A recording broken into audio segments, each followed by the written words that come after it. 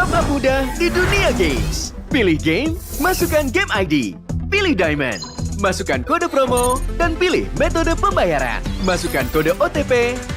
Selamat, kamu dapat tambahan kuota. Upgrade gameplaymu sekarang. Game smash andalanku bikin mainku semakin hebat. Tukar DG rings, diamond dan voucher game kau dapat.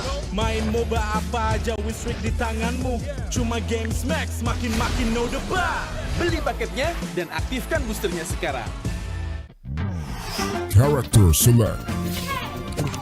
Where? You lapar.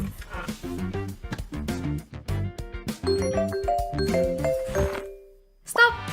Pakai klik Indomaret, belanja 1 jam sampai dan gratis ongkir loh. Wah, belanja online kayak belanja di toko Indomaret. You kenyang, siap main lagi. Let's go! Belanja online seperti di toko.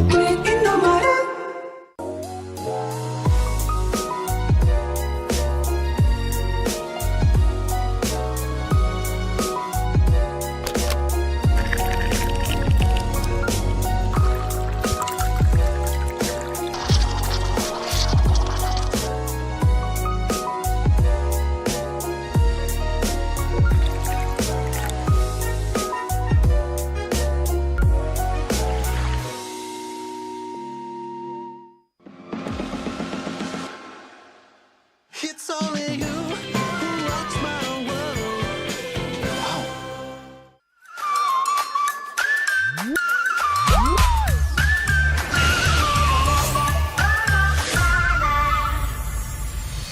I'll be wherever I wanna be. Wherever I wanna be.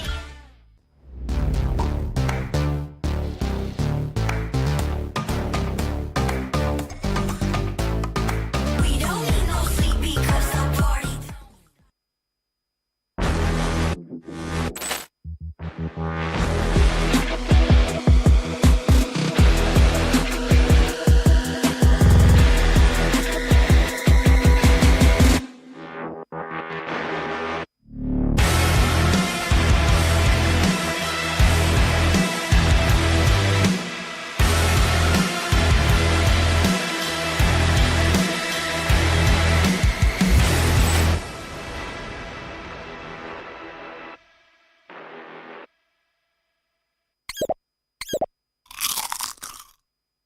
Well, I'm me, and there's no one I'd rather be. You can sit around and wait and see. For a moment, I'll be standing free. So hurry up and wait for me.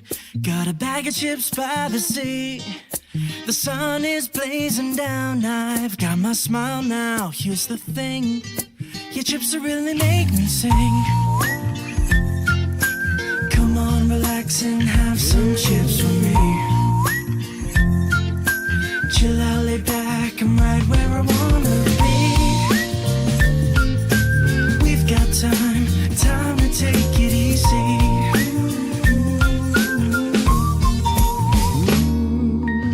You always tell me to speed up, but slow down. I've been kicking my feet up and just going to town. A bag of chips in hand, I got nothing planned, yeah.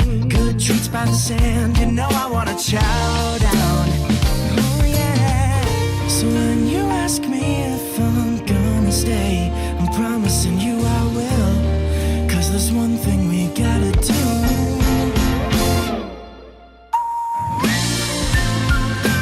Come on, relax and have some chips with me.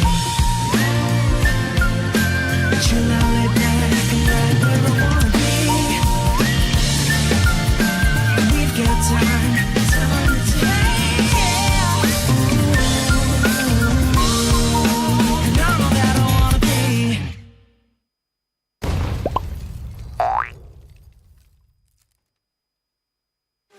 Your MVP is Chip! His portals completely set the pace of the match from start to finish. Wow, another MVP! That's my chip! Just doing my job. Can I see the highlights? I'm off the clock. Yeah! I can't wait to see your portals in action! Looks like Red Team's trying to catch Chip alone up top. But he just calmly dropped his portal and Alpha ults in to flip this fight around. A great example of skills persisting through portals. Double kill! Cyclops is taking a serious beating from Gord. But it's Chip to the rescue. Will he make it? What a clutch save! Poor Gord just got jumped JJK style. Arlup's just in time for the buy one, get one special. Man, next time look before you enter enemy portals.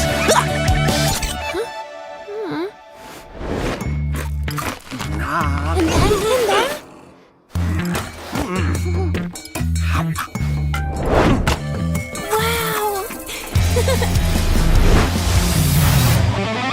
Uh-oh! Cyclops is about to overstay his welcome. Is this deja vu? Oh, wait for it. Wait for it. Boom! Melissa joins the party. Chip runs a pixie seat. Jeez, what a massacre! And to add insult to injury, Melissa portals back to her lane without missing a beat.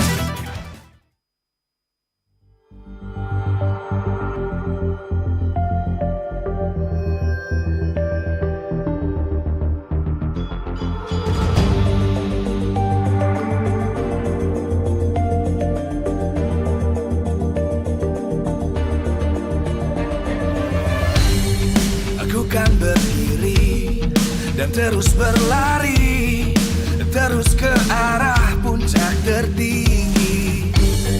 Ku takkan berhenti, hanya sampai di sini. Kemenangan abadi menanti. You know we won't miss if we unite our focus. And if you haven't noticed, we all live. Nyalakan apimu, hadapi semua tantangan, hadang semua serangan, jatuh bukan halangan. Bakar semangatmu, janganlah engkau menyerah. Kita akan buat sejarah. We all this, we won't miss. We all this, we won't miss. Saatnya beraksi, jalani ambisi. Aku kan menyawakan hari ini. You know we won't miss if we unite our focus. And if you haven't noticed, we all live. Nyalakan apimu, hadapi semua tantangan, hadang semua serangan, jatuh bukan halangan. Bakar semangatmu, janganlah engkau menyerah. Kita akan buat sejarah. We all this, we won't miss. We all this, we won't miss. We all this.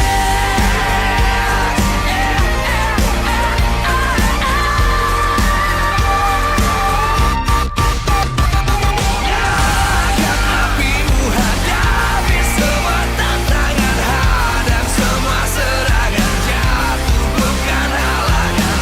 Bakar semangatmu, janganlah engkau menyerah. Kita akan buat sejarah. We all this.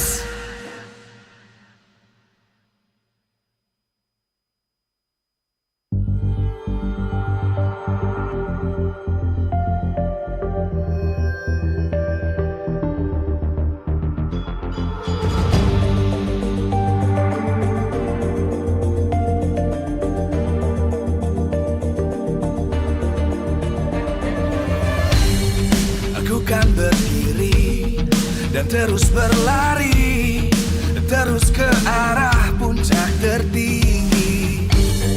Ku takkan berhenti, hanya sampai di sini.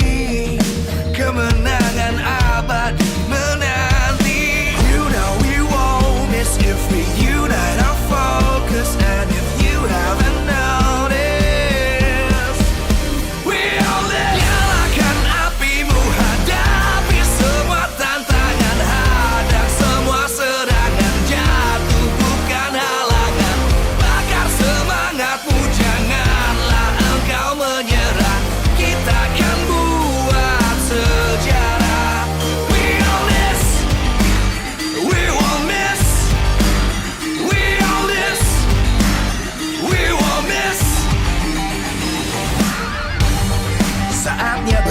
gengsi, jalani ambisi, aku kan menyawakan hari ini. You know we won't miss if we unite our focus. And if you haven't noticed, we'll live. Nyalakan apimu, hadapi semua tantangan, hadang semua serangan, jatuh bukan halangan. Bakar semangatmu, janganlah engkau menyerah. Kita akan buat sejarah. We'll miss, we won't miss, we'll miss, we won't miss, we'll miss.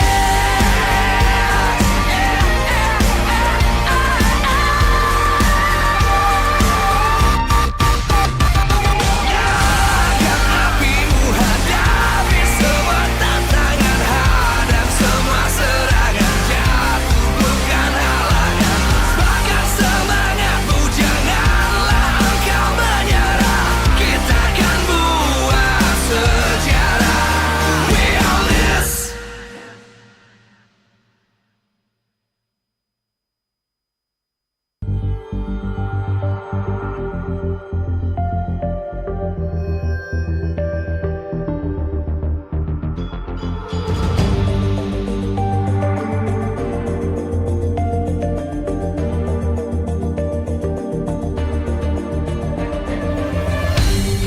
Aku kan berdiri dan terus berlari, terus ke arah puncak tertinggi.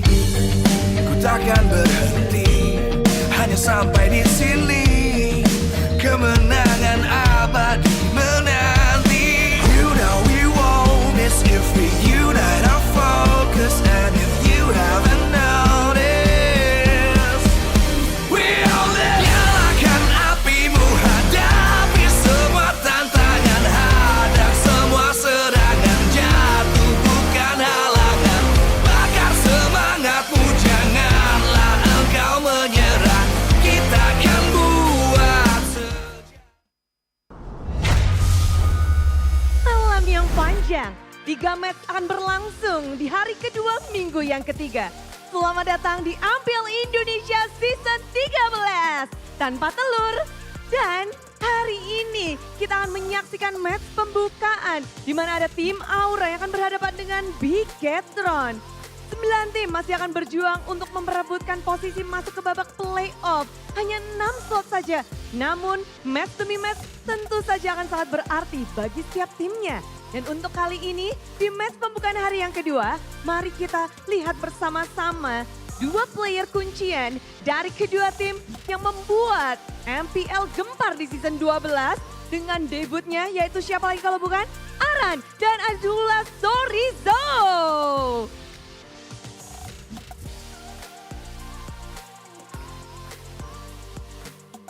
Rame nih saat mereka ketemu di season 12, namun di season 13 ini akankah sama atau tidak? Halo Aran, feeling good untuk hari ini setelah kemarin lawan raja terakhir? Good. Good, Ya, good ya, istirahat cukup? cukup lumayan. Cukup. Sorizo, bagaimana untuk minggu ketiga kali ini buat Bigetron nih? Biasa aja. Biasa aja. Dengan jawaban yang biasa aja, tapi ada yang nggak biasa. Di season 12 lalu, mereka berdua sempat bertemu, apalagi pas Aran debut. Kita cek bersama-sama ya, momen kalian pertemuan pertama biasanya paling berkesan. Ayo kita cek bersama-sama dan lihat bersama-sama. Walaupun sempat dikat juga sama Wan dan juga Growth-nya ini Super Fin dan juga Super Saken ya kebetulan. Dan ini bener-bener memutari base yang dimiliki sama teman-teman dari Bigetron Alpha. Lihat, bahkan dia bener-bener lari jauh banget. Dan bahkan menghindari wild charge. Dan juga menghindari serangan dari Super Saken. Dan bertahan dengan heavy left punch. Dan ini bener-bener buying time yang luar biasa lama banget. Bahkan sampai Super Sorizo datang pun tidak tumbang. Dan sampai Lordnya dapat. Wah, Aran dan Sorizo ingat nggak momen itu? Masih ingat. Masih ingat ya, kalau Sorizo gimana? Ya, ingat. Kamu ngelihat Aran pas debut saat itu, tiba-tiba permainannya berbeda dari mungkin EXP-EXP lain. Bagaimana kamu ngelihat dia zaman itu tuh? Jago sih, soalnya dia kan baru naik waktu itu kan. Kayak bisa kayak gitu, jago. Apakah sebuah permainan yang nggak biasa kamu lihat sebelumnya? Sampai kayaknya pada kewalahan tuh, 5 player kayak dia buying time. Yang kayak baru naik MPL dia cukup berani lah bisa buat momen kayak gitu. Berani dengan membuat momen. Kalau Aran sendiri pada saat itu, gimana? Apa yang ada di diri Aran saat itu? Kerasukan apa kamu? Emang pengen ngindarin one-one aja sih itu, jadi kayak lari kemana aja yang bisa. Ngibrit ke sana sini. Tapi bagaimana kamu baru debut udah langsung harus berhadapan dengan Sorizo saat itu? Gimana kamu ngeliat Sorizo? Waktu itu senang sih, soalnya emang suka apa, kalau di rank kadang-kadang ketemu kayak dia jago, jadi kayak suka aja ketemu di MPL. Nah jagonya itu boleh dong dikasih tahu apa bagian apa yang paling mungkin Aran lihat, wah ini jago banget nih, kalau mungkin apakah di laning atau di team fight mungkin? Team fight-nya. Dia suka zoning gitu, kayak lumayan apa ya, seru aja nonton ya, seru aja lawannya. Begitu seru. Namun kalau dari Sorizo sendiri ya, Sorizo itu kan Aran yang dulu. Gimana kamu ngeliat Aran yang di season 13 ini Sorizo? Apakah masih Aran yang sama? Atau kamu sudah bisa membaca Aran yang sekarang? Makin improve sih dia. Ya dari game style-nya gitu, gak suka nge-push lagi. Makin improve, mungkin makin versatile juga cara permainannya. Ya team pack-nya udah mulai jago gitu. Team fight-nya sudah diakui Aran oleh Sorizo, team fight-mu mulai jago. Tapi kamu gimana ngeliat Sorizo di season 13? Ya masih sama kayak season kemarin sih, jadi kayak belum terlalu kelihatan kalau menurut gua. Tapi nanti kalau main pengen coba lawan. Ini yang dinantikan EXP Lane beradu. Dan kalau dari Aran sendiri di season ini, kamu masih sama gak sih? Dulu kamu kan sebutin 3 EXP Lane yang ingin kamu lawan. Ada Sorizo juga, ada Bus. Masih sama gak namanya dan Serpai? Atau ada yang lain nih sekarang di EXP Lane season 13? Kalau sekarang aku lebih fokus ke diri sendiri aja. Jadi kayak pengennya tiap match jadi lebih jago aja. Fokus ke diri sendiri. Aran yang dulu bukanlah yang sekarang. Sepertinya sudah berubah. Bagaimana kalau Sorizo? 3 EXP Lane kah? Adakah EXP Lane yang menarik perhatian dari Sorizo di season ini? Fokus diri sendiri juga sih. Semuanya fokus diri sendiri ya. Memang ya self improvement itu terbaik. Satu kata untuk match hari ini dong Sorizo dan juga Aran. Sorizo boleh? Good luck, have fun aja. Good luck ya main. Aran? Yang main nanti Lord JM kan, jadi good luck nontonin gue main.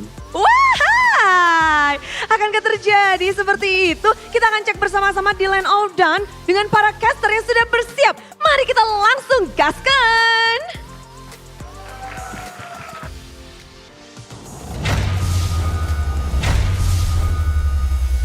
Welcome to MPL Indonesia Season 13!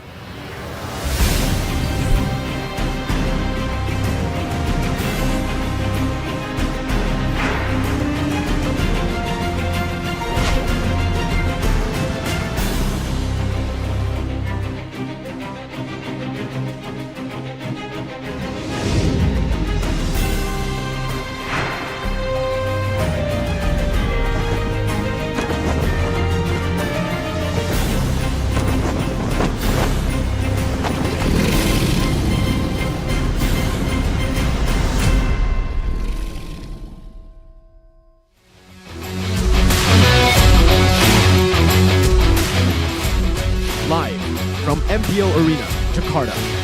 MPL Season 13 is powered by Moontalk. Presented by official tournament smartphone, Samsung Galaxy. Official e-wallet, GoPay. Official gold partner, UBS Gold. We own this.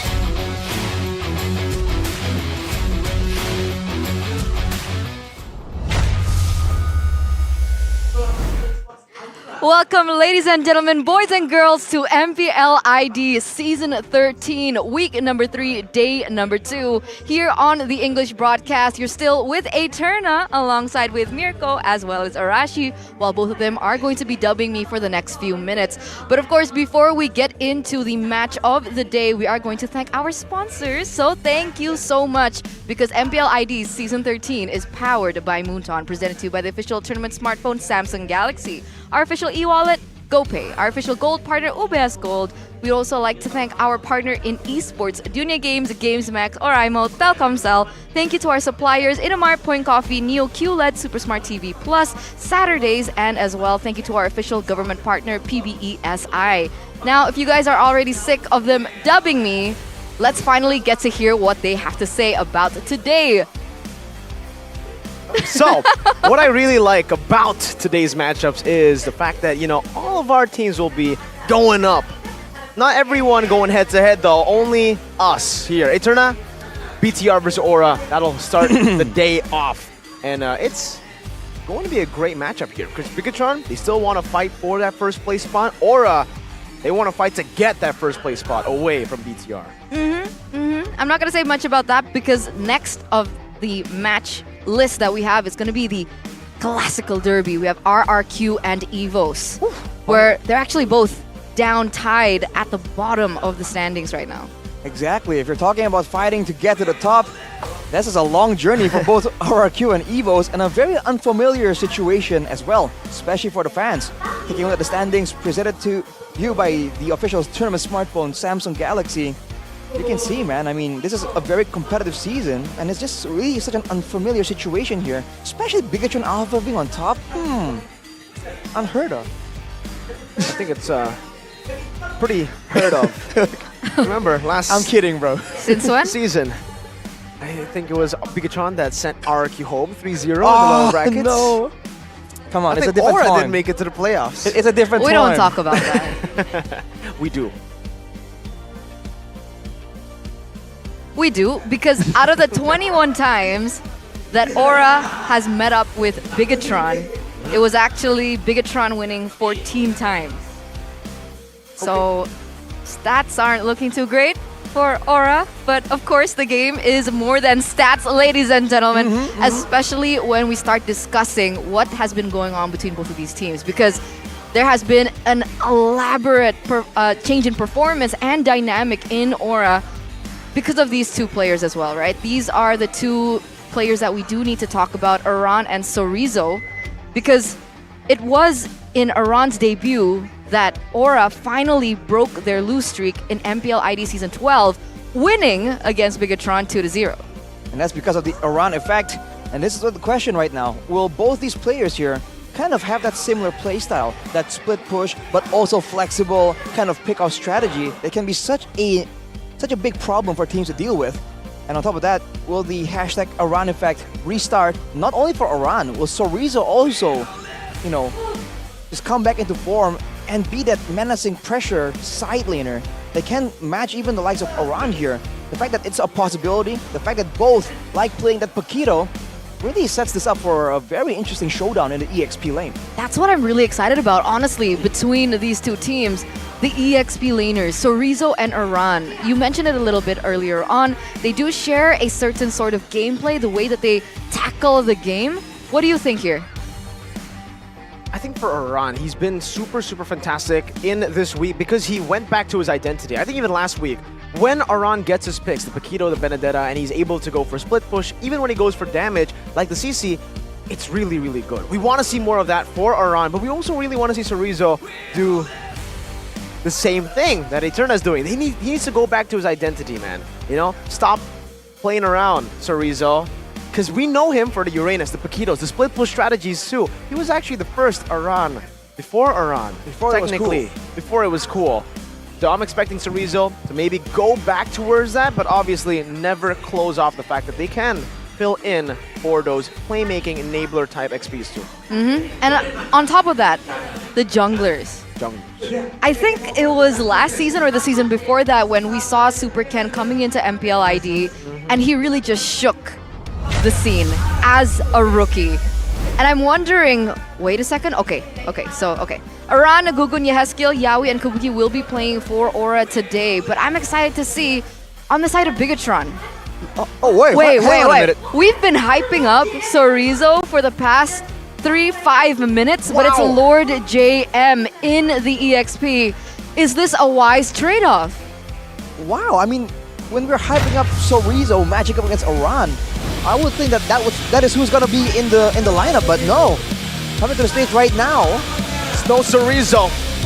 It's a Lord from the Philippines coming in to try to strengthen up the Red Robots' lineup. We have a Red Raider in the gold lane. Now we have a Red Lord up in the XP. Ladies and gentlemen, the Red Robots, Bigetron Alpha! One of the tournament favorites here at MPL ID Season 13. The fans, everyone in the scene are expecting greatness from this team. With the stakes ever so high, being #1 in the standings. Lord JM coming into the EXP. What's the motive here? we'll have to wait and find out because it's harder to stay on top than get to the top. And Bigetron Alpha, being all the way up there, decides to throw a curveball, but we'll see who is going up against them today. The Sky Kings were trampled, burnt down by the Dragons. Aura took down a Titan yesterday and they're looking to take down another #1 placer. Ladies and gentlemen, led by Aran, it's Aura! Aura with a main of 5 coming up on the stage. The young dragon himself looking ever so confident. Can he be the new Super Ken, and can he fly higher than Super Ken has? We'll have to see. The confidence is a guarantee considering what just happened yesterday. We're talking again about a week that has been full of upsets so far. It sets the pattern for a possible upset today as well. And that all begins right here, right now. The mind games, the intellectual chess match on the stage between Coach St. DeLucas and Cascute. This is what we've been waiting for. We also have our Marshal, Mr. Danang. He will always make sure that fair play is upholded here at the highest level at MPL ID Season 13. And I like that you mentioned the coaches. What do you think St. DeLucas has brought for Aura so far? Because as we all know, when he came in, there was a lot of expectations for him. Because he's led particular teams to victory. When he came in 2 seasons ago, we didn't really see much of the effect, but now we're finally seeing Aura coming back into play. It's almost like with different players, he has a different set of tools available to actually craft something in the Land of Dawn. Looking at the team head-to-head between Aura and Bigetron, of course, everything for the most part favors Bigetron, but you gotta make sure that you look at the Lord rate. Gugun has been very, very solid inside of Aura. And if they can maintain the same kind of control, the same kind of pace that usually catches a lot of these slower, more methodical teams off guard, they have what it takes, man, to really catch Bigetron by surprise. But, of course, Bigetron is no stranger to such a situation. They are a team that has been playing in the MPL for a long, long time. They have. But this is a different roster here. Lord JM. Mirko, you look kind of worried. What's up, bro? No worry in my face. It's called belief.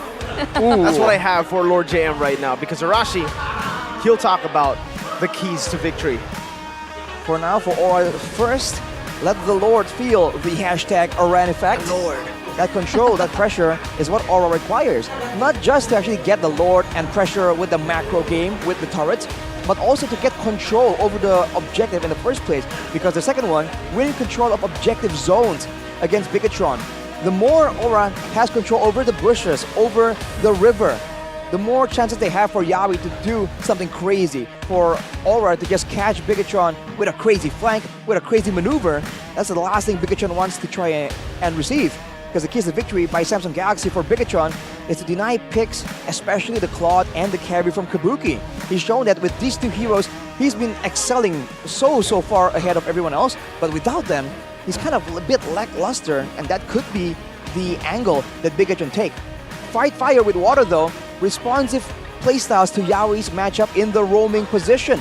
If Ki figures, hey, I want to fight fire with fire, he has what it takes, he has been El Momento for the longest time, but if he wants to go for a different approach, he can play the Diggy, he can play the more responsive roamers, but you know what, so can Yowie, so this is a very interesting, dynamic matchup that needs to be started with the coaches.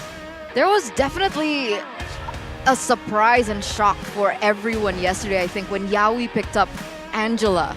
They were saying that he can perform on a support hero, but he then proved otherwise. But let's take a look at this. Why Ki is preferred as the main roamer for Bigetron. This is the coach of Aura, Saint DeLucas. Ki is a consistent tank with a unique gameplay, and he also has many cheese strats with various heroes. Ki's advantage lies in his ability to embrace a more versatile gameplay for Bigetron.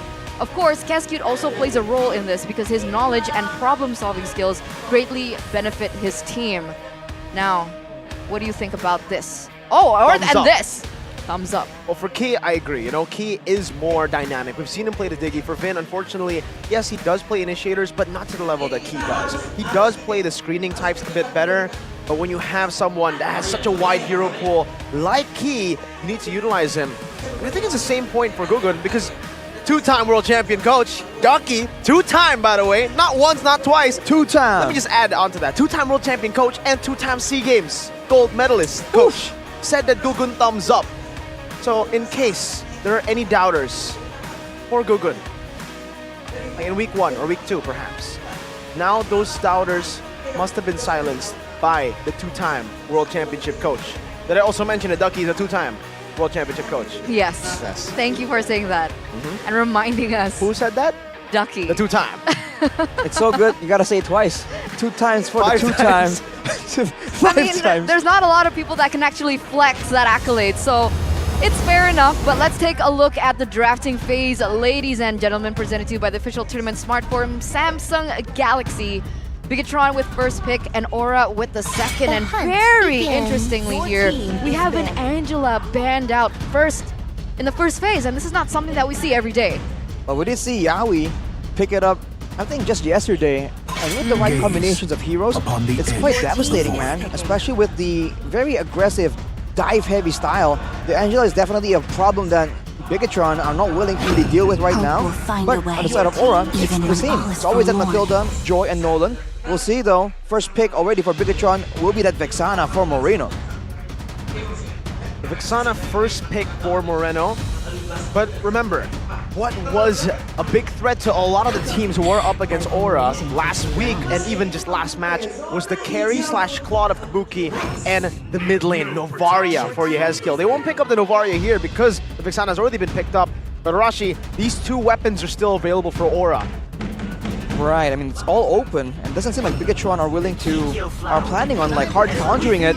Now with a direct pick and even a Bruno in response to, respectively, the carry for the gold lane and potentially for the Baxia.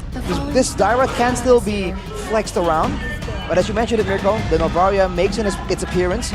So already a more aggressive style coming from Bigetron instead of Aura.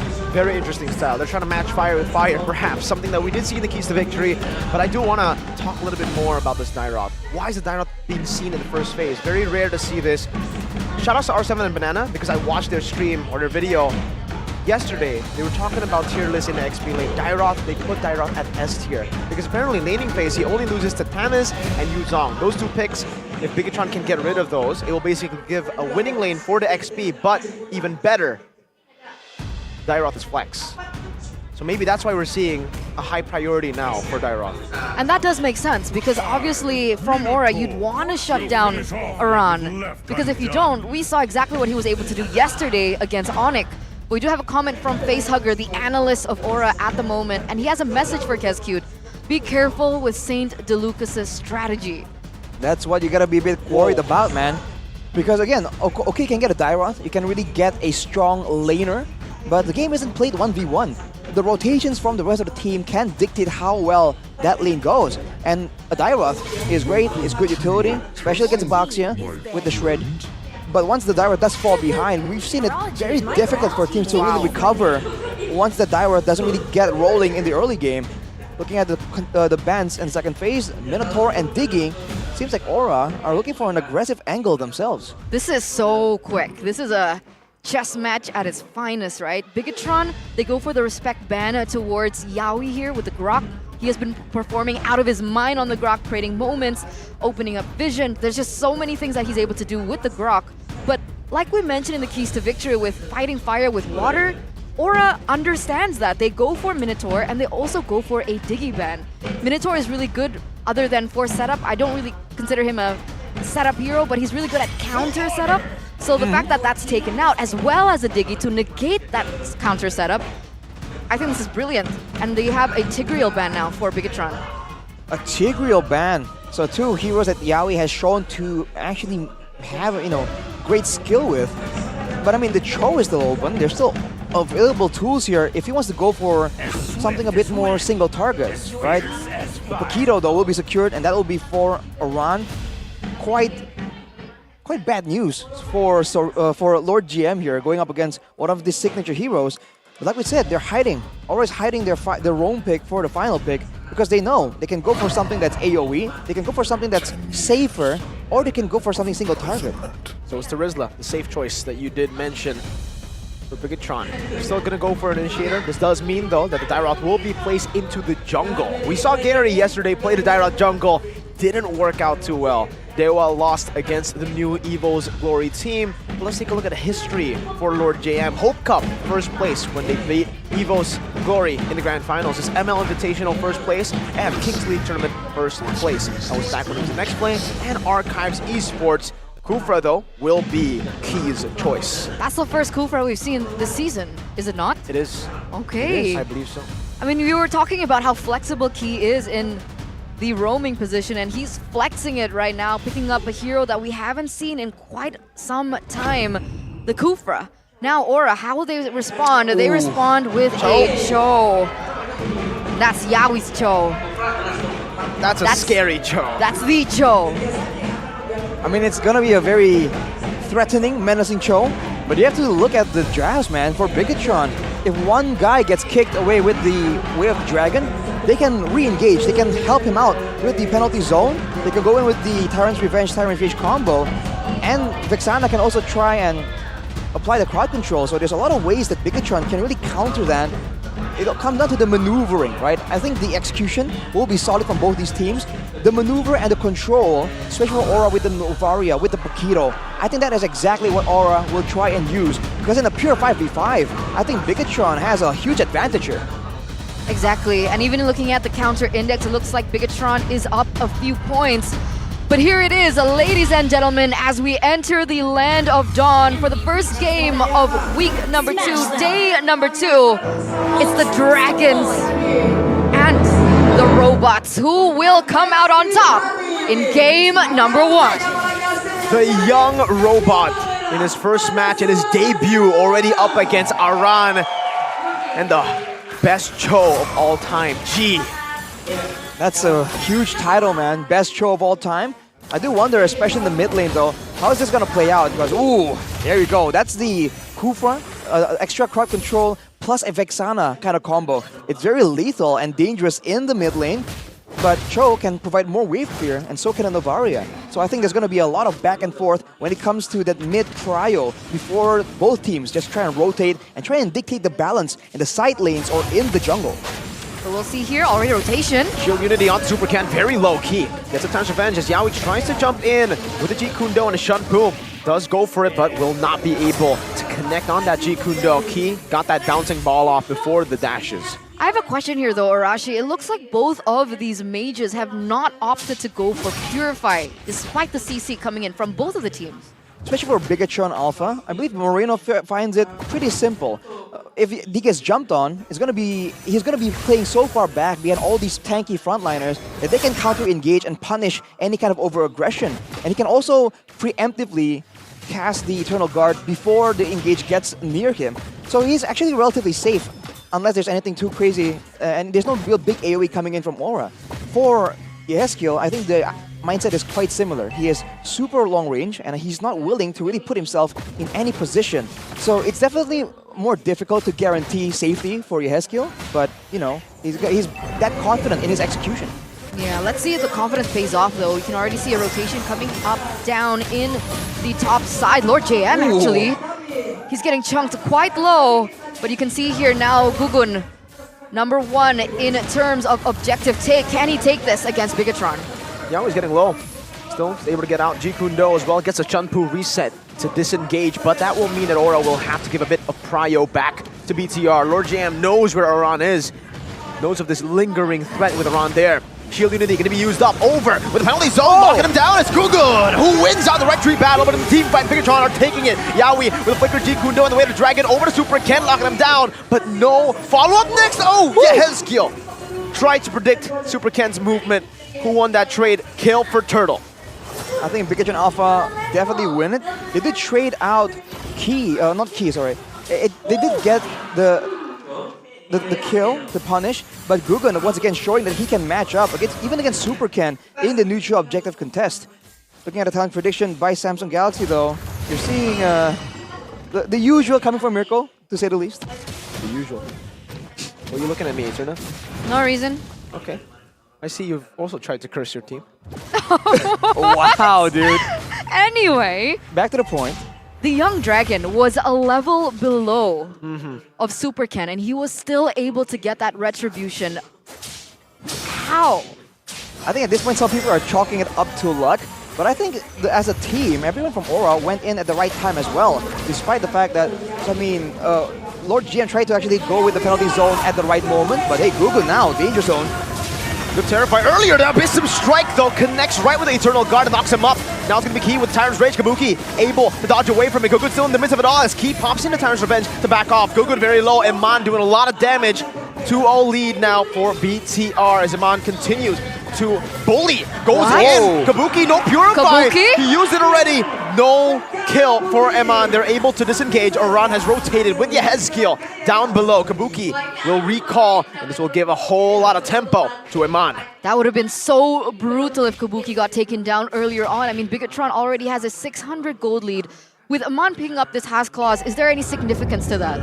Well, that means that he can stay in lane a lot longer, right? He doesn't have to care too much about the small trading engages that Kabuki will try and use on that carry, but look at that. Whoa! Amazing way the Dragon play onto the Roamer. Even Gugun jumping in with Shield Unity. This might be bad for Gugun. Oh, Aran jumps in. Abyssum Strike and Eternal Guard onto 3 members. Gugun very low, gets caught in the Curse Blast. And again, Yawi gets out, but it's a double kill for Moreno. That was insane, man.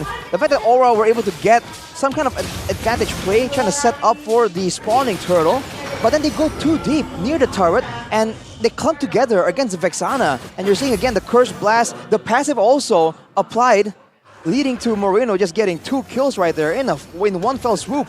He's going for the Glowing Wand for more damage very, very early on. He went with the Impure Rage, so he doesn't really have the same kind of mana issues if he went for something like a Lethal Ignition. And that's really paying off in his mana usage and in his contest of control in the lane control in the mid lane.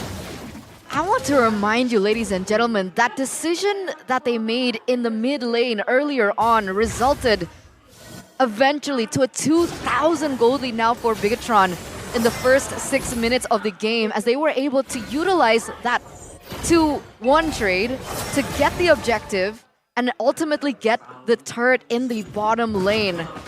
That's not the best decision made by Aura. I think a really weird decision for Gugun. Something uncharacteristic so far. Usually we see him a bit more objective-minded, but right there, again, going under the turret was something I wasn't expecting, especially against Vexana, because we've seen a lot of assassins and tanks alike go under the turret against Vexana. It never ends well. There's just way too much crowd control, and when you're terrified, you can't really make anything happen. So I think it's just something that they should really avoid here. Tyrant's Revenge and the Rage, but the Shield Unity is there onto the back of Mon. Sliding tackle, trying to get out of here, but Key gets knocked out, and Gugun picks up a kill too. And Mon and Key taken out. Man, that was a good trade, right? For Aura, I mean, now that's a 1,000 gold lead, so that entire thing made the difference, and Yawi goes in again? Super Chen has a lot of sustain though. He's a very tanky Dairoth.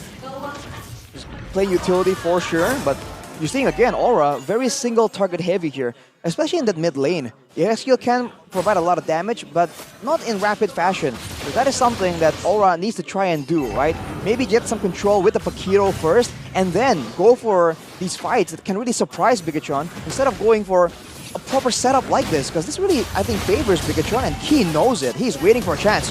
Yawi has it away. The Dragon jumps into the back right there with a flicker. Yawi gonna be taken low, and Tyler's Rage locks him now. Iman in the midst of it all, jumped on by Aran. He goes over the knockout strike, a sliding tackle in the last moment, and Aran will be able to get key, but Iman picks up the kill. Meanwhile, the Turtle did go to Bigetron Alpha with Lord JM zoning the back line. So that's a 2-for-2 trade, but Bigetron get the Turtle. Who was it worth it for? Well, they get a Turtle, but if you look at the gold swing, actually, Aura has managed to close down that gold gap even more right here. But Bigetron, again, don't stay still. They immediately go for more objectives. The fact that Aura was able to actually kind of get a somewhat even trade was impressive enough to me. And that's because Yawi just really pulled the trigger, made the first move right there, even though Bigetron has more tools available to do so.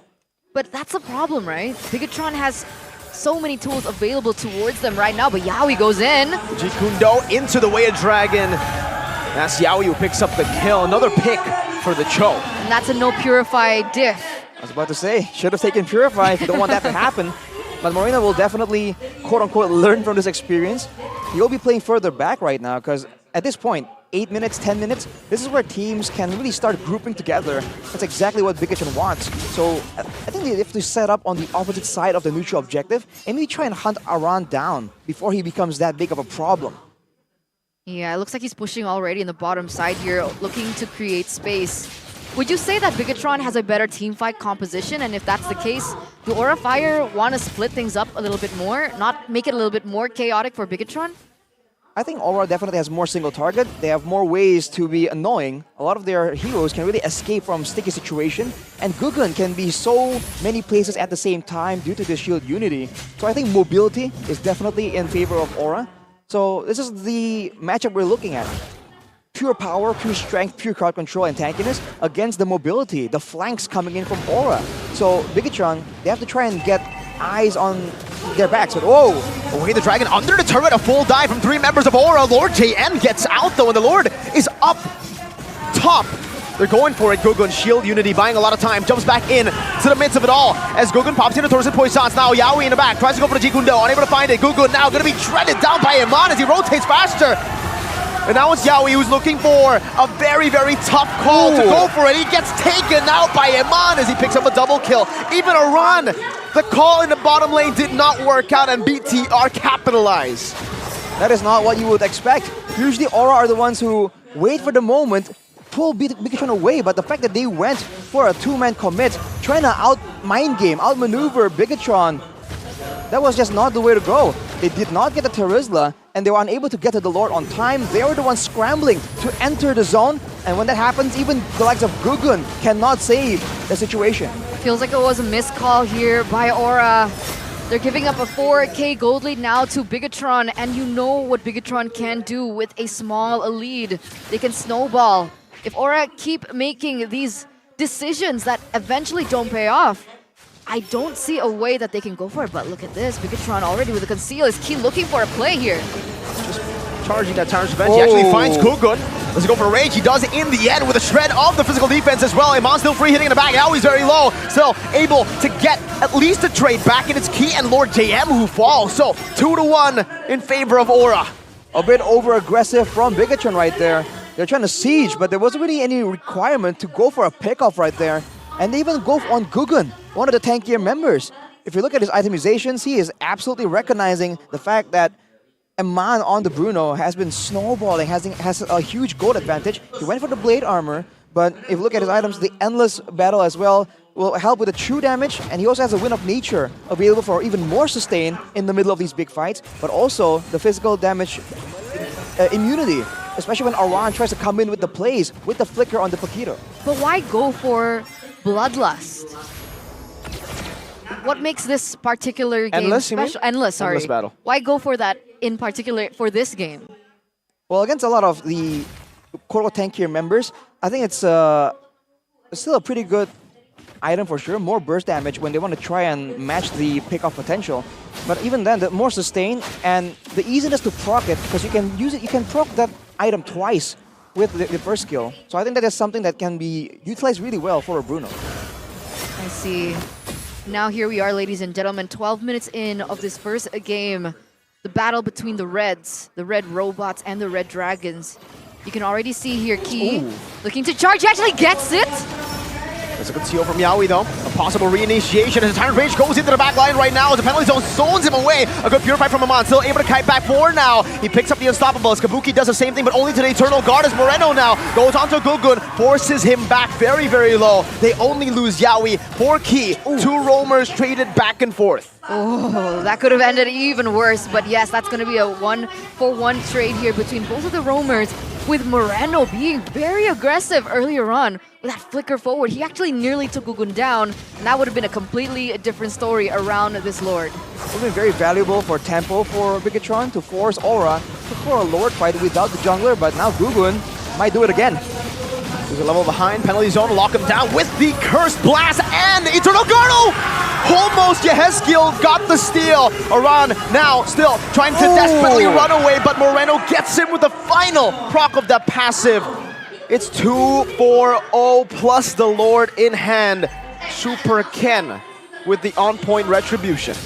Bigetron just taking full control right there. Now with the Lord, trying to find more plays as Key is charging up. He finds it! The Tyrant finds Yehezkiel, and even then, Super Ken jumps in with Iman, getting the fadeaway kill and a question mark emote. With 3 members down, no Aran, no Gugu, no Yehezkiel. How will they defend? Key jumps in, Tyrant's Revenge over to Yawi, who's still able to get out with Jikundo. Now on the top side, there are minions coming down. Iman looking to go for Shred. And the penalty zone locks Gugun again. Iman slide tackling forward to get the godlike. Yawi, Jikundo into the midst of it all once again with the way the Dragon defensively used up the Eternal Guard. Will slash through. It's a triple kill for Iman. Make it a Maniac for Iman. He gets a Savage in the first week and a Maniac in the third. GGWP, Bigetron take game number 1 very convincingly. It's a good debut for Lord JM, replacing Sorizo in that EXP lane. And on the Terizla, he's making moves. All the moves you would require, man. Just getting out of... He doesn't engage a lot of these fights, but he always takes away the attention, and he always finds a way to get out. One of the slipperier EXP laners we've seen in recent times. Amazing display for BTR. Stayed on course throughout the match. Didn't let it get too chaotic against Aura, a team who thrives in the chaos. Onyx fell into that trap yesterday, but BTR today seems like they have read, they've downloaded the scripts. Man, the Dragons. The Red Dragons. Roar. Wait, that's not Dragon. That's later, Evos. next match. Yeah, it's okay. That was a very intense game, man. I mean, even the fights with a gold advantage, you just have this very tense feeling. It's like there's this voice behind your head like, wait for it, bro, it's about to come. And then a big engage will happen. And we talked about this, right? The fact that the matchup here, one of the highlighted matchups is between the roamers, Key and Yawi. And we're seeing the fight fire with fire mentality coming from Bigetron, man. That Kufra, we haven't seen Kufra in a while, and that is a great display, reminding us why the hero was just so popular. Do you think that Kufra can become meta again? Ooh. Or is it still conditional? With Angela, Ruby, Grok, Tigreal, Mathilda, Minotaur, and Digiban, yes, it becomes meta. Probably. Okay. And with so many heroes fair having enough. dashes, mobility, I feel like the Kufra has extra value here. But again, very situational. Fair enough. Fair enough. There were 7 roamer bans. So much respect from both teams to each other's roamers. Not enough respect for this man, though. Player of the game, the MVP. It's Iman on the Bruno. Like you said in the closing statement, right? Savage in the first week, and then a Maniac, and then a Maniac again. He's gotten 2 Maniacs so far, right? Really? Well, I think technically so. with the Savage, you have to get a Maniac before the Savage. Well, yeah. So then 3? No, I'm pretty sure. Did he get one more before? Yeah, I On think. the Brody? Was it the Brody? I think that was Albert on the Brody. No, it wasn't Albert. We'll check again later. We'll check again. So We'll many double check. crazy moments, but Yeah, endless battle rush. You have to check out the player of the game highlights. What is that? With the official gold partner, UBS Gold. You can see the damage coming in from the Bruno, man. Usually we see it kind of lackluster, especially against the frontliners. But with the endless battle, man, that true damage, ignoring the physical defense, it's going to be so valuable when they're trying to go for moments like this, where Aura overextend, and they have a very small window to try and punish the over-aggression, punish the misplacement of spells, of skills coming in from Aura. I don't know, I just felt like Aura made a lot of mistakes. I don't know if it was a mistake or was it a call that wasn't executed properly, but it felt like it was a miss from me for Aura. I think it's partially because Bigetron were the ones dictating what happens, right? When teams wait around and play reactively against Aura, fearing the aggression, they fall into the trap of letting Aura set up so well. If you look at every single Aura game, for the most part, Gugun and Yawi is always in the Lord area a lot earlier than everyone else. And Aran always has time to build the wave, to pull one member of the opposition away from the team before they even attempt it. But look at Bigetron. Oh, you're trying to split? You're trying to go for a pickoff? They instantly go on it, and they have the confidence of going for the 50-50 because they have Super Ken, the reliable jungler that has been delivering. Also, I want to give props to Lord JM, right? Obviously, you got to talk about this Maniac here, but we didn't really mention Lord JM at all in that team fight, in these team fights. And maybe if you just watch the game, you would think, yeah, Lord JM really didn't do much. As a Terizla, all he did was press ult. But it's all about the decision-making as well for Lord JM that really impressed me actually in that game, where most Terizlas would just use their ult to go in. He actually peeled a couple of times there to get Eman out of a tough spot for him to deal more damage. And in the end, he was able to save the Purify for such a long time. Up until the last blow, I believe, from Yawi, where he tried to go for the Way of the Dragon. Then he Purified. So these little things that add up because of the decision-making from Lord JM as well as to how he utilizes that penalty zone. So props to him. That was what I was really highlighting about Bigetron Alpha. The fact that they have so many tools. Even if Lord GM doesn't use his penalty zone as an engage tool, well, Key can find something, and so can Moreno. And let's say they are forced to use the penalty zone aggressively, well then Moreno and Key can save some of those spells to ensure that Yawi doesn't get the catch. And in fact, in this game, I think Yawi's Cho was made to look kind of less effective due to the fact that he was just struggling so much to try and find some targets, find the ideal situation to really get a pickoff. And after the mid-game, once Bigetron Alpha moved together as a squad, that never happened. Wait, sorry, is this our highest GPM? I thought he had the highest GPM 961? in week one with, remember, he got 900 something Was as it well. 70 though? 70? Oh, okay. was that higher? So he still needs to Don't beat his quote me on own that. high score. All Yeah, right, Eman, do regardless. better, man. What the heck? 961? Eman in first week got 970. Just saying, you know, Eman, you got to start performing better, man. I'm on week 3, man. He's got to beat week one, Eman. What the heck? He's competing against himself. I mean, he didn't get a Savage today, right? So that's also You're something. right. Eman, we expected better from you, man. So is it past his Maniac, prime? 961. Is he a 1 week wonder? Wow, dude. Oh my god. That was his golden week and now it's over. Yeah. No more 9-7. Man, The is- sarcasm, dude. he's so crazy. What is that? And the fact that he is the highest damage dealt when he is with a Vexana and a Novaria, and Exactly. there's a lot of fights that are chaotic and clumped together, usually marksmen don't get the chance to really output as much damage, and the mages have a lot more value because everyone's just sticking together, and then Yeah. all the spells just keep landing. But Iman says, like, that ain't me. That doesn't happen. I don't need AoE. I got single target. You know, how does he get the damage in? The Endless Battle. Those team fights. That was massive. Because Endless Battle is always... What did he replace the endless battle for? He didn't replace it with anything, technically, because we didn't get to full items Oh. yet. Yep. But you would expect third item to be Malefic Roar. He went for Endless Battle. So yeah, but Endless Battle, by the way, for those of you who don't know, was a core item for Bruno back in the day. That was the 3 items you would get for Bruno before, you know, all the changes back in the day when Bruno was meta. So now that he's bringing it back, I just really like it. Like Arashi mentioned, the true damage after using an ability. You're always going to be using skill 1 in these team fights. Ult as well, sliding tackle. So many usage of the other abilities when you basic attack. So it's a no-brainer. But to him, it's a brainer, if you know what I mean. It's a brainer. Yeah. But you have 4 ways to proc it because you can use your first skill kind of twice technically, right? So yeah, that's just a lot more than other heroes, and it's on a short cooldown because it's meant to be, you know, a positioning spell, right? The sliding tackle. But hey, when you have an endless battle, that's also like for bonus damage, and we see Eman occasionally sliding forwards for more damage. So yeah, considering the kind of safety he is given by the team, he can afford to be a lot more aggressive. It's insane. There's just so many things that we can actually analyze from that, even from the head-to-head. But we do have a short break, ladies and gentlemen, so we'll be right back. Don't go anywhere. Stay tuned after this. Halo Bude. Aura passwordnya. The Five Edu. Widih. Boleh kenalan namanya siapa nih? Nama aku Bagus Bayu Bude. Bagus Bayu. Bagus, kamu bagus juga loh. Oh tentu Bude. Merchandise bagus. auranya maksudnya. Gimana? Ini boleh dikasih tahu nggak sih? Kamu lagi pakai apa nih? Outfit by you untuk hari ini? Aku sedang pakai jaket profit dari Aura Merch ya Bude ya. Nih bahannya tuh adem banget Bude dan elastis juga. Di dalamnya juga aku juga pakai jersey terbaru nih dari Aura. Widih. Jadi merchandise baru untuk season 13 ini apa aja? Ini kita ada jaketnya, jersinya dan joggernya Bude. Jersey dan jogger, tiga ini? Betul. Tiga ini. Kalau ini jaketnya sendiri bisa dibeli, udah bisa dibeli? Bisa dibeli Bude di seluruh e-commerce.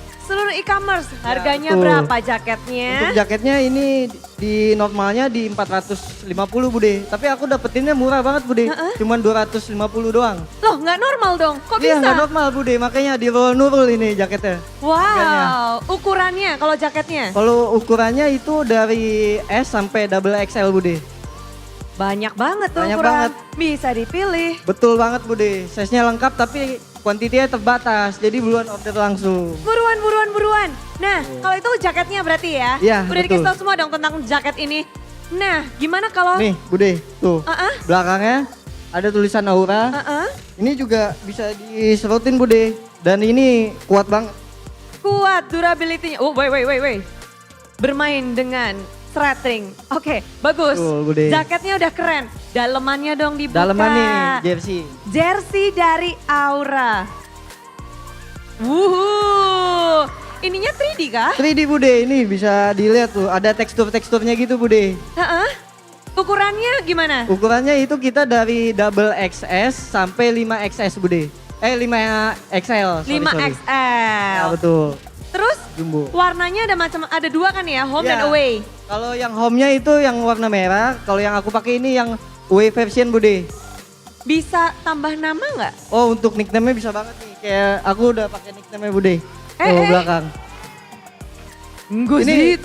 Gozet, betul. Guzet, woi keren banget. Itu bebas Bude, mau Bebas. custom apa aja. Nama mantan pun juga boleh Bude. Jangan dong ya, tapi harganya berapa nih? Untuk harganya itu sama Bude di 249.000. 249.000. Betul. Oke, terus apalagi? Kalau joggernya harganya berapa tuh? Joggernya itu di 150 aja Bude. Widih, semuanya bisa dibeli sekarang nih? Bisa sekarang di e-commerce kesayangan Anda. Di e-commerce kesayangan Anda ada Betul. semua. Kalau informasi lebih lanjut kemana nih? Itu mungkin kalau untuk info lebih lanjut cek di sosmed kita aja Bude. Nanti kita akan update di sana, untuk promo-promonya juga akan ada di sana. Sosmed Aura? Betul. Apa aja sosmednya coba? Ada Instagram, ada TikTok. Namanya? @Aura Esport. Aura Esports ya, jadi jangan lupa untuk follow dan jangan lupa untuk ngecek semua merchandise dari Aura yang keren, kece, badai. Satu kata untuk match ini? Mantap. Mantap! Seberapa mantap game kedua dan mungkin game ketiga? Mari kita langsung kembalikan kepada para caster. Monggo!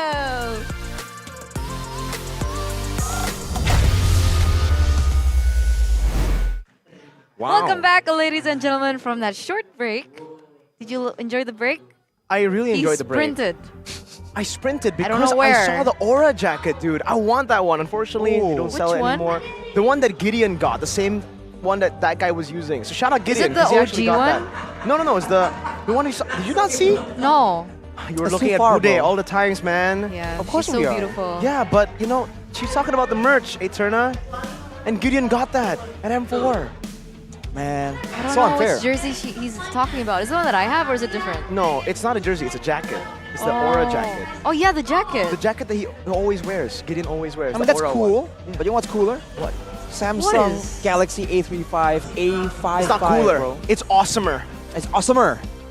That's not a word. It is That's not a word. Eterna, it's called Aetherna, alright? It's supposed to be Aetherna. What? Anyway, ladies and gentlemen, you gotta listen to the specs because Arashi will walk you through it. Well, they have the 1480 processor and up to 20 gigabytes of RAM. 20. That's some PC level stuff, bro. And 256 gigabytes of memory. And there's no lag at all because Super AMOLED 120 hertz display. That means that, like these pro players on stage, the slightest bit of info you see, you can see it immediately on the screen, right? There's no screen lag at all. So you can make all these fast hand, quick reaction plays. That's why they're all so good. So I'm not bad. I just don't have the right gap. device. Phone gap, bro. Phone gap, bro. They're such awesome phones. Where can I get these awesome phones, Eterna? All you need to do is head straight to the Samsung.com/ID and your nearest Samsung store because after you get one, you guys can sit at the Team Galaxy zone. That's like you get privilege too? VIP seats, man. Privilege? Yeah. You get to be better than AP Bren. You're telling me, right? Yes. If I play on a Samsung phone, yes, I will become the best player in the world. I don't think you for might you. Be. What do you mean? I don't let his you. dreams just be dreams, man. Just do it. You're already the richest caster. Shia. You know, give some light to someone else, you know? Share the spotlight, bro. I'll share the spotlight with Eterna. On Eterna. What am I doing here? Can you explain, Eterna, your choices here? All right, so here, let me cosplay Eterna. Okay, right? let's hear it. So, here it is. This is based on performance last 2 weeks. My dream team. I am Eterna, MPL ID Season 13. We have Taz in the jungle, Iman in the gold lane, Sans in the mid, Pie in the XP, and Yowie. Oh my god, Yowie! in the roam. Did I get it right? She's about to go, no, that's not the way it is at all. I don't talk like that. Yeah, not the Taz and Man Sans Guys, Pi do one, I talk like that? Please answer in the live chat.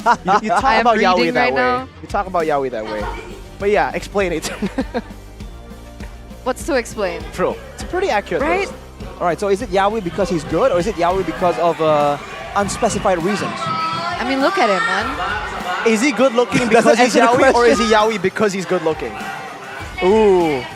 What? The dilemma. Is he good at Cho because he's Yowie or is he Yowie because he's good at Cho? I'm so confused with the question. You can see Eterna's like loading. Yeah, like the loading circle. Like the just meme. turning around. Huh? But this guy too, man. Eman. The comment section approves of the... Really? Of the... Yes, impression wow. Thanks, of guys. Eterna. I don't sound like that, but all right. It's Thanks not for you that. to say, Eterna. It's for Okay. everyone else to decide. All right, fine. At the mercy of you guys. But these two teams are going to be at the mercy of the drafting phase, ladies and gentlemen, as we get into game number 2, presented to you by the official tournament smartphone, Samsung Galaxy. Fanny, Angela, going to be the choice of ban here from Aura. So they've swapped sides, but Aura still go for an Angela ban. Interesting. So after a big swap right here, the Angela is something that I don't think Aura wants to Bigetron to have either. We talked about the macro play, the macro decision making. For both these teams, those are all available. But I think for now, Aura are recognizing or respecting the fact that Bigetron can do that as well, as we saw in game number 1. On second pick though, they're banning away the Arlet, so already a difference we haven't seen in a while. Very interesting, man. The Angela and the Mathilda ban from Aura towards BTR. In game 1, they banned out the Mathilda Joy Nolan. Now the Joy is technically up for grabs. But BTR, do they want to go up against the Joy? Usually Joy combo with Angela. Angela's already banned by Aura. So they've already kind of limited the Joy from its full potential. What does BTR do here? What would you do, Arashi? Would you let the Joy open? The Joy? I feel like I would have enough confidence in my team to have it open, but they did ban away the Ruby in game 1, so they'll ban it again in case Aran or maybe even flexing it away to Yowie is a thing. But first pick now for Aura, will they go for a gold lane first? That is usually the quote-unquote win condition we always talk about for Kabuki. Mm-hmm. The Joy's Still open. lost though. You're still lost? Still lost though. Well, maybe Aura can help you find your All way. And the way stays true. It's All right. carry. But now you leave the joy open to the man you do not want to give a joy to. It's Super not just Ken. He's no longer just Ken. He's no longer just a man behind the tan. He's Super Ken. Behind the what? The tan. It's a reference to Oh. the movie. I'm just Ken. Yeah. Oh. I'm just can't. Moving okay. on. Moving Comment on. here. BTR is definitely a strong contender for the top 3, guys, I'm telling you. I mean, you don't have to tell Mirko. Dramatic pauses here from Jonathan Liandi. Definitely. Oh, Grok. Bigetron. So no joy so far. They'll snipe it away. And maybe they're a bit concerned about Aura going for something like a Kaja, right? Or like a Franco that has been the go-to counter for a Joy. But now they've let Bigetron pick up a Grok and a Vexana. So the pickoff, and especially the zone contest, is going to be so difficult because Key is immune to crowd control and Marino can just really harass with the Vexana very effectively. This is a great combination to try and get control over areas of the map. And Super Key is just so good on the Grok. We've seen it season after season after season after season. And with that being said, you can say that he's mastered the hero. So what does Aura want to do about it? They pick up a hero for Haskill, the Valentina in the mid lane. They also take up the Frederick. No way. What are they circling around? They're hovering over No an way. Alice. No way. A pick that we are not really too... Okay, there you go. But remember the statement, Arashi. Yep. What did he just pick? It's the Baxia. And for those of you who weren't aware, when was it, Mirko? Season 12 playoffs. Season 12 playoffs, Super Ken, full quote here, says, if I get that Baxia, it's a done deal. That statement has been disproven several times, but we're still gonna throw back to it. If he picks the Baxia, it's 100% win. That's what he said. That's a curse. No, that's what he says. Oh. It's a quote, Eterna. Okay. Context matters, man. Okay. Well, at this point, I'll it's give you that. It's looking more like 80% something though, not 100. Because it has lost several times. But moving on though, Xborg banned away from Bigetron. They have all the pick-off potential they want here with a Grok and Baxia. The first guy they jump on is going to take a lot of damage. And they do not want that guy to have a second chance in the Firaga armor. Takes it away immediately. But why the Harith ban here from Aura? I think they might be concerned about the lane matchup, right? Harith has been solid, and especially if they're trying to play for the gold lane, then maybe they're a bit concerned about the outplay potential there. Because we saw Nat Coco. What is his name? Nat Co. I'm sorry, Arashi. I'm Natco. trying to re-listen to you, Natco, but the Natco. drums from the BTR and Aura fans. Yes. Okay. We saw Natco. Yes, Natco. Natco make insane outplays against ganks when he was playing that Harith. I said Nat Coco for some reason. I haven't moved on, guys. I haven't moved on. Where did the Coco come from? Nat Coco. I miss Naomi. Aww. Min Coco. Min Coco. We miss you, Min Coco. But for Aura, they don't miss it, Mons Bruno. They'll take it out. They hate that pick for BTR. Yeah. But there are other choices to go for if you are BTR. Claude is still up for grabs. No Harith, no Bruno. The Terizla still the choice for Lord Jam, though, staying safe in that XP. And they also eliminate a playmaking hero away from Yaoi on the Tigreal. So they've taken away Grok, they've taken away Tigreal. What do Aura want to go for in that roaming position? I mean, we saw that the Cho didn't work as well, and it looks like Bigetron, they will try to respond to that. Maybe, I don't think they'll go for AoE. I think they want to go for a bit more pick-off potential here because they're playing around a carry. And with that logic implemented, I feel like Bigetron is setting up for something that's super long range, super high damage. Could it be an Ixia or something of that nature? Because with 3 big front lines like this, someone that can output that damage is going to be so good. As we're trying to talk over the supporters right here. This is loud, ladies and gentlemen. We have a war going on here. The battle of the fans, the Aura fams and the Bigot troopers. That's the Benedetta and the Cho. So that's an answer, right? If you want to go for something like the Ixia, now I don't think it's as good as it was a few seconds ago. They're hovering over Clint. I was actually saying maybe Natan, something that they want to just peel for, but the Clint fits that description. It's an immobile gold laner who wants to just deal damage with a tanky frontliner. There you go. That is the Clint, ladies and gentlemen, for BTR. There's double value here as well. Clint can kind of outplay because his quote-unquote escape tool also deals crowd control. And against the quote-unquote squishier laners that want to dive in like a Benedetta, his burst damage has a lot more value compared to just steady source of DPS. This is the first time that Iman actually picks up the Clint this season. As you also take a look at the counter index. This time it is favoring Aura with quite a hefty number. It's been accurate today. With one match, With one game. One game. I mean, still true. True. We'll see if it comes true here for game number 2. But Arashi, what about you? What do you think about the draft? I gotta go with Bigetron, man. I feel like they have more answers available, and Aura, they're a bit more straightforward. And there's one thing I can take from game number 1, is that Aura really wins it out when it's a straightforward approach, very mechanical heavy. Bigetron, they're a lot more elusive. It's a little bit similar to their draft in game number 1. But ladies and gentlemen, here it is, the land of dawn as we enter game number 2. Can the red robots go head to head and go for a 2-0 clean sweep as Key already harassing in that bush, trying to give Super Ken an advantage in his lane. Oh, just lingering over Gugun here. We'll see if Gugun can actually get this with a retribution. He doesn't go for it. But there you go. He's forced to retry in the end. Key walks up menacingly in the last second, the last possible hit.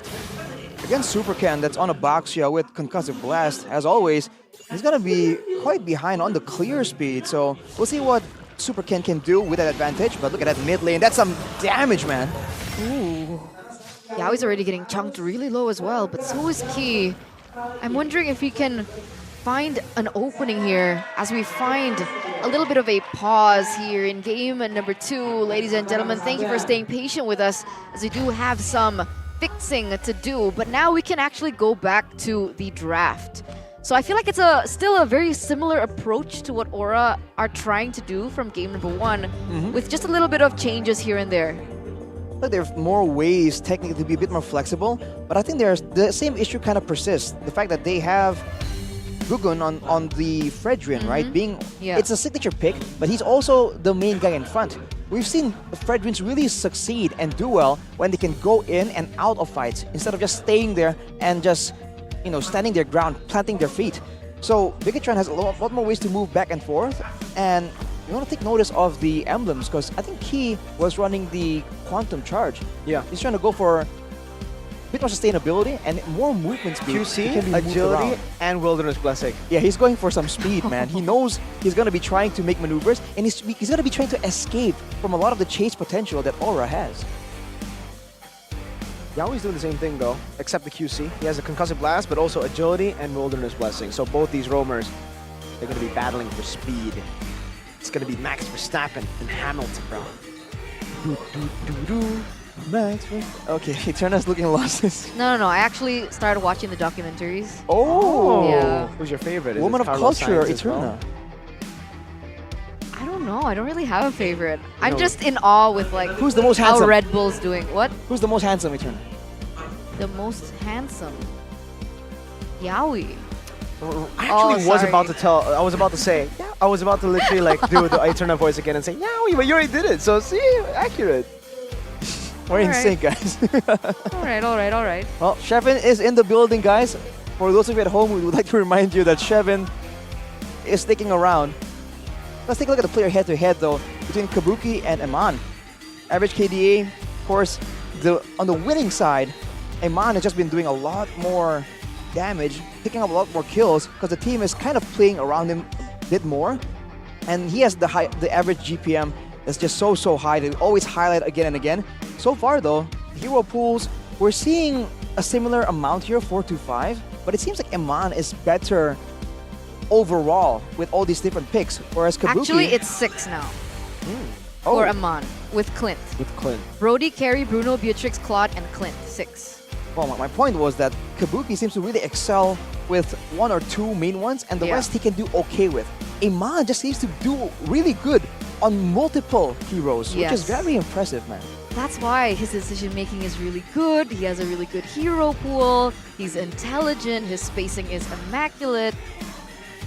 I don't think that there's a comparison, honestly, even as an Aura fan, between Kabuki and Amon. And you can also mechanically, me personally, I think Kabuki has the mechanics on certain heroes. That's the thing about him, right? Yep. Right now, he used to be really good in the Brody, Yu Zong, Cho. Hero pool used to be his thing. If you're asking Back in the hero day. pool, back in the day, season 8, 9, 10. remember the When Fanny, man. fighters were And still, the Fanny. you're right. But then, now it's like the opposite. He plays carry and Claude.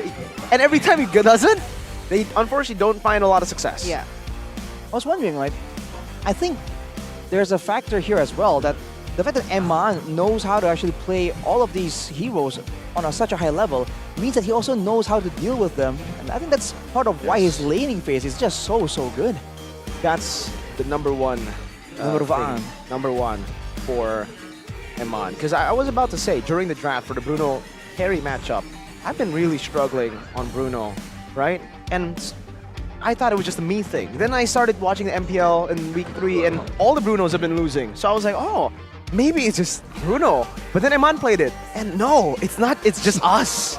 It's no longer just me though. It's just us now. Because a lot of the Brunos have been failing because of the way they take their laning phase. And Eman, he takes his time. He knows he's gonna hit the mid game power spike sooner, so he doesn't really try to put on too much emphasis to bully the enemy laner, to put too much pressure. He knows, I'm just gonna trade as much as I can, but if I can't, I'm just gonna farm. If I farm, I will hit that mid-game power spike. Wait, but didn't you say last week that Bruno was the #1 gold laner?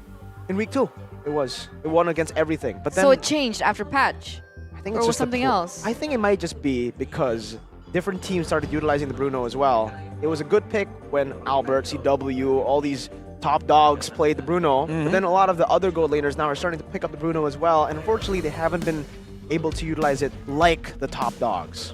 And a week seems like a very short amount of time, but there's enough time for people to really try and figure out how to deal with this Bruno, how to punish it more efficiently. So all these heroes that look so good for 1 week, it's almost a guarantee that in week 2 it's gonna dip down just a bit, but the people who really understand, who really knows, they can make it work still. That makes sense. That makes sense. So, can you still stand by that in the gold lane that Bruno's the best still? I think if you know how to utilize the Bruno, it is still super prio. Okay, let's take a look at this. During the 2 weeks of MPL, Bigetron is positioned first in the team first blood rate. Whoa. Out of a total of 9 games, they successfully obtained 7 first bloods with a rate of 77.78%. Wow. First blood rate. Could be 77.77. They really wanted a good number, but you know, 8 works too. What does it show us? Does it show us that they're aggressive in the early game? Is it because of their Very. play style with Key? I think it shows that they are very aggressive. Like Miko was very excited to confirm. Very. He says. But I think it also shows that they are really good at understanding when they have power, right? Because some teams, we see sometimes they don't really win out in the draft, but then they feel like, hey, we can kind of edge out a victory here. But for Bigetron, it's like they really know, like, okay, not now, not now. When they do go for it, they get the first blood. But now, back in the game, we already see Danang. Oh, it's not Danang! It's the other Marshall! Into the land of Dawn we go! Oh, all right. What? 2 minutes. What has happened so far? Already a first blood? On Yaoi. Wow. No, Okay. Yaoi took first blood. Against Key. Against Key. Yeah, okay. So that's what we... Just wait, we just got the first blood rate thing. Yeah, the curse, dude. Wow. It works so fast. So quick. But you know what's also quick? Gugun on the next turtle. First on, Super Ken though, already around it. Penalty zone going in, Gugun able to dash out, and that's an amazing wild charge stolen away by Yeskiel in the back. Moreno finds the Eternal Guard. Rondo with a final blow, catches 2 with a Petrify. Key gonna be locked down by Gugun, and Yeskiel does enough damage to supplement Gugun's last hit. And that's a 1-for-1 trade. Aran for Key. But Yaoi goes in very aggressive still in the mid lane, trying to harass Moreno just a little bit. But Ooh. Big bonk over to Lord JM. Gugun wants to go for more. Yeheskiel is around here. Gugun very low. Lord JM looking for the kill right now. Flickering forward, finds it against Gugun. It's a 1-for-1. The jungle for the XP. And look, instantly the response from Bigetron Alpha. No jungle means that the purple buff is open, vulnerable. Sufficient plays coming in here. The fact that they're able to... Lord GM takes 1 kill and they were able to actually get a kill onto Aran as well. This was the EXP lane balance. Will be swinging in favor of Lord GM quite a bit right here. Not the best of news for Aura. That does rely on Aran to make some of those flashy plays happen. But it looks like he was able to get a lot of gold on that shield turret. Will that make a difference? Oh, Yawi? Jikundo and the flicker right now. Oh! Oh my god! A catastrophe struck! It's Key with a flicker while charged to the wrong side. Bit of miscalculations from Key. Not from Yawi though, he stays on point. Oh man, you hate to see it. That is unfortunate. It would have probably been a turnaround, but now Superken comes in to try and make something happen. A shield Unity Kabuki, no Purify now. Jikundo to try to get him out with a taunt as well. The curse blast though from Moreno. And a flicker over. The Eternal Guard coming down. The big bonk not connecting. So it ends up being a trade. Eman for Kabuki. That was a beautiful, beautiful decision making though from Moreno to get that. Kabuki does fall a little bit behind. No, he's actually ahead of the Clint right now. What does that mean? It means that he is still pretty even, but it also means that the interference from the other laners, the other players on the team, really swing some balance in that gold lane. We'll see for now though, with the Lord with the turtle coming back up, Aura is always there first, and usually when that happens, they have the advantage and they get it. Moreno goes for Enchanted Talisman, so we'll see what that does in this team fight. A wild charge, 2 red trees, and it's the mage who picks it up. Now Key caught on the big bonk, still able to disengage for a bit, but Yeheskiel goes in, and that's an amazing pick from Yawi. Kicks Moreno back into the team with a Petrify, and a final blow to the back. Lord JM flickers out the safety, just barely with 1 HP. Yeheskiel on the chase, doesn't go for the full chase down. And Superken will be looking for his own purple buff. Gugun decides to back away.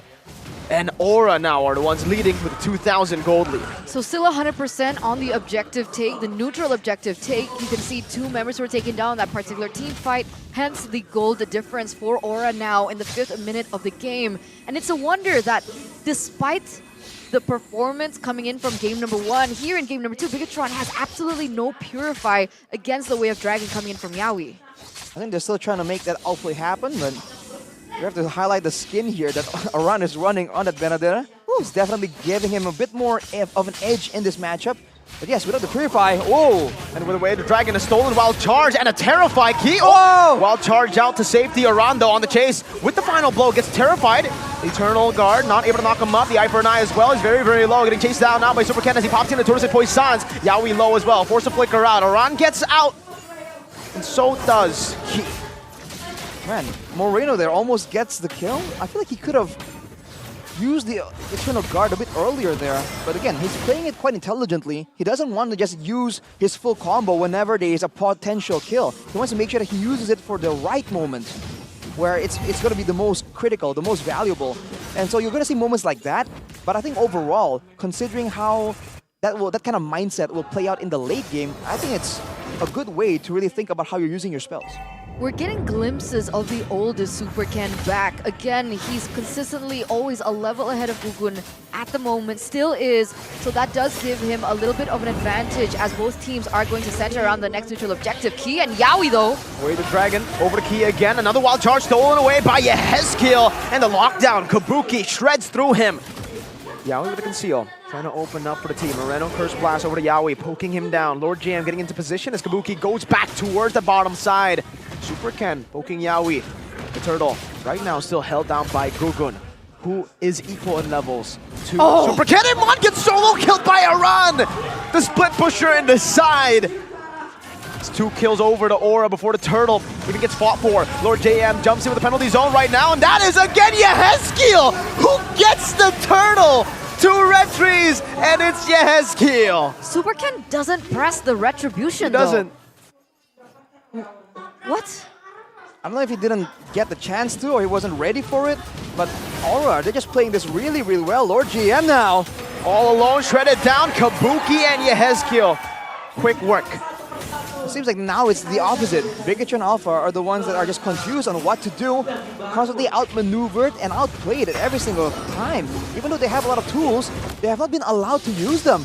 Oh, no, again? Another again? solo kill, and Aran deletes him from the lane again. Twice in a row, ladies and gentlemen. Aman is arguably the best gold lane at the moment, and Aran says, nope, nope, No, not today. Take my sword. Not against me today. You're seeing it again. Aura, when they go for skirmishes, they win it out. But Bigetron, they have to go for a proper team fight to actually come out on top. Good shield in the Chun-Pu is still there. Eternal Guard peeling for Super Cam. Kabuki is doing so much damage. Wild Charge in the back with the head skill doing the same thing, but now going to be locked down inside the range of the turret. Lord JM, a DPZ for the team to kite away. Gugun's 1 HP, but he doesn't die. Not yet. He is still able to get out for a bit. And man, there's a lot of damage. Oh, part 2, jumping onto Iman, trying to kite away again, and Aran again is able to slice his way over to take Iman down for the 4th time. He loses his life, but is it worth it? Yes, right? That was a shutdown. I think it has to be at this point. I mean, Bigetron, it's a great shutdown too, but for Aran, trading his life to really shut down one of the biggest players in game number 1 here, shutting down the late game for Bigetron is definitely still a value play. Number 1 in damage dealt, Aran showing again that he is just a complete menace. And we talked about how Bigetron were so good at rationing their spells, their skills in game number 1. In game 2 right here, they seem just confused, particularly Moreno. I'm not quite getting who exactly he has his eyes on to try and stun and crowd control in these fights. The fact that Aura is moving in and out, right? Confusing them if they're going for an all-in or just a feint is what's making Bigetron just doubt themselves, and they're not playing as decisively as they usually do. Yaoi is way the dragon over to Lord JM, gonna be melted down with Wild Charge, stuns up 2. Now a penalty zone onto 2, but in the back line is going to be Iman, who tries his best to deal damage. Aran deletes Moreno, now into the back, again with the final blow, gets out, zones them away. Aran is doing so much work in the back to zone these backliners. That was single-handedly, right? That was intense coming in from Aran. And this is what happens when he gets a hero that can complement the fact that he likes to weave in and out of these team fights. He likes to deal the damage as well. 2 members already taken out. That's enough of a sign for Bigetron to say, hey, okay, we're not going to contest the Lord this time. You are free to get it, but that has propelled Aura to a 7,000 gold lead. Now, to make things worse for Bigetron, if you look at these fights, whenever Bigetron go for a fight, it's always at the neutral objective, and Aura, they're not going mainly for the neutral objective. In fact, they're waiting for Bigetron to come in, and they're letting Kabuki just free hit. Because Bigetron are so tunneled on trying to get Gugun, that gives so much space for Kabuki to actually dish out that damage. And it's always Lord JM at the end of the damage received, right? Kabuki shreds instantly through Lord JM, even though he's also trying to do the same thing Aran is doing. And this is the problem when they go for this 5v5, when it gets too messy for Bigetron. Aura already marching down in the mid side. You can already see the Lord also coming through. Yaoi's looking for the right moment. He trying to look for a counter perhaps, but they're not going to go for it. They're not going to go for the siege. Are they waiting for the second coming of the waves? I think they have to play it a bit slow right here because, by all means, a lot of crowd control available still for Bigetron, especially when there's no route to flank in the back line. But Yaoi over the key with the Wader Dragon, now melted down instantly. No Wild Charge in the back as well. It's going to be Aran who tries his best to do and utilize the final blow, getting the final slash as well over to Super Ken. Not final slash the ability, just a slash of his sword. Bigetron Alpha are just so confused right now. They're just waiting for some momentum, but then they have no idea who's going to try and make the play happen. Is it Aran going in for a dive, or is it Yaoi going for a pickoff? The fact that they're so confused on who's going to make the play means that they can't really use the spells without confirmation. Haskell is also doing a lot of work in these team fights. What? Again, it's Yaoi. This time no follow-up though. He will be punished for it inside the base turret. Bit too much than he could chew this time around, the first time this game. So you would expect that to happen every time, especially near the base, that Aura makes a play happen, right? Yaoi goes for it and then gets terrified, gets stunned up by something. But he has been able to just find windows here, and he's doing it so fast, so decisively, that Bigetron were just unprepared. I feel like Bigetron have to walk together with the whole mindset of like, okay, if it comes out from here or there, we'll have a solution. And maybe decide, okay, like, who is Moreno going to try and crowd control? Is it Aran or Yaoi? If you pick one, and then let someone else deal with the other. Because otherwise, Aura is just taking this game and running with an 8k gold lead. They might even win a fight here. Very dangerous. Go good in the bush, spots them out. Power of nature, he has killed, has stolen the Wild Charge. Yaoi Conceal the BTR, corral around Eman. They know what Yawi can do to Eman, to Moreno, the two backliners with no Purify. Iran, the Predator, meanwhile, still waiting in the bush above them, looking for a flank onto perhaps either Amon, Moreno, or even both. And I'm wondering if they know. I don't think they do. Amon is very vulnerable if Iran decides to strike now. Yawi's in the bush, pops into Shampoo in the back. It's going to be a wild charge and a flicker combo over to Aran, but he does have the eye for an eye. Goes out right now, but gets gunned down, and the barrier takes him out. Aran traded in for the Lord. Gugun still saying that might have been a mistake right now as the Eternal Guard comes in, but Gugun is able to dash away quickly. Concealed by Key. Yawi trying to give his team space to escape, and they do. Only Aran traded for the Lord, and this time it's the second one, Enhanced. I feel like that's a great move by Bigetron, going for the heroes instead of going for the Lord and allowing Aura to flank them instead.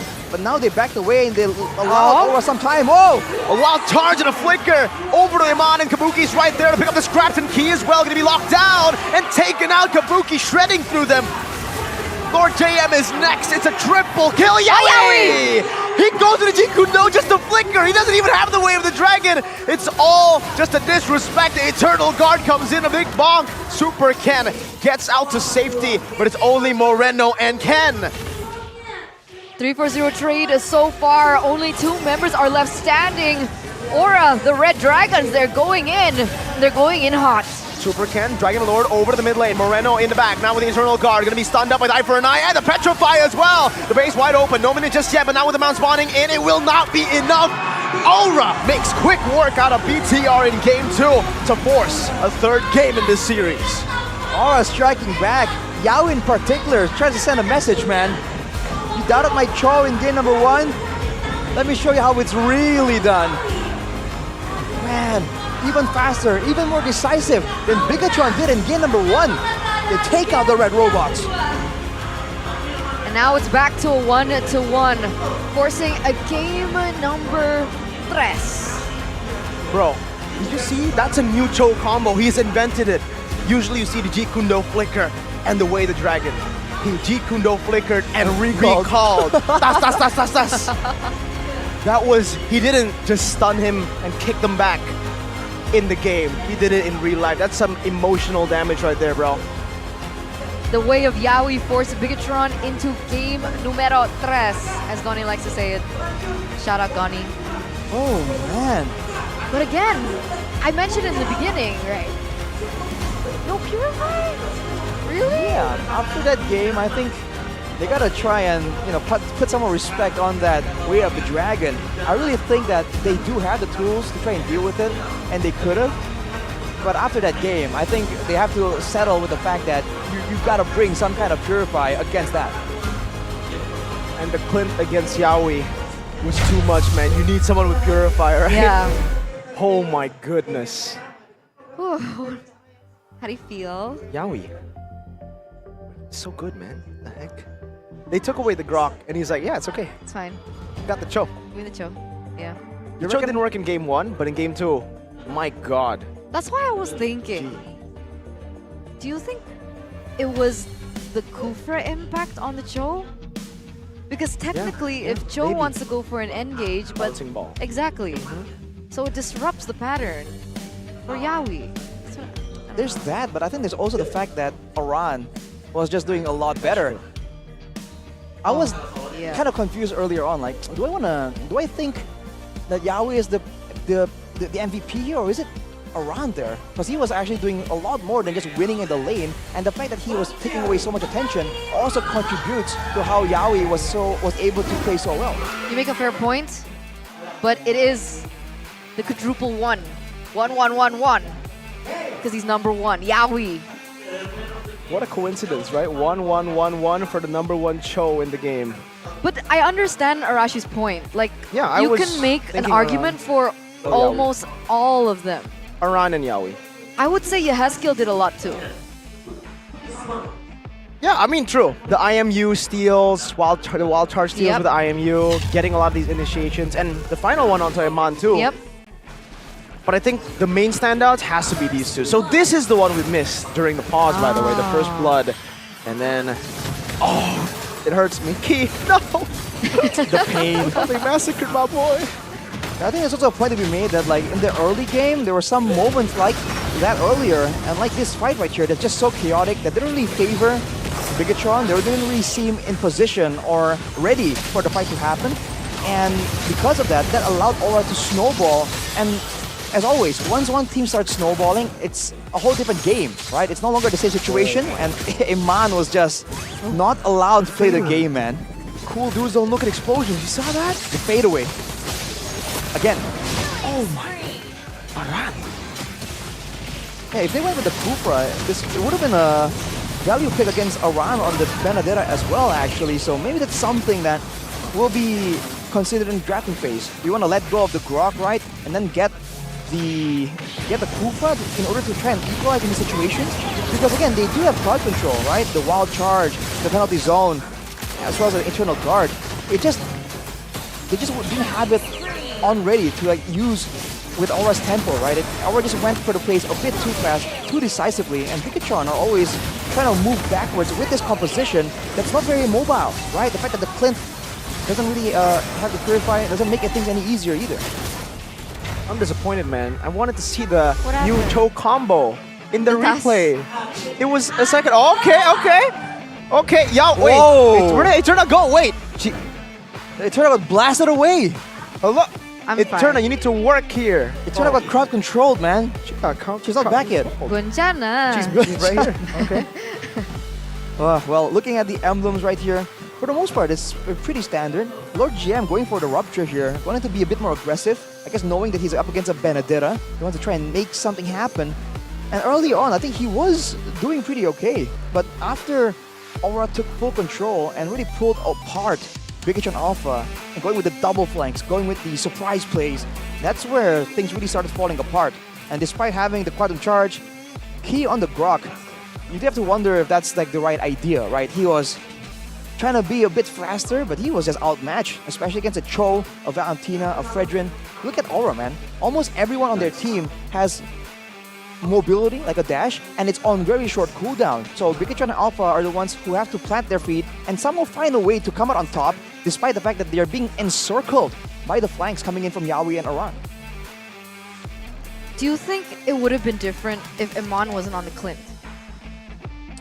It would have been different. Would it have been a different outcome? We don't know, but it would have been different for sure if he was. It depends on what hero. If he was on a Brody, I think similar results, right? No Purify. Okay. If you have no Purify against Yaoi's Cho, have fun. Then what option did he have? Bruno was banned out. Claude is another hero that goes Claude Purify. is an option. Natan as well, if they really wanted to go for late game, but they were looking for early mid. That's why they picked Clint. Now there's a double problem here for Iman though. If you want to go for that Purify, that's great. You know, you're safe from Yaoi, but are you safe from Aran?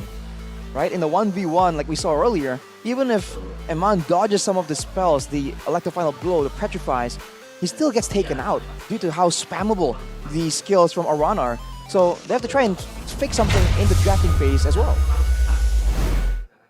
Yes. Yes. Yes. I know you're happy, Eternal. No, I'm not. 1-1 and Yaoi I'm MVP. professional. It's another day at work for me. It's whatever. No surprises for Eterna. No surprises. We'll see in game number 3, ladies and gentlemen, if it continues. The Echo now turn Aura Express. You know, because Echo Express back in the day Yes, when Yaoi and then was Yaoi's an Echo. back Now in he's here. in here. He's the conductor. The and Dragon Express. Aura Why can't you call it are- the Dragon Express? It sounds cooler. For Mr. Daniel, there you go, business idea. The Aura Express, make a train. Dragon Express. The Dragon Express, My the pitch. Aura Express. What's your pitch? I have no idea. You can think about it after this break. Ladies and gentlemen, don't go anywhere. Stay tuned.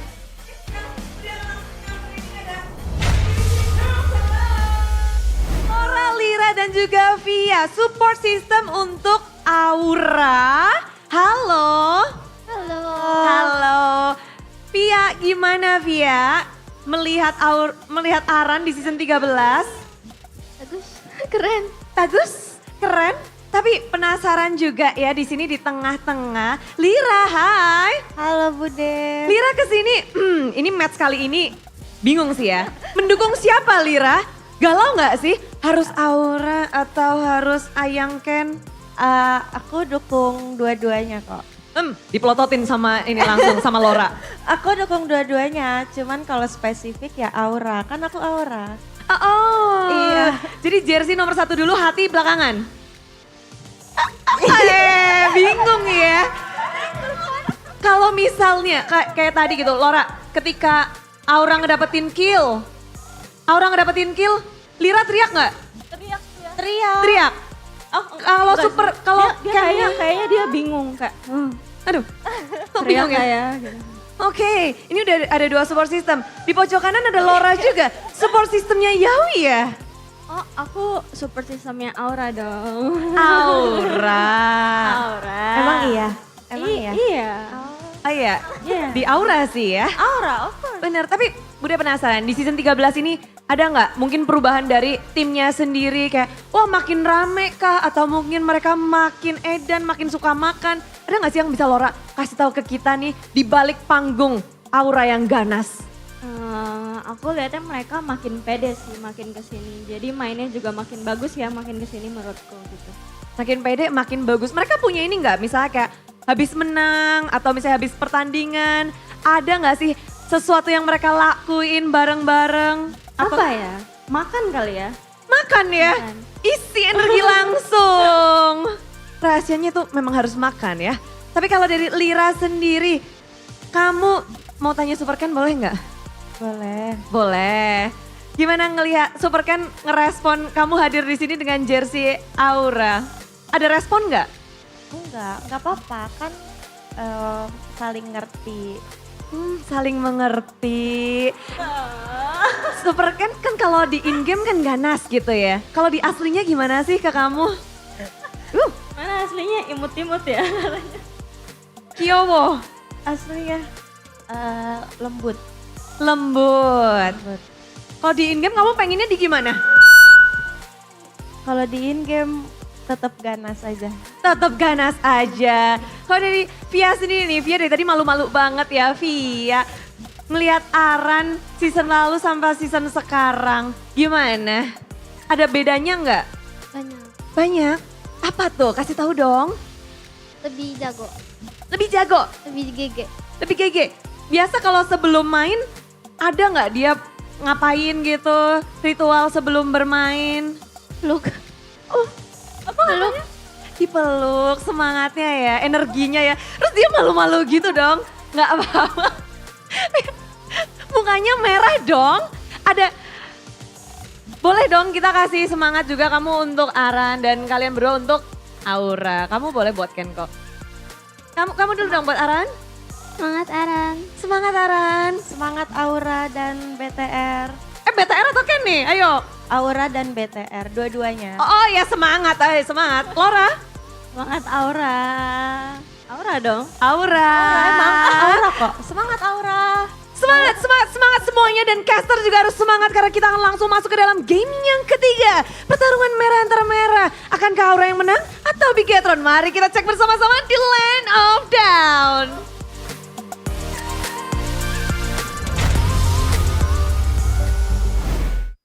Welcome back, ladies and gentlemen, from that short break as we are moments away to see the conclusion to the red battle.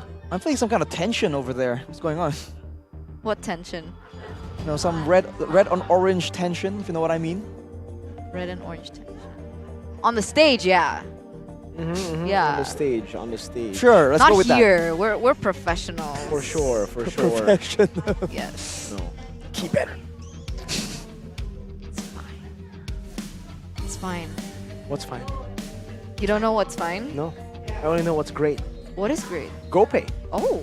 Because if you use your Samsung phone, right, you're already trying to go around Indo. If you want to Okay. check out Indomart, if you want to buy some Oraimo headphones, Oh, okay. whatever it is, you gotta Okay. use GoPay because you get cash backs, and on top of that, 100 times per month free transfers. That's the to big one. Any bank. Wait, so I can transfer to your bank account through my GoPay, Exactly, yeah. and it's free 100 times. Yeah. Yes. Usually when you're on, when it's different So if I banks. transfer to you 100,000, I'm basically not transferring you 100,000 because it's free. Eterna, that's not how it works. If that's the case, then it's Get a it. free money glitch. No, the charge. It the means charge. the charge, you know? Oh. You know, usually between banks, if I transfer Arashi, Yeah, it's there's a like- fee, it's like 6,500 Or little things 10k like that. rupiah sometimes. Or But 10K. it adds up, With bro. I'm just GoPay. saying. What are you using with 10k? Service charge, bro. Get GoPay, man. It's free. Exactly, What the? exactly. I'm just saying. What are you doing? What are you doing, What's up? Arashi? What are you doing? What are you doing, man? Do it now. Scan it now. Scan it now. Now. Take the Samsung phone. Take your Samsung phone. Uh-huh. and Is it my scan it. Samsung phone? Okay. All right, there you go. Alright, I'm scanning it. Okay. That's not how you scan it. Oh, yeah. That's how you scan it. Okay. Good boy. How would you scan Why it? are you so hostile? Why are you bro? so hostile, man? No, I thought you were scanning it wrong. Ah, I true, was like, true. what are you doing? We don't want him to get it wrong, No. okay? I'm gonna get it right. You want to get it right. Because And we're all right. the 'cause only you're way to not get it left. right. Because we're not all left. We're all right. And I've learned to be right. Okay, how? 1,000 plus 14,000. There you go. That's the amount of discounts There that you you go. guys can get from I'm so Indomart. proud of you. Thank you. Click tear to my eye. I think this is the biggest achievement of my life. Yeah, dude, she was. When you clipped it and posted it on socials, I showed it to Arashi again. 1 plus 14 is 15,000. No, it's not. Okay, okay. 1 plus 14,000 is 14,001. You got it wrong twice, Eternum, but on your third try, this is what you get. By the way, oh, It's are chip. you gonna roll? Are you gonna roll? Are you no? No, what? Bro! Oh, man. What the heck was that? Showing him. He's just showing him doing? the phone. I thought it's gonna roll. And then chip. I think he's waiting for Chip Hmm? because he's hungry for snacks, and snacks you can get at Indomart. Bro, I thought, when you said snack, Key just popped up. And I thought you were talking about what snack is he going to eat later when he Are you breaks his calling fast. Key a snack? No, listen, Eterna, Okay. I'm not you. I don't sim for I players. do not sim for players. So- I'm a professional. No, what I was saying earlier, Okay. snack.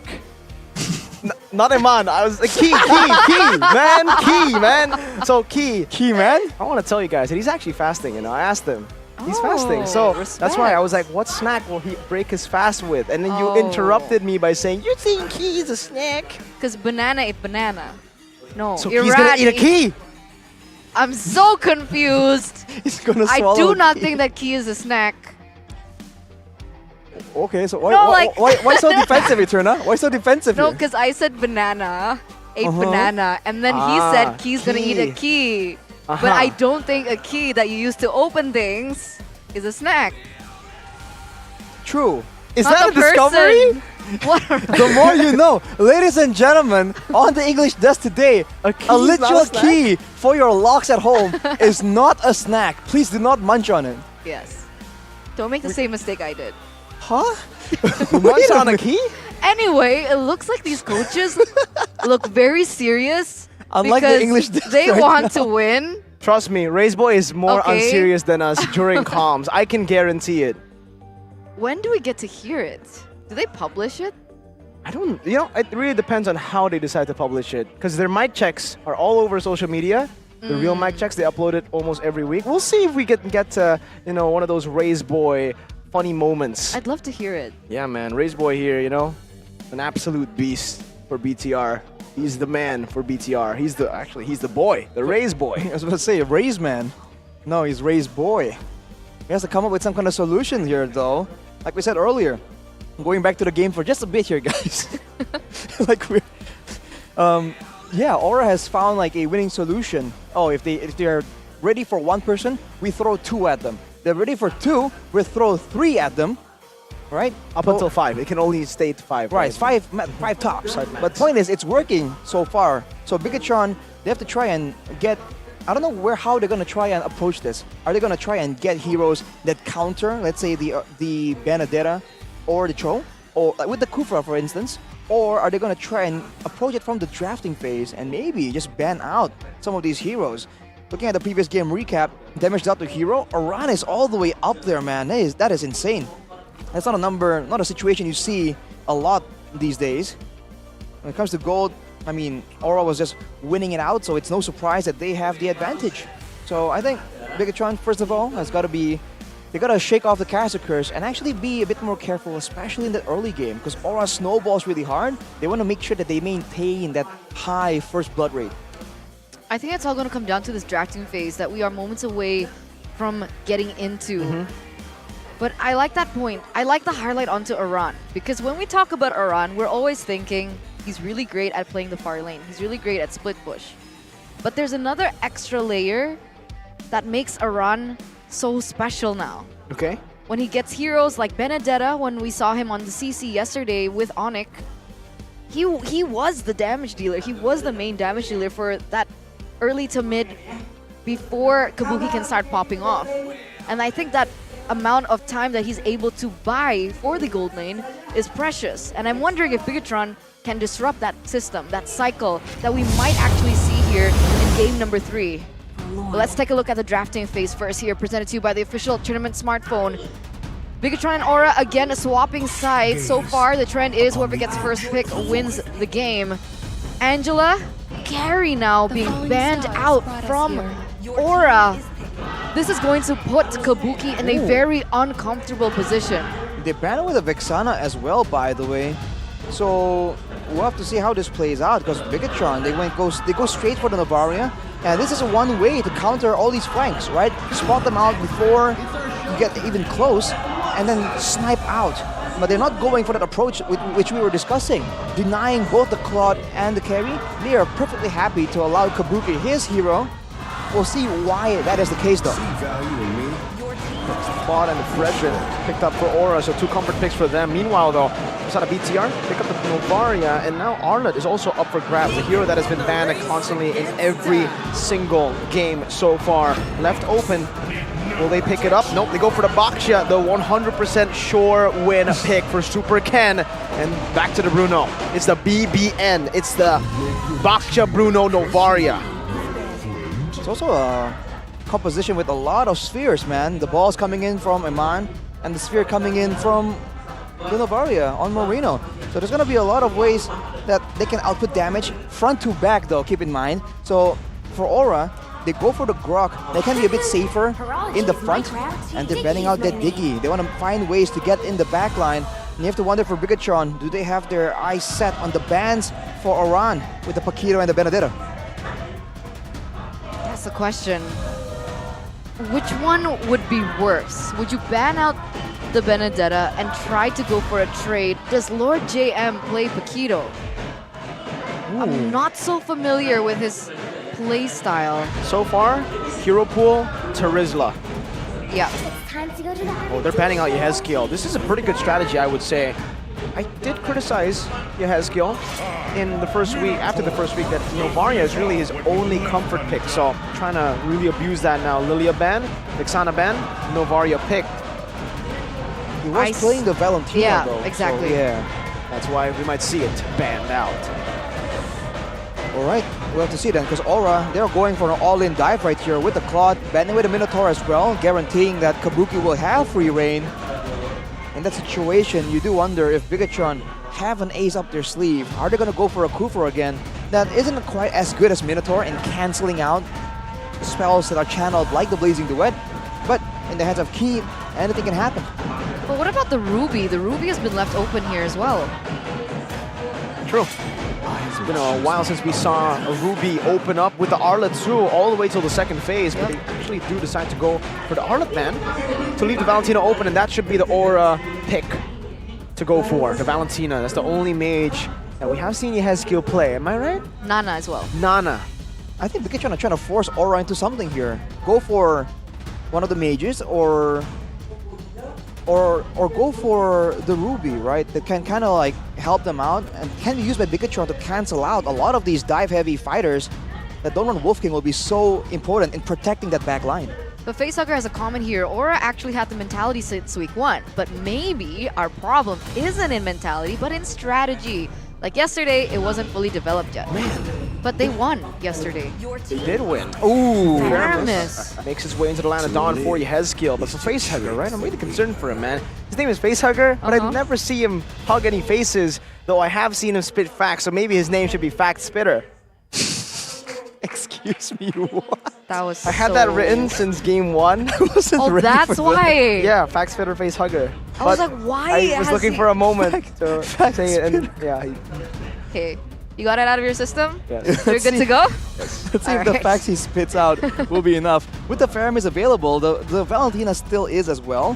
When it comes to a pure-on clash right here, though, early on, it will favor Bigetron a bit more with the naturally present healing regeneration removal or reduction with the Baxia, but they go for the Ruby and the Paquito. That's what I was thinking. I was like, why aren't they securing a hero for Iran earlier before it gets taken from him? But are they gonna go look for a counter maybe in the EXP lane?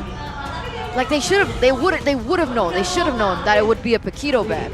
But now, at Paquito pick, and now obviously Iran wouldn't be able to pick up the Benedetta. Unless he's willing to try and risk it. But again, especially against a Ruby, it's going to be a bit more difficult. It is going to be the glue though, and they have picked the Faramis, which is the counter, so kind of have all their bases covered here. It's a solid dive composition that is very difficult to keep at bay. What's the EXP matchup looking like between Paquito and a glue? I think both can't really be a real solo kill threat to each other. They have to rely on ganks a bit more. But especially in the early levels, I think Glue has a bit more of the advantage because his Slam is spammable because you do reduce the cooldown by picking up the blobs around the map. So I think Iran is going to be very active early on. Later though, the mobility will allow Lord GM to try and maybe play some macro games, macro strategies. Kind of a skill matchup in that lane. Okay. And if that's the case, then there's going to be a lot of emphasis in the gold lane for this game number 3. Ladies and gentlemen, the conclusion, the master class of a conclusion here between the Red Robots and the Red Dragons. Here it is, the Land of Dawn, game number 3. Let's take a look at it. The 3-lane delay from Yawi. Always on the grok here up against Bigetron, who, is it safe to say, have a bit more lane prio in mid and gold. Especially the Novaria can't clear very fast. In the gold, I think it depends on whether or not the roamers try and influence that. But you can see already adjustments. Eman with the Purify. He's super busy already. Oh my god, again. In the early game, Yawi doing the exact same thing to Super Ken. All right. But he did to Vincent. Super can he get this? I guess Key will be able to zone Yawi away. Taking a look at the emblems though, Gugun once again with the Impure Rage is because of his playstyle. With a glue, with the grok available, he won't be face checking and he won't be the first person to really take all the damage. He's going to be weaving in and out of fights with his mobility, and that Impure Rage without a mana bar translates to more healing. And Moreno fails to steal it from Gugun, so already cheeky plays from Bigetron though. The level of jungle harassment in this game is quite high. Even though High isn't really in this game right now. Substitute. Yeah. Looking at the emblems, 2 Inspires on Gugun and Yeheskio for Aura. They want as many spells as possible. Key though. A gang from Gugun over to Key right now. Does have the flicker. Gets out the bomb though from Gugun. Takes him out. First blood for the G-Man Gugun. That's the kind of gank potential, the damage that Fragrant brings to the table. That's where it's difficult for Bigetron. Because even if your lanes are winning, if the jungler can be more active, it's going to be risky. As Super Can plays more for the clear now. The taunt as well. The knock up onto Lord JM, just trying to chunk him down. BTR down a man and down some XP. Aura first onto the turtle. It looks like Gugun's actually catched up in EXP as well against Super Ken. Earlier on, he was a level ahead. Now, both at level 4. Slam pass. Lord JM in the back. Yawi does have the wild charge already. Super Ken's looking for an angle to go in, but Yawi jumps and takes it away. The junglers have just not been able to secure neutral objectives. Super Ken caught. Split over to him. Now bringing him back with slam pass combo. Iran is still on him, mounting him up. Lord JM though, in the midst of it all, finding a kill, and Iran is going to be stuck, brought back under the bush. The tri-bush up top. Lord JM punches him out. The glue is too squishy. And Lord JM, my god, 2 kills out of nowhere.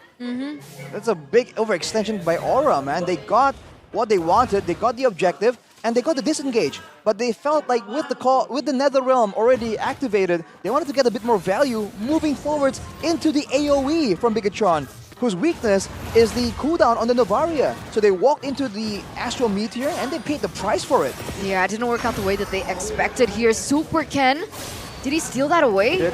He was able to take that away, so that is going to put Aura in a little bit of a disadvantage now more than ever as Bigetron pick up the small gold lead. Make things worse for them. Lord JM with 2 kills. Paquito is not a hero you want to give kills to for sure.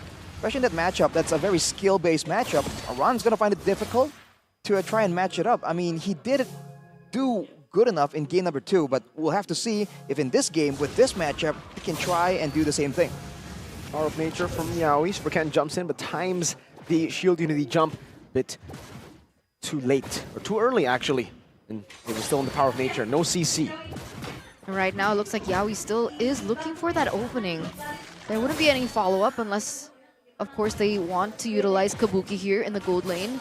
Gugun is shifting and rotating towards the top side. But Moreno is giving information regarding that, and so they don't go for it. They go for the neutral objective instead. You can see the rotations happening. And with Aran being anchored like this... Solo kill, perhaps, Aran! Oh, he pops it, split back, Aran! What? What is he doing? I don't know if he could have gone out there. The turret shot went in, but I think the split already took it away. A misplay from Aran up top, getting outplayed by Lord JM, brought back to the turret as well. The Key's doing the same thing to Yaoi now as an Astral Echo reveals 3 members. Knockout strike over to Gugun to displace him a bit. Yaoi still has the wild charge. A knockout strike to the Astral Sphere. In case there were doubts on Lord JM, if he was nervous, it doesn't look like he is. The confidence. That's the side lane pressure you would love to see, man. Again and again, Lord JM here is exerting his dominance. I do believe Aran felt like the last tower shot was gonna hit him, so he went back there. But we'll take a closer look maybe later on. For now, Aura's neutral objective-centric play isn't working out, and a dive from Bigetron. Super Ken with the Shield Unity and the Tortoise of Poissons, hitting them down under the turret, sandwiching them as Yaoi pops in the Power of Nature. Super Ken brought back by the Stampede. Now, also, just a full-on dive to force Aura back to their Tier 2, a worldie earlier from Iman, and that's the Tier 1 turret down below, taken down. Purple buff might be next, Key, revealing it towards the BTR members. Super Ken, Shield Unity is ready, decides to walk off, and Kabuki almost spotted there. They're looking for more pressure. They want to commit onto the turret in the bottom lane. 5 minutes in, that's a whole lot of damage placed down on the turret, a Tier 2 for Iman. This is insane. Is he actually going to get it? Okay, not yet, at least. But he does get an item there, Berserker Fury. That's the main power spike that they usually wait for. Lord GM, playing with fire right there, literally, right? Against Aura, just walking into all that crowd control, confident that he has the mechanical skills to get out. For now, though, with that power spike, Iman has the sustain, has the damage. It's a lot faster compared to Kabuki. So Bigetron, they might start grouping up right here and force Aura into engagements without a neutral objective that Gugun just really enjoys playing around. That's why it feels like in this game, things are not going according to the system that Aura really requires, right? They need Aran not to be anchored, which he is in this game. He needs the fact that Yaoi has a little bit more to work with in terms of initiation and helping out with neutral objectives. That's also not happening with Key right now. And so things are getting a little bit chaotic for Aura. It's not going according to plan. Now, this is the ultimate test, honestly, for Aura, if they can adapt to what Bigetron are forcing on them right now. And we'll see here in this neutral objective take. Astral Echo over to 2, Key still. Shadow Stampede doesn't bring him back just yet, but a Tier 1 up top will fall, and Bruno will try to maneuver around the bottom lane. Yehezkiel punch twice, knockout strike, one more shot, and Yehezkiel flickers out the safety, and he flickers out John Marl. That's the name of Lord JM, and he has just flickered out of a wild charge from Yaoi. Super Ken on the red tree, on point, over Gugun. Yaoi, no wild charge, running away as a Blazing Duet will be used up to clear out the mid wave, but now he might just be caught. Has a BMI defensively placed. What a play by JM, John Marl. He's still there. He's still recalling. He's still behind enemy territory, just taunting them. And Key doesn't get the steal. But my God, Mr. Lordman. That's already enough pressure. And to make it all worse, the damage that he was already dealing, you get to top it off with a Malefic Roar. Penetration, and now another fight. The Key gets out. Aura tries to force the issue, but were unable to do so. They're the ones who have to try and get a fight that's just grounded because of the Nether Realm. And look at Bigetron coming back in. Eman's online now. Bad news for Aura. Lord JM with the knockout strike. And another 5-0. Lord JM. And this is on his debut, ladies and gentlemen. If we all thought that Sorizo was the EXP pick for a Bigetron, man, we thought wrong. Look what he's doing already, 5-0-0 on the Paquito. And that is on Iran's comfort pick, his signature pick. Oh, the Jam's looking for a play. A shot down from Moreno. Kabuki, a defensive battle mirror image back as well. Eman sieging the turret down. Supercan zoning Gugun away. 2 levels up on Gugun. Gugun jumps in with a taunt now, knocking Supercan off, gets chunked by the Astral Sphere, and BTR take full control of the enemy jungle. The fact that Aura's composition is just not maneuverable at all means that if Bigetron starts snowballing, it's just so difficult for them to come back because they can't really find the pickoffs and also any of the team fights that they require in their favor. So even now Gugun being bullied out of his jungle, bullied away by Supercan, that also means he falls behind in levels, so he can't even use his main weapon, the neutral objective, the Retribution contest that he's been able to use so effectively. Bigetron now is setting up, making sure that doesn't know. Oh! Bro, this man's clean! He's on the Pacquiao skin, but he's moving like Pacquiao too! Split onto him now, against 3, he should die now, knockout strike over, he delays the inevitable, but the Lord is going to be secured by BTR. 1 member, a shutdown for our Lord. BTR looking for a counterplay now with a conceal as well, as a shield unity to the back, over to Oran, who has a split, gets out, and even another realm committed down. Do they know where Kabuki is? I think they just saw him on the bottom side of the map. He will be able to trade in that sequence of events for a lot of gold and 2 turrets. But I don't think it still puts him anywhere close to Eman's gold. Look at the player gold by Ube's gold right on cue. He's about 1k gold, just about 1k gold below Eman. So keeping up in farm, but soon below, not far below, is Lord JM himself. Yeah, that's the problem, right? Lord JM's already popping off. Eman has reached the power spike, and now they're going in for a push. 3 waves are pushing quite well. Can Aura defend this? Feel with the Nether Realm available, they can. They have damage with Kabuki, but he has to worry about all that poke damage. Of course, a lot of dive potential. So I think Kabuki will definitely be zoned away. It's always on the shoulders of Yehezkiel here, who only now at 11 minutes has secured the Lightning Truncheon. He is on 3 items. Siege attempt. Get a poke over to Yaoi, and Astral Echo as well, revealing 3. Hitboxes enlarged. Yaoi jumps in but gets knocked out again by Lord JM. The Nether Realm HP instantly deleted as that's Gugun in the front. Also taken down by Eman. A shot down over Yehezkiel. Taken out by Eman. A good dive from Kabuki with a blazing duet, but it's not going to be enough damage as Lord JM jumps into the back. One of the knockout strike once again against the shielding as well. Pulled back and taken out for now. Aran with the split trying to delay this end angle from BTR, and I'm offended, not connecting, but Super Ken jumps in with the shield unity. Yehezkiel still able to disengage for now, but Aran is going to be melted down by Eman once again as he picks up the killing spree over Yehezkiel, flickering out 2-1. Bigetron Alpha take down the Red Dragons. And here it is, the closing to the scene, ladies and gentlemen. Bigetron Alpha, they make it on top with a wonderful display of performance on its debut. Lord JM, welcome to MPL ID Season 13. Just like that, he takes matters into his own hands. We were teasing it earlier, saying that he has a 1 hero pool. The moment he flexes his flexibility, it is over. Aran, the dominant, the strong EXP lane we saw in Game 2 is nowhere to be found. Beaten into submission. I doubted the EXP swap last minute coming in from Bigetron Alpha. I thought that they wanted to go for Sorizo. They wanted to commit on Sorizo, not expecting the performance that we saw from Lord JM today. A lot of people weren't just doubting. A lot of people were saying that JM might be the worst transfer of the season. Who's them? We will not mention names. We don't point fingers. John Marl. John Marl. Wow. Lord John Marl, Marl, mind you. Lord John of House Marl. Okay, okay. But we are going to take to the interview, ladies and gentlemen. We'll take to the host, Bude Clara Monster, and our victors, Bigetron Alpha. Bigetron, mereka memantapkan diri berada di puncak klasemen. Begitu dingin sepertinya, tapi begitu panas di dalam pertarungan di Land of Down. Congratulations Bigetron. 2-1. Hello Lord GM. How are you? Happy. Happy? How is your first debut here in MPL ID? Excited and happy. Dia excited, dia seneng juga dan merasa mungkin adrenalin rush juga ya dalam pertempuran ini.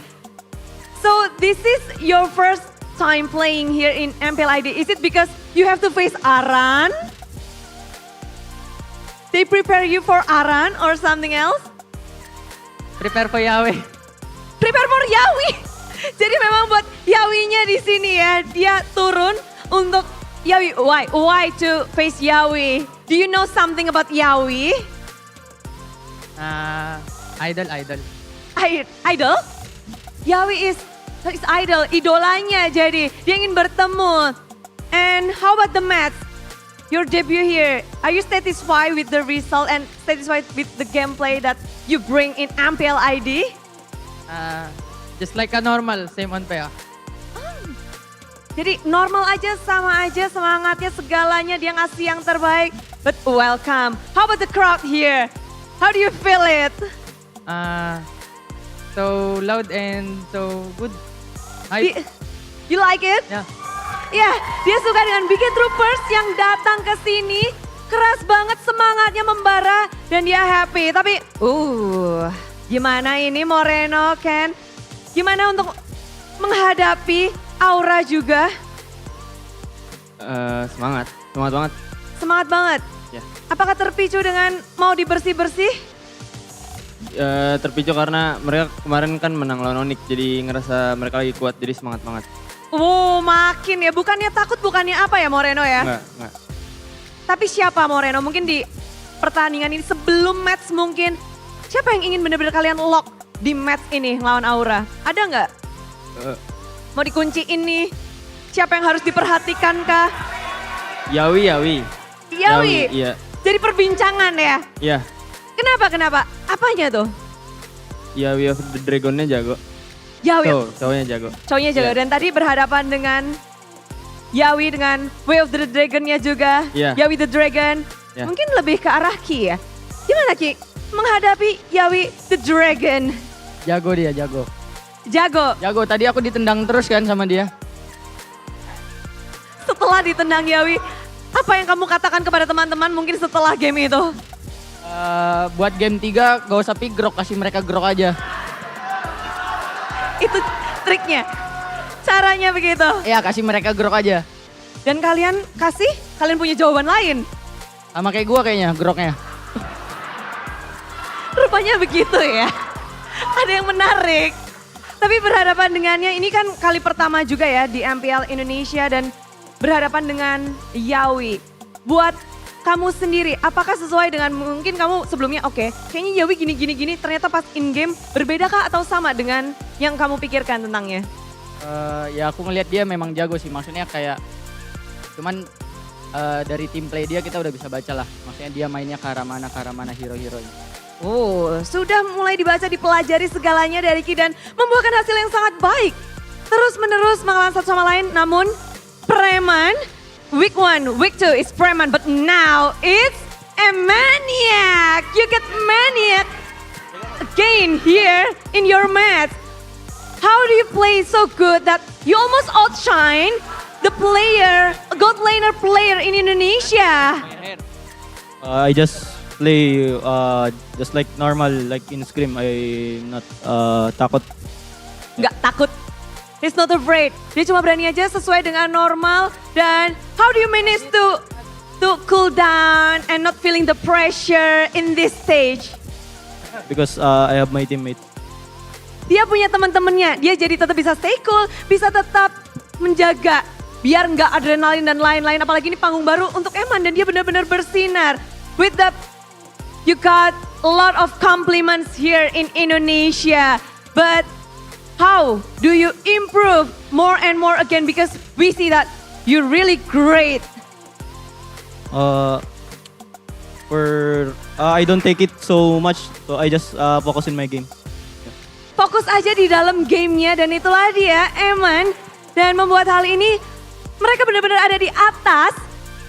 Kita ngelihat dari Super Ken mungkin ya dan Ki nanti juga bisa jawab dan Moreno. Next match kalian melawan tim RRQ. Ini historinya panjang banget.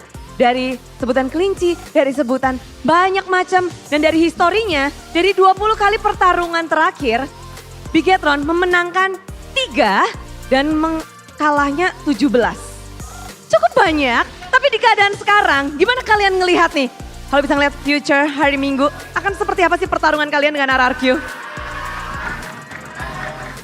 Bakal lebih seru lah dari yang kemarin-kemarin yang kita jarang menang. Season awal kan Bigetron jarang menang. Pokoknya match-nya bakal lebih seru aja. Makin lebih seru.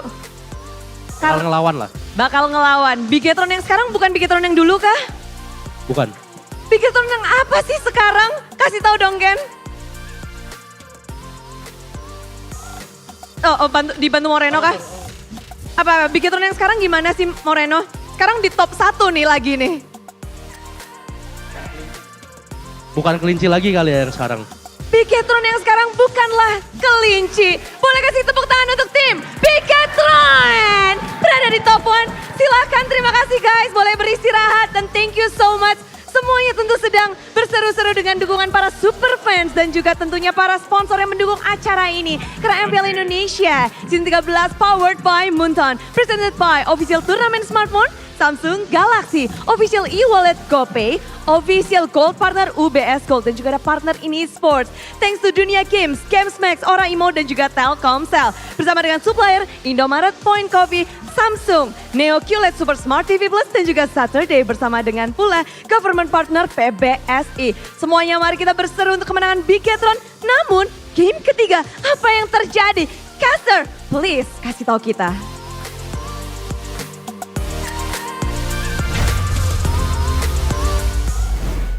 Congratulations once again for that win, Bigetron Alpha, and that puts you at 15 wins compared to 7. What? Can you say that again? Just one more time. How many wins over 7? So Aura won 7 and BTR won? 15. Oh, 15. Okay. Okay, just, you know, stats. 3-0 RQ. Anyways, RQ and Evos will be going up next, ladies and gentlemen. Let's go. Arashi seems hyped. I don't know if he wants to be hyped. I don't know if I'm hyped or nervous. Why? Because I'm a Natco believer. Natco. What? He didn't play that well yesterday, but he's Nah, facts dude. in Nah. the interview. Remember what he said? Skylar's good, but I'm better. I like that confidence. I like that, yo, he has personality. He's a pro player in Indo with personality. When do we usually get that? Sabar, wait. Oh, you're right. I'm sorry, wait. Eman. Eman says wait. We gotta congratulate him for the POTM first, ladies and gentlemen. Eman. Seriously, do we need to congratulate him? No. Yeah, this guy We're didn't used to perform it? as good as the best gold laner in Indo, which is week 1 Eman. Oh yeah, you're right. So, do we need to congratulate week 3 Eman What? for being... Your GPM only 925? He's not even game 1 Eman! What are we celebrating mediocrity? Come on, Eman. Bro, come on. It's 1,000 for you, okay? That's the standard, Mr. Gold Standard. We're not gonna give him any more credit until he gets a 1,000 GPM. That's official. Present to you the Deal. Samsung Galaxy Series, but official gold partner presents you the player of the match highlights UBS Gold. Where you can see that early on, this is that moment where they were already winning, but Aura was like, hey, now that I'm still active, we can get some more here. Big mistake against all the AoE, especially with the Paquito. The Paquito hitbox on the skills is increased. That's a lot of AoE in that fight where, you know, it's just a choke point. And this is that moment here. He flickers out. I think a tower shot was trailing him and he comes back to try and kind of outplay it. But man, that was unfortunate. And that just set the tone. With 3 kills, Bigetron just kept going at it. and they're the players on the side of Aura. Only Yawi can really escape that reliably, and even he got taken out due to just how much damage is available. Playing really well, man. Always playing it kind of like an assassin. Just similarly to the build he went for, full damage, he goes in towards the end. And Man's dealing a whole lot of damage. And yes, you might say maybe just KSing, but it's securing these kills when they are mostly out of range, right? Or when they've already depleted their resources. So he was playing more of an assassin, the executor. I like that. And honestly, for Lord JM, I like how like early on he was making outplays happen and he was trying to maintain his advantage. Whoa, hang on. Saturdays! Cool guy break. Just like that, we have a small interlude. But yes, I really enjoyed how I think it's really amazing how he is maintaining his lead, controlling everything. But on the big moments, like when they're going for the Lord, like when he's going for Kabuki in the back line, he has no issue at all trading his life in. So he knows when to play selfish, but he knows when his life is expendable for the greater good. I need stats What stats? to show me what's the shortest game time. It's one of the shortest game times. 11, Yes. 33, 10 We've and never 3. had a 10-minute game yet, right? Have we? No, I don't think so. I think 11 is this the quickest one? I don't know if it's the quickest, but No, I don't think so. it's in the 11th. Because I remember the quickest was in the 11th, I think. But I'll fact check that again. But this was a steamroll for Bigetron Alpha. I didn't even realize it was 11-minute game. That was so quick. Oh, it's very quick and very high tempo. Once Bigetron Alpha knew that they have full control, they just went at it. And with the slows, with the utility, with the Astral Echo and the rolling Baxia, the 100% Baxia in the hands of Ken, you can't really get away from the chase of Bigetron Alpha.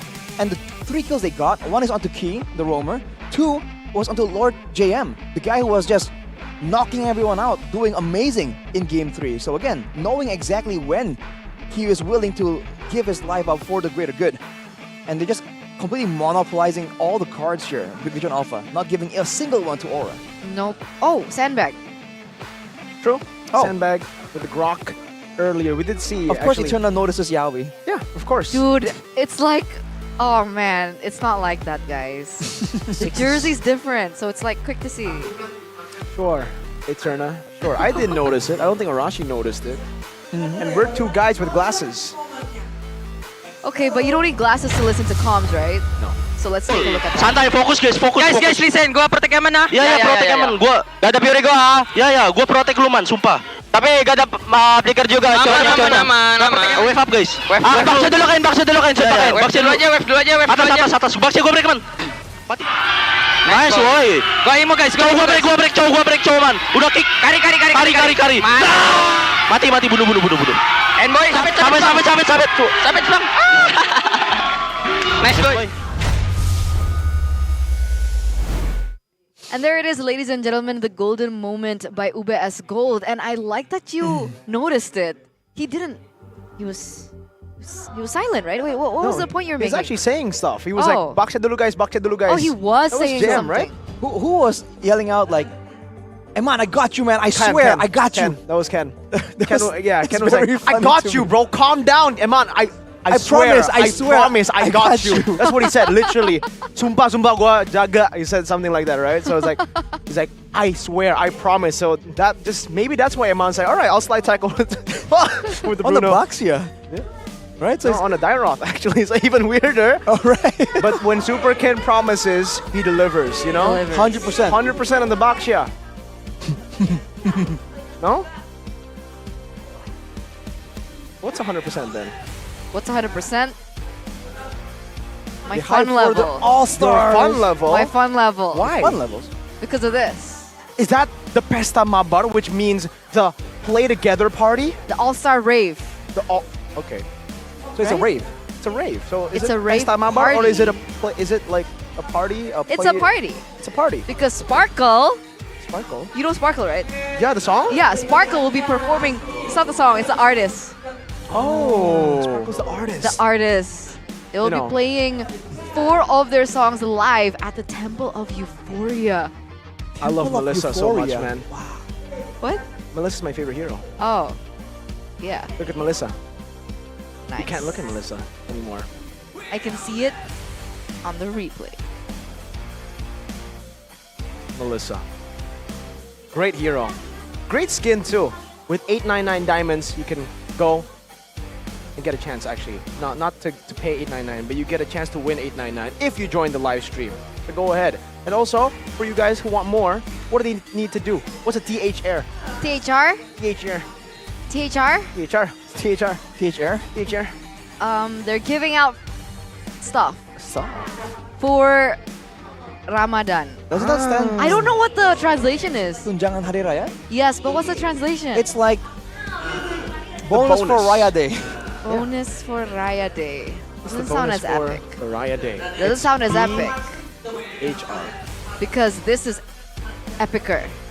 Epicer. You get hundreds of free stuff. 100? Hundreds, not Hundreds. 100. So Hundreds. 200, 300, 400. Until below 1,000. So 100. So and one, 999. all the way to 999. Yes. Hundreds. Hundreds. That's what it Hundreds. means, ladies and gentlemen. You Hundreds, guys. Arashi. What if you say 10 Yeah. hundreds?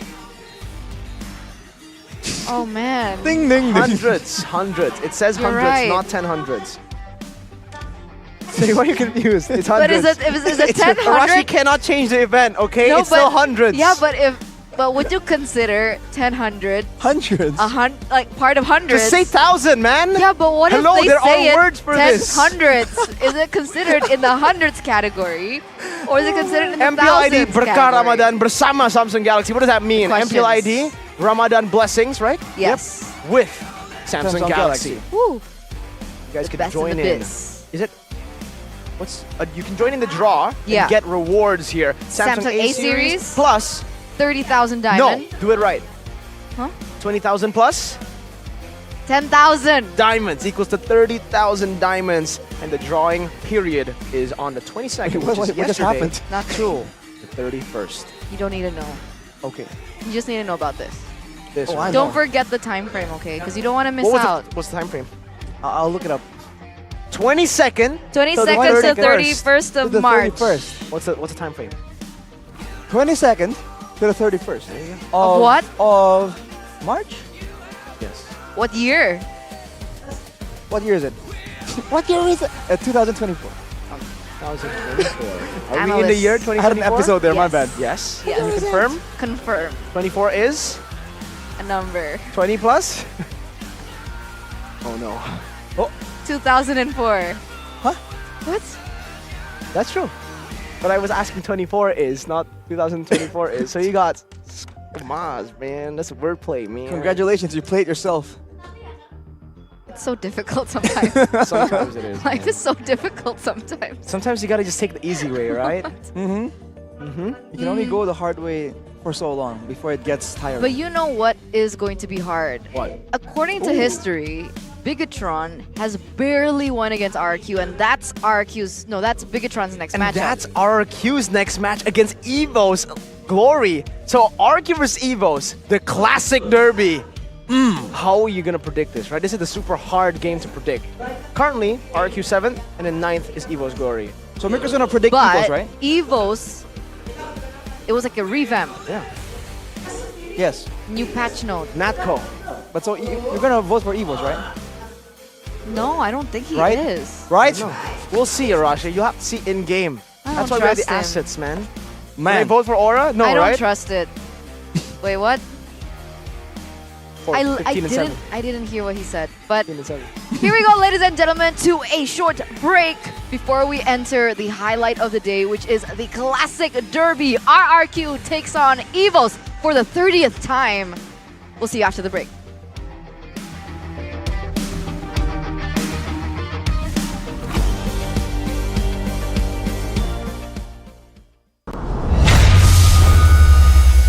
Welcome to MPL Indonesia Season 13.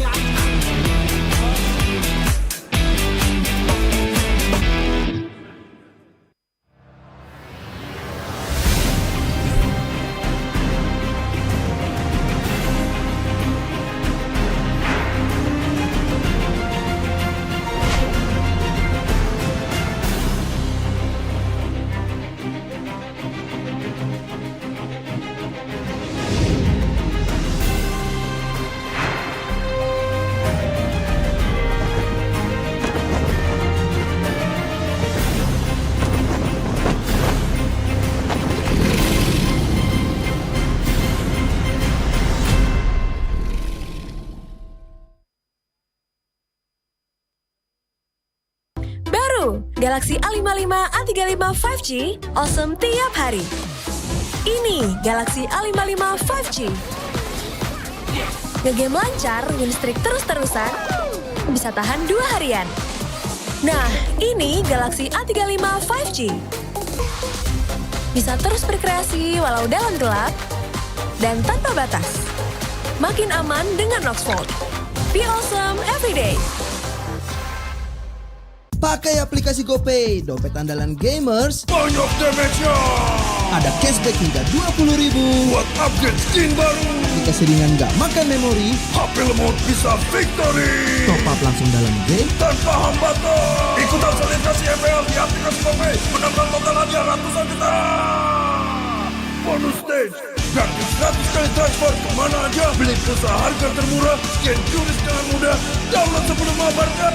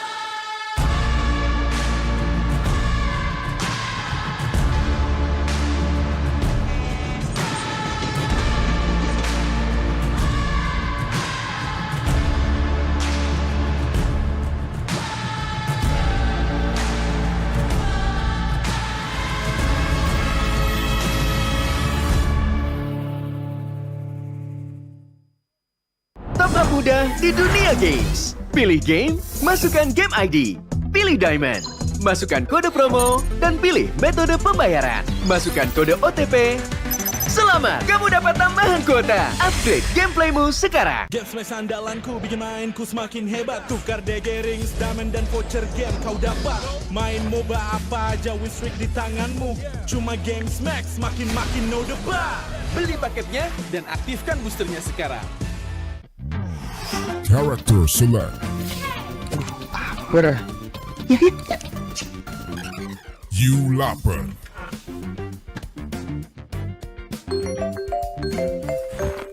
Stop! Pakai klik Indomaret, belanja 1 jam sampai dan gratis ongkir loh. Wah, belanja online kayak belanja di toko Indomaret. You kenyang, siap main lagi. Let's go! Belanja online seperti di toko.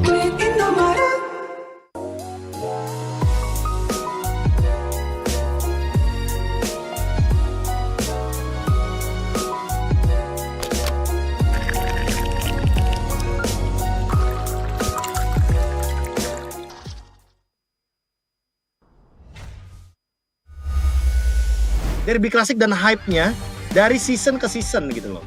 Nah, kita lihat dari historinya dulu teman-teman. Jadi per tanggal 21 Januari 2018 di season yang pertama kita bisa melihat bagaimana best of 2 series dari RRQ versus Evos guys. Dan di sini gue juga sudah menyimpulkan ya kan dari segi grafik yang menang siapa dan pembedaannya atau perbedaannya dari meta dari season ke season. Nah, gue bakal nyimpulin meta season 1 sampai dengan season yang ketiga, season 4 sampai dengan season yang ke-6, terus season 7 sampai dengan season yang ke-10, baru nanti season 11, 12, dan nanti season 13 guys. Oke? Kita mulai dari season yang pertama guys. Jadi season yang pertama ini kalau misalkan kita ngomongin sejarah ya, sejarah lagi, emang Derby Classic ini nggak bisa lepas dari dulu zamannya Lemon main, Instinct, Tuturu, ada Laila soalnya teman-teman. Terus kalau misalkan dari Evos itu teman-teman mungkin masih ingat ya, ada Just No Limit, terus juga dulu ada Kenir, ya kan? Ada Donkey juga. Oh ini kayaknya orang-orang lama harusnya masih pada inget gitu loh, nickname pemain-pemain sepuh-sepuhnya RRQ dan juga Evos gitu loh. Dulu ini adalah Harley-nya Instinct bang, betul sekali. Ini Harley-nya Instinct, terus dulu kan masih meta Zask, Chow, ini Chow juga dipakai sama Barir, ya kan? Ini juga dimenangkan sama RRQ di game pertama, guys. Nah, dulu itu mid laner itu yang laris tuh Cyclops Harley, guys. Bayangin, zaman season 1 yang laris itu adalah hero-hero seperti Harley dan juga Cyclops. Coba siapa di sini adik-adik yang suka dulu main Cyclops Harley ya, langsung absen aja. Karena ya ini eranya dulu pernah gitu loh berjaya. Waktu kalian mungkin masih awal-awal main Mobile Legends Bang-Bang, season yang pertama juga. Terus di game yang kedua, ternyata RRQ masih menang guys. Jadi kesimpulan dari MPL season yang pertama ini, pertemuan RRQ versus Evos ini regular seasonnya dimenangkan oleh RRQ. Karena dulu di season yang pertama pertemuannya cuma 1 kali guys. Terus dulu sempat ada Saber juga. Wah ini emang Layla nih hero-nya tuh turu banget ya. Dan Saber sempat dipick juga sama RRQ. Dan dulu sempat ada meta 2 assassin seperti ini guys. Mungkin buat teman-teman yang sekarang ngelihatnya, Bang sekarang kan metanya jungler tank ya. Emang kalau sekarang, kalau dulu metanya beda guys. Dulu tuh metanya 2 assassin bisa digunakan. Kalian mungkin gak bakal kaget ngelihat Karina sama Saber satu tim. Atau Hayabusa sama Karina satu tim. Tapi biasanya emang rata-rata kalau dulu tuh Hayabusa Karina masih laris guys. Karena minimal pembagian buffnya tuh masih nggak kayak sekarang. Kalau sekarang kan kalau misalkan nggak pegang retri dapetin buff rugi, soalnya XP-nya nggak bener-bener dapetin bonus gitu loh, dan goldnya juga nggak setara sama pemegang retribution. Grok dari dulu emang laris guys. Nah kira-kira guys di season 13 ini, di derby klasik season 13 ini bakal ada Grok nggak ya nanti ya? Karena gua rasa harusnya Grok masih laris sih. Tadi buktinya Yawi aja pakai gitu loh Grok. Dan kalau misalkan kita melihat dari derby klasik sebelum season 13 ini, harusnya Grok tetap bakal menjadi salah satu prioritas pick juga gitu loh dari si 2 tim yang fenomenal ini yang sangat-sangat ramai sekali diperbincangkan. Nah, kita beralih sedikit teman-teman ke season yang kedua. Di mana di season yang kedua kali ini juga kalau teman-teman lihat ada drafting phase-nya di mana teman-teman dari RRQ itu munculin Kagura ya. Kita udah tahu lah teman-teman dulu RRQ Kagura siapa sih yang kalau misalkan paling jago, the legendary Kagura kalau bukan Lemon. Dan bahkan kalau dulu tuh zamannya Martis sama Lancelot guys. Nah ini yang paling unik. Dulu season 2 gue inget banget yang namanya derby klasik itu pasti rebutan 3 hero. Rebutan Lancelot, Martis sama Gusion.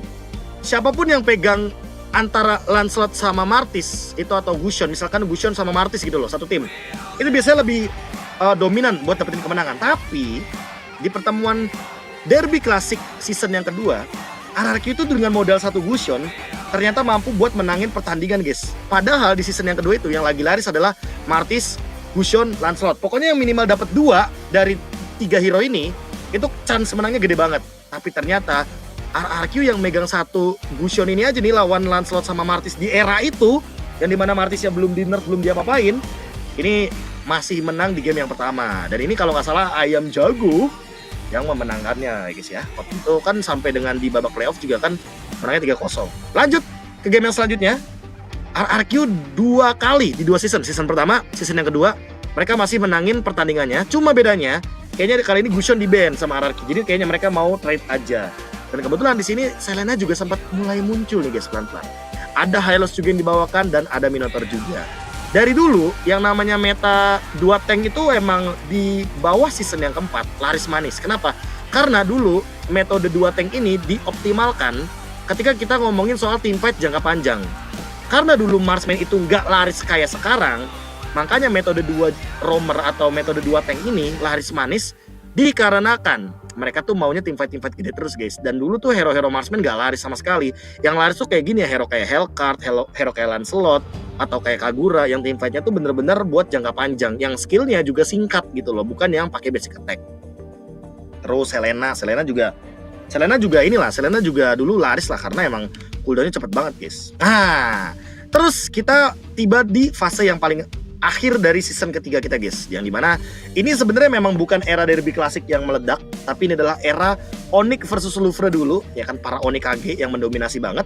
Dan di season yang ketiga sekalipun, game pertama dari derby klasik juga masih dimenangkan oleh teman-teman RRQ dengan draft Gusion, Leomord, Kimi, terus ada Minotaur, dan ada Kaja juga teman-teman. Sementara dari Evos, mereka membawakan Hayabusa, Kagura, Cloud, ada Beleric, dan juga ada Grok. Dulu ini Evos tuh zamannya Jiao ya teman-teman ya, dan RRQ ini H-1. Kenapa gue bilang H-1? H-1 season sebelum adanya Bangsin. Jadi Kiminya di sini bukan yang dimainin Bangsin teman-teman, bukan yang retri, belum soalnya belum sampai sana teman-teman. Untuk game yang kedua, teman-teman masih lihat hero-hero kayak Alice, Harley, Leomord, Selena. Ini juga mulai jadi variasi hero, dan masih di musim yang ketiga RRQ memenangkan derby klasiknya.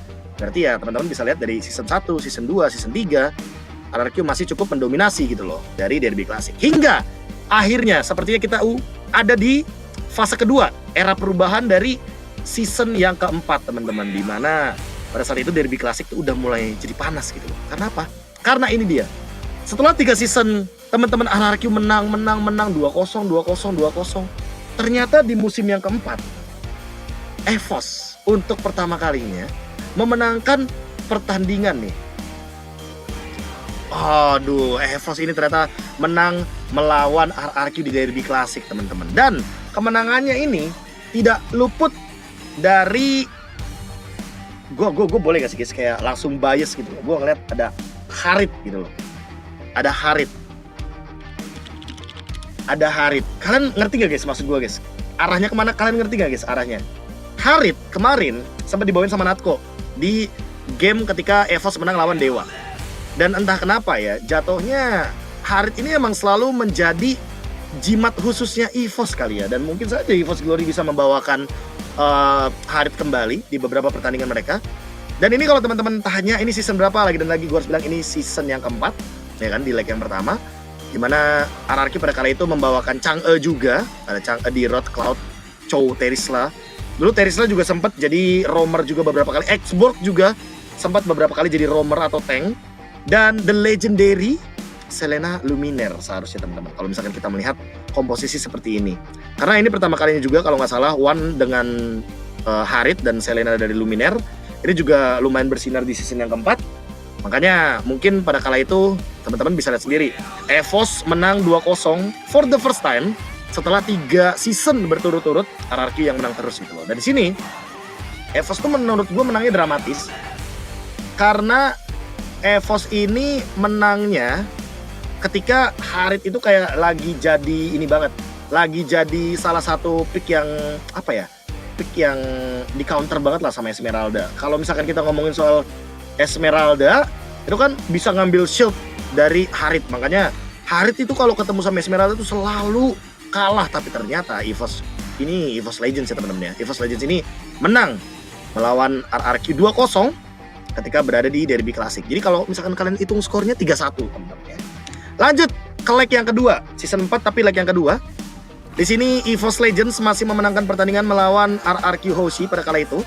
Dan kemenangan ini juga tidak luput lagi dan lagi dari Selena Luminer. Ya emang kalau kita ngomongin soal the legendary Selena ya, emang kita nggak bisa lepas dari sosok Luminer tersebut. Dan di game yang kedua, bedanya di game yang kedua RRQ mengembalikan keadaan dengan skor 1 sama. Draftnya juga di sini nggak beda jauh, mereka membawakan Masya, cuma bedanya kalau dibandingkan dengan game yang pertama, mereka cuma membawa Masya dan juga Terisla untuk draft yang sama gitu loh. Dan di sini Evos tuh udah mulai munculin meta-meta healer gitu loh. Yang dimana ketika teman-teman lihat nih, kilas balik ya season 4 misalkan, season 4 leg 1, itu nggak ada hero healer sama sekali. Ya mungkin Lolita lah, tapi Lolita dulu tuh hero tank gitu loh, bukan hero support. Sementara ketika Lolita sudah di revamp di mungkin season 10 kali ini ya, dia jatuhnya support gitu loh teman-teman. Dan dibandingkan dengan Rafaela nih ya kan, Rafaela yang muncul untuk akhirnya menambahkan power spike lagi untuk hero-hero healer, tapi ternyata kenyataannya di sini Evos Legends masih belum bisa gitu loh buat mendapatkan poin secara maksimal. Dan kalau kita lihat dari hasil akhirnya memang di leg yang kedua Evos Legends memenangkan pertandingan juga dengan skor 2-1. Jadi pertemuan mereka 3-2 secara total. Wah, ini yang menarik nih. Coba ya, bocil ngitung ya. Bocil ngitung tolong dicatat ya. Bocil ngitung tolong dicatat. Dan oke. Sebelum kita ke season yang kelima teman-teman, sepertinya ada satu request dari Bapak produser ya, yang ingin memperlihatkan pertandingan lama kita, yang dimana mungkin ini bisa menjadi salah satu kilas balik juga untuk teman-teman semuanya. Kita bakal geser sejenak, ya kan? Dimana kita akan melihat sedikit gambaran dulu ya, meta waktu mungkin kita tuh ada di era M1 juga teman-teman. Karena kan abis M4, abis M4 season yang keempat, kenapa M4? Ini teman-teman mungkin sedikit disuguhkan ya dengan pertandingan-pertandingan yang seperti ini gitu loh. Pertandingan-pertandingan yang dimana metanya dulu mid laner itu masih benar-benar ya dia mainin buff tanpa retribution juga bisa dijalankan. Terus ada metode 2 tank. Metode 2 tank ini juga membuat kita agak-agak sedikit bernostalgia ya dengan berarti 2 inisiator gitu loh. Kita bisa lihat kayak Kaja Lolita atau bahkan Kaja Akai, atau nanti kita ngeliat Grok Chow. Dan XP lanernya dulu kayak gini guys, dulu tuh mainnya Masha, Xborg. Makanya nggak heran sih, Xborg sampai sekarang juga harusnya masih menjadi salah satu opsi juga gitu loh. Waktu dari zaman MPL season yang keempat, sampai kita lari ke M1 juga. Kayak gini dulu, bener-bener mainnya tuh 2-2-1, formasinya selalu seperti itu teman-teman. Formasinya 2-2-1 gitu loh. Tuh. Formasi fight-nya kayak gini, terus mereka bakal tetap 4-man move, makanya dari dulu juga teman-teman bakal nggak bakal heran gitu loh sama gerakan-gerakan kayak gini. 4 ketemu 4, 1 ketemu 1. Ini dibilangnya far lane atau lane jauh, dan perangnya tuh selalu di turtle. Makanya gameplay yang sekarang tuh emang lebih modern. Tapi kalau kita kilas balik ke zaman dulu ya teman-teman ya, emang gameplay kayak gini tuh agak-agak sedikit ngangenin aja gitu loh. Dimana kita ngelihat team fight-nya itu yang bener-bener 4 ketemu 4 karena formasinya kan 2-2-1 gitu loh. Formasinya jalannya yang tank satunya sama carry yang satu ya kan, yang tank satunya megangin carry yang satunya lagi gitu. Seperti itu teman-teman ya. Oh, dulu tuh meta-meta kayak gini, meta yang paling laris loh guys, dan yang paling efisien ya dibawakan sama tim-tim seperti RRQ dan juga Evos. Di puncak tertinggi pada saat gelaran M1 World Championship ya, metode 2 tank ini yang paling laris gitu loh. Yang satu buat cover, yang satu buat inisiator, atau yang dua-duanya buat cover juga oke gitu. Teman-teman bisa lihat sendiri, mainnya tuh selalu nempel begitu ya kan, 4 lawan 4, yang satunya biarin 1v1 gitu kan. Di sini solo kill ya kalau salah ya, kayak kan solo kill aura. Terus dia bawa rival, jadi makanya bisa langsung hadir gitu loh si auranya di team fight. Nah kayak gini guys fightnya tuh. Jadi yang penting carry-nya nggak mati. Nah itu tuh. Dulu kayak gitu mainnya. Ya sekarang kan tetap sih ada pertukarannya. Cuma kan roamernya 1 gitu loh. Dan karena roamernya cuma 1, makanya kayak jadinya mungkin ya targetingnya agak-agak jadi berbeda gitu loh. Dan sekarang kalau roamer mati nggak masalah guys. Kalau dulu satu tank mati kita nggak bisa team fight. Karena biasanya kalau tankernya mati 1, itu rata-rata setupnya bakal kurang. Karena kan inisiatornya harusnya 2. Rival juga masih kepake banget, Be. Nah, tapi tergantung Yona, hero-nya apa dulu. Kalau misalkan kita ngomongin soal kayak hero-hero kayak Sun, ya mungkin Rival masih bisa dibawakan. Cuma kalau misalkan buat hero kayak Xborg di patch yang sekarang ya, di patch yang sekarang yang udah lebih modern, kayaknya Flicker juga lebih oke sih harusnya. Apalagi kalau kita ngomongin soal Flicker dan engage ke belakang, ke gold laner itu kan udah pasti bakal lebih efisien kan, harusnya. Zaman belum adu retri. Ya, dulu zamannya setup soalnya. Adu setup. Dulu pokoknya adu setup. Siapa yang setupnya lebih bagus dan siapa yang berani untuk ngelakuin pick off duluan, biasanya mereka bakal lebih bisa untuk mengeksekusi gamenya gitu loh. Soalnya Retribution itu kan mulai laris di season yang kelima kan, kalau teman-teman mungkin mau ingat-ingat sedikit gitu loh.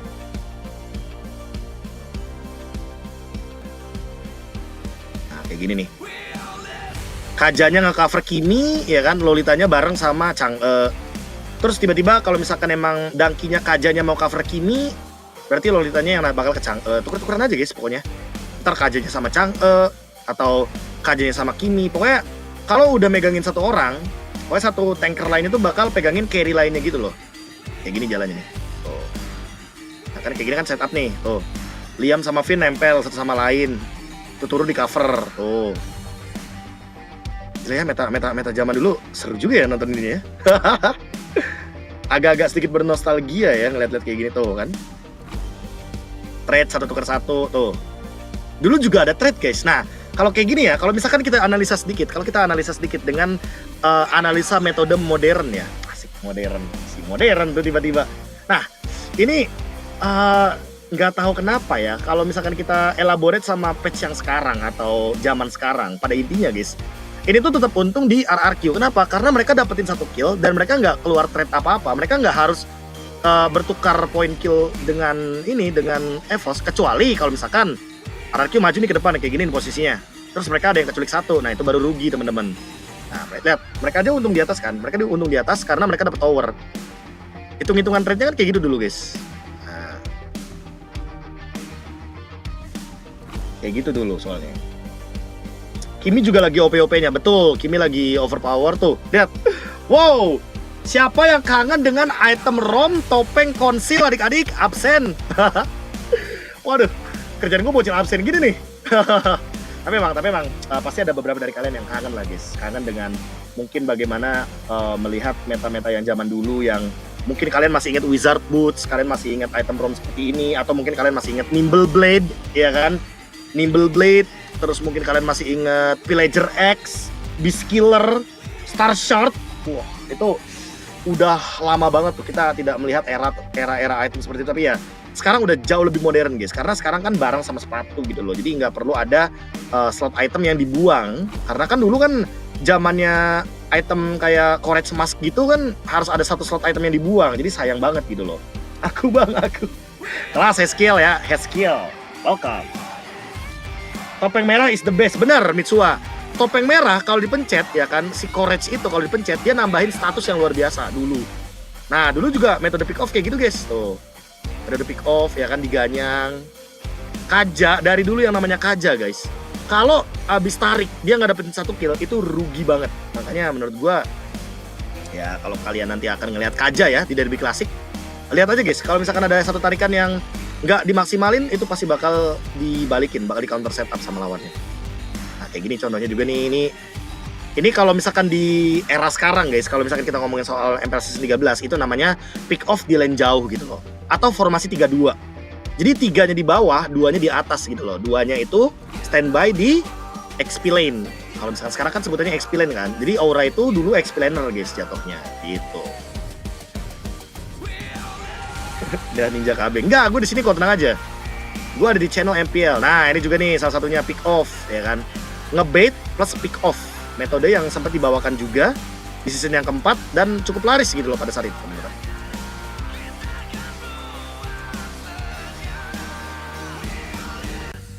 Nah kayak gini, zoning. Jadi mereka dulu bedanya sama sekarang guys. Coba bedain sama mungkin dari klasik yang nanti akan dijalankan.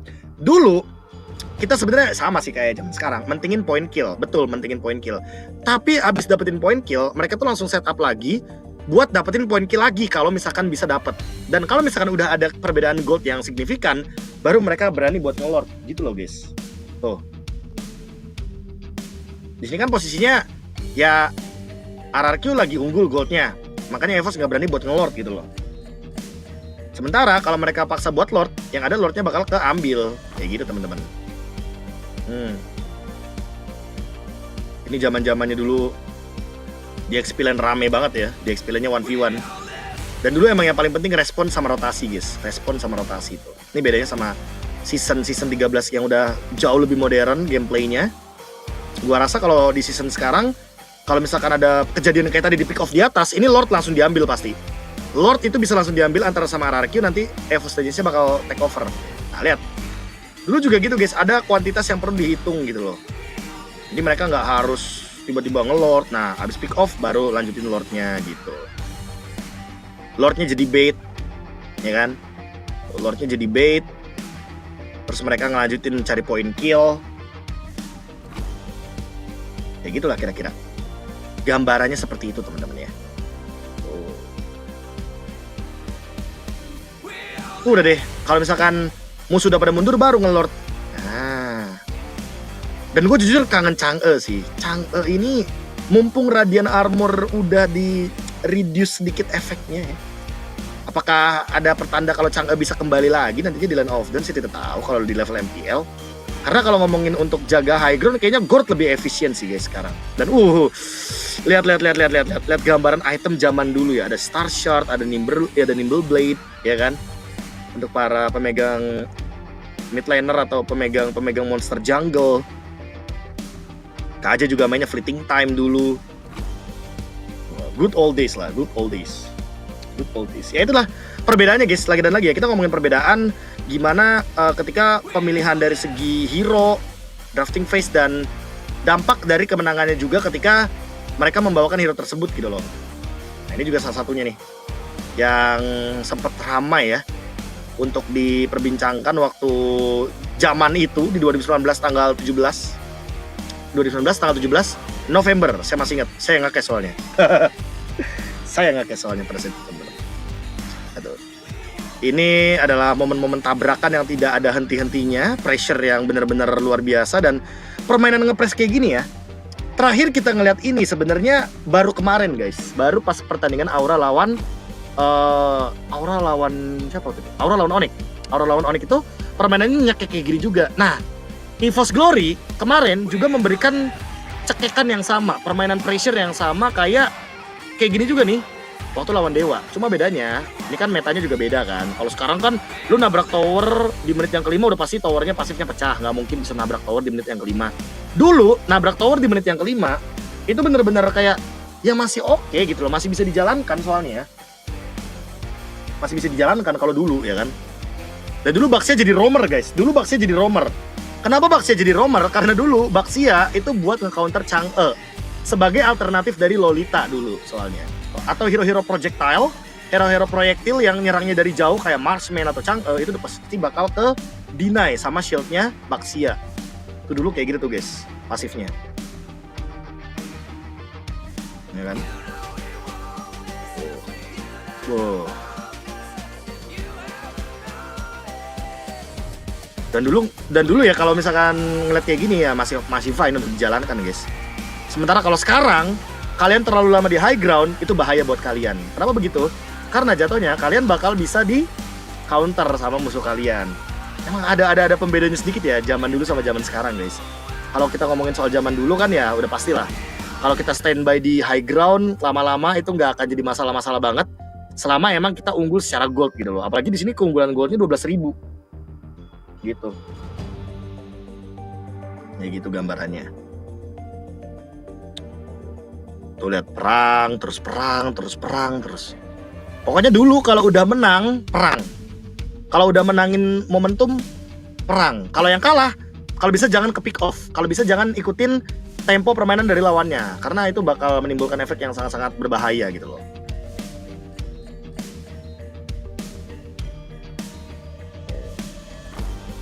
Dulu kayak gitulah gambarannya ya teman-teman ya.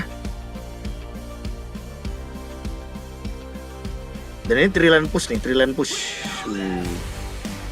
Triland push, ya kan tuh Baxianya nutupin ultimate Chang'e. Blazing Duet, Rifle, ternyata nggak cukup, semua damage-nya masuk dan ada kata-kata legendary itu dulu ya. Evos Legend become a legend, tapi itu zaman dulu guys. Kita kembali lagi ke masa kini, ya kan? Kita kembali lagi ke masa kini, dimana lagi-lagi kita harus berbicara soal season yang kelima. Dimana meta sudah silih berganti ya. Dimana sudah silih berganti pelan-pelan ke season yang kelima. Dimana season kelima ini mulai muncul lagi nih perlawanan dari RRQ guys, ya kan. Season 4 kita lihat oke, RRQ nggak menang sama sekali secara match, tapi di season yang kelima sudah mulai ada perlawanan dan bahkan 2-0. Dan di sini udah mulai laris nih meta Carmilla, ya kan. Carmilla dengan satu single target hero. Nah, ini bakal rame dari season yang kelima sampai dengan season yang ketujuh dan akan ada elaborasinya. Kenapa? Karena dulu tuh season ketujuh gue inget banget Carmilla Granger itu laris banget karena Granger yang penetnya tinggi, damage-nya besar juga, itu walaupun single target bisa jadi area of effect gara-gara Carmilla. Makanya kalian mungkin jangan heran gitu loh kalau season yang kelima ini kalian bakal ngeliat banyaknya Cecilian Carmilla atau bahkan Carmilla dan juga Granger atau Carmilla Kari. Ya ini zaman-zaman season yang kelima ini sebenarnya zaman-zaman dimana kita udah mulai transisi pelan-pelan nih dari meta 2 tank ke meta 1 tank 1 support. Contohnya apa? Contohnya supportnya ini ada di Faramis yang dibawakan sama RRQ. Di sini RRQ juga menang teman-teman. Secara regular season berarti kita melihat ada kemenangan 4-2. Evos menang 2 kali secara regular season, ya kan? Dan leg yang kedua untuk season yang kelima, RRQ di sini dikalahkan di game yang pertama dan ini meta Cecilian Carmilla yang gue bilang tadi. Meta Cecilian Carmilla dan ini juga meta late game yang dibawakan sama Evos gitu loh. Evos juga sempat membawakan metode late game yaitu Cecilian Carmilla, Cecilian dan juga Link. Karena pada saat itu Link Cecilian ini lumayan ya, bisa dibilang laris mungkin untuk di gelaran MPL Indonesia season yang kelima dan Cecilian membawa kemenangan untuk Evos di leg yang kedua sehingga skornya jadi 4-3 ya, 4-3 untuk di regular season. Lanjut ke season yang ke-6 untuk leg yang pertama, RRQ menang melawan Evos di game yang pertama. Begitu juga dengan di game yang kedua. Nah, ini juga di season yang ke-6 nih kayak udah mulai banyak banget hero-hero area of effect yang berkeliaran. Beda sama season yang keempat. Nah, kita lihat season yang keempat guys. Tadi season yang keempat, rata-rata hero-nya masih single target. Untuk area of effect-nya nggak terlalu banyak. Tapi pas season yang ke-6, ini season ke-6 ini udah mulai laris nih. hero-hero area of effect. Ada Gatot lah, ada Luoi lah. Dan bahkan Gatot Luoi-nya menang gitu loh di leg yang pertama, ya kan? Ada 7-3 secara skor. Lanjut ke leg yang kedua. Ini leg yang kedua, Evos yang menang. Di game yang kedua RRQ yang menang, dan di game yang ketiga RRQ yang menang. Jadi 8-3 teman-teman secara regular season ya. Dan ini Popol Kupa juga menarik perhatian kita juga dengan metode pemegang retribution, dan ditambah lagi ada Mia yang dibawakan. Jadi metode 2 marksman ya. Metode 2 marksman itu sempat laris di beberapa season. Season yang ke-7 sempat laris, season yang ke-8 sempat laris juga ya kan. Ini meta silih berganti guys, dan mulai dari meta season yang ke-5 sampai season yang ke-7 pemegang retribution mulai laris. Link, Hellcard ya kan, itu udah mulai muncul pelan-pelan gitu loh untuk pemegang retribution. Makanya dulu sempat ada metode jungler. Nah jangan kaget tuh guys. Di season yang ke-7 Evos bawa Sylvana. Gue suka banget nih hero Sylvana, by the way, fun fact. Dan untuk hero-hero lainnya Benedetta ya kan sempat muncul juga untuk teman-teman dari RRQ. Dan pada saat itu emang season yang ke-7 ini lagi laris-larisnya One Clover teman-teman kalau inget ya. One Clover dengan hero powernya yang di-ban berkali-kali juga, dan membuat kali ini Evos menang. Jadi perbandingannya 8-4 teman-teman ya. 8-4 di season yang ke-7.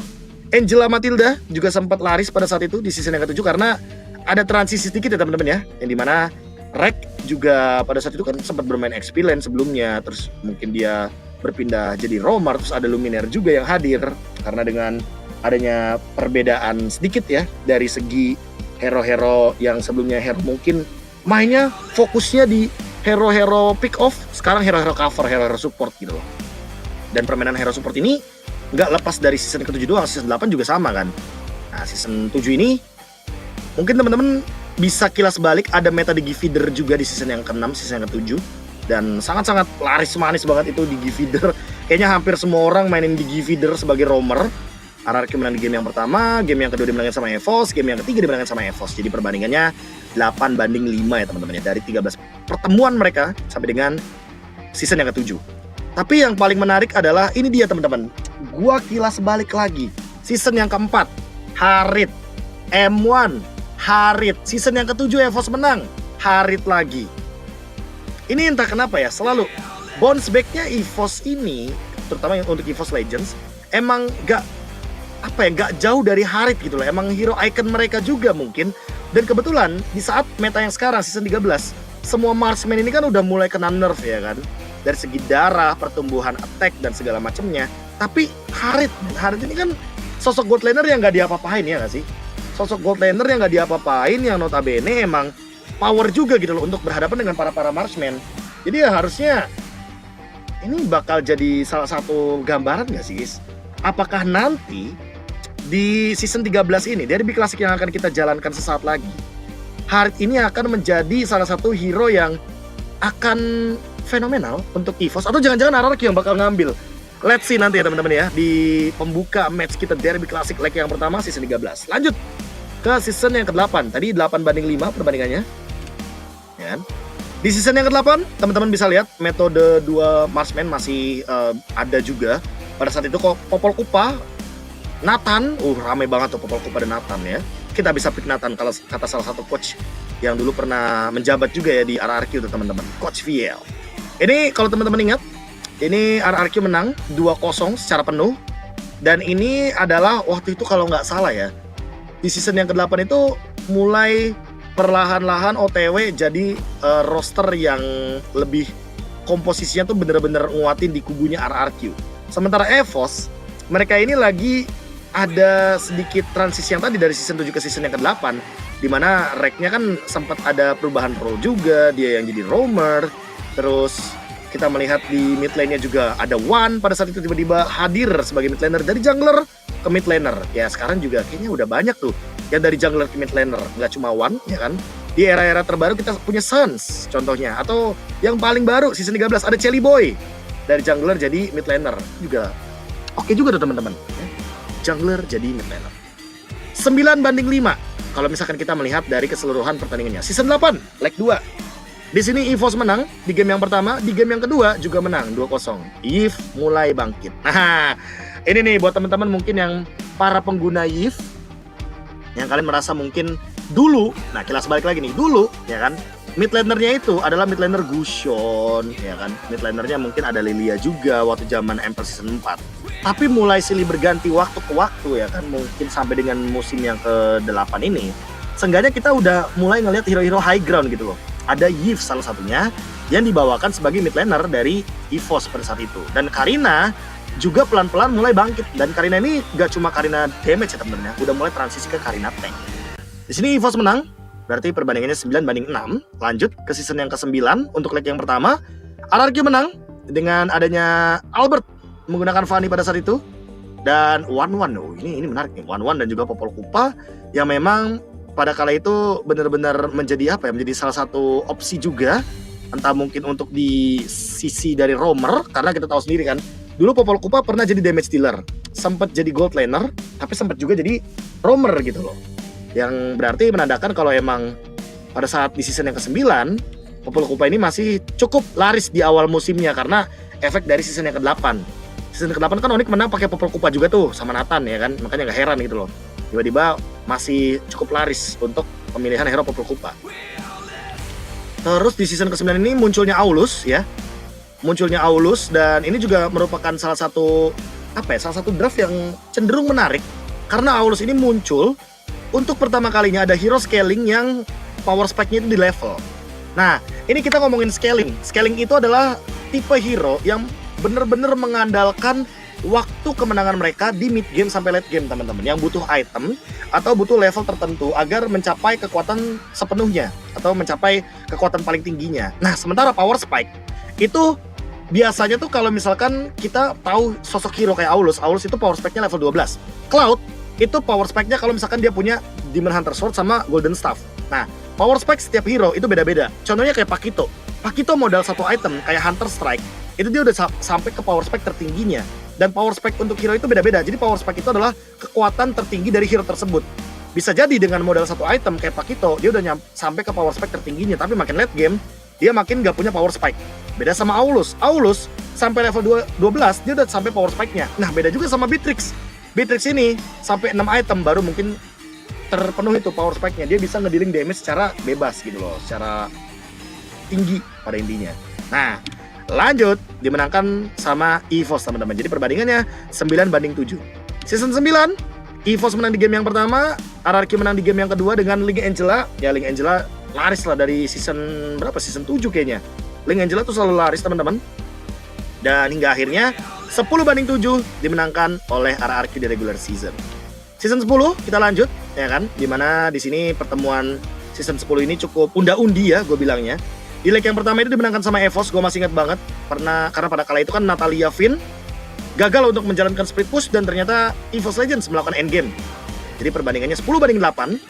Terus di season yang ke-10 leg yang kedua, pembalasan dendam dari RRQ membuat Evos Legends untuk pertama kalinya tidak lolos ke babak playoff dengan 2-0. 11-8. Tapi gak cuma sampai itu teman-teman. Kemenangannya Evos pertama kali di MPL season 4 Harit, ya kan? M1 menang gara-gara Harit. Season 7 Harit lagi. Season 10 Evos Legends juga gak lolos playoff karena bawa Harit juga. Gak cuma Harit sih guys, emang kayaknya Evos Legends ini bener-bener ikonik banget sama Haritnya guys. Makanya gak heran sih, skin faktanya kan ada di Harit gitu loh. Skin M1 Evos Legends. Lanjut ke season yang ke-11 teman-teman. Evos Legends menang di game yang pertama, dibalas sama RRQ di game yang kedua. Ini udah meta tank jungler, udah meta yang bener-bener lebih, gue bilangnya lebih modern lah ya. Dan dimenangkan oleh RRQ. Jadi perbandingannya kayak yang gue bilang tadi kan 11-8 kalau nggak salah. Sekarang jadi 12-8. Lanjut ke seasonnya 11 untuk leg yang kedua. Di sini Evos Legends kebetulan dikalahkan kembali dengan skor 2-1. Dan ini perbandingannya menjadi lebih unik ya, karena perbandingannya jadi 13-8 gitu. Dan RRQ selalu lebih diunggulkan ketika kita berbicara regular season. Regular season ya teman-teman ya. Yuzong tuh laris banget, Yuzong dulu, Digi Beatrix untuk pressure di early game. Kalau dulu kan kita kenalnya enggak, sekarang kita kenalnya Bruno sama Digi. Kalau dulu ya Digi Beatrix mainnya sniper. Kak itu yang sekarang. Ya sebenarnya enggak sekarang banget sih. Dulu sih tetap season 11 gue bilang dulu karena udah lewat.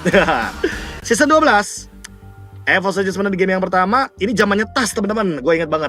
Tas main Hellcard. Dan dulu RRQ punya Naomi. Di game ketiga, ini Naomi tuh benar-benar bersinar banget dengan kufranya dan bahkan meng-cancel beberapa kali gerakan dari Tas. Dan di sini Naomi menjadi salah satunya MVP kalau nggak salah. Dengan perbandingan 14-8 berarti ya kalau kita bandingkan dari season-season sebelumnya. 14-8, lanjut ke leg yang kedua untuk season 12 teman-teman. Ada pertemuan lagi di mana RRQ menang di game yang pertama dan RRQ menang di game yang kedua. 2-0. Dan Alpha. Oh, wait, ini bisa jadi pembahasan buat caster sama analis yang nanti bakal berlaga untuk derby klasik. Kemarin kita ngeliat Anavel, dia mainin Alpha dan menang. Tapi kalau kita lihat kilas balik untuk kemenangan ke-14 RRQ di regular season, karena ini kemenangannya berarti 14-8 ya. 14-8 untuk RRQ 14, Evos 8. Berarti apakah Alpha bisa menjadi salah satu kuncian yang nanti akan digunakan juga oleh Anavel dan kawan-kawan ketika bertemu dengan RRQ Hoshi yang sekarang. Evos Glory versus RRQ Hoshi. Ini menarik ya teman-teman ya. Karena ternyata kalau kita kilas balik sedikit ke belakang, ternyata nggak beda jauh dari segi draftnya. Memang itu adalah komposisi yang disiapkan oleh teman-teman dari Evos Legends sebelumnya, oleh coaching staff. Sehingga ketika Anavel membawakannya ternyata kemarin lebih efisien. Atau jangan-jangan Harit akan tetap dibawakan, karena Harit terakhir kali dibawakan oleh Evos itu ya kemarin gitu loh, di season 13 ketika bertemu dengan Dewa. Tapi untuk spesifik dari derby klasiknya, berarti derby klasik yang terakhir, pertemuan di season yang ke-10, berarti fun fact yang kita tunggu nanti guys, di pertandingan derby klasik selanjutnya di season 13 ini adalah yang pertama, kira-kira akan muncul nggak nih Harit yang biasa menjadi penyelamat dari season sebelumnya untuk Evos. Itu yang pertama, Evos Glory. Yang kedua, buat Evos Glory, apakah bakal muncul Alpha lagi nih buat Anavel ketika memang sesaat lagi dibutuhkan. Nah, kalau buat RRQ, pertanyaan gue lebih menuju kepada roster sih. Menuju kepada roster. Kalau kita ngomongin roster, kemarin kan kita udah ngeliat komposisi Okta dan juga Don, terus ada Banana sama Clay. Kalau ngomongin RRQ, kira-kira RRQ kapan lagi nih munculin hero high ground yang membuat mereka menang ngelawan Evos Legends pada saat itu ya? Seperti Yves contohnya. Gua rasa kalau Yves kayak gini menarik sih untuk dinantikan, karena kalau kita ngomongin soal tadi hasilnya ya 14-8, ya berarti pertanda kalau misalkan hero-hero high ground cukup efisien bagi RRQ Hoshi ketika berhadapan dengan Evos dari musim ke musim. Dan itu dia pembahasan sejarah teman-teman. Teman-teman udah bisa lihat dari season pertama sampai dengan season ke-12, 14-8 skor sementara. Teman-teman tinggal lihat nanti untuk regular season only ya, regular season only. Gue nggak menghitung dari playoff, gue tidak menghitung dari M1 World Championship, gue hanya menghitung dari regular season only. Dan kita akan menantikan lebih tepatnya kira-kira siapa yang akan mendapatkan kemenangan di derby klasik untuk leg pertama MPL Indonesia season 13. Dan itu dia dari gua teman-teman, gua KB sebagai ya yang iseng lah ya melakukan hack terhadap MPL Takeover kali ini. Dan kayaknya waktu sesaat lagi juga akan menunjukkan menit ke-20 karena kemarin saya di stop di menit ke-15. Tapi nggak apa-apa kali ya teman-teman ya. Kita stop di sini aja sambil mungkin teman-teman menunggu, menyiapkan takjil, siap-siap buka puasa, siap-siap juga untuk menyaksikan bagaimana keseruan dari derby klasik ya. Pokoknya jangan sampai kelewatan derby klasik teman-teman, karena ini akan menentukan juga di klasmen kira-kira siapa yang bakal keluar duluan dari zona merah dan mendekati 6 besar untuk menuju ke babak playoff. Sampai jumpa lagi di MPL Takeover selanjutnya. We own this.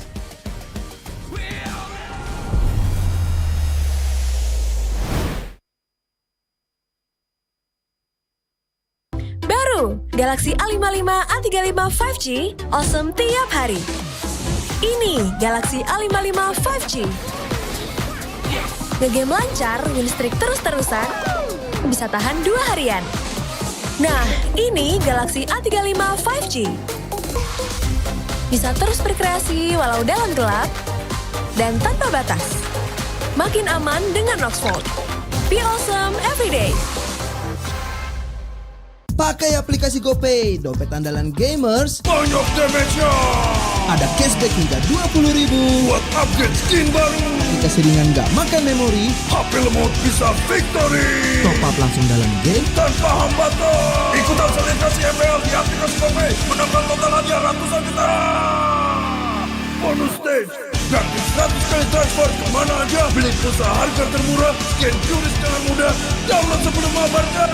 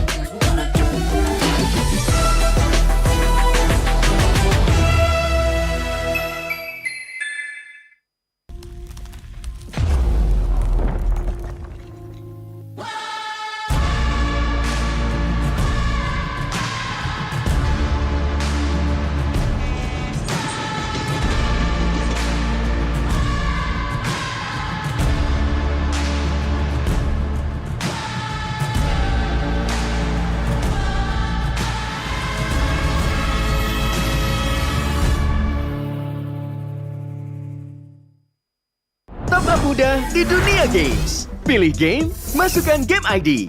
Pilih Diamond, masukkan kode promo, dan pilih metode pembayaran. Masukkan kode OTP. Selamat, kamu dapat tambahan kuota. Upgrade gameplaymu sekarang. Game Smash andalanku bikin mainku semakin hebat. Tukar DG rings, diamond dan voucher game kau dapat. Main MOBA apa aja win streak di tanganmu.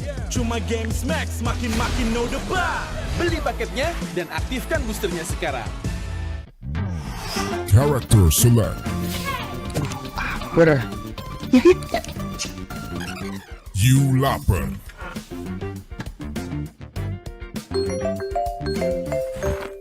Stop! Pakai klik Indomaret, belanja 1 jam sampai dan gratis ongkir loh. Wah, belanja online kayak belanja di toko Indomaret. You kenyang, siap main lagi. Let's go! Belanja online seperti di toko.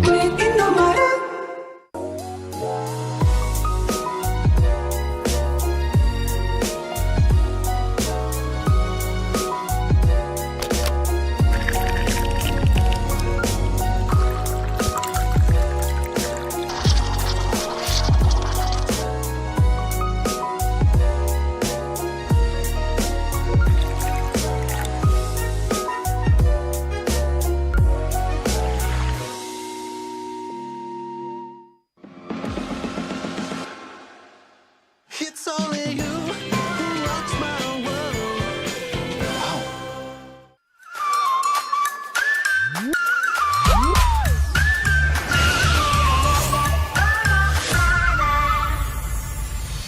I'll be, yeah, I'll be wherever I wanna be. Wherever I wanna be.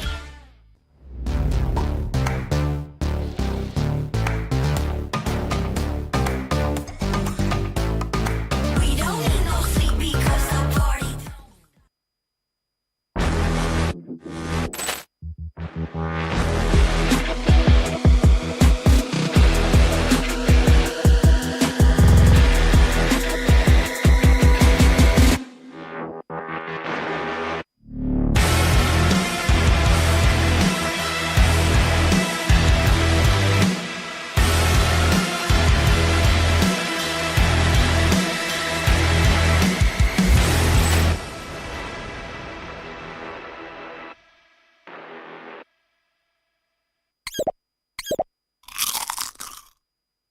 Well, I'm me, and there's no one I'd rather be. You can sit around and wait and see. For a moment, I'll be standing free. So hurry up and wait for me. Got a bag of chips by the sea. The sun is blazing down. I've got my smile now. Here's the thing. Your chips will really make me sing. Come on, relax and have some chips with me. Chill out, lay back, I'm right where I wanna be. We've got time to take it easy.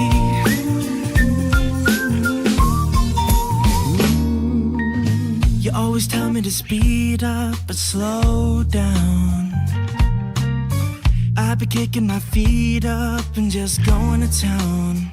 A bag of chips in hand, I got nothing planned, yeah. Good treats by the sand, you know I wanna chow down. Oh yeah. So when you ask me if I'm gonna stay, I'm promising you I will. 'Cause there's one thing we gotta do.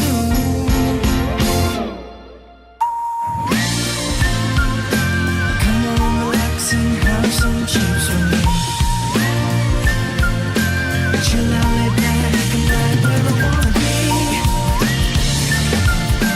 We've got time today. And I'm all that I wanna be.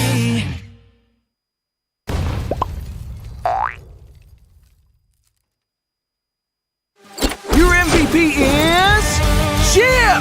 His portals completely set the pace of the match from start to finish. Wow, another MVP. That's my chip. Just doing my job. Can I see the highlights? I'm off the clock. Yeah, I can't wait to see your portals in action. Looks like Red Team's trying to catch Chip alone up top, but he just calmly dropped his portal and Alpha ults in to flip this fight around. A great example of skills persisting through portals. Double kill. Cyclops is taking a serious beating from Gord, but it's Chip to the rescue. Will he make it? What a clutch save! Poor Gord just got jumped JJK style.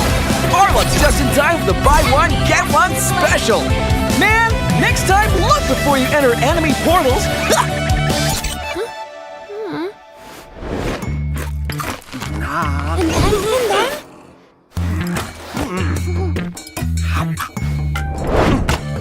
Wow.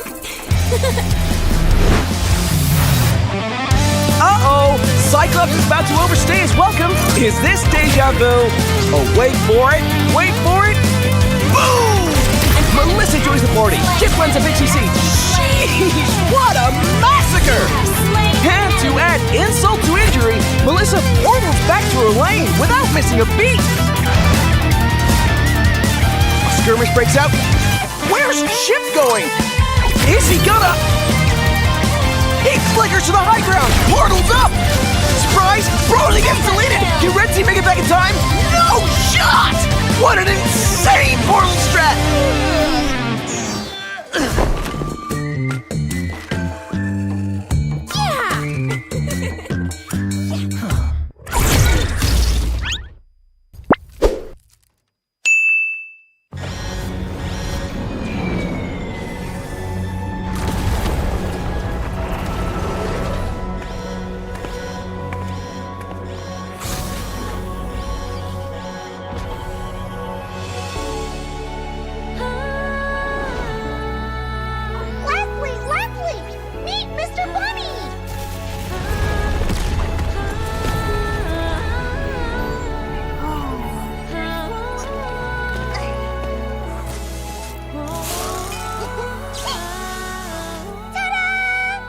You'll be the best sniper ever! No, hit the decoy!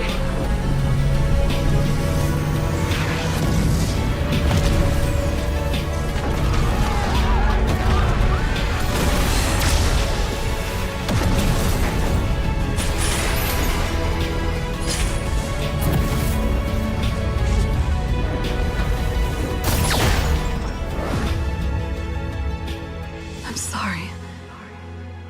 Leave me alone.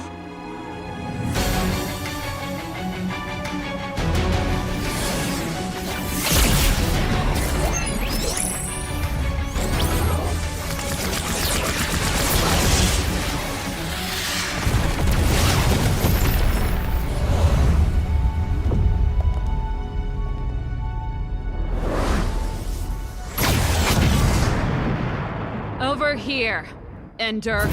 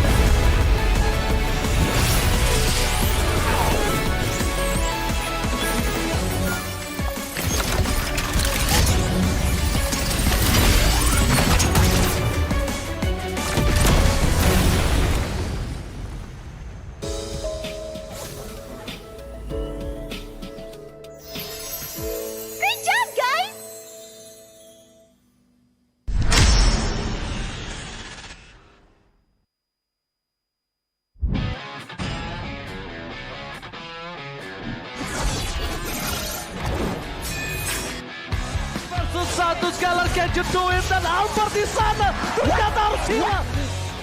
Avalanche fight as Long gets instantly shot down by the Blazing Duet, as well as the Electro final blow. This is going to be easy cleanup for Todak as most of the... Apat yun, pero nasipa din siya. Yung ninakaw na sipa, buhay pa rin. Ang 4v1! Backline already, and you're running for the lives, cutting it. David trying to drag the members of RG right underneath the turret. It's not enough though. Gray coming all the way, and he cleans it all the way up. Just nowhere for him to run. Just... Kita kata ada satu buah reward manipulasi yang membuat pergerakan dari Bigetron Alpha benar-benar slow. Rapanya sudah tumbang.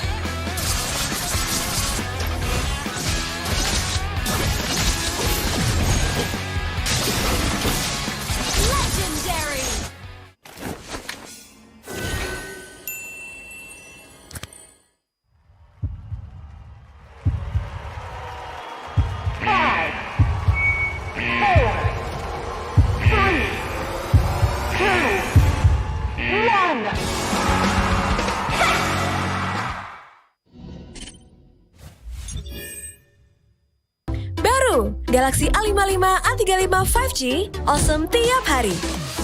Ini Galaxy A55 5G. Ngegame lancar, win streak terus-terusan, bisa tahan 2 harian. Nah, ini Galaxy A35 5G. Bisa terus berkreasi walau dalam gelap, dan tanpa batas. Makin aman dengan Noxfold. Be awesome everyday. Pakai aplikasi GoPay, dompet andalan gamers. Banyak damage-nya. Ada cashback hingga 20.000 buat upgrade skin baru. Aplikasi ringan gak makan memori. HP lemot bisa victory. Top up langsung dalam game tanpa hambatan. Ikutan selebrasi MPL di aplikasi GoPay. Menambah total hadiah ratusan juta. Bonus stage. Gratis 100 kali transfer kemana aja. Beli pulsa harga termurah. Scan QRIS dengan mudah. Download sebelum mabarkan.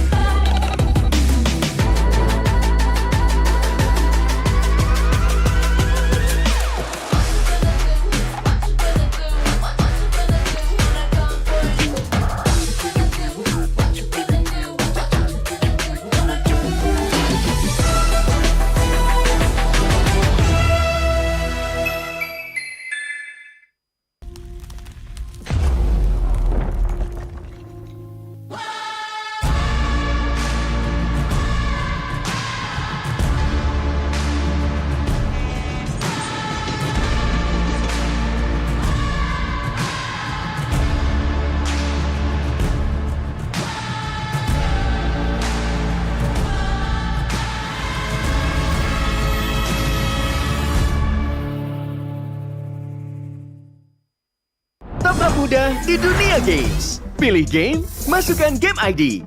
Pilih Diamond, masukkan kode promo, dan pilih metode pembayaran. Masukkan kode OTP. Selamat, kamu dapat tambahan kuota. Upgrade gameplaymu sekarang. Game smash andalanku bikin mainku semakin hebat. Tukar DG rings, diamond dan voucher game kau dapat. Main MOBA apa aja with streak di tangan.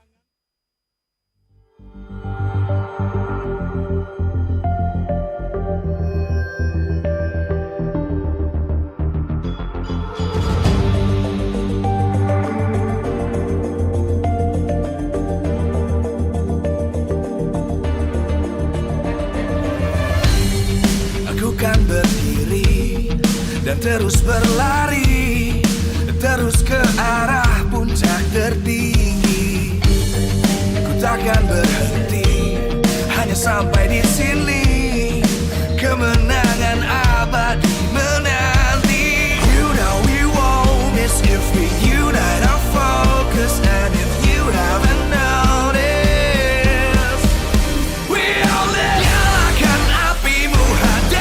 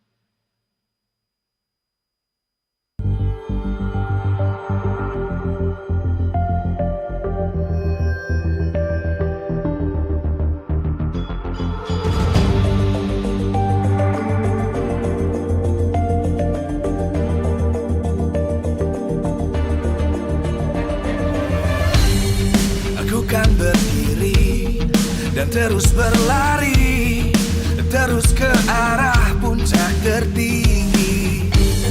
Ku takkan berhenti, hanya sampai di sini.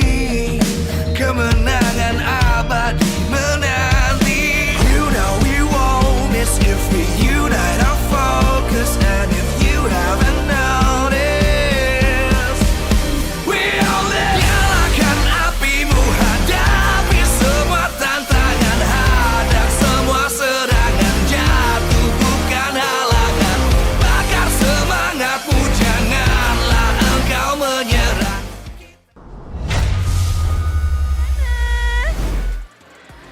Halo Bunda Clara, sekarang aku lagi ada di Surabaya dan aku lagi ada di event eSports Lab dan di sini seru banget nih, banyak teman-teman dari Surabaya juga. Wah, eSports Lab acaranya apa itu Yupi? Jadi eSports Lab ini acara festival yang benar-benar ngomongin soal eSports dan juga di sini ada fun match, terus juga ada turnamen, terus juga ada buy one sama pro player dan lain-lain, seru banget pokoknya, dan juga banyak banget Evos fans yang udah seru-seruan di acara ini, ya kan Kak?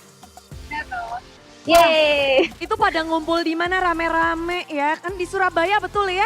Tepatnya di mana sih? Mungkin Betul. biar arek-arek Surabaya bisa langsung ngumpul ke situ. Oke, aku mau infoin untuk area-area Surabaya. Kita sekarang lagi ada di Galaxy Mall 3 di main lobby-nya, dan di sini seru banget bakalan ada acara eSports Lab yang kalian bisa datangi hari ini dan juga besok. Kalau misalnya kalian rumahnya deket dari sini, boleh banget langsung datang ke sini ya guys, karena kita bakalan ada nobar bareng untuk match Evos selanjutnya nih setelah ini. Wah, jauh-jauh juga dijabanin aja sih kalau bisa ketemu Yupi dan juga Evos Fans di sana. Dan kalau mau ke situ Yupi, gratis nggak sih atau ada biaya? Tentunya free, semuanya free banget. Bahkan kalian bisa ikutan games yang seru banget dan berhadiah Evos Good loh guys. Langsung aja buruan datang ke sini karena besok juga masih ada acara-acara seru lainnya.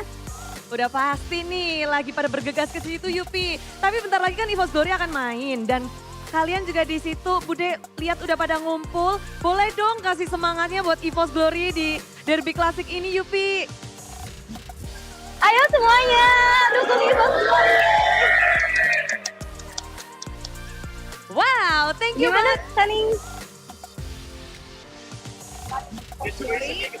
Ya.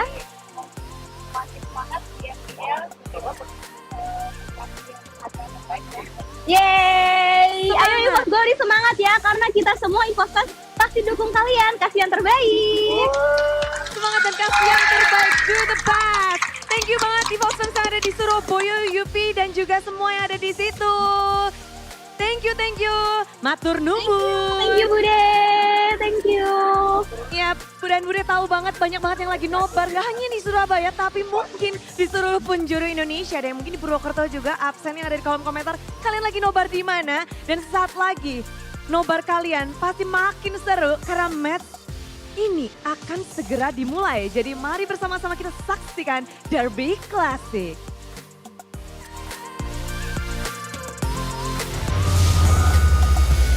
Welcome to MPL Indonesia Season 13.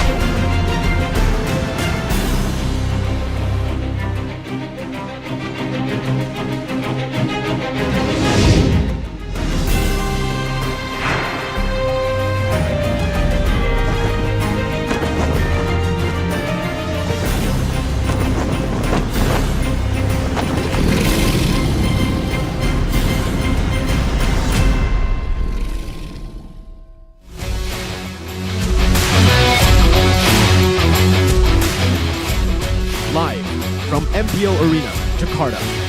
MPL Season 13 is powered by Moontalk. Presented by official tournament smartphone, Samsung Galaxy.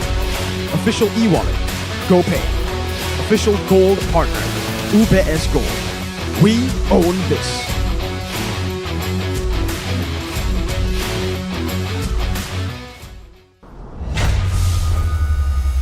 Memasuki match kedua di hari ini, match yang paling dinantikan sepanjang sejarah MPL.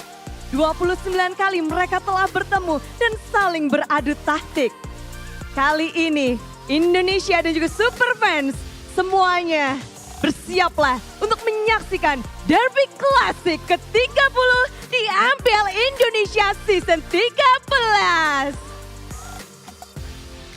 RRQ Hoshi dan juga Evos Glory ini akan menjadi pertemuan mereka yang ke-30. Setelah kita melihat histori mereka yang sangat panjang, namun pertemuan kali ini sedikit berbeda dengan posisi keduanya yang beradu di papan bawah. Akan seperti apa perjumpaan mereka? Tentu kita akan menyaksikan bersama-sama. Namun di panggung MPL udah akan langsung ditemani oleh dua gold laner. Yang baru saja satu debut, yang satunya lumayan veteran. Mari kita sambut bersama-sama Skylar dan juga Natko.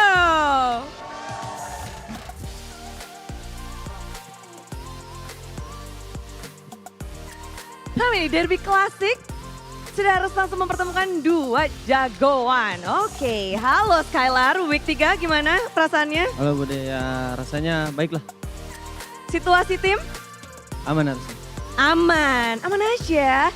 Natko langsung sebelahan sama Skylar nih. Gimana? Senang sih sebenarnya. Senang sebenarnya. Ya. Dan kalau kita bahas dari kemarin juga kamu kan pengennya Skylar yang main. Kamu main gak sih Skylar? Boleh kasih tau gak sih hari ini? Main. Main, sesuai dengan Natko, permintaan Natko nih. Tapi gimana kamu ngeliat Natko? Baru debut di MPL? Soalnya kemarin kalau bisa dibilang gue nggak nonton match Evos lah karena ada scrim kan. Paling gue nonton replaynya. Belum lihat jadi nanti bakal surprise dong. Enggak, udah nonton replay tapi replay bukan baru live. replay, oke. Kita bakal ngobrol lebih lanjut, namun ada yang menarik dari kedua tim ini nih. Ada satu hal yang akan kita lihat bersama-sama, kita boleh cek bareng-bareng ya. Natko dan juga Skylar, inilah dia. Om Wawa, analis kita bersama ya. Dia ngetierin tim-tim yang ada di MPL. Satu Onyx, Alter Ego Bigetron, lalu ada di selanjutnya Aura dan Dewa di posisi A, posisi B Geek Fam, Rebellion dan RRQ. Dan ini bukan huruf lagi ya, Need Miracle loh Om Wawa. Kamu setuju gak sih Skylar kamu ada di posisi B? Kalau dilihat dari weeknya ya mungkin. Terima aja? Iya terima, kalau lihat dari weeknya ya. Oke. Mungkin kedepannya bisa lebih baik lah. Dari week 1-2 masih terima. Kalau dari Natko sendiri gimana? Kamu ditaruh Need Miracle? Setuju nggak setuju sih. Tapi ya emang Evos butuh keajaiban terus. Semoga aja dapat keajaiban terus. Keajaiban yang dibutuhkan, tapi Om Wawa ini pasti dari FIFA Roar, dari Super Fans keduanya bertanya-tanya kenapa Om Wawa, mana orangnya ya, di meja nggak ada. Om Wawa kenapa meletakkannya di situ? Om Wawa. Halo Clara, yes. Ya itu tier list yang Om Wawa tadi buat ya, dan memang untuk perform dari sampai dengan minggu yang kedua. Ya bisa dibilang memang RRQ masih belum kelihatan lah pasca dari mereka menang minggu pertama. Minggu kedua kita nggak melihat mereka dapat atau yang biasanya kita lihat RRQ pada umumnya dapat kemenangan sama sekali. Jadi ya itu kenapa sebabnya Om Wawa taruh di mungkin tier B ya.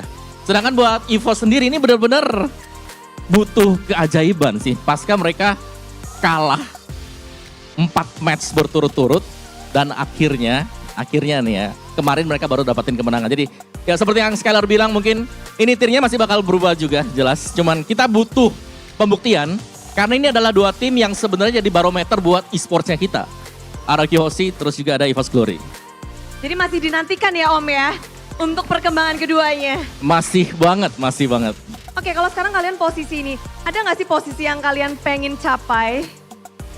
Untuk di minggu ini mungkin, minggu 3? Mungkin kalau dari gue pengen di minggu ini gue bakal maksimal biar dapat poin penuh lah. Dapat poin penuh, otomatis habis itu bakal naik juga ya. Kalau dari Natko sendiri kepengen di posisi mana nih? Ya naik pelan-pelan aja dulu sih.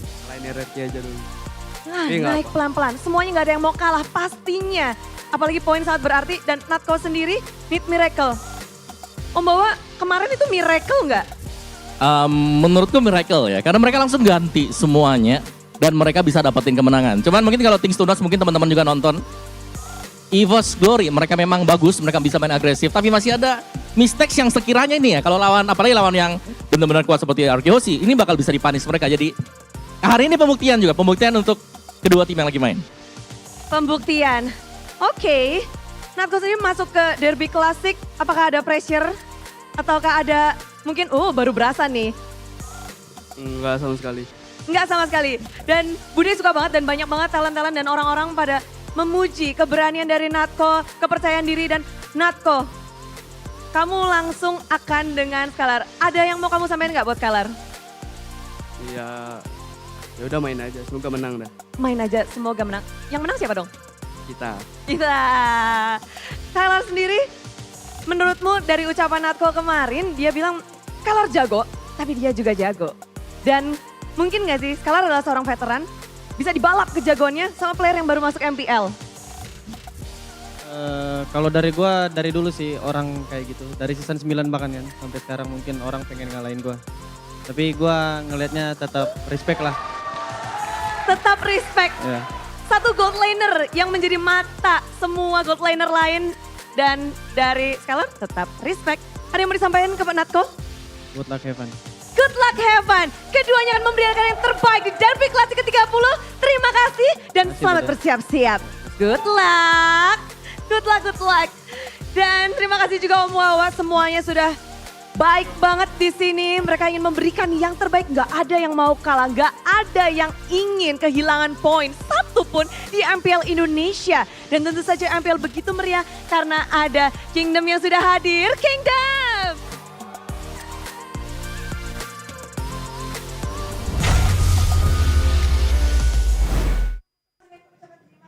For 13 consecutive seasons, we have celebrated this union. And now for the 30th time, we celebrate it once again. Welcome, ladies and gentlemen, to the classic derby between RRQ, or Rex Regum Kaon, and Evos Legends, now Evos Glory. One is chasing Hoshi, one is chasing Glory. What is Hoshi Arashi? We'll see what Hoshi is made of. Definitely with this matchup up against Evos Glory, I think Omawa stated it really, really well. It's proving grounds for both these teams. RRQ, if they want to be higher than that C tier, they need to win this. But for Evos Glory as well, if they don't need miracles anymore with this new lineup, they have to beat RRQ. And with that, we do want to thank our sponsors before we get into the nit and gritty, right? MPL ID Season 13 is powered by Moonton, presented to you by the official tournament smartphone Samsung Galaxy. Our official e-wallet is GoPay. Our official gold partner, OBS Gold. We would also like to thank our partner in esports, Dunia Games, Games Max, Oraimo, Telkomsel, our suppliers, Inamart, Point Coffee, Neo QLED, Super Smart TV Plus, Saturdays, and of course, thank you so much to our government partner, PBESI, for today. We will witness history in the making.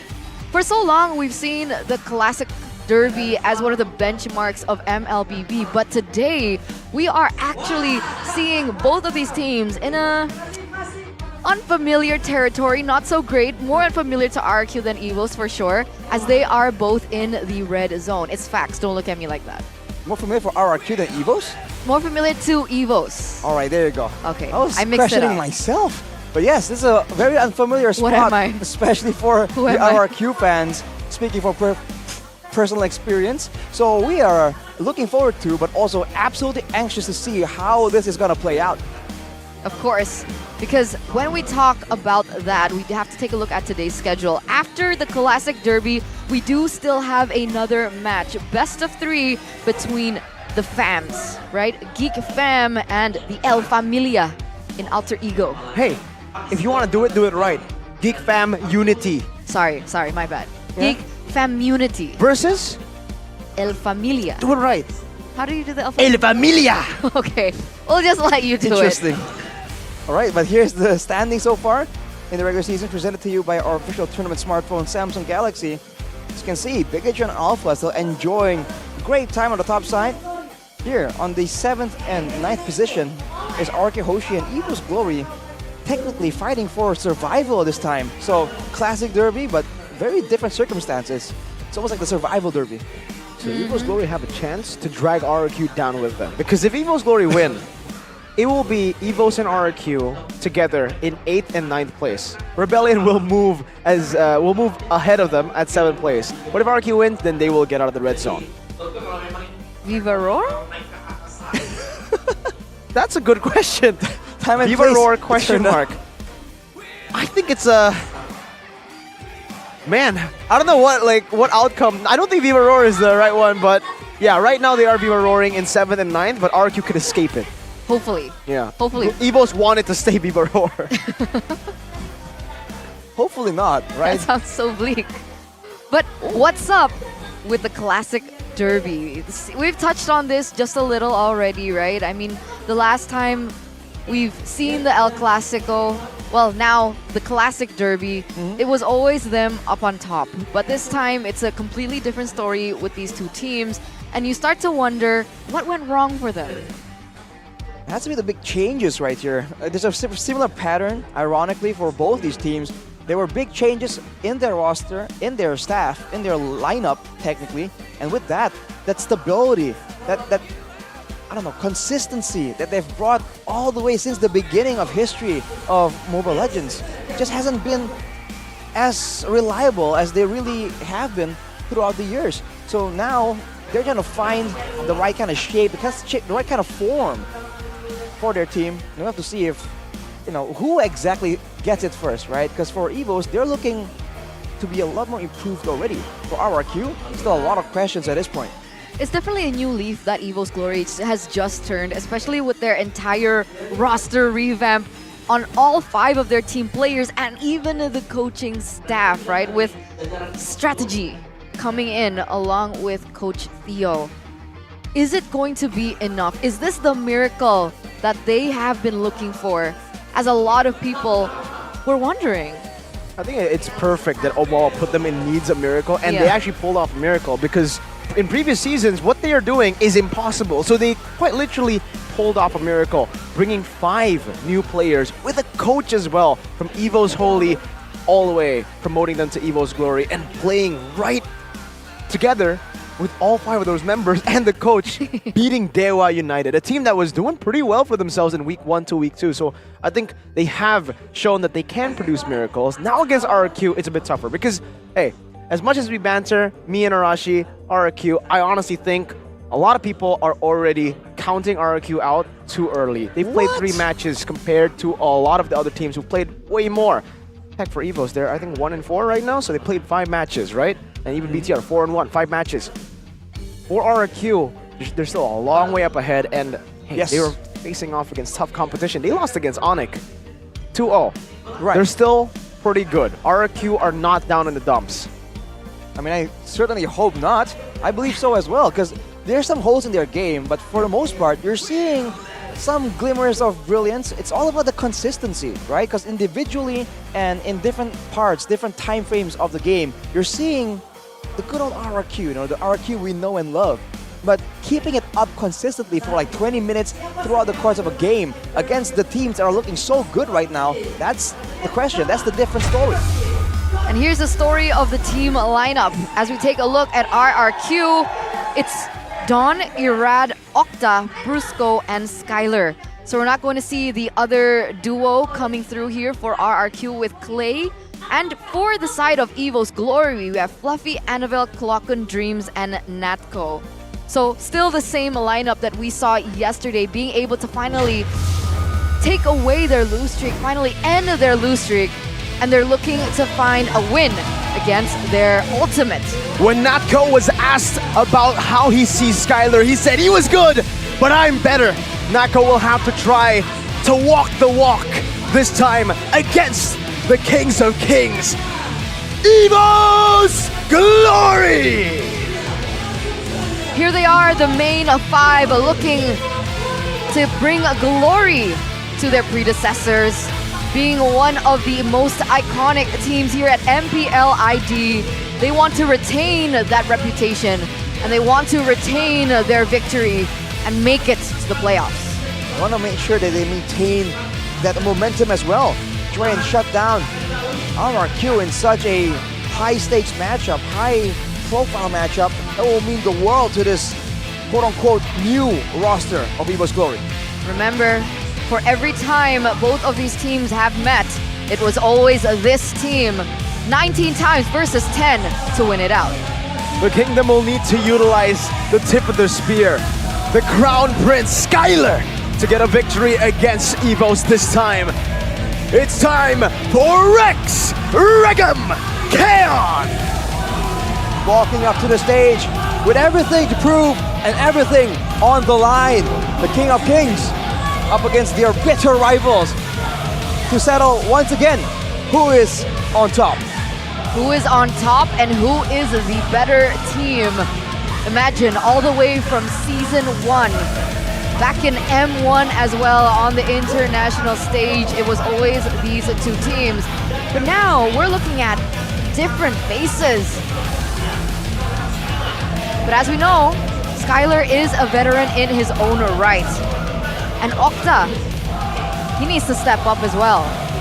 There's a lot of questions for the newer members in the lineup for Evos, and also for RRQ. So we have to see, can these newer faces match up to the older generations who's been here, who's been tried and true. But again, it all begins with the brains behind the entire operation. And with Evos bringing in a new face, we'll see if Coach Ven and Zaya can try and solve what Coach Strategy can do.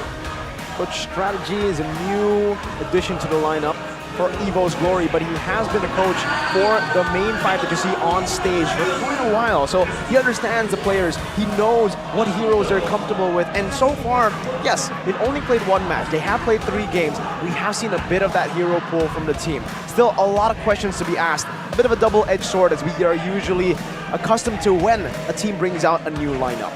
RQ, can they read Evos off the go, or do they want to just do their thing? I think both approaches are definitely valid. But let's take a look at the team head-to-head for now. For RRQ, you're seeing a spike in the KDA. They've been more aggressive, but DPM is low. So they're going for those fast fights, for those burst damage when the fighting gets slow, when they have to trudge through the mud to get to the end of the team fight. That's usually where they start faltering.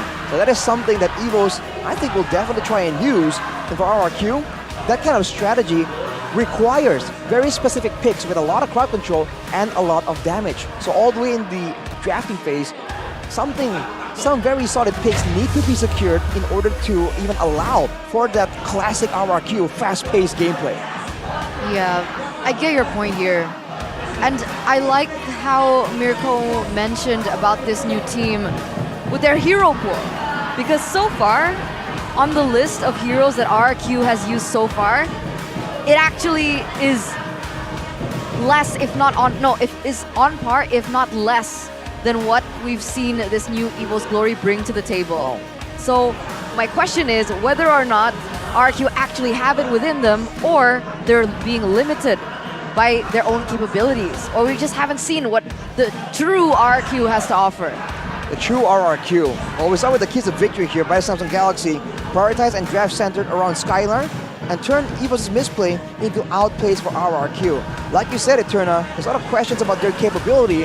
Are they banking on Evos not matching up to them, or are they trying to improve themselves to take over for Evos? Because they seem to be reverting back to their identity. But if that is what works, you can't fault them for it. Here's a victory by Samsung Galaxy for Evos though. Forget the pride of the derby. Play freely like they did against Dewa. Take those risks. Make the big flashy plays happen, because this is where it will work. When you first show up onto the scene and people aren't really ready for it just yet. And exploit Clocken to win the mid lane matchup. Like earlier, we've already mentioned how Octa hasn't been performing to the best of his capabilities. So there's a chance here that him contrasted against Clocken could be the winning factor that Evos can take advantage of. We have a poster here by Coach Adi on RRQ Irad. Why hasn't Irad made a significant impact for RRQ until week 2? He answers, in my opinion, Irad is actually a potential jungler from PH who is skilled with assassins. It's certainly a good move for him to join RRQ since Albert, who was also proficient with Assassins, he used to play there, making his gameplay suitable for players who have previously played with Albert, such as Skylar and Clay. If Arad's impact hasn't been significant yet, it is perhaps because a team with newly joined players needs time to build chemistry and team play, and you just gotta believe because that process does take time. So trusting the process, something that we have been seeing for RRQ. They're trusting their same lineup, haven't been changing it at all. They've tested Bunny Cutie, Banana, and Clay. That one didn't go too well for them, but now they're sticking with their main lineup again. They know they need to start to focus on the main lineup to build it because it's not as stable as they would like it to be. And they need time, right? The experience in the Light of Dawn is what allows you to really form the foundations for your chemistry, for your synergy. So, of course, they would want to try out potentially better combinations, but right now, considering the circumstances, they need to really start building up because if they start too late, you know, it could be catastrophic for the end of the season when everything just gets even more impressive. When all these other teams, aside from RRQ, are also just building up and getting better and better at that synergy, at that chemistry. Chemistry is definitely a question mark here for RRQ, with Evos bringing the main 5 back from Evos Holy. Then maybe chemistry is not an issue, so I understand why they had to go for the full revamp instead of picking one by one from each of the particular roles. But here we are, ladies and gentlemen, in game number 1 of the Classic Derby, presented to you by the official tournament smartphone Samsung Galaxy. It looks like Evos have opted to take away the Fanny, the Claude, and the Angela. So we already see respect towards a Skylar. And on the other side, we do see a Joy and a Nolan being taken out. Now I'm wondering if they're gonna let go of the Mathilda. That's usually band accompanying the Joy and the Nolan. For Evos though, that's a lot of trio, a lot of bands towards a very specific kind of style. It's almost like they wanna make sure that the Fanny doesn't show up in general. But then the Claude band, that's very respectful of Skylar as always. And the Angela, that is a strat that we've seen RRQ use again and again. This Angela combined with maybe something like a CC in the EXP lane to try and get that lane dominance. Arlet's still up for grabs as well. Usually the first pick that we've seen, one of the most popular ones, Vexana being up for grabs too, if they really want to get that mid going for them. Knowing Klokun though, he has so much pressure on any hero that he touches in that mid lane, so they go for a very unorthodox first pick for a lot of teams. This is a Brethren first pick for the White Tigers. What approach is this? There were so many other heroes that's on the board, like Mirko mentioned earlier, the Vexana, a huge priority that we've seen for several different teams, but for Evos Glory, they actually go for Fredrin. Why? Well, we see RRQ, quote-unquote, first or second pick, usually not first pick, but usually second or third pick the Fredrin, because it's a great hero in the hands of Irad, the Eradicator. But now with Evos taking it away, also getting a solid jungler for themselves. We've seen it rise in popularity due to the flexible nature. Evos takes that, but it's going to be responded with a CC and a Vexana. So already great amounts of lane prio coming in from the EXP lane and the mid lane, but Evos matches it with the Novaria, one of the only mages that can really match Vexana from a safe distance as well. But what is going to be the last pick here from Evos? It's going to be the Minotaur. Wow, okay. That's interesting. Usually we see it being picked against a Claude, but we also see it picked, or banned, sorry, against Brusco, right? It's one of the comfort picks of Brusco. That is a well-known fact. So taking it away from RRQ will be a solid pick for Evos. They're denying the pick away from Brusco, right? Basically. For sure. You know that for RRQ, like you mentioned, Eterna, their hero pool, especially for Brusco here, he's been playing Minotaur and Angela, Cho. Rafaela. Angela, Rafaela. But mainly when it comes to CC ones, it's Minotaur Cho, right? It's just Minotaur and Cho. Now let's put him into a tough spot. But the Arlet is still up for grabs.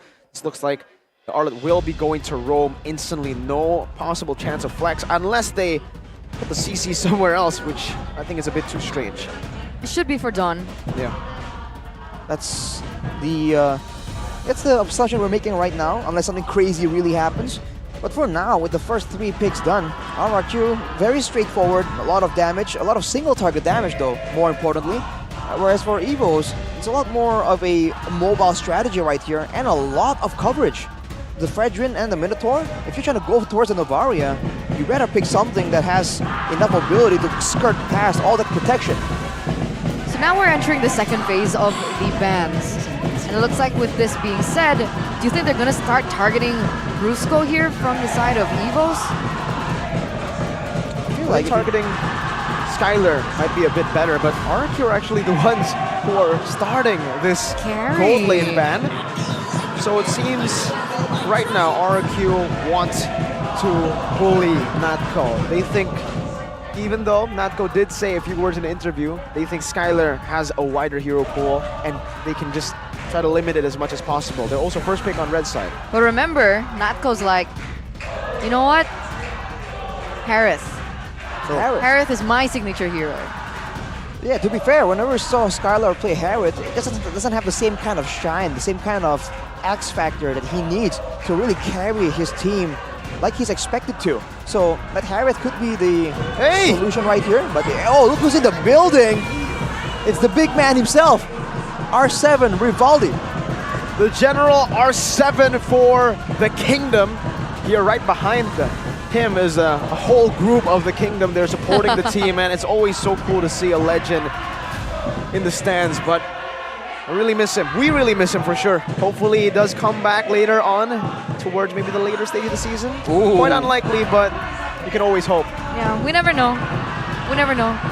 And we never knew that Evos Glory could have won that game yesterday with that new revamped roster. And with that, Natco had a comment. He said that Skylar is good, but I'm better. And I'm going to win against RQ 2-0. 2-0, Arashi. That's a bold statement, man. Let's see how it plays out. I mean, Mirko is definitely a fan of this kind of confidence, this kind of banter. That's what you need to have as a pro player for sure. But hey, has he bitten off more than he can chew up against one of, if not the best gold laners?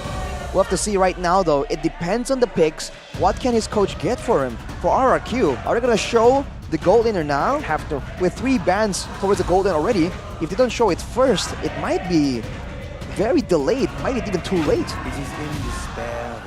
Oh, okay. With the CC and the XP, physical damage dealer, they wanted to go for something big, and they have banned out basically all the marksmen we are used to seeing in the meta. The carry, the Bruno, and the Claude. Natan comes out for RRQ Hoshi. They did lose 2-0 to Onyx, but in game 2 they made it close with the Natan. So my question is, if they pick up something like the Harith, how does that fare in the lane versus Natan? Yeah, the Natan for sure will require a bit more time to scale up. Harith has more ways to really make those flashy plays in the early stages of the game. Later on though, at some point in the mid game, I think with about 3 items, I think that will be where the Natan becomes that much more of a problem compared to the Harith. And you have to remember, there's a lot of crowd control and ways for them to stop any engage, any aggressive moves here. So with the Paquito and the Harith, it's a mobility-based strategy here that can target the Natan. Hopefully for RRQ, they can get something. Without a Minotaur, you do wonder if it's going to be something like a Tigreal, you know, something with a bit of displacement to really push away the threats from Skylar. They need a jungle. What? They need a jungle, RRQ. Oh, right. Yeah. They already have a Roam and a XP. Garats, Fredrin, Baxia is the one open here. How crazy would it be if they go Lance? No, There it'll you be go, too crazy. Baxia. Something that's a signature for Irad. Something that could actually dive towards the Novaria, but again, way too risky, I think. So they have to go with something safer. Baxia. Baxia against a Minotaur, against a Paquito, against a Harith and Fredrin. You know, he's cutting down on a lot of shielding and regeneration with the passive, so not the best, not the worst of picks, but there will be a very small amount of crowd control available to RRQ from the jungle position. So that means there's even more pressure on Skylar to position well and outplay a lot of these dive attempts. And that's going to be it. Will they be able to? I mean, with the roster, I feel like Evos, there's a time frame to it in order for it to work, because if it goes into the late game, RRQ, I do believe, have an advantage. And with that, ladies and gentlemen, the wings of MPL ID are soaring high, like both of these teams want to by the end of this. Welcome to the classic derby between Glory and RRQ. It's time to see whether Evos have improved enough with their new lineup up against RRQ, tested in the previous tournament as well. Irad and Anavel, a new name, Anavel, and a name that is quite familiar, Irad. Already though, Dreams, my god, chunked down with the Curse Blast by Octa and Brusco very early on, even bit more damage here from the Curse Blast and the Vengeance from Brusco. They might be looking for a dive. Once they go for this, a reset already. Brusco doesn't go for the dive just yet. Not completely, but Clockhood is forced back. He does clear the wave, but he does lose a bit of that minion XP. That's what you can get with an aggressive roamer accompanied with the Vexana. And the three-man roam goes for Dreams once again, but Anavel comes in to try and contest. Goes through the taunt. Oh, a retreat from Irad, but a miss. It's still Anavel who gets it, I believe. Or was it Irad? I believe it was Anavel, but RRQ, again, showing aggression already. And that's what they have to do with this mid lane roam lineup. If they don't, and they wait till the late game, that's more time for Clockhood and Dreams to wait for those big moments and then make the plays happen. Now we're already in minute number 1, on the way to level 2, but Irad goes in again. Ooh. First blood in the mid lane. Dreams gets a knock up, but Irad pokes him down too. And it's 1-0, an early lead for the Kings. That's not exactly the best kind of scenario that Evos Glory are finding themselves in, especially earlier on where they might want to look for a good control and dominance here in the early game. Brusco, look at the Ambrose is going for Thrill, so there's a lot of damage. But again, RRQ, they're trying to go for it. Versus Poissons, Annabelle forced back instantly here. Still RRQ who hold the gold lead, but first to the turtle, it's actually Anavel. I just remembered, this was Anavel on the Fredrin who got a Maniac yesterday. Right, on the Alpha, right, with a lot of true damage. We'll see if we can do the same with the Fredrin pick, but look at Dreams already getting chunked down. Brusco knows how to play the Minotaur, man, so he is going to try to punish as much as possible. Eternal Guard to the back, Anavel trying to go for an opening. Fluffy, knockout strike on a 3, but the Curse Blast and the final slash takes Anavel down. Now Fluffy in the midst, forced to flicker out. 1.2k up ahead, RRQ. Okay, Caster Curse. Caster Curse? Caster Curse. I was just talking about Anavel and he gets taken down even before they go for the neutral objective. And that's RRQ with a 1k gold lead like you mentioned earlier on. And he's falling behind of Irad 2 levels already. Yeah, the talent prediction by Samsung Galaxy though. Mirko, I don't like what I see, but Brusco is going in. Brusco likes what he sees. Jumps in with the final slash too, trying to give Skylar a bit more pressure to play with. Ooh. He is lacking in this gold lane, but so far, with the help of Brusco, he's actually still a level ahead. Yeah, Brusco is spending a lot of time in the mid lane, right? Trying to help Octa with the clear, with the 1v1. And I mean, it does a lot of damage, but now look at Irad. Cancelled out. Dreams, now that's the Minotaur power, man. The cover, the disengage. And for RRQ though, they're going to go straight into the jungle, try and get some more when the lanes are all pushed up. Did he use Retribution? Yes, he did. Anavel did. Anavel and Irad. Both of them did. Okay, I thought it was really close to the next turtle, but it turns out there's still 43 seconds left on the clock. Dreams looking for an opening on to the members, but look at this. Very aggressive from Anavel, gets punished for it instantly with the final splash. Once again, Dreams gets a 3-man Minus Fury, but it really doesn't do much here. Only a disengage for Evos Glory, but they have lost their jungler for the second time this game to Brusco, who is now 3-0 up. He does realize he's a roamer, right? Well, we've seen that pattern, man. The roamer going in with some damage. It's going in again. Not getting it there. Gonna go in. Natko has the bond force. Curse Blast will shoo him away, but now the turtle is going to be spawning back in the land of Dawn, and Brusco will have to recall. Maybe Skylar too, because we'll give Evos more pride to play with. I don't think they're going back. It looks like Skylar has not opted to recall, and despite Anavel already going in for the next neutral objective, RRQ, they're circling very close behind. Another thing to remember, Anavel is still a level below of Irad. This should be his to win.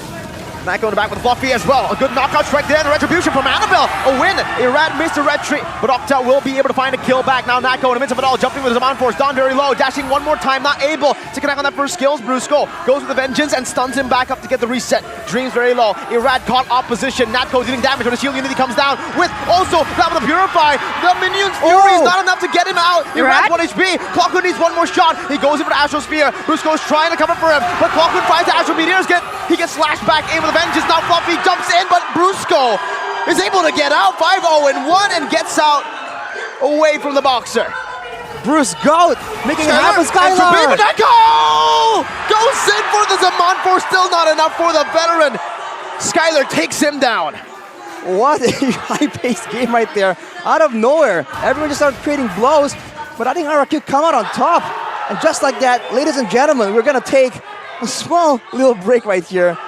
Slow down the action a little bit. It's a packed arena, and you might hear it from our mics, but what is going on, man? We need a breather after that. What happened there? I didn't even catch who took the turtle. It was Annabelle. Annabelle got the turtle. Irad was a level above. He missed out the retribution. Annabelle was able to secure it, but it was a 1-for-2 trade, I believe, in favor of RQ. But after that, I'm not sure what happened. More kills happened.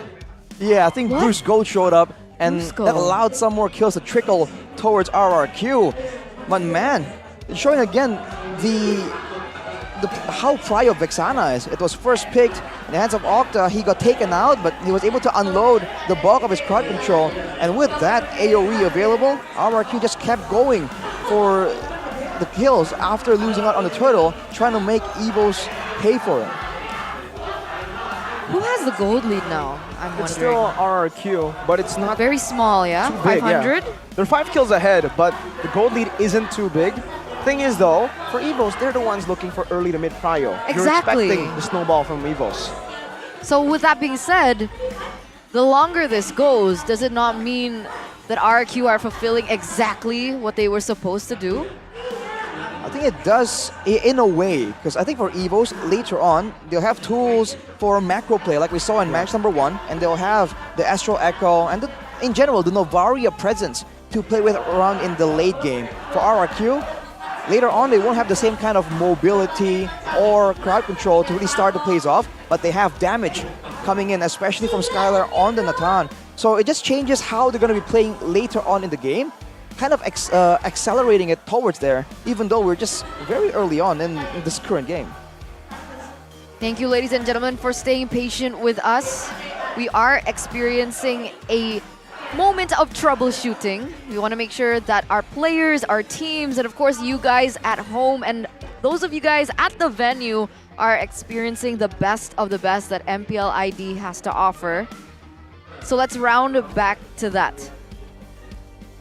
In the late game, so there is a possibility that Evos can still win it out. For sure. Correct. Yep. But not in a straight out brawl. By macro play, by maybe vision gameplay. So that's what they have at their disposal. And they have to start using it even now, man, because they should be able to scout a lot easier. But they're the ones getting caught off guard with RRQ coming in. Like earlier, when Brusco was able to just bait in Annabelle by acting like he's trying to get out and getting caught, but instead everyone was right behind him. He's been insane. He's sitting at 5-0-1 at the moment, right, on the Arlet. Let's take a look at this, right? During the 2 weeks of MPL ID Season 13, Brusco ranks first in kill participation with 83.93%. That's pretty high, man. Yeah, only followed then very closely by Yehezkiel, who's a mid laner, and then Krite. So he's the only roamer in the top 3. He is Bruce Goat. Bruce Goat. He's Bruce Goated for kill participation. Shout out Wolf for calling it out all the way. Bruce Goat, man! Back then, he's Bruce Goat, Bruce Goat. You guys don't get it. You don't see the same world he's looking at. Exactly. He lives in the 4th dimension. I wouldn't take it that far. That's basically what Wolf is saying. That's true. There it is. Hashtag Viva Roar. This is what I was talking about earlier on. So it's been some time that we haven't seen Viva and Roar in one hashtag. It's always been Viva RQ or Evos Roar. And now they're collabing. Let's take a listen now. Okay. For Evos, they want it to be Viva Roar. Because if they win, then they will both be 8th and 9th.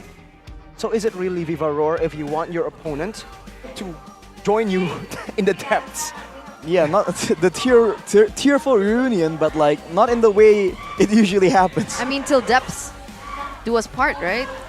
Maybe that's the case for them, right? So, well, Evos, that's their mission right now, to drag RRQ down so that they can hashtag Viva Roar. But for the first time in 13 seasons, it'll be in the 8th and 9th place. Usually we see them pull each other up.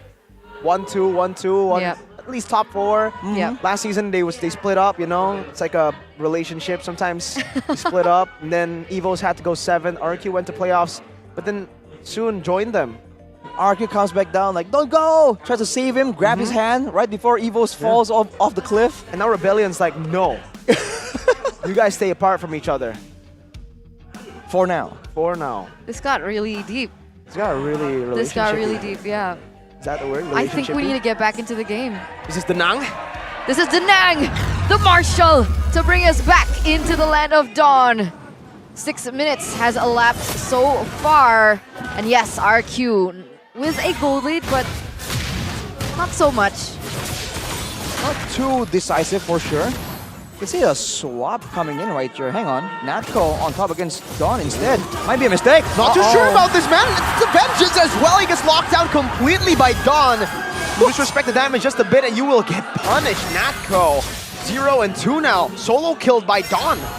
Let's take a look at the items for now. That's a War Axe in the hands of Dawn. So he's going to do a lot of damage and he's going to be very difficult to catch. And as Irad is just chasing around, he has rushed an Antique Cuirass, knowing that he'll be taking the bulk of his damage.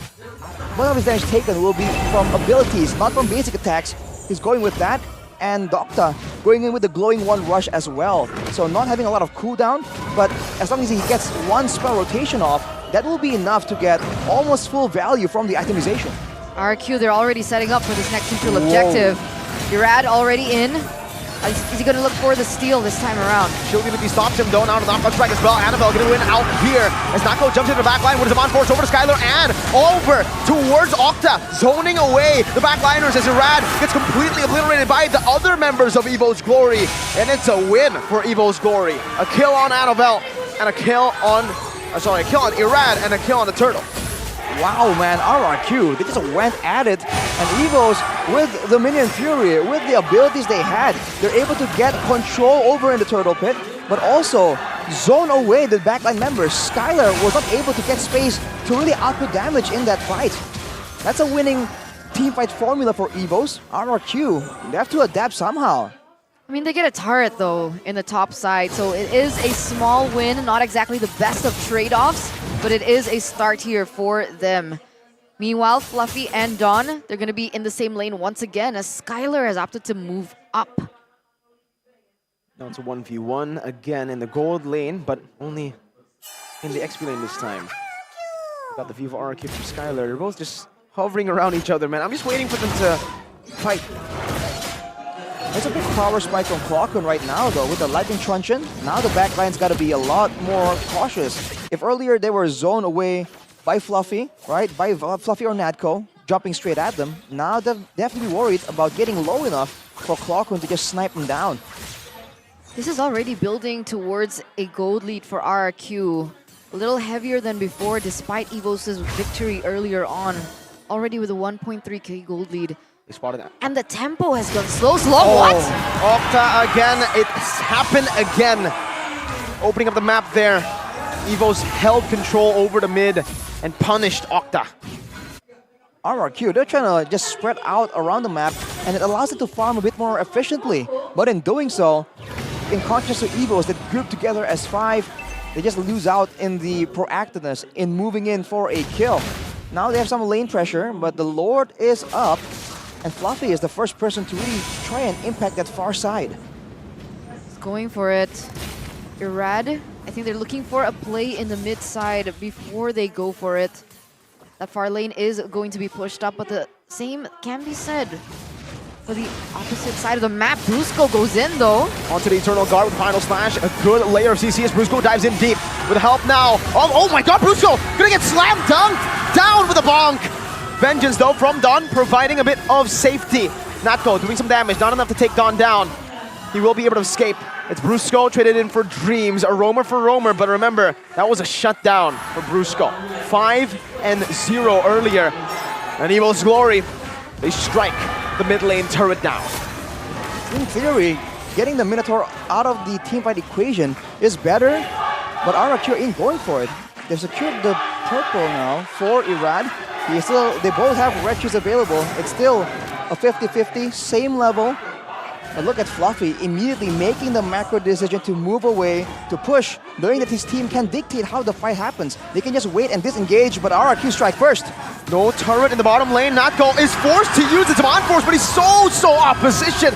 Gets picked off. Annabelle trying to provide Dreams a bit of cover, and he does so. Fluffy, though, is picking up turrets on the other side of the map. That's a tier 2 taken down. Evos Glory, do they concede the Lord over? RRQ are on it.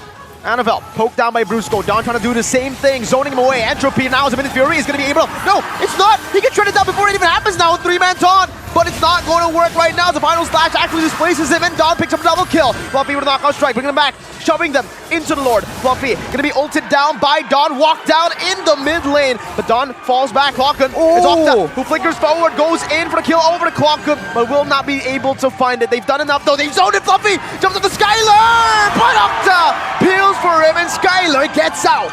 He barely makes it out with a sliver of health. And that is what Skylar can do with his experience, showing that it's not as simple for Natko, the person who claimed that he was better than Skylar.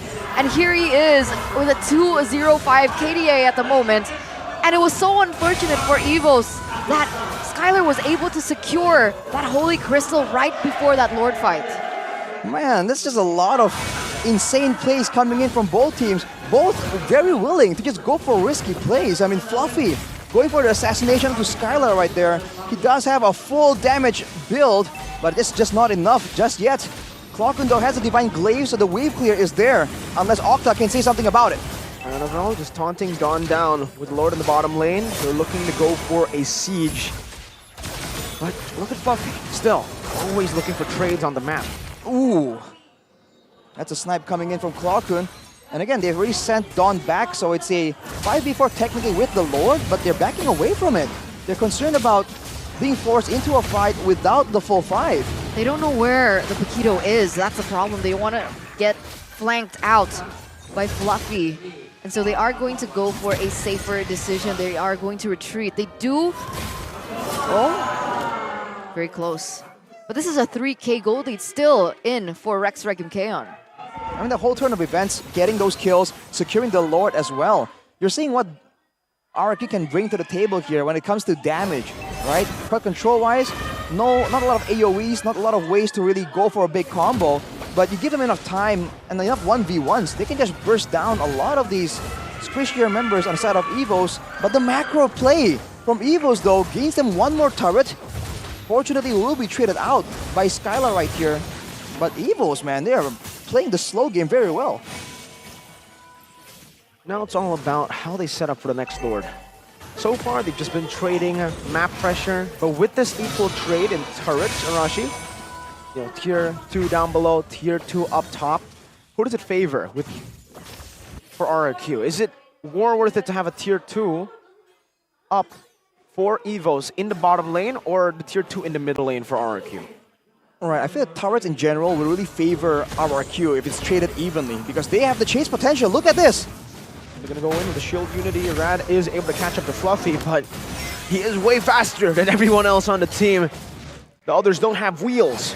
Oh, exactly. So the chase potential is for RRQ, and for Evos, for the most part, they're not very mobile, right? Of course, Novaria can phase through the walls, and Fluffy can dash a lot, but the main body of the team, the moving part, the roam, the front line, and the DPS, the Harris, aren't very active. Whoa! Natko again opposition. Forced to use the Purify now. The final slash is going to be able to displace him out of the Divine Force, but he is able to find it still. A Minute's Fury. Natko detected as a bait. He's able to find just one member. It's only Brusco right now as Don tries to run him down. Over with the yo-yos on Natco. He's getting the shield, but it's not going to be enough to save himself. Don is unstoppable. Skylar picks up a double, and it's Evos Glory who are now running away. A knockout strike from Fluffy to try to run away from Irad, but he goes for the objective instead. 3-for-1 trade. That was almost a 4-for-1 if Fluffy got caught here, but it looks like CC Dawn is already on the way to make that happen.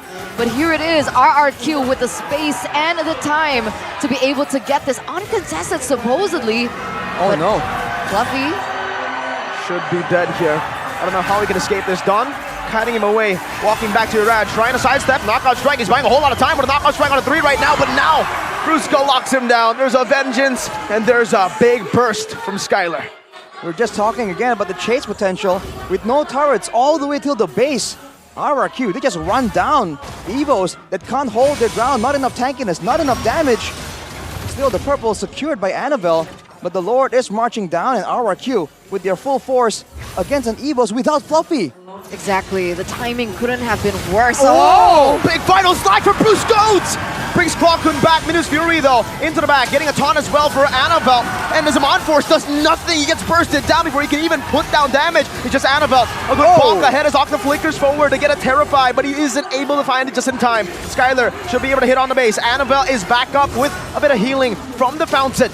Fluffy going up top, trying to clear this way, but he has to give it up towards RRQ. 16 seconds on Clockhood. Dreams in the midst of it all, gonna be shredded down. He has the immortality, so he gets a second life, but Fluffy now jumps in. It's not gonna be enough. Skylar is massive now. Look at that burst down. RRQ strikes first in the Classic Derby. The Kings reign over the Tigers in the first game of this best of 3 series. On the back of very interesting decisions coming in from Evos Glory. Woo, man, RRQ. There are a lot of questions for every single member on their roster, but they answered everything so well in this game. Evos made it kind of close, especially in the mid game. But then the late game rolls around when you have a late game marksman in the hands of Skylar. It is inevitable. I mean, at that point, he was already shredding, right? Holy Crystal with the Divine Glaive already. It's a lot of damage. It's a lot of damage, exactly. And it didn't feel like there was enough to hinder that snowball of damage that eventually, as you guys already know, a Nathan can have. Natco, half of this game, he was just off position. Yeah. Man, quite a disappointing performance for Natco, for sure. I mean, there were glimpses of this yesterday against Dewa. There were a lot of moments where he was off position, but I thought he would improve in that department now. I don't know where he's at mentally after saying those big words in the interview and then being super off position, caught 4 times. 4. The last one was very close to being turned into a bit of a bait, but in the end, it just did not work out as intended. So regardless of what the idea was, you gotta, I don't know, get back, regroup,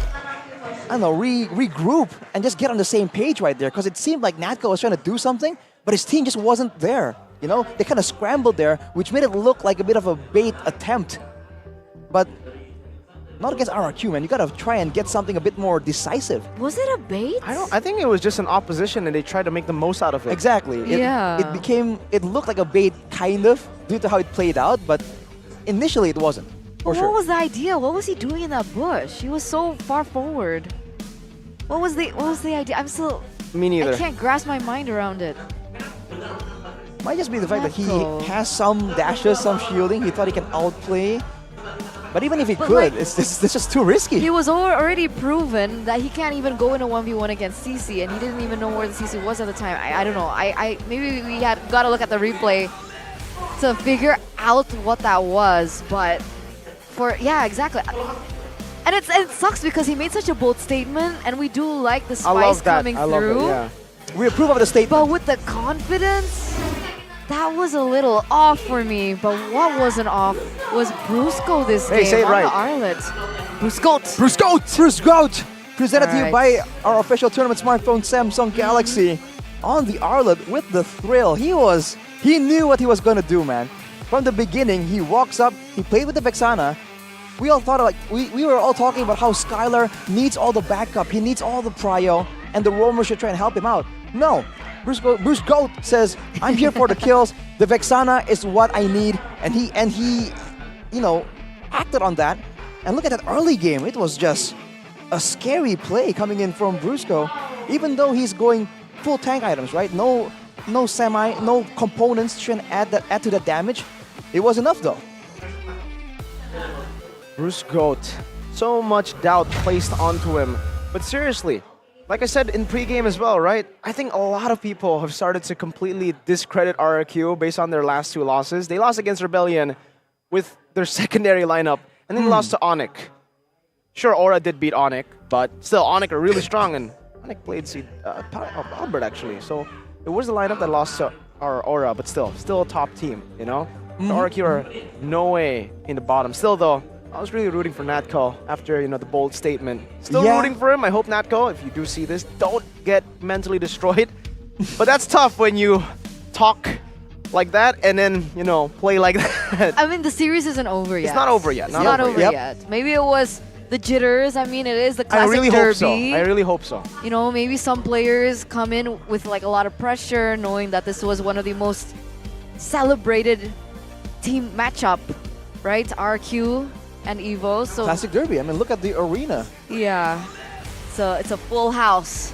It stands to reason that, okay, you can do well in the other games, but when it comes to those really big games, man, the Royal Derbies, the Classic Derbies, it's a whole different atmosphere in the arena, man.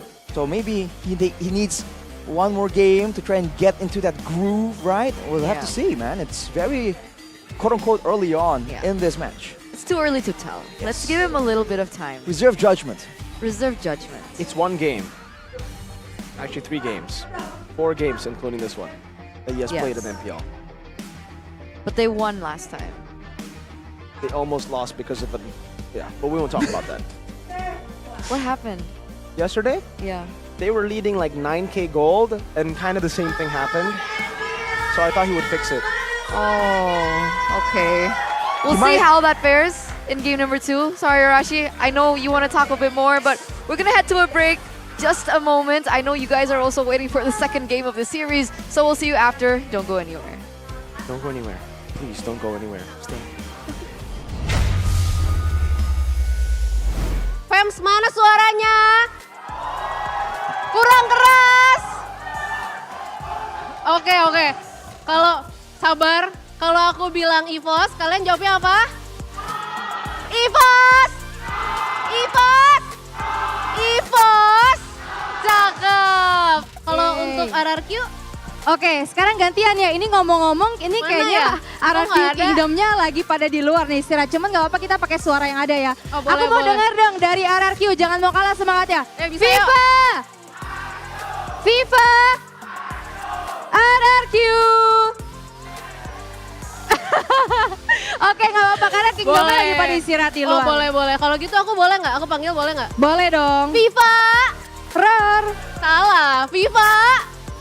Nah, gitu. Lagi-lagi FIFA! Ror! Cakep! Kasih tepuk tangan dong buat kita semua. Wow! Thank you.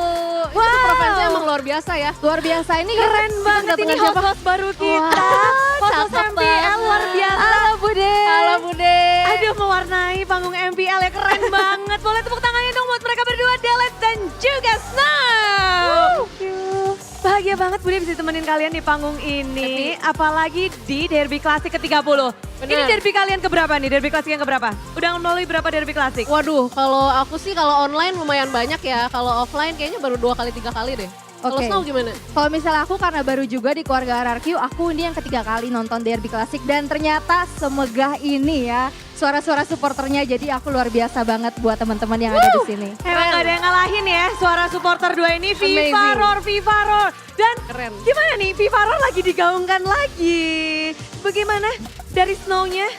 Dari aku ya, jujur aku sih orangnya sangat Indo Pride banget, jadi aku sangat mensupport segala kegiatan yang ini sangat merangkul ya. Karena kan walaupun kita sebenarnya ada rival di stage, tapi di belakang itu kita adalah seorang teman. Jadi aku sangat support banget dengan kegiatan ini dan Viva Roar pokoknya.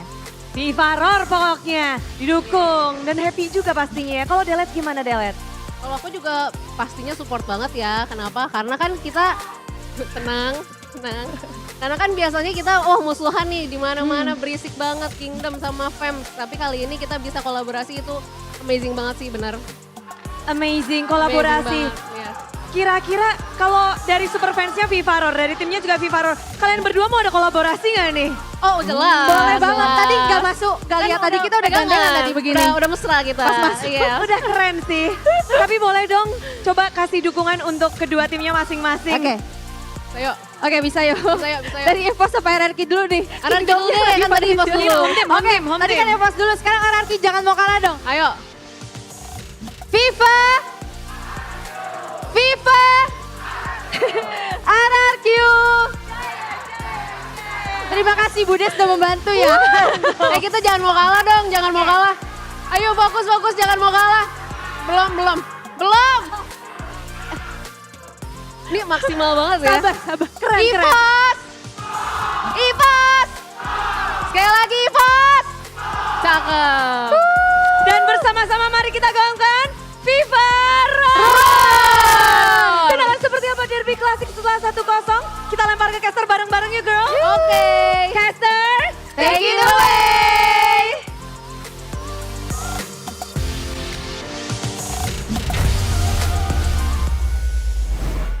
Okay guys, let's try it.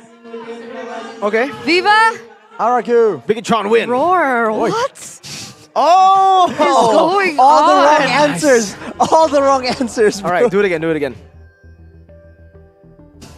Evos. Program to win. No? Evos RQ, Viva Roar. Oh, so if you say Evos, I have to say RRQ? Yeah. That's weird. Hang on. That's weird. Was I not listening correctly? I think that's what they said. Is it? I don't know actually. Viva! RRQ. Program to I'm just gonna give up. I don't do this friendship give thing, up. man. Can I'm here for the dub.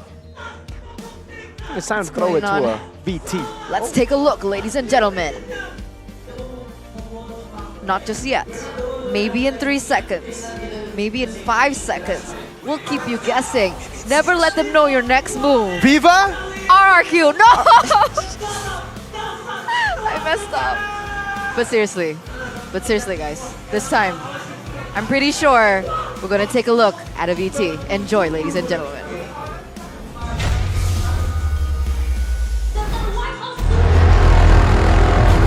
They don't know who is the player that they need to follow.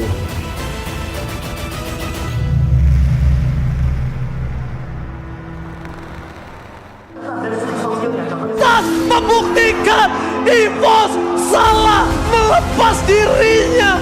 We're the one who won on macro, right? We're not the one who ran after the enemy. You guys not in the same page in the last fight. Let's go! Dan Evos Glory kali ini makin terpendam ke dalam dasar klasemen. Karena kalau kita lihat Evos kehilangan arah, Paleski mundur ke belakang berdefensif. What? Van Strong tumbang 72 detik. Awalnya gue makan depan, tapi kayak deketan. Dan terwipe out sudah Evos Glory, Warlord dan Van Strong dan sang macan putih kembali bertukuk lutut. The reason why we have a struggle for week 1 and week 2, we didn't utilize the mentality of the players. When they play as a 5 in stage, you will see like they have trust issue or like they don't know who is the player that they need to follow. Like there is no leader. Landed with from Kalan! Berasa benar-benar negara belakang apakah kamu gila begitu saja? Ada beberapa player yang Bruce Koja satu terakhir. Kali ini RRQ Hoshi harus terseruduk. Always help each other, always connect together, always pull together, always hurry together. Viva! Dan di game kali ini RRQ dalam bencana. Oh my god. Well, we switched a lot of rosters the second week, so we had problem with finding the best performance for our team. But coming to this week, I think we have fixed it. Hopefully, the kids will deliver a better performance and we would climb back to the top. Dan Evos Glory akhirnya pecah telur.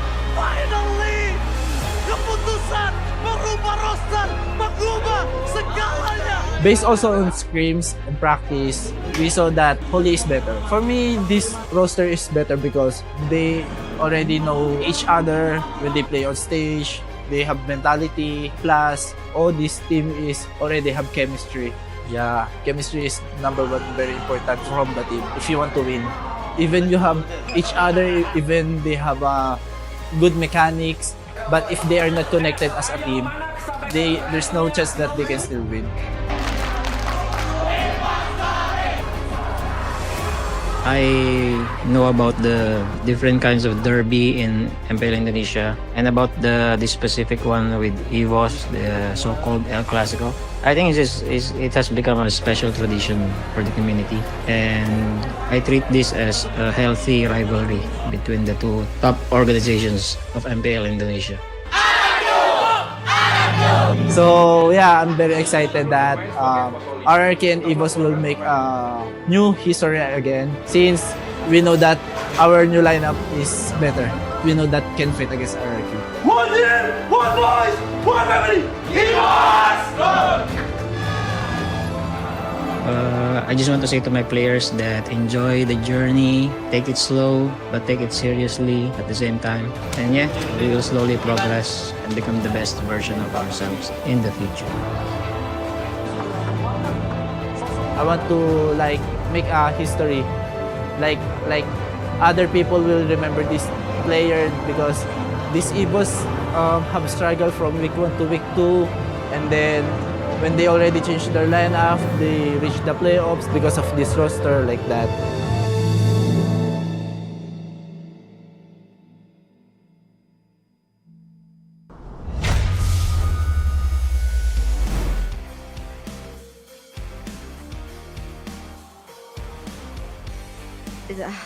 I really wanted to show on cam that Arashi has tears in his eyes, but it's okay, I'll just describe it.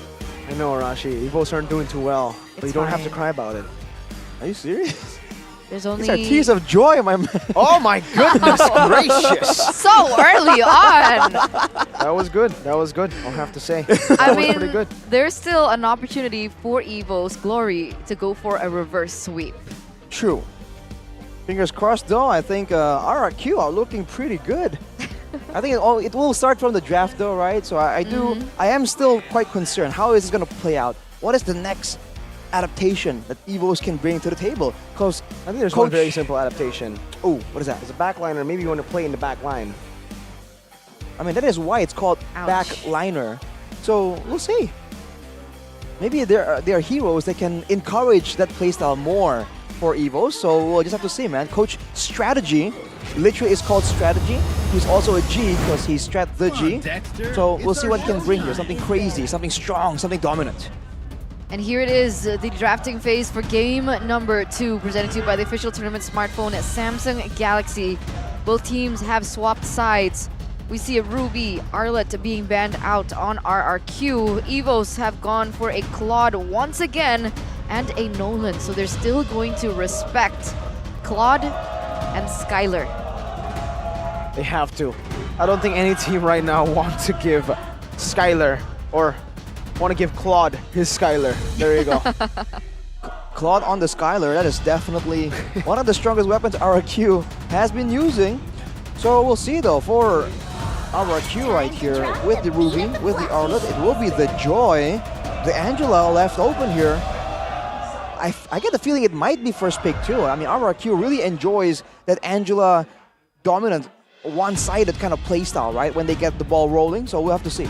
So what do Evos want to do? Do they go for the Angela ban, or they go for something like the Matilda, who up until this point has still been left open as well? And let's not forget about the Fanny that was also banned out in the first phase. And I'm wondering whether or not Evos are still going to stick with the Fredrin in the first phase of the picks this time around. Fredrin's first pick just seems a bit too costly, especially when they are other junglers that maybe they're not as good, right? But they still do some of the same job descriptions just well. But never mind. Evos say we don't want to deal with that. Fredrin banned. So now it's all about the first pick here. The Arlet was banned now, the Ruby too. We do have the Mathilda up for grabs here for Brusco if he actually does want to utilize it. That is a hero that has been left open, as well as the Angela, actually. Here though, we have a comment from Skylar, or Skylar. I love it. Since season 9, many have wanted to defeat me, but I just respect them. Killing them with kindness. Killing him with kindness, man. Or just silence. You know, if you're so high at the top, you don't have room or time to deal with that. You're right, man.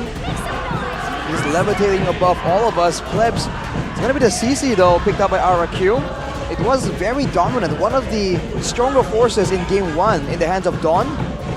So we'll see. For Evos now, they have a chance to, once again, maybe steal away the Minotaur from Brusco, right? And pick something maybe stronger in the mid lane. The Vexana is not a bad idea. I mean, if you want to take Minotaur, there's always the Arlet. Oh, Arlet's banned out.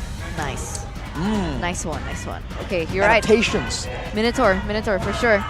Let's Do take a you look really at want to give the strategy. Angela though to RRQ? Yeah. Because Angela's up for grabs. They already have a CC. I don't know if you want to give an Angela over to RRQ. Then they can pick Baksha too. CC, Angela, Baksha. Yeah. They have to pick it up. For sure. Ooh, Yuzong Angela. We haven't seen this in quite a long while. I believe Geek Fam was just devastating when they do get their hands on this combo. Signature Fluffy though. Yeah, with the Angela as well. This is a terrifying Black Dragon. You have to wonder if RRQ have some kind of solution here. What will they adapt? What will they go for? Minotaur still for Brusco. Mathilda's up for grabs too. Oh, that can work too, man. Anything that can really get your backline members away from the Black Dragon after the initial, you know, flying form, right? I think anything that can serve that purpose can be great. It's going to be Baksha first though, and it's the Mathilda, man. The Baksha Mathilda combination. You can dive in with the Baksha with that shield unity, and you have a very easy way out with the guiding wind for Evos. A jungler? Oh, yes! I was about to say maybe a Baratz here, but hey, this was the pick that got them the victory against Dewa United. A maniac performance from Annabelle on the Alpha. I'm pretty sure that they're having PTSD still from what the Alpha was able to do. And is it not known as a counter to the Baxia somewhat? That's true. It kind of does work because of the true damage component that TD. Alpha has in the passive. So that does work. And Alpha, before the nerfs, he was notorious for just being able to do a lot of damage and heal up and regenerate a lot of the HP. Afterwards, the regeneration was nerfed quite a bit. But now with the Angela and Tao, this could be, once again, like a possible combo that they can utilize. So I think crowd control, RRQ will try and get some more of it, or they can just go straight up damage and decide like, okay, it doesn't matter if we can't crowd control you, we are gonna burst you through the hard guard. That is a tall order though. So what do you think they're going to go for again?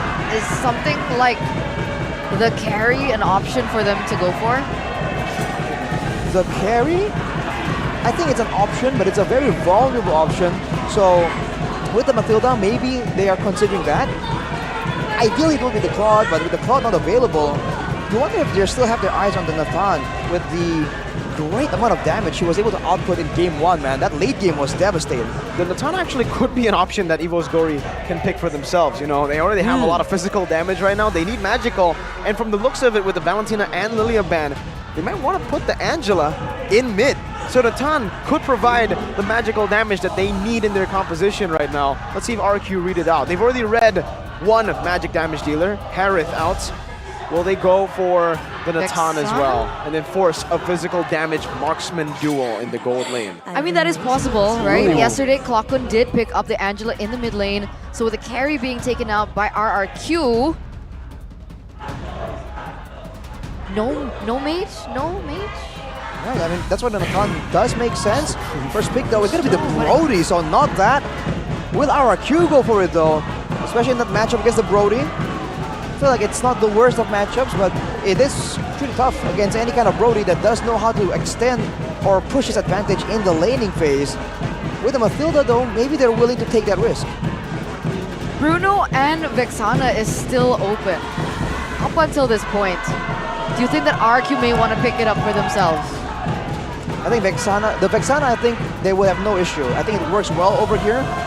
Provided they take the sprint, though. I feel like if Octa goes for the Flicker or the Purify, won't be enough against this kind of composition. It just runs you down. You need to be able to just keep up, right? And run away from this danger.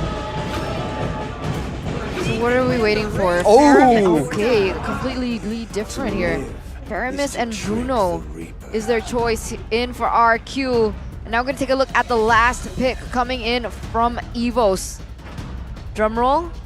Drum roll. They need either a roam or a mage. It really depends where the Angela is going. If they go for roam, they want to go for something like a Minotaur here up against this dive? Is Ruby still? No, Ruby's banned. Yeah. Minotaur or Vexana? Oh, Tigreal. Okay, so it's going to be a mid lane Angela. Yeah, as predicted. They're going for the Tigreal to try and punish the clumping composition of RRQ, trying to get full benefit out of that Netherrealm. It checks out logically. If that happens, you know, big implosion into a Furious Dive, that could be catastrophic for RRQ. That's a big if, though. But again, no magic damage, save for Angela from the side of Evos Glory. It feels a little one-dimensional in terms of damage source. I think RRQ will be able to deal with it very quickly. And I do believe that's a big disadvantage from Evos. Yeah, it is, man. We'll see how they're able to utilize this composition, though, because yesterday, if I'm not mistaken, Clockun went for Holy Crystal on this Angela. So there's a bit of magic damage there, and that's what they are relying on now. For RRQ, a more balanced composition, though, for damage. And even when it comes down to this team fighting with that Paramis, they're a tanky lineup. Can Evos Glory force a third game in this best-of-3 series in the Classic Derby? Or will RRQ retain history and once again prove that they are the conquerors of the White Tigers?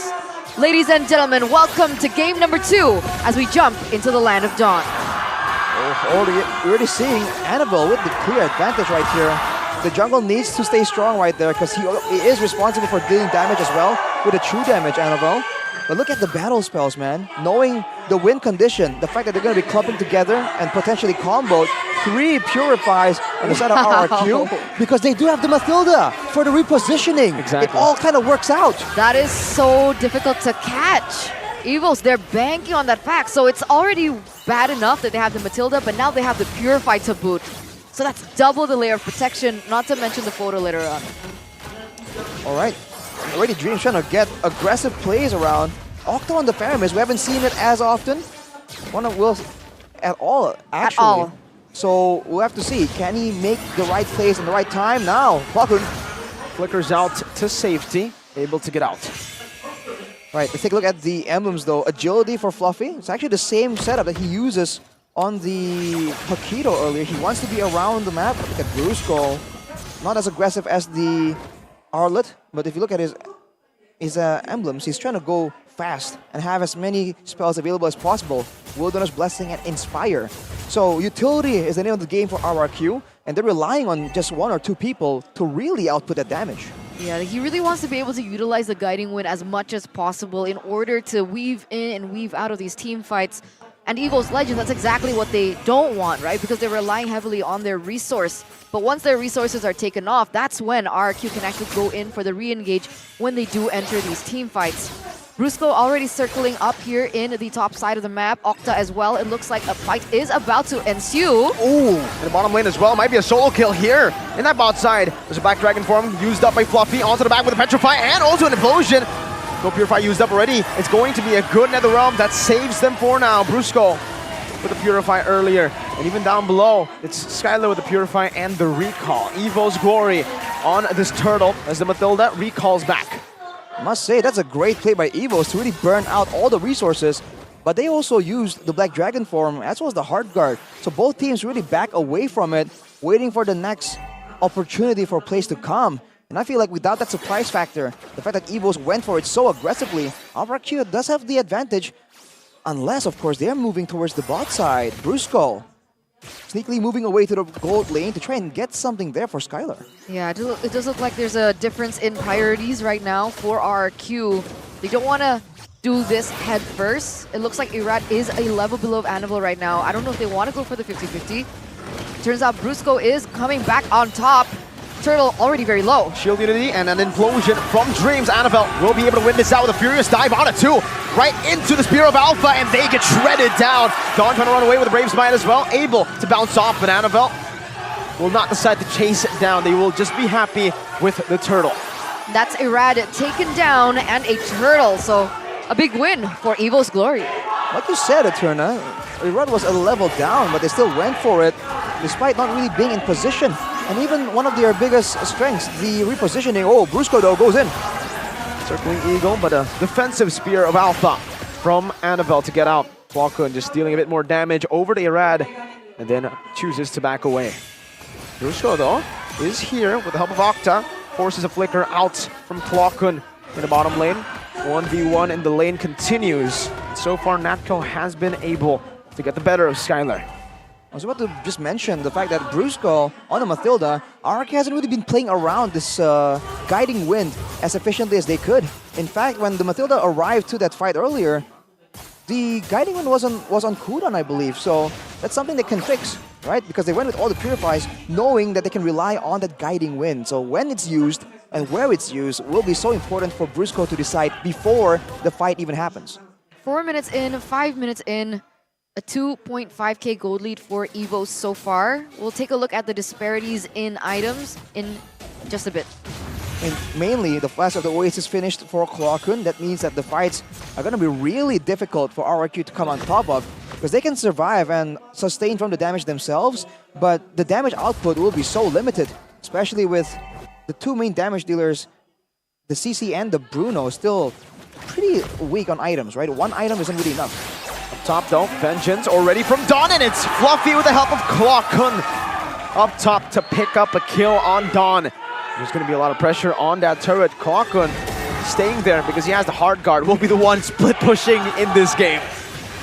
Now Dawn off the board. Looks like Bruce was going to go for an engage. Circling Eagle over to Dreams. Flicker out to safety. Defensive flicker, but Irad has used the Poisons. Fluffy on the mid lane. And the tier 1 up top taken down by the Angela. And that's just it. We can see now Evos, they don't exactly commit onto this objective though, but Angela's still pushing. Klokkun's still pushing in for maybe another turret if RRQ don't answer this. Just dancing around for now, as the Angela hasn't really been able to touch that turret too much yet, fortunately for RRQ. But they're going to be forced to make a move soon. And their engage, once again, is either a circling Eagle or a Shield Unity. Both very telegraphed, very obvious, and very punishable by the Tigreal. Octa does have the Necklace of Durance, so the fights are going to be a bit more even, but the Black Dragon form gets popped. Again, Natco a bit off position. A Purify, but it's going to be late! Natco utilizing that position to actually punish an overextending Brusco. Fluffy jumping in, Petrified, Furious Dive. Octa forced to Purify out of that with the Shadow Stampede. Annabelle, Spear of Alpha to disengage. And Evos have a 5k gold lead over RRQ. I mean, we knew that Evos are going to be stronger in the early game, but they're really pushing the advantage. And RRQ, despite having the tools to survive, they're not really getting forced into team fights. They're getting forced into weird skirmishes by the weird macro pressure that the Angela brings to the table. So now, instead of having great solutions for big combos, they're just losing it out because they can't save individual members in time.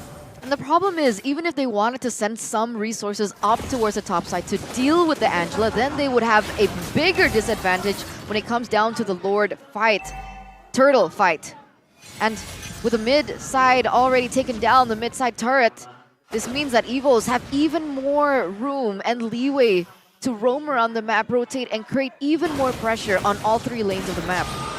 Looking at damage dealt though, Octa is actually all the way on top, even higher than Fluffy and everyone else. And that's with a rush to the Necklace of Dunes. So with few more items, he's actually going to be dealing very significant damage. But that's if RRQ can last long enough from the onslaught.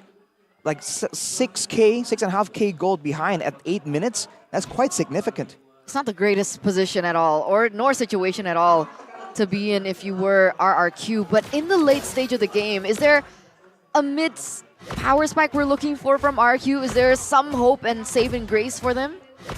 I think for sure in the late game, they will have an advantage. On top of the fact that the Faramis does have the passive, they'll have more ways to really stay in a fight, and the DPS from the side of Evos is a bit lacking, right? It's more towards the burst side of things.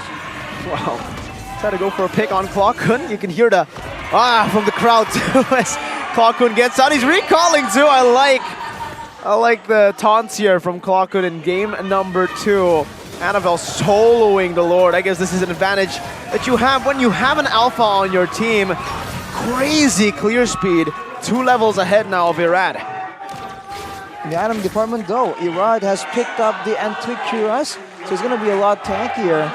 Items are just what they need, man. RRQ, I think going for a trade there was the right call. Unfortunately, unable to get the Angela. I feel like they should really try and get gold when they can by farming. Because if you look at Evos, they're splitting up quite a bit in order to really deny that farm. Natko with a nature. Now, with a torn apart memory, flickering out to safety. Brusco is very low. Natko has to have the hard guard, but Dreams gets taken down. Now it's Natko who's trying to run away, but also kiting them in the process. Skylar sliding tackle, Annabelle zoning them from this turret. Evos have lost their roamer, but they are able to get a tier 2 turret off of that play. 8k gold lead. 8k gold lead for the White Tigers now in the 10th minute of the game. It looks like they're starting to look for more in the mid lane, looking for more pressure. Do they get the turret? The Lord is still marching on the top side. RRQ, can they try to deny the inhibitor takes coming in from Evos Glory? I think they can. For Evos, they do have that advantage. Having a Brody means that it's very easy for you to really do some damage with a limited window of time against turrets. But for RRQ, it's the first Lord. They do have decent damage, and they can deny a big dive with the Netherrealm. It hasn't been really working for RRQ out in the open, but under a base turret, that Netherrealm will, I think, be enough to really buy a lot of time and force Evos to take needless damage from the turrets. That is what they're relying on right here to really defend. As you can see, they can't really leave the base. They can't. The game fact here by GoPay, Baxia became one of RRQ's winning heroes in MPL ID Season 12 with an 81.82% win rate from 11 picks, even securing a 3-win streak in week number 1. However, in MPL ID Season 13, RRQ's Baxia has a 50% win rate from 4 picks. What's going on the stage? I have no idea. Well, yeah, the car's getting hyped for something. What are they getting hyped over? I'm curious. I think they're just yelling at each other right now. Are they taunting each other? I think they are taunting each other. Their Indonesian counterparts are egging them on, like, yeah, go on, keep going, keep going. Or maybe. Octa, Stampede, Evos Glory with an attempt, but it will only remain an attempt. Evos, for sure, is feeling the clock tick, man. In these moments, without the Lord, without anything to really pull RRQ out, they're stuck really trying to find ways to punish. Because again, in the late game, I feel like they have things to be concerned about as well. As Skyla picks up the Malefic Roar, already at a 3-item power spike. So not the endless battle we saw earlier. It's going to be the Malefic Roar to try and go against all these beefy fighters. They're playing it so patiently now. They're waiting for 12-minute as well. They want to get an enhanced Lord. They want to crack this base open. I feel like they need to, right? It's not that just they want to. And with the macro pressure already doing its job, RRQ, this is a strategy, if you can call it that we've seen a lot in the previous seasons. When you have a Paramis, you just stay in the base. And even if you lose the Lord, eventually, right, the fact that you can deny a full-on dive will allow you to catch up. But when they're 10k, almost 11, it might be 11 by the time Evos makes the push, 10k gold behind used to be the threshold of gold where it doesn't even matter if you make a small mistake, right? The gold difference can cover for it. So we'll see if Evos can make that happen, because remember, the Waves and the Lord was changed to be a bit better at really cracking open a base. And it's a little bit harder for teams that are on the losing end, quote unquote, to go for a comeback. And with a 10k gold difference, it's looking quite bleak in for RRQ. What do they do? Well, for everybody back at home, they can go and put in the promo code right now. GoPay Gamers on the GoPay app. I think a big issue right now for RRQ as well is that the only real front line is going to be Irad. Dawn on the CC is still relatively squishy, and now Evos makes their move. Mid lane gonna be dealt with, but they concede the top lane base turret. Octa getting shot once, and that's the amount of damage that Nako has within his arsenal right now. They have a lot of sustain still though. Certainly Ego over to Nako. Only gonna get chunked, and the turn of our memory as well. Oh, the burst G! My goodness! Brusco just disappeared. Dreams though. Wicker Implosion, not connecting spear of Alpha. Bringing Irad all the way back to the team, but the team is gonna go to the other side where Irad is gonna be soloed completely by Annabelle. Octa, Purify, trying to defend in the back. The base is open, down. Brusco is down as well.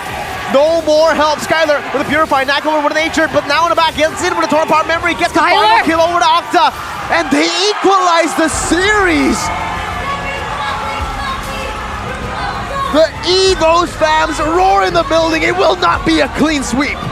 Not today, say the White Tigers. They have successfully forced a game number 3 in the first El Clasico, or the Classic Derby of MPL ID Season 13.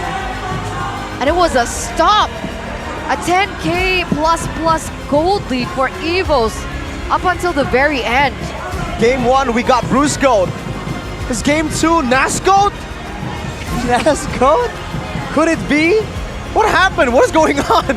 All the Co's are doing good. Brusco, but game 1, Natco didn't perform. It was Natcover in game 1. Now it's Natgoat. Man, even on the desk is mere goat. Arashi goat. Aether goat. All the goats. What was that? This is the GOAT matchups. All right, man.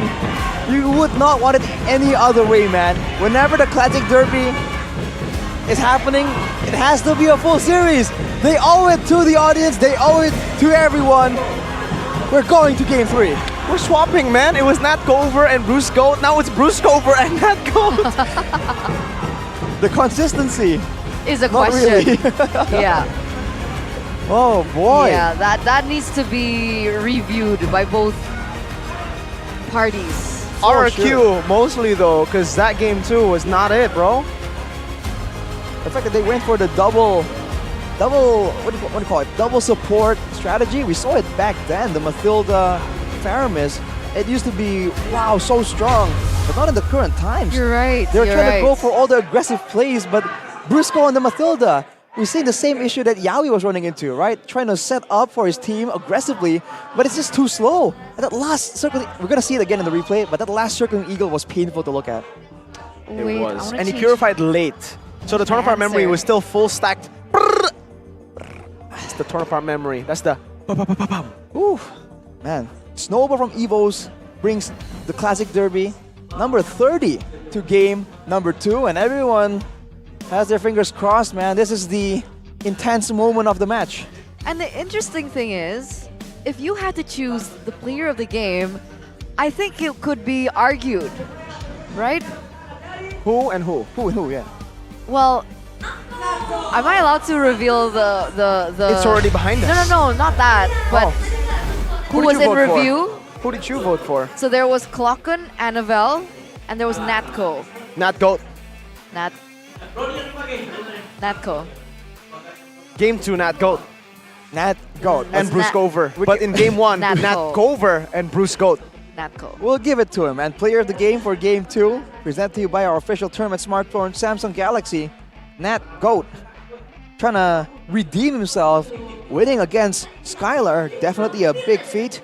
But man, let's see what he was able to do in the highlights. Player of the game highlights presented to you by the official gold partner, UBS Gold. That's early fight though. I really felt like this is something that both parties are kind of like YOLOing into. RRQ definitely got the short end of the stick right there. And afterwards, they maybe they were underestimating Evos from game number 1, but they certainly paid the price in these, one-person pickoffs. These pickoffs where it should have been Nat Gover, he turned it around to be Nat Goat. There are a few times, by the way, that this still happened, but it's almost like Evos Glory were like, yeah, okay, we see you this time. You want to play aggressive. Let's put you on the Brody, and let's get Clockun on someone who can give you more HP. Let's make you a tank and a damage dealer.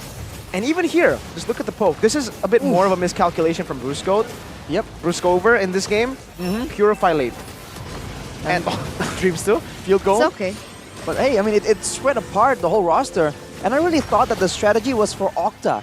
Usually we see a Faramis, right, in the late game. Well, not late game, but in the base defense situation. They go in, they get taken out, they clear the wave somewhat, buy some time, and afterwards they come back because of the passive.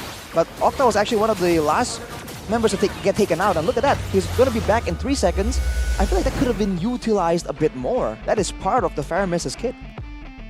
I feel like that's what you can do on a Brody though. Miracle. Here, Eterna. There are a lot of things that were not seen. Okay. Natko was out laning Skylar by quite a bit. He was a level ahead. In I forgot, the 4th or 3rd minute, he almost solo killed Skylar, putting him in his own turret and forcing Skylar to recall when he got so much more tempo. Little things like that, it adds up. And it's because he also went for Master Assassin. Yes, it's the Brody matchup against the Bruno. But still, the fact that he was out laning Skylar and then able to utilize that snowball over to burst Bruscote twice. It just seems like the game plan just wasn't really all there.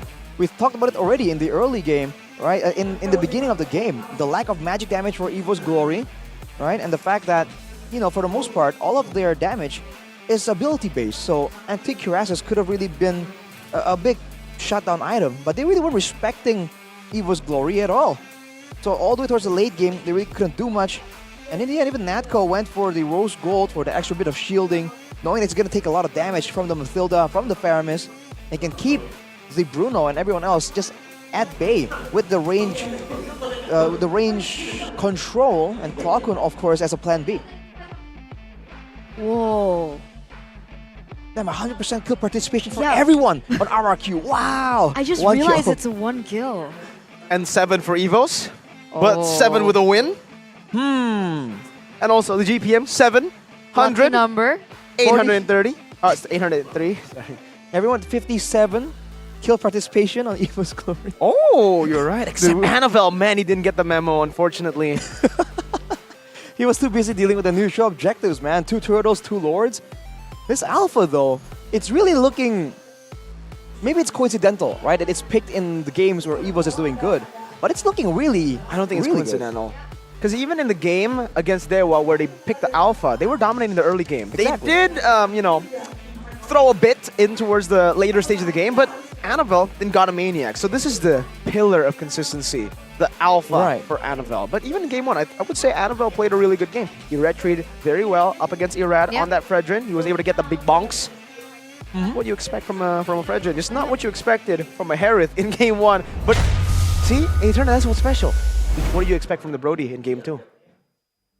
The snowball, right? And he did it! So in game 1, he didn't do what you expected, but in game 2, he did. That's what a Brody is. You can call him mailbox or mailman because he delivers. A lot of times, not every time. Just like a mailman. Look, sometimes there are problems during, shipping. I'm happy Yes. with his performance in game number 2. Okay. Okay. But it's still 1 game. Okay. Yes. Okay. Well, shout out our postal service in Indonesia. It's too early to call him these names. Not Goat? Yeah. But what about Bruce Goat? Bruce Goat is okay. Why is Bruce Goat okay? Or is it not okay too? Because Bruce Goat has I guess the wolf stamp of approval. Yeah. So Wolf, is it Nat Goat or is it Nat Gover? Wolf, confirm, please. Well, it doesn't have to be that extreme either. Yes. It's not either you Nat go big Goat or go home. or Nat over. Do you... Okay, in MPL. What is this in a best of 3, thing? do you win and lose or do you win and draw? You win and lose. Exactly. Exactly. You either win or you lose. I need to call Wolf, man. Wolf, I think I'm going to call him during this break. So we'll be right back. Don't go anywhere. Stay tuned, ladies and gentlemen.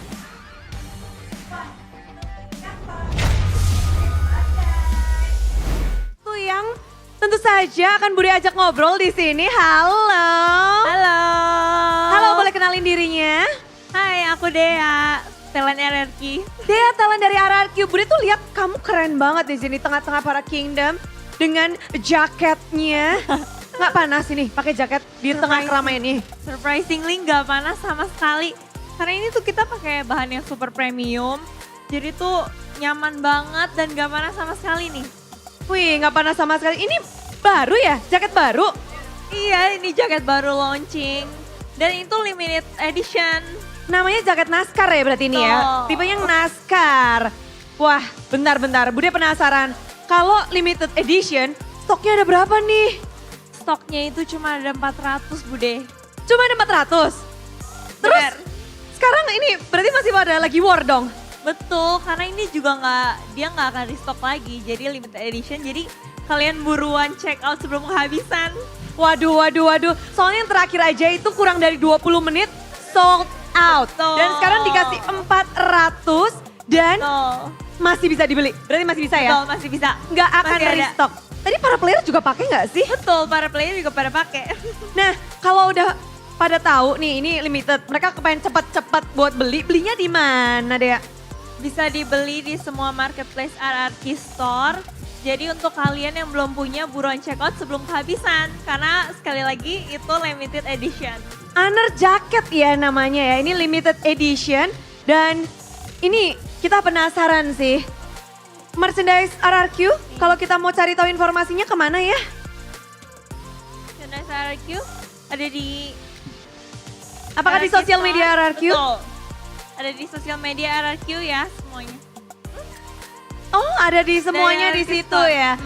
Nah, ini ketika semua player udah pada pakai, kita udah tahu juga belinya di mana. Kamu pakai ukuran apa nih di sini? Aku pakai ukuran M. Ukuran Karena M. aku lebih suka yang oversize. Oversize. Ukurannya ada apa aja sih? Ada S, M sampai L ya. SML XL kayaknya juga lengkap ya kayaknya ya. Di sini lengkap. Dan gimana kamu ngelihat para player pakai jaket ini juga? Gimana? Nambah kegantengan nggak sih? Betul, ganteng banget jadinya. Dan ini juga unisex jadi bisa dipakai sama cowok cewek juga. Sama cowok cewek juga bisa ya. Ini udah dicontohin.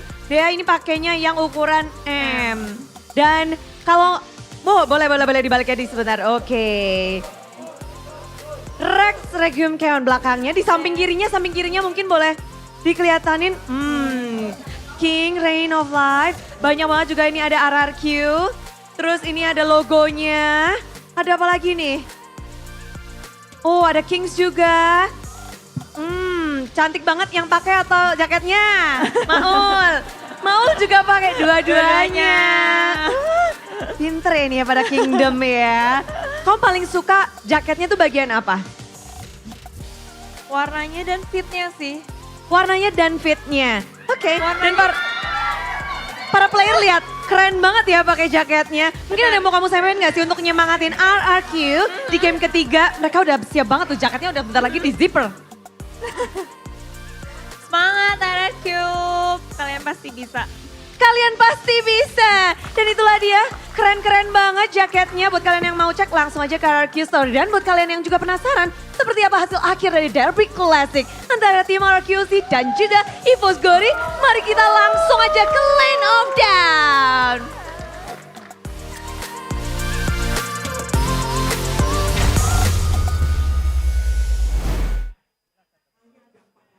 Arashi, it's not over. Arashi, it's not over yet.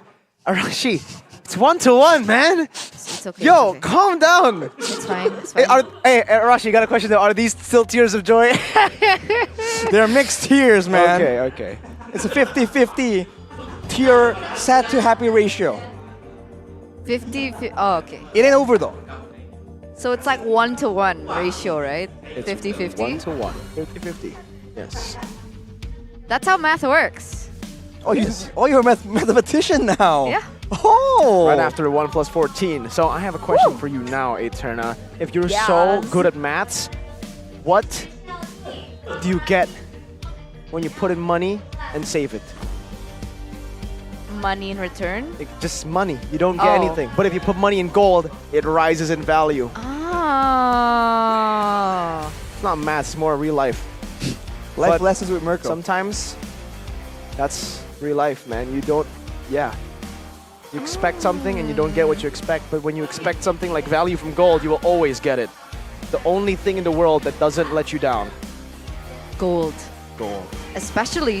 Ooh, big and sweet. Exactly. And it's coming soon in an epic collaboration limited series UBS Gold X MPL Season 13. So don't forget to stay tuned because it will happen in May 2024 on @ubs.gold and @ubslifestyle. Or it's available on ubslifestyle.com and the UBS Lifestyle e-commerce. Don't forget, boys and girls, ladies and gentlemen, because other than UBS Gold, we also have Point Coffee. And why is Point Coffee so special, Arashi? Because it's a freshly made coffee drink, man. It's served from 100% authentic Indonesian coffee beans by trained baristas. You can enjoy coffee, frappes, and other fresh drinks with legendary flavors that are always on point. That's why it's called Point Coffee. Find Point Coffee at your nearest Indomart store. Because what else are you gonna get? That's the most value, man. Come on. Why would you, right? Especially for you. He actually hoards millions of them in his refrigerator. Dude, it's a secret. Oh, I'm sorry. We're not supposed to. We're not supposed to say that. I love it so much. That's why I have to put it in my fridge. You know, steal. It's not steal. Steal. Accept the donation. Yes. Yes. Forcefully accepting donations. Forcefully expecting the donations. You can see here. Look at this. Arashi. What do you think of this? I think Shevin is just watching with very Whoa, focused intent. what? What is that? Yo, that's the real W there. The Team Galaxy zone by, you guessed it, Samsung Galaxy. She has 3. She's wild. collecting. Hey, Turna, you got But beat. I've seen influencers have 3. How many do you have, sir? He has 1, but he's with the ladies. Oh my god, he's abusing this Galaxy zone real good, man. That's what you can do, ladies and gentlemen. If you guys want to watch an MPL, please use the best phone in the business. It's the Galaxy. Not just any Galaxy, not Milky Way, the Samsung Galaxy. That's Sam and Sung. Don't ask questions, just go with it. Okay. Samsung. Samsung. So that's what you need, Arashi. We need Sam You to want to sing. take a Or picture Samsung. with Snow, maybe? Yeah. In the front. She's always sitting at the front, right? He did take pictures with Snow. I do have a So, photo with what's Snow. your phone, bro? Come on, spill. What's your phone? I feel like if I use any other phone, right? Like Snow wouldn't appear. You know, you have to use the Samsung phone, dude, the best camera in the business. Yeah, man. You gotta get it in HD. I see. For everybody out there who doesn't have, you know, a girlfriend or a boyfriend yet, you're just not Samsung enough, brother or sister. Yeah, at this point, if they, you know, you're trying to get close to someone, they see that Samsung, like, ooh, whoa. Fun fact. Fun fact? Goni is actually using a Samsung now. Of course he is. No I'm wonder. serious. And then right after the Samsung, Fun fact. he started playing better. Unbelievable. Let's go look at the previous game recap here. Octa and Natco. Man, that just wasn't really comparable. I mean, Octa was doing a lot of damage. He's doing his best with the Faramis. But when there's not enough fighting power, let's call it that, fighting power in the early game, RRQ, it's almost like Evos predicted, like, yo, these guys, they don't back down.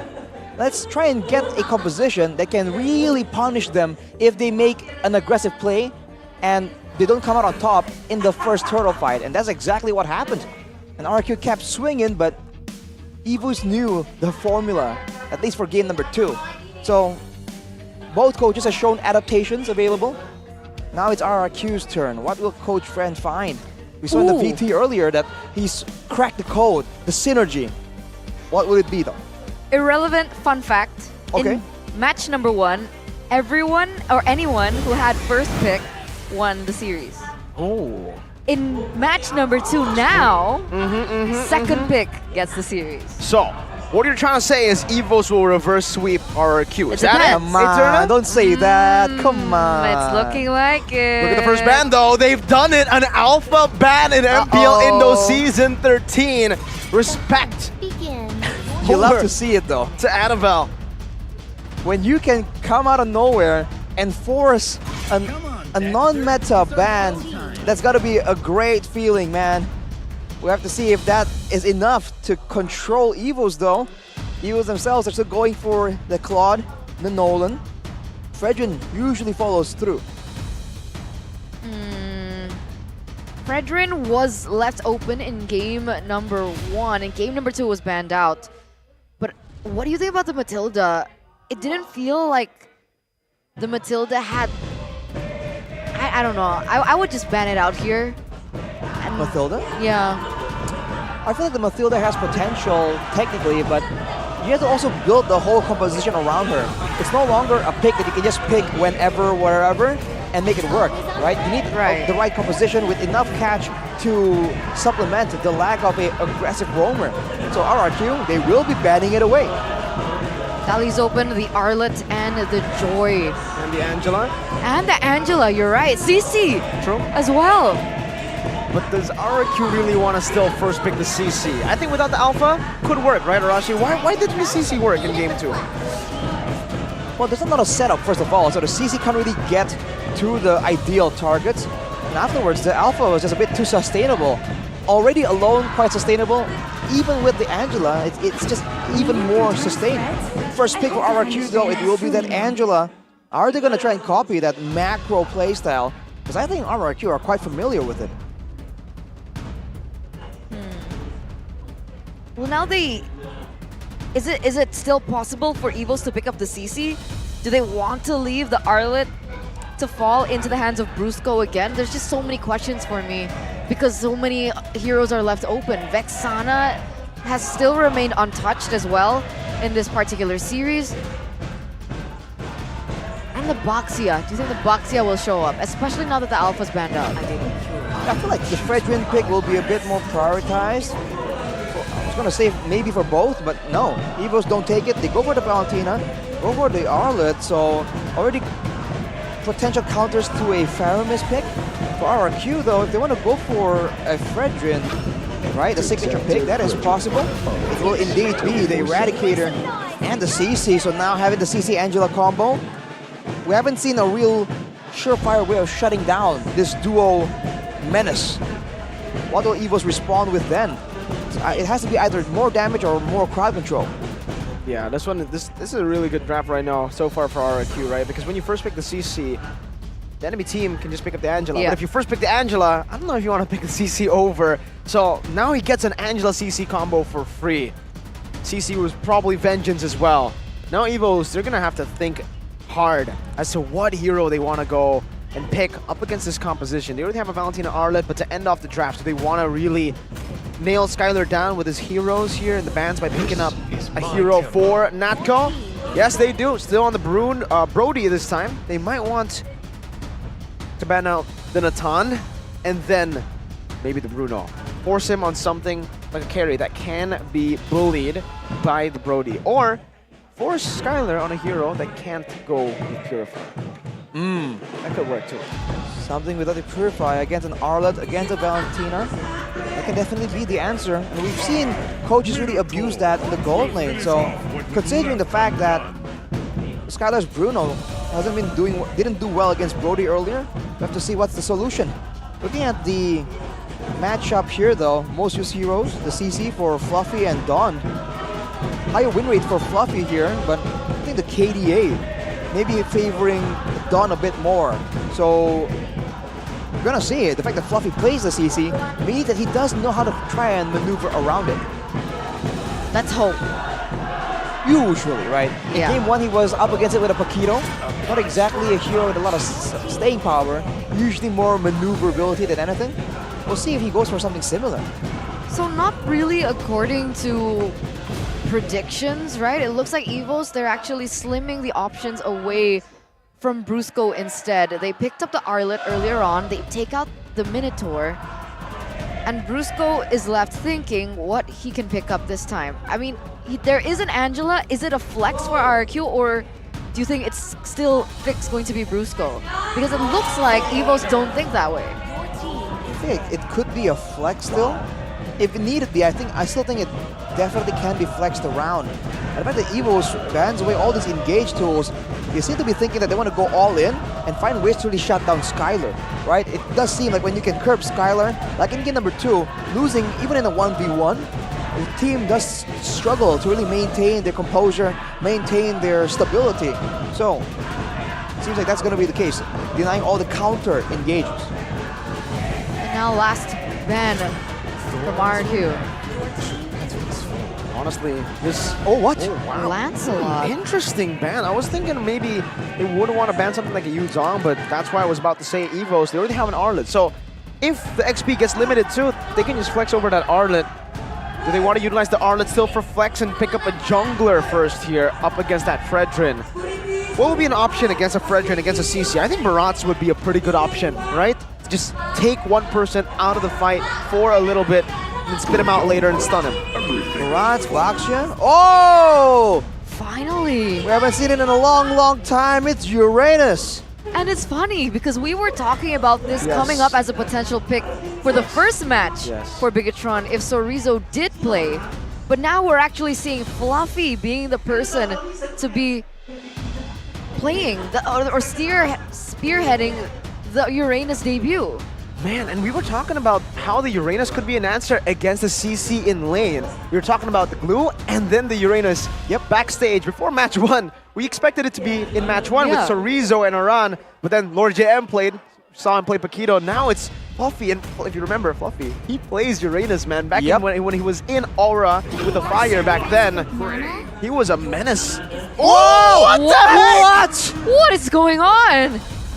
Roger Gold? Gold? What is it? Oh man, these are the Vren picks the crazy Vren picks. Back when he was coaching TNC, he brought out the Odette combo. And now we have a Roger. We saw a Layla previously. Roger. Gold? Arashi Gold? Right. Looking at it logically, Roger does percentage HP damage, right? He's a stronger laner than a carry. I think Evos was trying to back RRQ into a carry pick. Man, Fanny against a Nana though. Man, I have no idea how this is going to play out. There's so many factors that we are just not used to seeing. Fanny, Roger, Uranus. Fanny not as unorthodox, but still, this is the first time we've seen the Fanny for Evos Glory. Going to be spearheaded by none other than Annabelle. What do you think about these compositions for both teams, real quick? I think RRQ, if you just play it standard, has some kind of advantage. But for Evos, the fact that they have more options here, they can match a split push, they can assassinate the Angela instead of dealing with the hard guard. They have more ways and creativity to approach this. Coach strategy, showing just insane strategy right now. And it is confirmed, it's a Roger in the gold lane. Eterna Arashi. If RQ lose this, I don't know what the comments will be filled with for Vren, bro. And what better way to close our first and our 30th in total Classic Derby between RRQ and Evos as we jump into the land of Dawn, ladies and gentlemen, to see the conclusion. And already so much aggression on Annabelle. Early on, very, very low. Annabelle, no Purple for now. He'll have to recall Dondo. Going head on to Dreams. Almost getting the first blood to RRQ with a lead early on. Pressuring away at the Assassin is a strategy we've seen before, but Dawn, wait, he's even leashing quite a bit. He's not going to the lane. He's losing a couple of minions right now. Fluffy's already level 2 and he's just stuck at level 1. That and in the gold lane. This is not a matchup that we've seen. Roger and Brody. And Master Assassin Roger. Master Assassin Roger with the thrill, so he's going to be trying to be as aggressive as possible. I have no idea how this lane is supposed to play out. The Fanny though will be a bit more, has to be a bit more cautious against the Nana.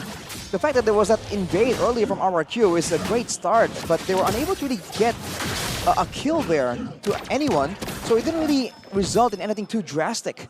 The result is Annabelle is, I guess, a level below Irad right now. So if they want to go for the neutral objective takes, it's not going to be as simple for Evos Glory unless Annabelle wants to go for a more oppressive and aggressive playstyle, which is look for pickoff so far, which we haven't seen either. Oh, I feel there's just so much responsibility in the hands of Octa here in this kind of situation. He is the one responsible for a lot of coverage, a lot of like defensive maneuvers, and if he lands a great ultimate, they can change the fight. If he misses the ultimate though and doesn't get like a multi-person stun, that can be terrible for RRQ as well. He is rotating over. The blitz is ready. He will use it there. Irad still is able to find it. Dashes out now as Annabelle jumps in with the cables onto the back. Rusko gonna be slain. First blood over to Annabelle as he goes over to Octa. But they will not continue this. They will only just take the kill and trade it over with that turtle. Rusko being level 3 right there. No hard guard. RRQ gets the bit of the advantage on... Whoa, Dreams! A big smackdown from Irad on Dreams. Deleted. Smacked down by the Eradicator. That's why they do not want to see the Fredrin. We'll have to see though now with a bit of an advantage. Fluffy is doing what Uranus does, moving into the jungle. Dude, Skylar's not taking damage. Maybe this Roger pick has a secret benefit we're not aware of right here. Here's a player head-to-head though between Skylar and Natco. Higher hero pool for Skylar, of course, but the teamfight participation more for Natco. That average KDA though is where things really look different.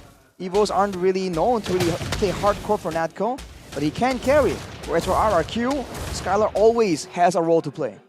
But I don't know, does Skylar not have much going for him as a Roger in that 1v1 just trades in terms of damage? I think he's slaying just for team fights. So far he's just farming, right? Surviving in the lane. And with the Lycan form, he's actually not taking damage from the Brody. Yep, and later on there'll be that percentage HP damage, the missing HP damage as well. Is this gonna be the beginning of a new combo, like a Roger Angela just diving towards your team, just outputting a lot of damage? There's a lot of potential for sure, but Annabelle though on the Fanny, you're wondering what is his thought process. No one's really that squishy to really try and one-shot, except for the Angela. Yeah, I mean, earlier on we saw what he was able to do for the Angela, right? But that is assuming that the Angela has not used her hard guard yet.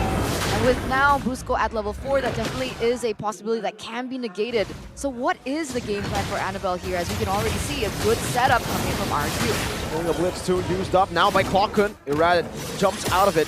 Goes for some damage. Dreams!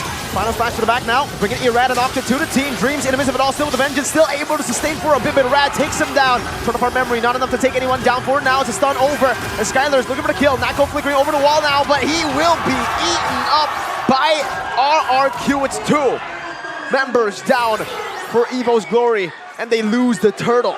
Big win for RRQ. Hoshi at the moment as they're pushing the tempo once again here in the top lane. Oh! Fluffy goes in very aggressively. And dies. Pays the price. He jumped in. A 1v3, 1v4. Ooh, it's not over yet though. Annabelle forced to back away in that situation. That was a great play to really just... I don't know how that call was made, but they decided like instead of all barreling towards the turret, try and do some damage to the structures, let's just wait in this bush and see if Fluffy just takes a stroll down that lane and he just gets deleted with the Nana damage, with the crowd control that they have. Nana and Fredrin, anyone that gets targeted is going to have a bad time for now for Evos. Yeah, we can already see that happening. And now RRQ, they're holding on to a 1k gold lead. It looks like Annabelle now are trying to go for the opposite route here, looking for more objectives instead. But good eye here, Mirko. That's a Malefic Roar, first item for Brody. A Malefic Roar rush to try and deal with tank your front lines, but no one's really building physical defense just yet. It's more like a preemptive build to try and get more damage. The two teams inching closer and closer to each other though. Spotted, from our memory, used up. Skylar wants to go in, gets chunked though. The kite, like, and pounds over to the front. It's a bait! And Natco falls for it. 0-2-0 now taken down by the Molina Blitz. Irad trying to lock down Fluffy. Lycan pounds over to Fluffy. Just trying to shred him down. And RRQ are ahead with a Roger gold lane. So Roger Golden with the Has Claws as well. He has a lot of regeneration. So if he takes bad trades, gets poked by Natco in the lane, it doesn't even matter. As long as he can stay healthy and then use the built-in additional damage from the Lycan form to really clean up the same way he usually does on other gold laners. Now he can do it in more decisive fashion, weirdly enough. Yeah, you don't want Skylar to snowball. I mean, amongst all the worst things that can happen with a Roger in the gold lane, who hasn't died so far in the first 7. Oh, what? Lycan has to execute Dreams with the damage of Octa. They're playing the Roger Gold so well. I just said it, don't let him snowball. The passive's still ready. Annabelle doesn't want to go too deep though. And he will only just get the passive of the Nana. Irad finds the third and final turtle of the game. Don will get the Heart Guard. Natco putting some stacks onto him. Will not go for the full initiation. It's so weird seeing this draft kind of work so well together. The fact that they're now playing with the pressure that they have around the map and then setting up for all these death bushes that we didn't see Evos really fall for in the previous games. Annabelle is trying to do what he can though, right? I mean, one of the benefits of having a Fanny is the speed that you can go through the map. But again, that's all he can do at this point. Irad. Big bomb over to Dreams and Clockman getting him low as Skylar jumps into the back line. He has the Lycan bounce now onto Annabelle. Skylar is dealing a whole lot of damage. Onto the break again. Lycan bounce on Skylar. He's in the midst of it all. Still able to survive. But Clockman finally gets rid of him this game. But Natco falls as well. Now it's Irad with a taunt over to Fluffy, trying to chunk him down, but he is able to dash out to safety. Irad, though, wants to go for more. That's a big bomb! The Eradicator! Eradicates Uranus. Look at his build, man. I was wondering, hey, against the Assassin, against the Arlid, where's the physical defense? He is going for the maximum amount of health possible. Look at his HP bar, and look at how much damage the Princess Wrath dealt. Now Blitz into Irad. Dreams. Oh, no, final slash, not connecting. Now Natco. Oh, Irad! Now with a dive onto Natco, he can't do anything. Clockwood and Fluffy, all they can do is watch as two of their members get sliced down. What is going on with RRQ Hoshi this game? What is going on with Irad? He is angry, 4-0-5 already. Is he looking to find a maniac of his own? Oof. Oh! The taunt? Okay, no cancel. That caught me off guard for a second. I thought he was, you know, guided into a trap. But with all those plays, with all the aggression, you can see Evos are confused. Where is the safe area? They were 2 towers deep towards their zone of the map, and RRQ didn't care. They chased them all the way, and now they're just confused. They have no idea where our RRQ, the Lord, has been taken just like that. Yep, for free, completely, in the 10th minute of the game, and that's a 5,000 gold lead for Rex, Regem, Kaon. As we do take a look at a game fact, the last time Roger was used in MPL ID Season 9 was by Julian from Geek Fam when they faced Bigetron, and this is the first time Roger was used in the gold lane in MPL ID history. Can you imagine that? Bro, you should have seen the comments when Roger was picked up. Everybody was just bashing already. And now, my God, they are winning. 5.2k gold lead. How's this gonna play out? Once they reach to the base, it might slow down a bit more because Roger, again, not the best sieging machine. But look at that. That's going to be the stolen Molina Blitz. Just used to clear the map, but Irad, man, he's just standing there. This is what happens when you get Irad the Fredrin, and when you give him the tools, he's just still moving aggressively, unfazed. Irad is a monster at this point. Annabelle trying to do what he can, was able to get a tower in the top side and the bottom side, sorry, during that siege. But back to Skylar, he made Lila work. Now he's making Roger work. What other heroes will he bring out to the table and make it work against all odds? We can only watch and see what he tries to utilize next. Beautiful. Hey, maybe we'll see Hanabi. Oh. Hanabi? I don't know. I This just saw one you never BTR know. play Hanabi in Season 11. Right. It worked really well. For the enemy team. To lose. But now RRQ with all the control, doing very textbook stuff here, controlling the lanes, right? Punishing any kind of overextension and taking over the whole jungle. Now we're talking about Annabelle doing so well with an unorthodox pick. Now he's being put on a more orthodox pick and he can't do anything. Erad asserting dominance. Sitting on his couch, perfect recall there. I mean, seriously, with the Niobe skin. 1v1 Skylar versus Annabelle. He's chasing him down. No purple buff. That was dangerous for Annabelle. He almost got assassinated by the marksman. That has got to be a weird feeling, man. Weird. Playing an assassin, and now the marksman doesn't fear you. You fear the marksman. That 1v1 was gonna go way south for him. Definitely. Skylar 2-1-4, only taken down once so far. Still in the category of snowballed, looking R7. for more. Oh, does he know? Do they know? Annabelle, be careful. He's gonna recall. Oh. Oh, hang on. Here we go, jumps on the Skylar. But Dawn in the back is actually zoning them away. Skylar's gonna deal with Dreams, now isolated! You chose this battle, now fight it! Skylar is chasing Dreams down, gunning him down, and taking him out. Even Erad in the enemy purple buff, just trying to deny this purple buff away from the Fanny. He will be able to take it for free. Oh, Annabelle actually gets a trade in the mid lane, gets the cables out to safety. In the middle of all that, I mean, of course, Skylar doing Skylar things, dealing damage. Erad though, 1v3, 1v4, just pressuring the purple buff, not forcing the retreat from Annabelle, fortunately, but look at this. Hear the fans, listen. Oh no, Annabelle is getting chased down by the wolf. Unfamiliar situation for sure. Now with that Lord coming in, that's the tool that RRQ will require. They have reached, for the most part, their peak though. Reaching level 15 for multiple members. This is where Evos can hold out and really start to try and mount a comeback. Looking at the items though, even Clocken on the Valentino forced to go for a glowing one against all the fighters. Erad with the anti-cuirass and radiant armor, with the Sky Guardian helmet and the Molten Crystal. He's just tanky, and now he has a good balance of both magical and physical defense. 7K goal lead, ladies and gentlemen. This is looking like a very interesting close to this best of 3 classic derby. Look how much damage Skylar is already dealing. Just needs one more item to finish it. Enhanced Lord charging into the mid lane. Erad now taunting Dreams up. Annabelle trying to clear out the waves. Skylar's looking for an opening maybe to go in, but he just goes for the Siege 4 now. Goes into that wolf form. Annabelle in the back trying to cut the waves. The Angela is all the way back as well. Wave gonna be caught. Final slash. We're gonna back into the turret. Dawn and Erad caught in a bad spot. Skylar Lycan pounds over to Fluffy. Now trying to burst him down. But Fluffy is able to get out. Turn of our memory. Used up and doesn't get anyone for now. RRQ disengage. That was a good defense from Evos Glory.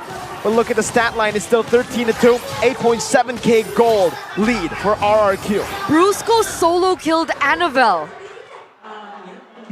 Angela and Fanny. Wait. I didn't see it. What?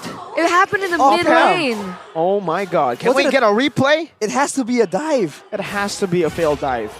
Man. Oh my lord. 4v5 right now. RRQ going for more.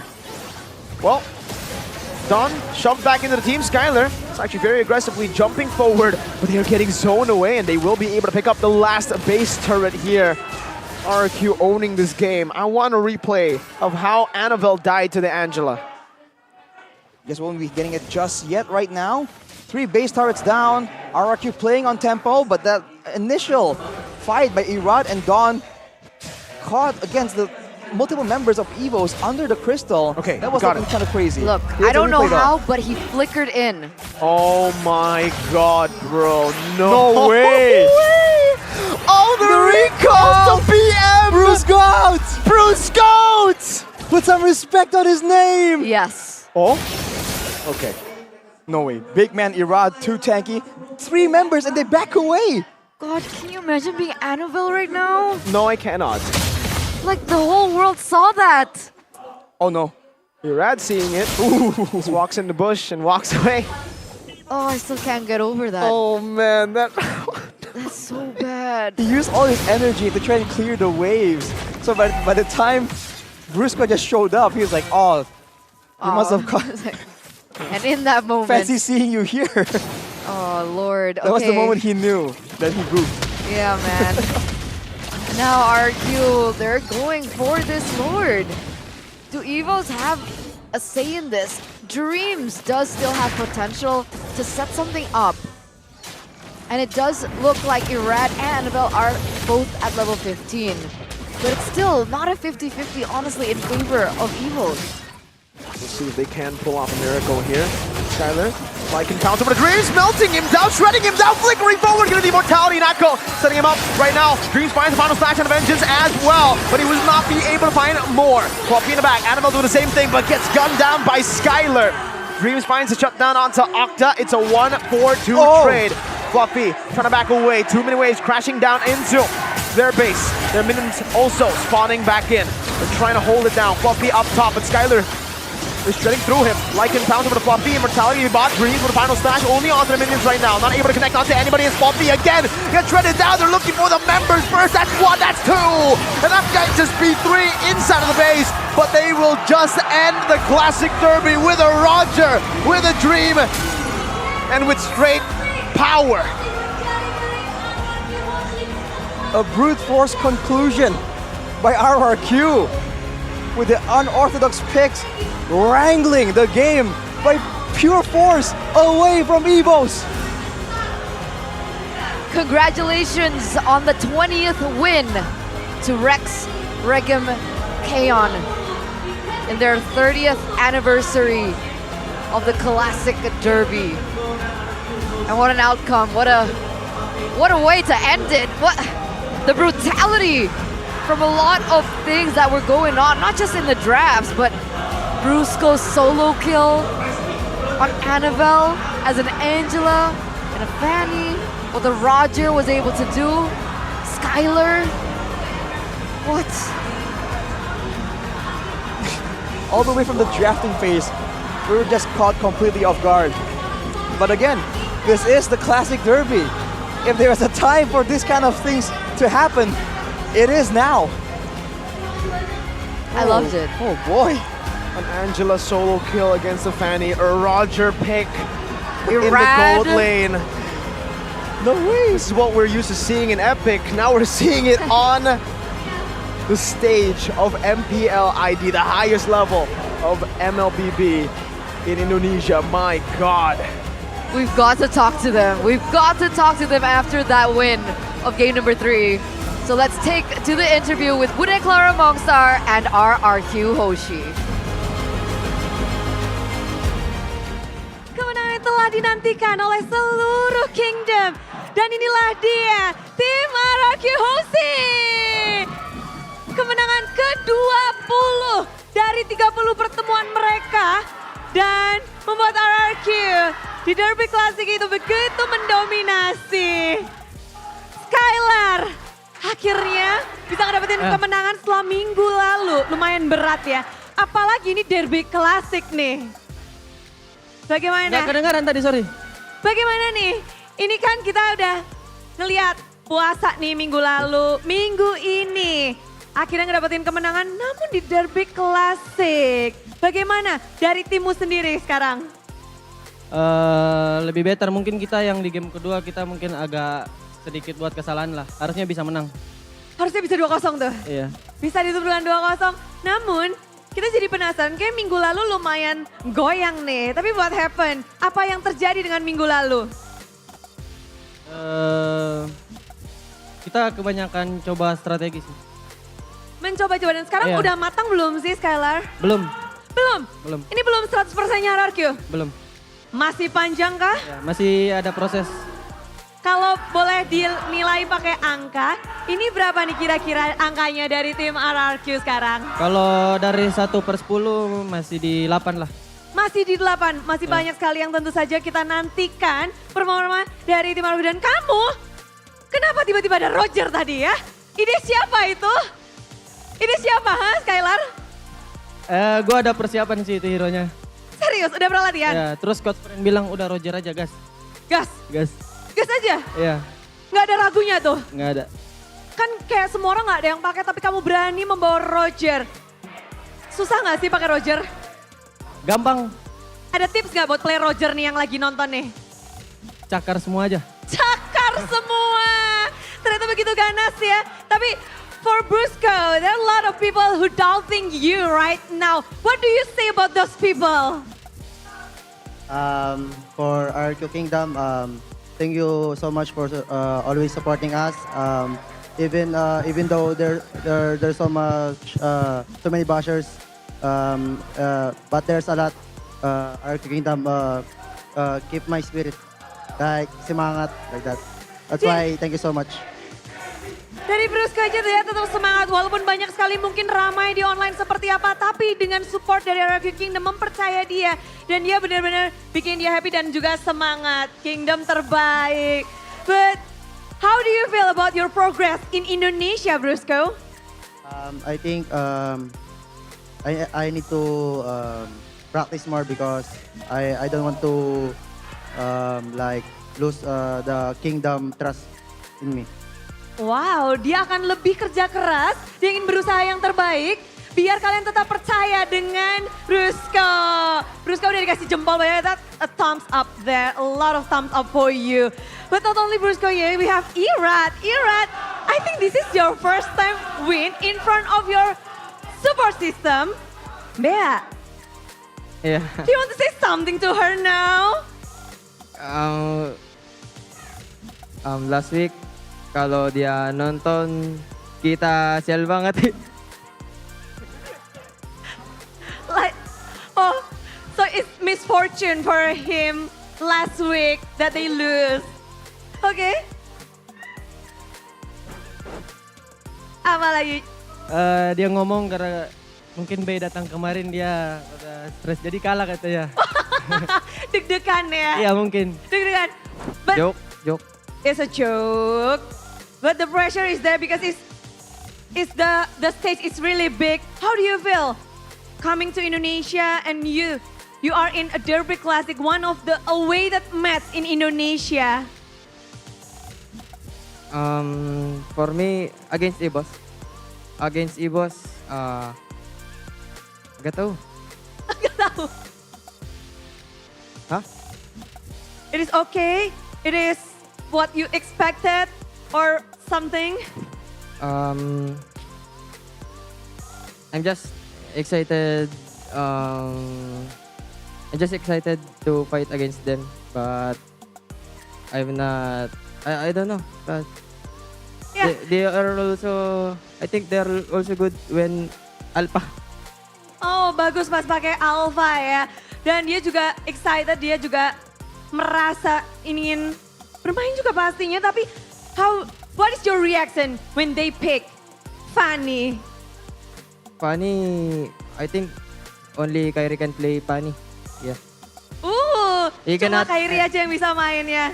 Dia gak bisa pakai Fanny di depan gua. Nggak bisa pakai Fanny di depan Irat. It's okay. Dan terlihat ya betapa bersemangatnya Irat dan juga di match kali ini apalagi. Wow, semua ramai banget. Tapi gimana kalau kalian dari Dawn?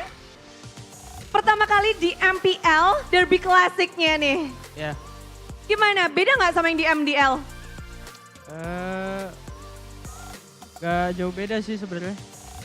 Ya sama aja. Di MDL juga ada stage-nya sama aja. Tapi gimana, kayak ini kan rame banget lihat para Kingdom. Dan pressure-nya juga.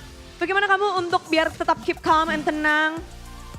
Ya tetap percaya sama tim aja. Soalnya juga ada tim kan. Kalau misal kena pressure ya ada tim lah. Ada tim yang bikin calm. Okta ngapain? Okta ngapain ketika lagi mungkin Donnya lagi deg-deg ser, Okta ngapain nih? Ya ngasih tahu aja. Kadang kalau dia kena pressure saya beliin batagor. Rahasianya batagor? Ya. Yang jual siapa tuh? Abang-abang Bangsin. Bangsin ya? Batagor Bangsin. Itu siomay ya. Ya kayaknya udah buka cabang, udah buka cabang itu ya.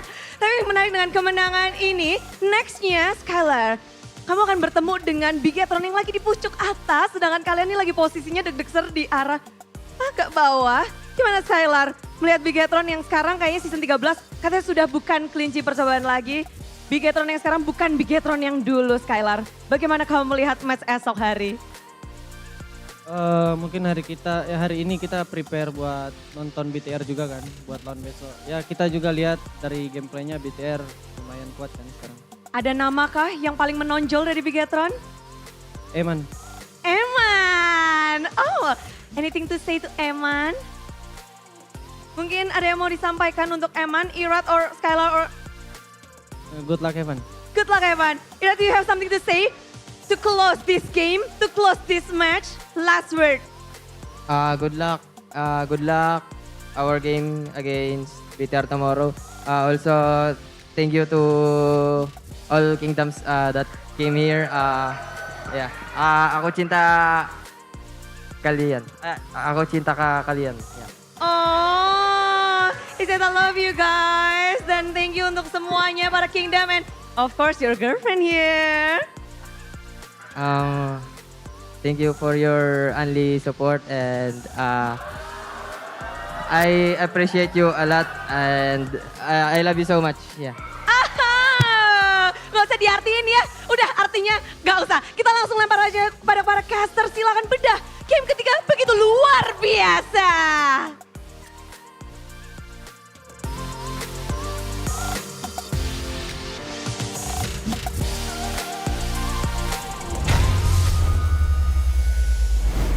Congratulations once again to RRQ and of course their kingdom, their fans who people here are You can still amazing. hear them chanting, by the way. They're still celebrating. It won't stop anytime soon, They're bro. like rolling on the floor No, and doing Eterna. jumping jacks. No, they're not. That guy's flying.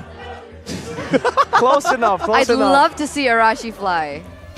Maybe he can. Maybe you just haven't given him enough trust. Have you guys trusted anybody more than Ren trusting himself to go and pick up Roger? You know how much confidence you need to do that?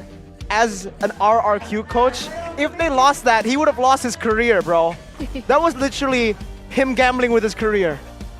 You can say that. Yeah. That is the kind of severity that being an RRQ member brings to the table. But yo, player of the match, presented to you by the official tournament smartphone Samsung Galaxy. It's your boy, Irad. Irad. Decade. Tor. Nice. Tried to cut you off, Eterna, you were saying. No, so he gets the MVP, but there's like a silent MVP. Who's the silent MVP? Vren. Shout outs to Vren. Coach Vren. God damn, that was the most ridiculous pick. I think the Layla would have been more ridiculous, but it didn't happen in MPLID, right? But then, like, they made it work. The Layla, they didn't make it work the second time, but first time they made it work. And then Rashi, the Roger, man. I just wasn't expecting all that. Actually, he was actually doing so good in the laning phase, more than you would expect. And then everyone just kind of... We have to get into a custom match. We gotta try this out. I'll be Brody, you'll be Roger. We need to see the damage reduction there when on the Lycan form. Right. It has to be a thing, because whenever the wave gets shoved under turret, whenever he was being harassed from long range, he just turns into the Lycan form, and it was just all good. Let's see him. He doesn't look All right, happy just with chilling. the player of the match. Just chilling. Just chilling. Player of the match highlights by official gold partner UBS Gold, though.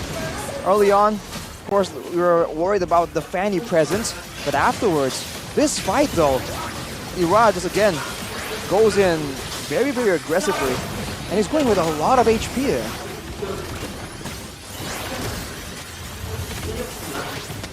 I'm just in admiring. awe. Yeah, I'm admiring what happened. I mean, even that movement, that synergy coming through with Octa as well. I didn't really expect that from happening. And then Irad does this, and then it's just a snowball from there. He'll do this a couple more times. For sure. And you have to shout out again to Octa. You know, I've been a very harsh critic about Octa and his positioning and his playstyle. But here, again, you're seeing it. Oh, this is half HP Uranus. How was he able to do that? That He's full the HP, Eradicator. the full HP build, man, that is terrifying. That too, by the way, like, I think that was a mistap, by the way. I think that was just like the auto tap because it targeted the guy with less HP in the back, but it worked. So we're not questioning it. Irad. Calculated. Exactly, 100% calculated. It was the subversion of expectations. Dreams didn't expect that. But look at Octa. He's been very active with this Nana pick, and he has a lot more leeway because of the passive, because of the strike control that very easily landed Molina. the second skill to really transmute anyone. So he was actually so aggressive, using the flicker aggressively as well, backing up the whole team. So it almost seems like he knows how to play so well when they're winning, right? When he's looking for ways to get even more ahead. When it's even, that's where it seems like he's a bit more out of his comfort zone. Don't let him into his zone. You can't let him to that zone, man. And this is a 17 minute 30 second game. I thought it was a lot faster due to the nature of the picks, right? Just a lot of snowball, a lot of aggression. It's actually one of the longer games of the match. Yep. And if you look at the emblems, it's still concussive blast for Irad on the Fredrin. You would think that with that kind of playstyle, just running straight at 3 or 4 people, he would go with something to facilitate maybe some more sustain, some more movement. No, he's still going with the concussive blast, and it didn't matter. He was so immovable in the front line, just not able to be pushed back by anyone. Man, if you look at the build too for the Roger, that's Sea Halberd last item, still respecting the potential for Uranus to really out-sustain the bulk of his damage. But at that point, it's a cherry on top. It gives you percentage max HP damage as well. So it's kind of funny. Like, all the items really synergize well with the Roger. We'll take a look at the post-game stats as well here for both of the teams. And it looks like Rich Guy and the carry is, of course, it's Skylar on the Roger.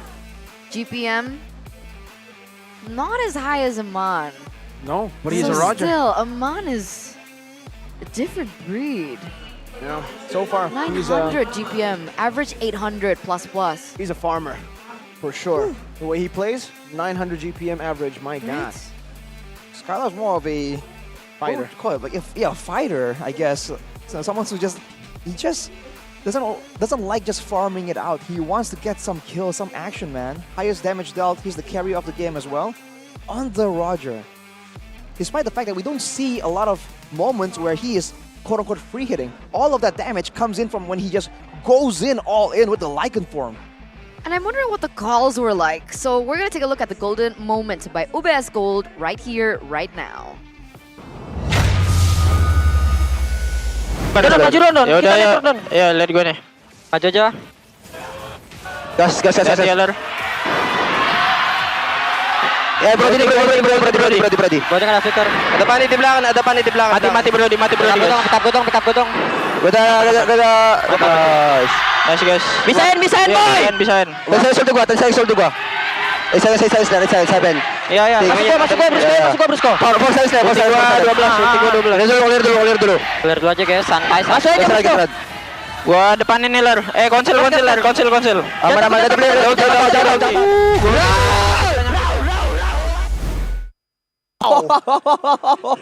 One of the hypest, most chaotic calls so far. They went feral, bro. That was crazy. What was that? They sounded like wolves. Don is so quiet themselves. You love to see Don it, man. He's just done with it.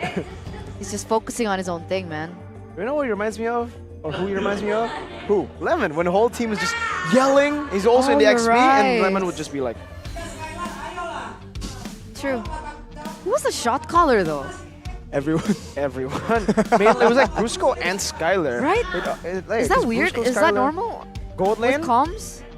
CW used to make calls too, but then now he's no longer making... But actually, they're actually all making calls together, right? So, I don't know. I think it depends on the team. Do they need a shot caller? I think in theory, the shot calls are always going to make things a bit more calculated, a bit more, just a bit neater, right? And, you guys should try and get to look neater as well.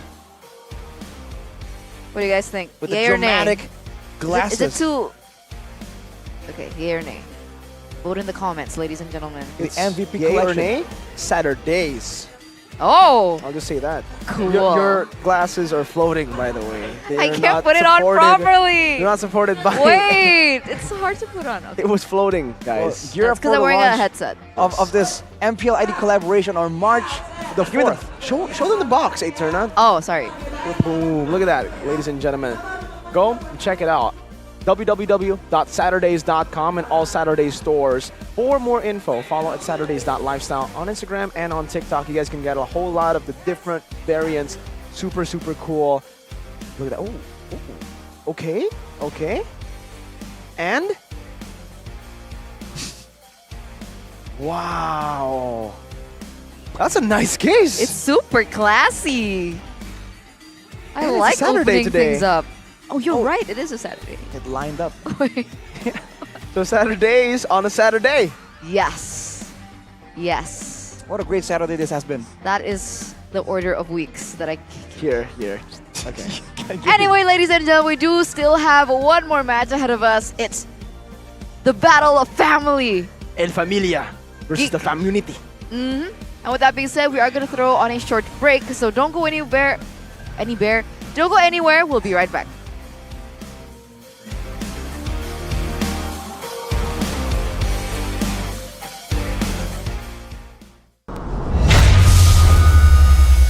Welcome to MPL Indonesia Season 13.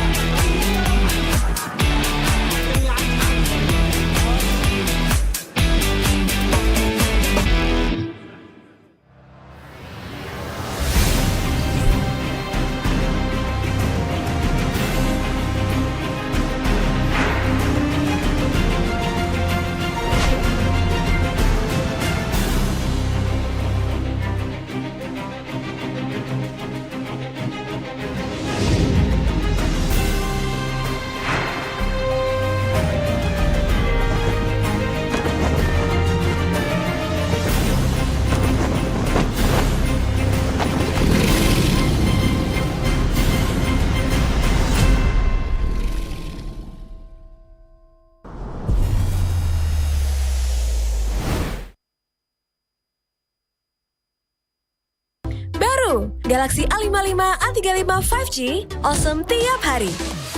Ini Galaxy A55 5G. Ngegame lancar, win streak terus-terusan, bisa tahan 2 harian. Nah, ini Galaxy A35 5G. Bisa terus berkreasi walau dalam gelap, dan tanpa batas. Makin aman dengan Oxford. Be awesome everyday. Pakai aplikasi GoPay, dompet andalan gamers. Banyak damage-nya. Ada cashback hingga 20.000 buat upgrade skin baru. Aplikasi ringan gak makan memori. HP lemot bisa victory. Top up langsung dalam game tanpa hambatan. Ikutan selebrasi MPL di aplikasi GoPay. Menambah total hadiah ratusan juta. Bonus stage. Gratis 100 kali transfer kemana aja. Beli pulsa harga termurah. Scan QRIS dengan mudah. Download sebelum mabarkan.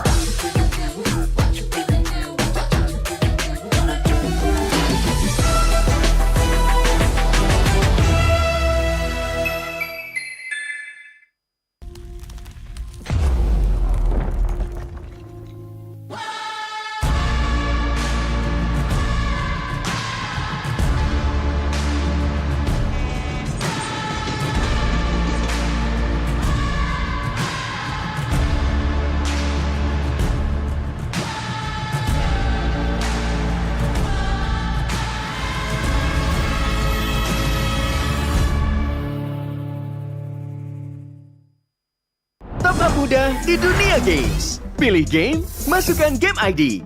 Pilih Diamond, masukkan kode promo, dan pilih metode pembayaran. Masukkan kode OTP. Selamat, kamu dapat tambahan kuota. Upgrade gameplaymu sekarang. Game flash andalanku bikin mainku semakin hebat. Tukar DG rings, diamond dan voucher game kau dapat. Main MOBA apa aja win streak di tanganmu. Cuma Games Max makin no debat. Beli paketnya dan aktifkan boosternya sekarang. Character select. Winner. You lapper.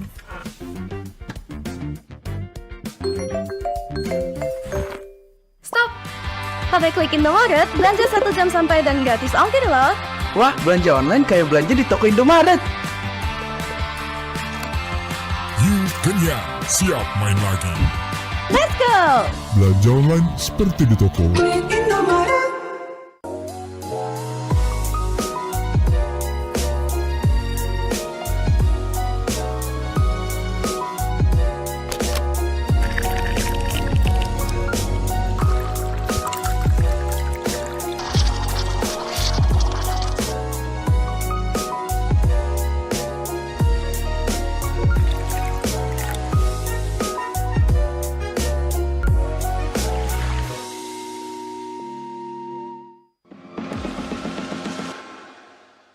It's only you who rocks my world.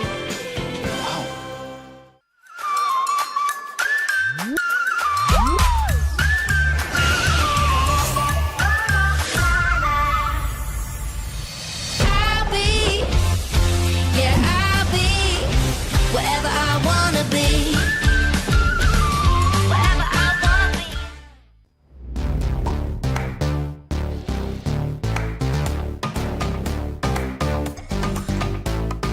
We don't need no sleep because the party.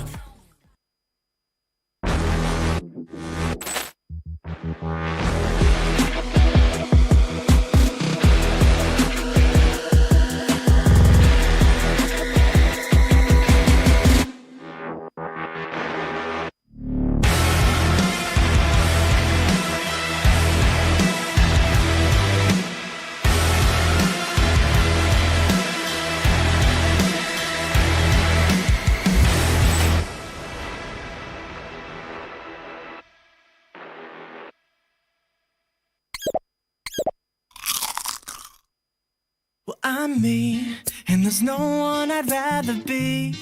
You can sit around and wait and see. For a moment, I'll be standing free. So hurry up and wait for me. Got a bag of chips by the sea. The sun is blazing down. I've got my smile now. Here's the thing. Your chips will really make me sing. Come on, relax and have some chips with me. Chill out, lay back, I'm right where I wanna be. We've got time to take it easy.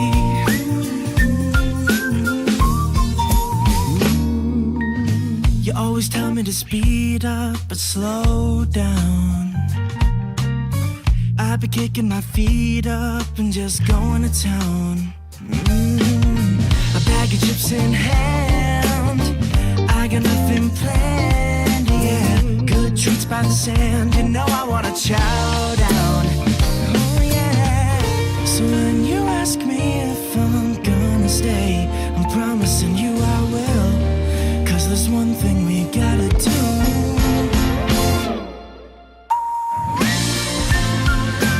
Come on, relax and have some chips with me. Chill out, lay back, and right where I wanna be. We've got time to take, yeah. And I'm all that I wanna be.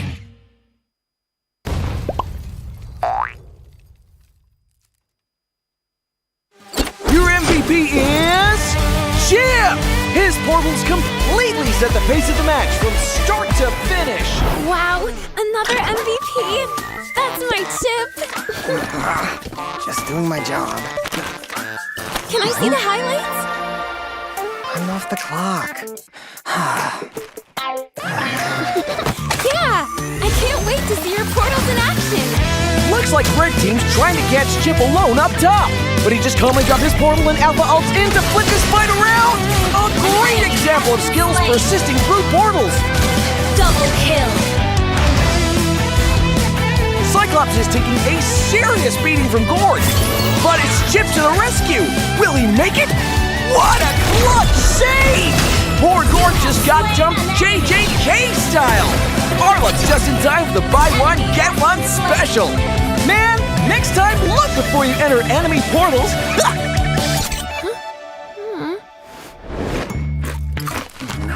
And then?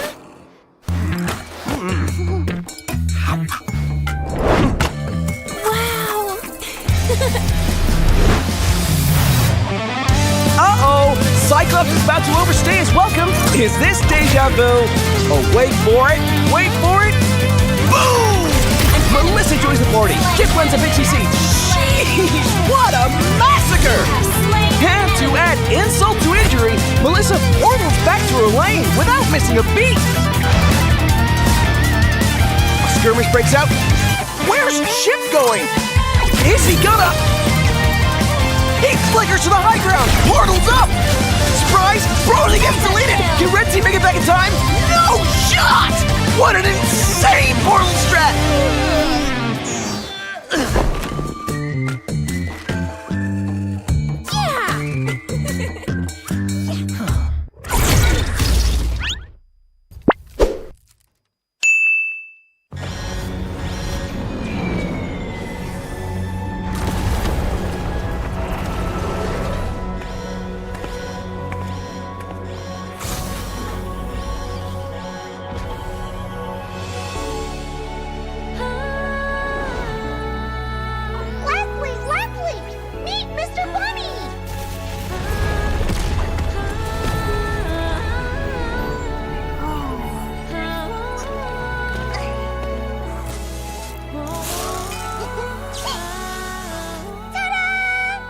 You'll be the best sniper ever! No! It's a decoy!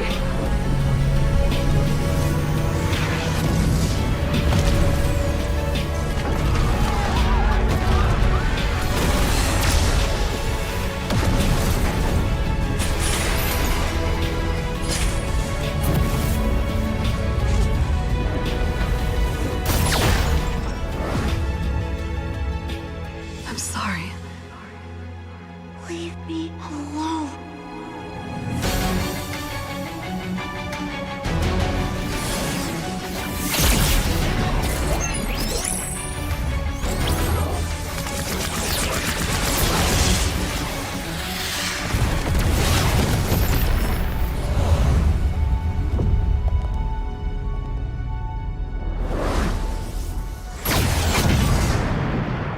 Over here, Ender.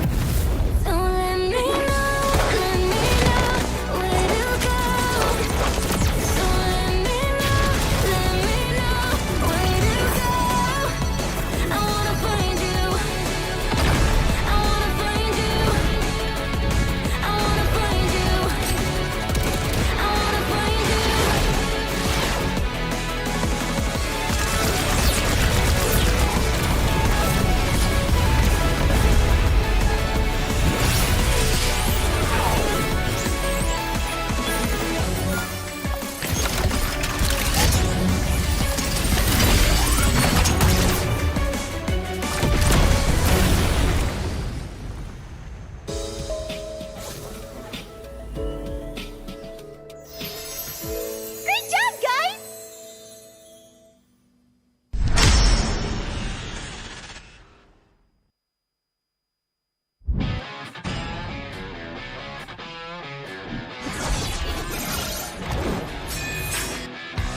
Versus satu Scalar can you do it? Dan Albert di sana ternyata harus hilang. Ledge fight as Long gets instantly shot down by the Blazing Duet as well as the Electro final blow. This is going to be easy cleanup for Todak as most of the... Apat yun, pero nasipa din siya. Yung ninakaw na sipa, buhay pa rin. Ang buhay! Backline already, and you're running for the lives, gunning it. David trying to drag the members of RG right underneath the turret. It's not enough though. Gray coming all the way in, he cleats it all the way up. Just nowhere for him to run. Just Kita kata ada satu warrior weapon deploy yang membuat pergerakan dari Bigetron Alpha benar-benar slow. Rafanya sudah tumbang.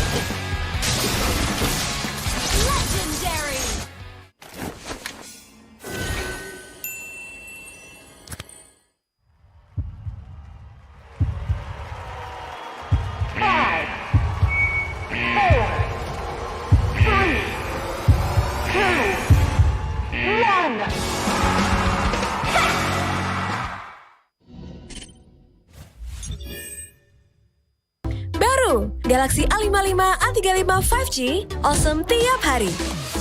Ini Galaxy A55 5G. Ngegame lancar, win streak terus-terusan, bisa tahan 2 harian. Nah, ini Galaxy A35 5G. Bisa terus berkreasi walau dalam gelap dan tanpa batas. Makin aman dengan Noxvolt. Be awesome every day. Pakai aplikasi GoPay, dompet andalan gamers. Banyak damage-nya.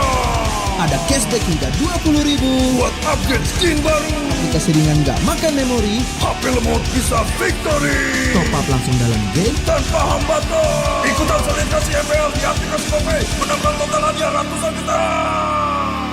Bonus stage. Gratis 100 kali transfer kemana aja. Beli pulsa harga termurah. Scan QRIS dengan mudah. Download sebelum mabarkan.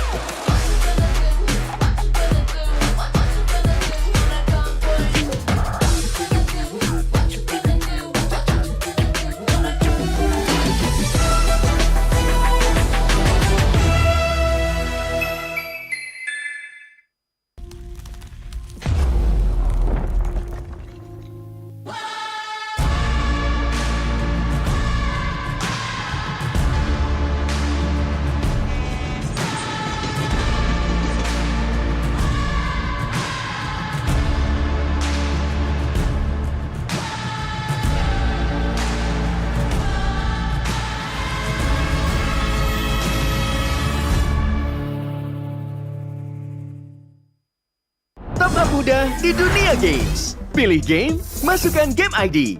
Pilih Diamond, masukkan kode promo, dan pilih metode pembayaran. Masukkan kode OTP. Selamat, kamu dapat tambahan kuota. Upgrade gameplaymu sekarang. Game smash andalanku bikin mainku semakin hebat. Tukar DG rings, diamond dan voucher game kau dapat. Main MOBA apa aja win streak di tanganmu. Cuma game smash makin no debat. Beli paketnya dan aktifkan boosternya sekarang. Character select. Twitter. You lapper.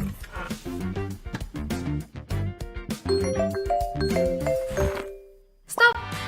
Pakai klik Indomaret, belanja 1 jam santai dan gratis ongkir loh. Wah, belanja online kayak belanja di toko Indomaret. You kenyang, siap main lagi. Let's go! Belanja online seperti di toko.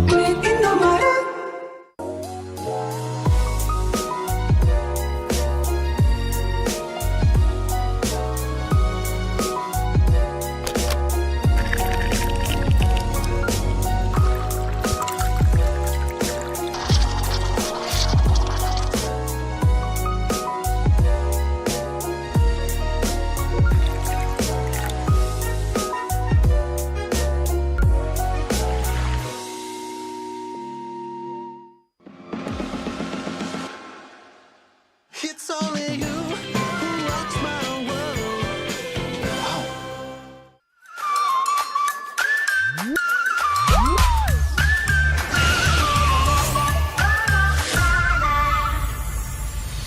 I'll be, yeah, I'll be wherever I wanna be. Wherever I wanna be.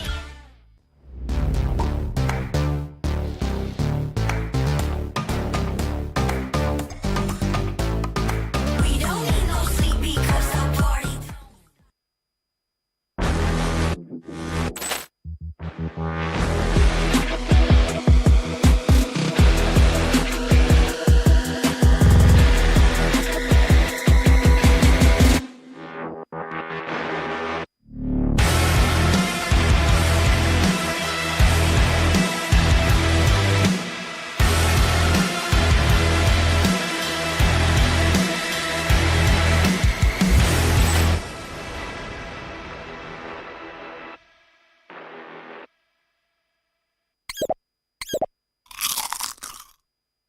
Well, I'm me, and there's no one I'd rather be. You can sit around and wait and see. For a moment, I'll be standing free. So hurry up and wait for me. Got a bag of chips by the sea. The sun is blazing down. I've got my smile now. Here's the thing. Your chips will really make me sing. Come on, relax and have some chips with me. Chill out, lay back, I'm right where I wanna be. We've got time to take it easy.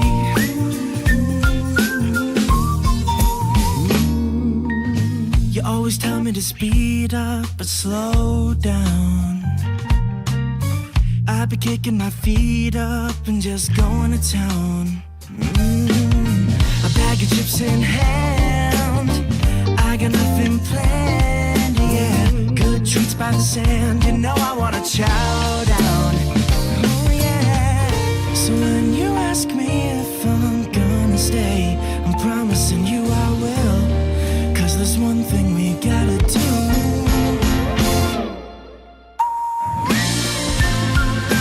Come on, relax and have some chips with me. Chill out, lay back, and right where I wanna be. And we've got time to take. And I'm all that I wanna be.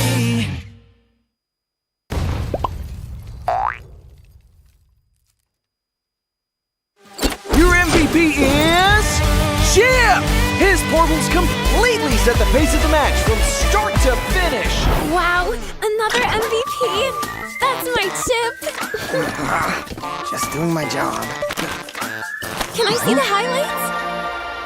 I'm off the clock. Yeah, I can't wait to see your portals in action.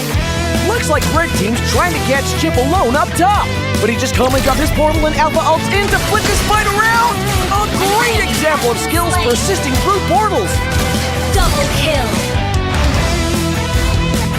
Cyclops is taking a serious beating from Gord, but it's Chip to the rescue. Will he make it? What a clutch save! Poor Gord just got jumped JJK style. Arlot's just in time for the buy one, get one special. Man, next time look before you enter enemy portals.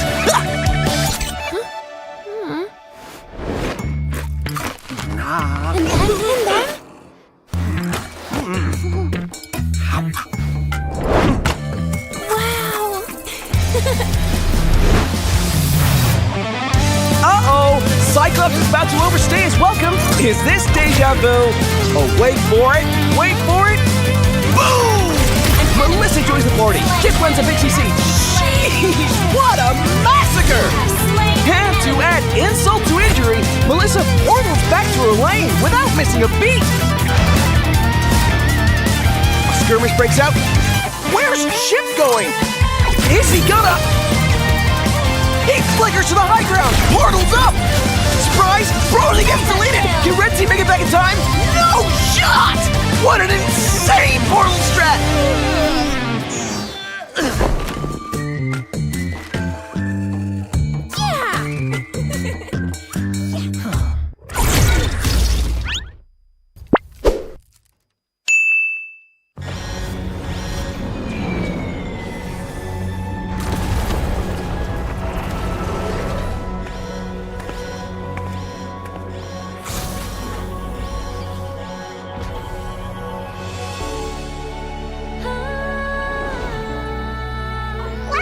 Leslie! Meet Mr. Bunny!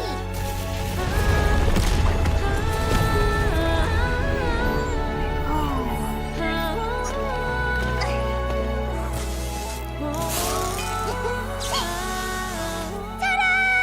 Now you'll be the best sniper ever! No, it's a decoy!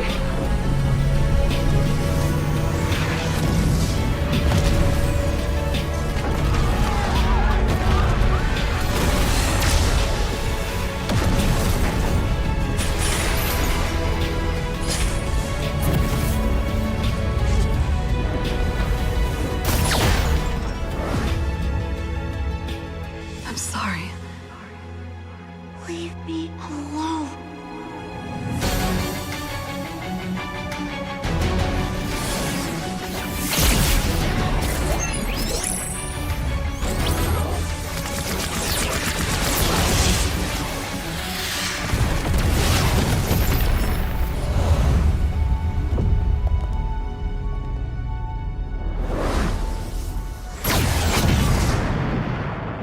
You're here, Ender.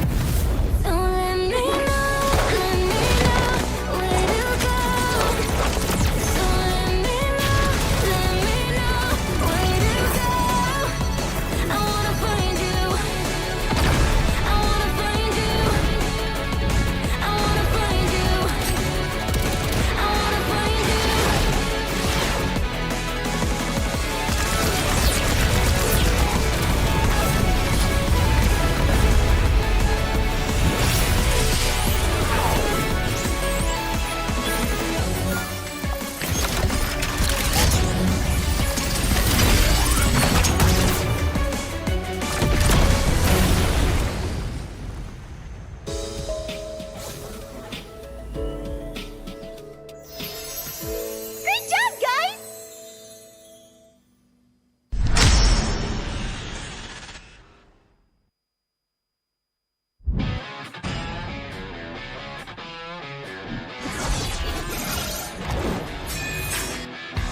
Versus satu Scalar can you do it? Dan Albert di sana ternyata harus hilang. Ledge fight as Long gets instantly shot down by the Blazing Duet, as well as the Electro final blow. This is going to be easy cleanup for Todak as most of the... Apat yun, pero nasipa din siya. Yung ninakaw na sipa, buhay pa rin.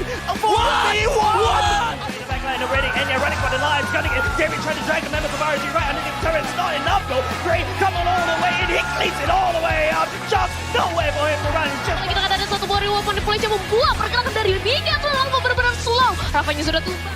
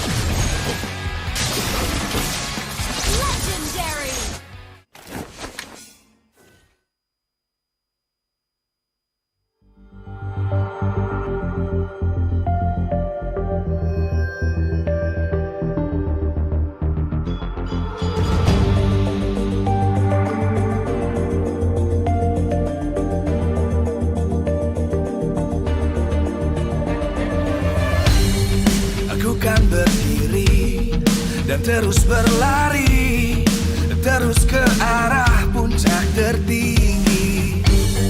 Ku takkan berhenti, hanya sampai di sini. Kemenangan abadi menanti. You know we won't miss if we unite our focus. And if you haven't noticed, we all live. Nyalakan apimu, hadapi semua tantangan. Hadap semua serangan, jatuh bukan halangan. Bakar semangatmu, janganlah engkau menyerah. Kita akan buat sejarah. We all miss, we won't miss.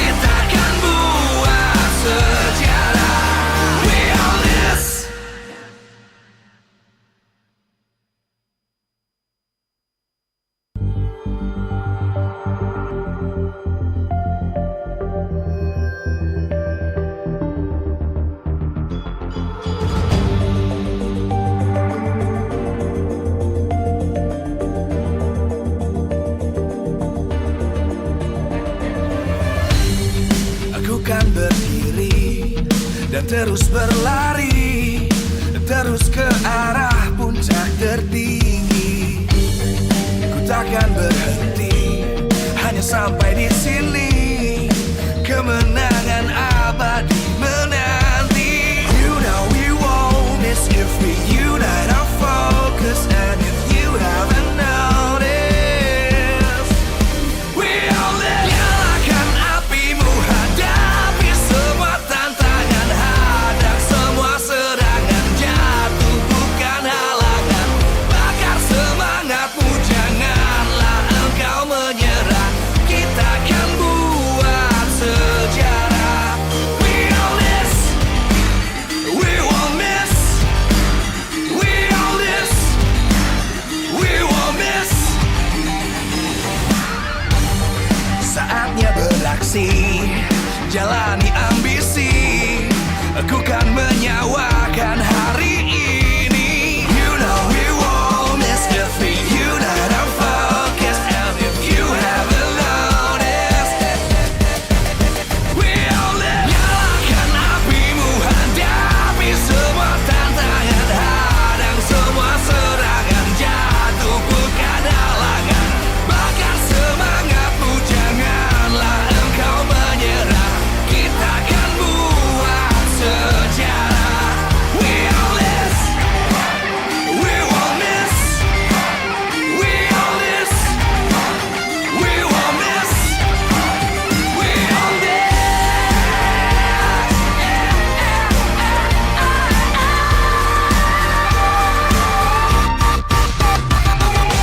Nyalakan apimu, hadapi semua tantangan, hadang semua serangan, jatuh bukan halangan. Bakar semangatmu, janganlah engkau menyerah. Kita akan buat sejarah. We all this.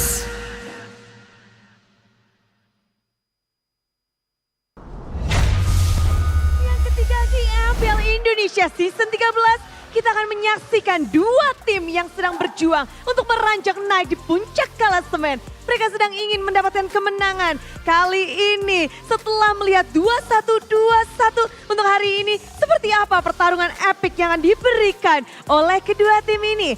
Akan ada Geek Fam dan juga Alter Ego. Dua tim ini benar-benar harus memberikan yang terbaik untuk mendapatkan satu match win. Dan di sini Bunda Clara Mongstar bersama kalian malam minggu yang sangat mendebarkan ini akan lebih mendebarkan kalau kita akan ngobrol dengan dua player yang menjadi kuncian. Satu playernya adalah Player of the Week di minggu yang kedua. Dan satunya adalah player yang begitu impactful dalam tim sampai membuat timnya bersinar. Mari kita sambut bersama-sama, inilah dia, Krait dan juga Aboy.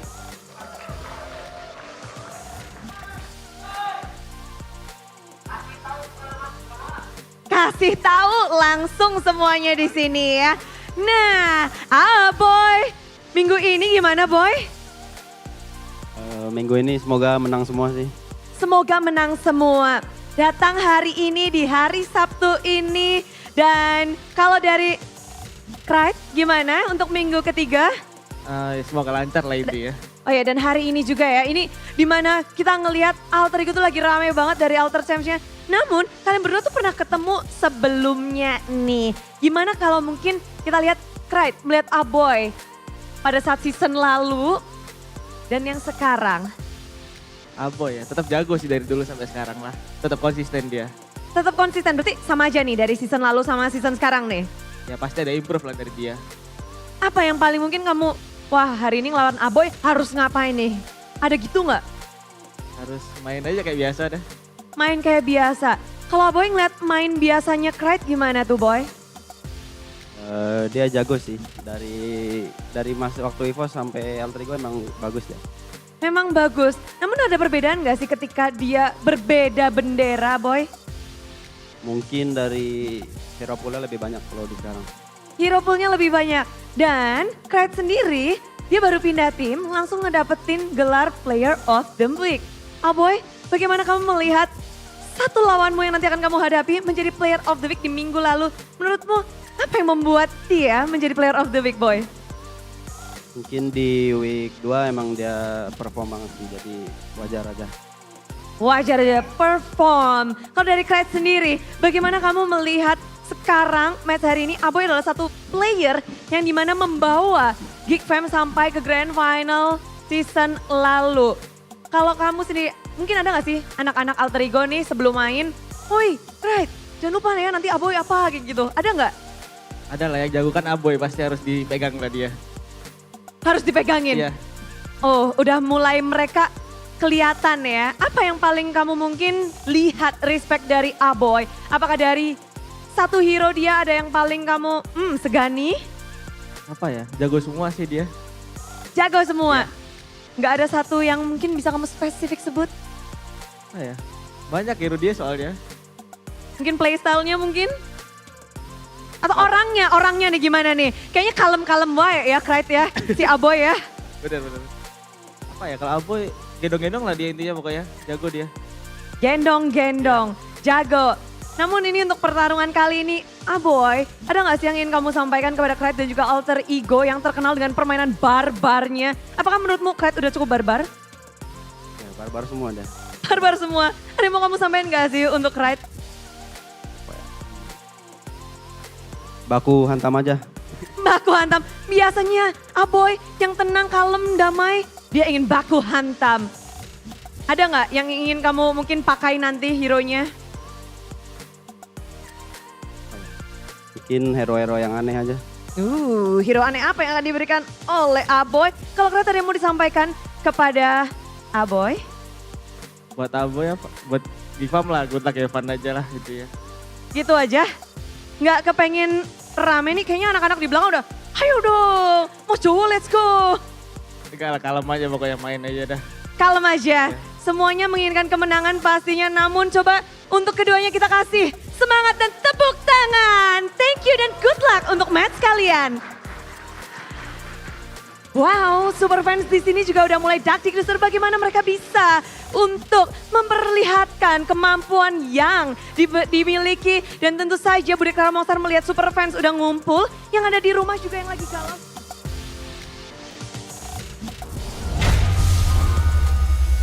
Welcome to MPL Indonesia Season 13!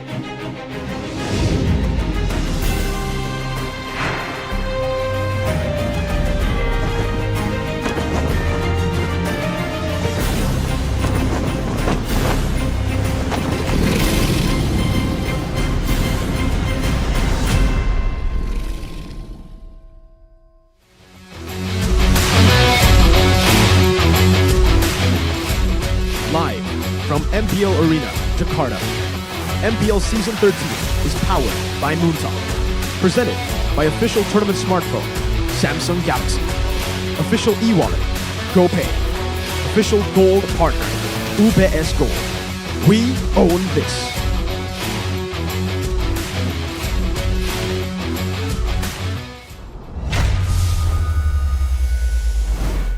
Ladies and gentlemen, welcome to the last match to close out day number 2 of week number 3 with the El Familia closing between Geek Fam and the Famunity and of course Alter Ego. Here on the English broadcast though, it's still with me, Eterna, with Mirko, alongside with Arashi. And before we begin, we do want to thank our sponsors. MPL ID Season 13 is powered by Moonton, presented to you by the official tournament smartphone Samsung Galaxy. Thank you to our official e-wallet GoPay, our official gold partner UBS Gold. We also have our partner in esports, Dunia Games, GamesMax, Oraimo, and Telkomsel. Thank you to our suppliers Innomar, Point Coffee, Neo, QLED, Super Smart TV Plus, Saturdays, and of course thank you so much to our government partner PBESI. And we're already feeling it from the audience behind us. I'm pretty sure you guys can hear it back at home, but are you feeling it, Mirko? We're all feeling it, man. Geek Fam, they need to prove a whole lot. First runners up last season, but not doing too good this season. Alter Ego, the complete opposite. They did not make it to playoffs last season.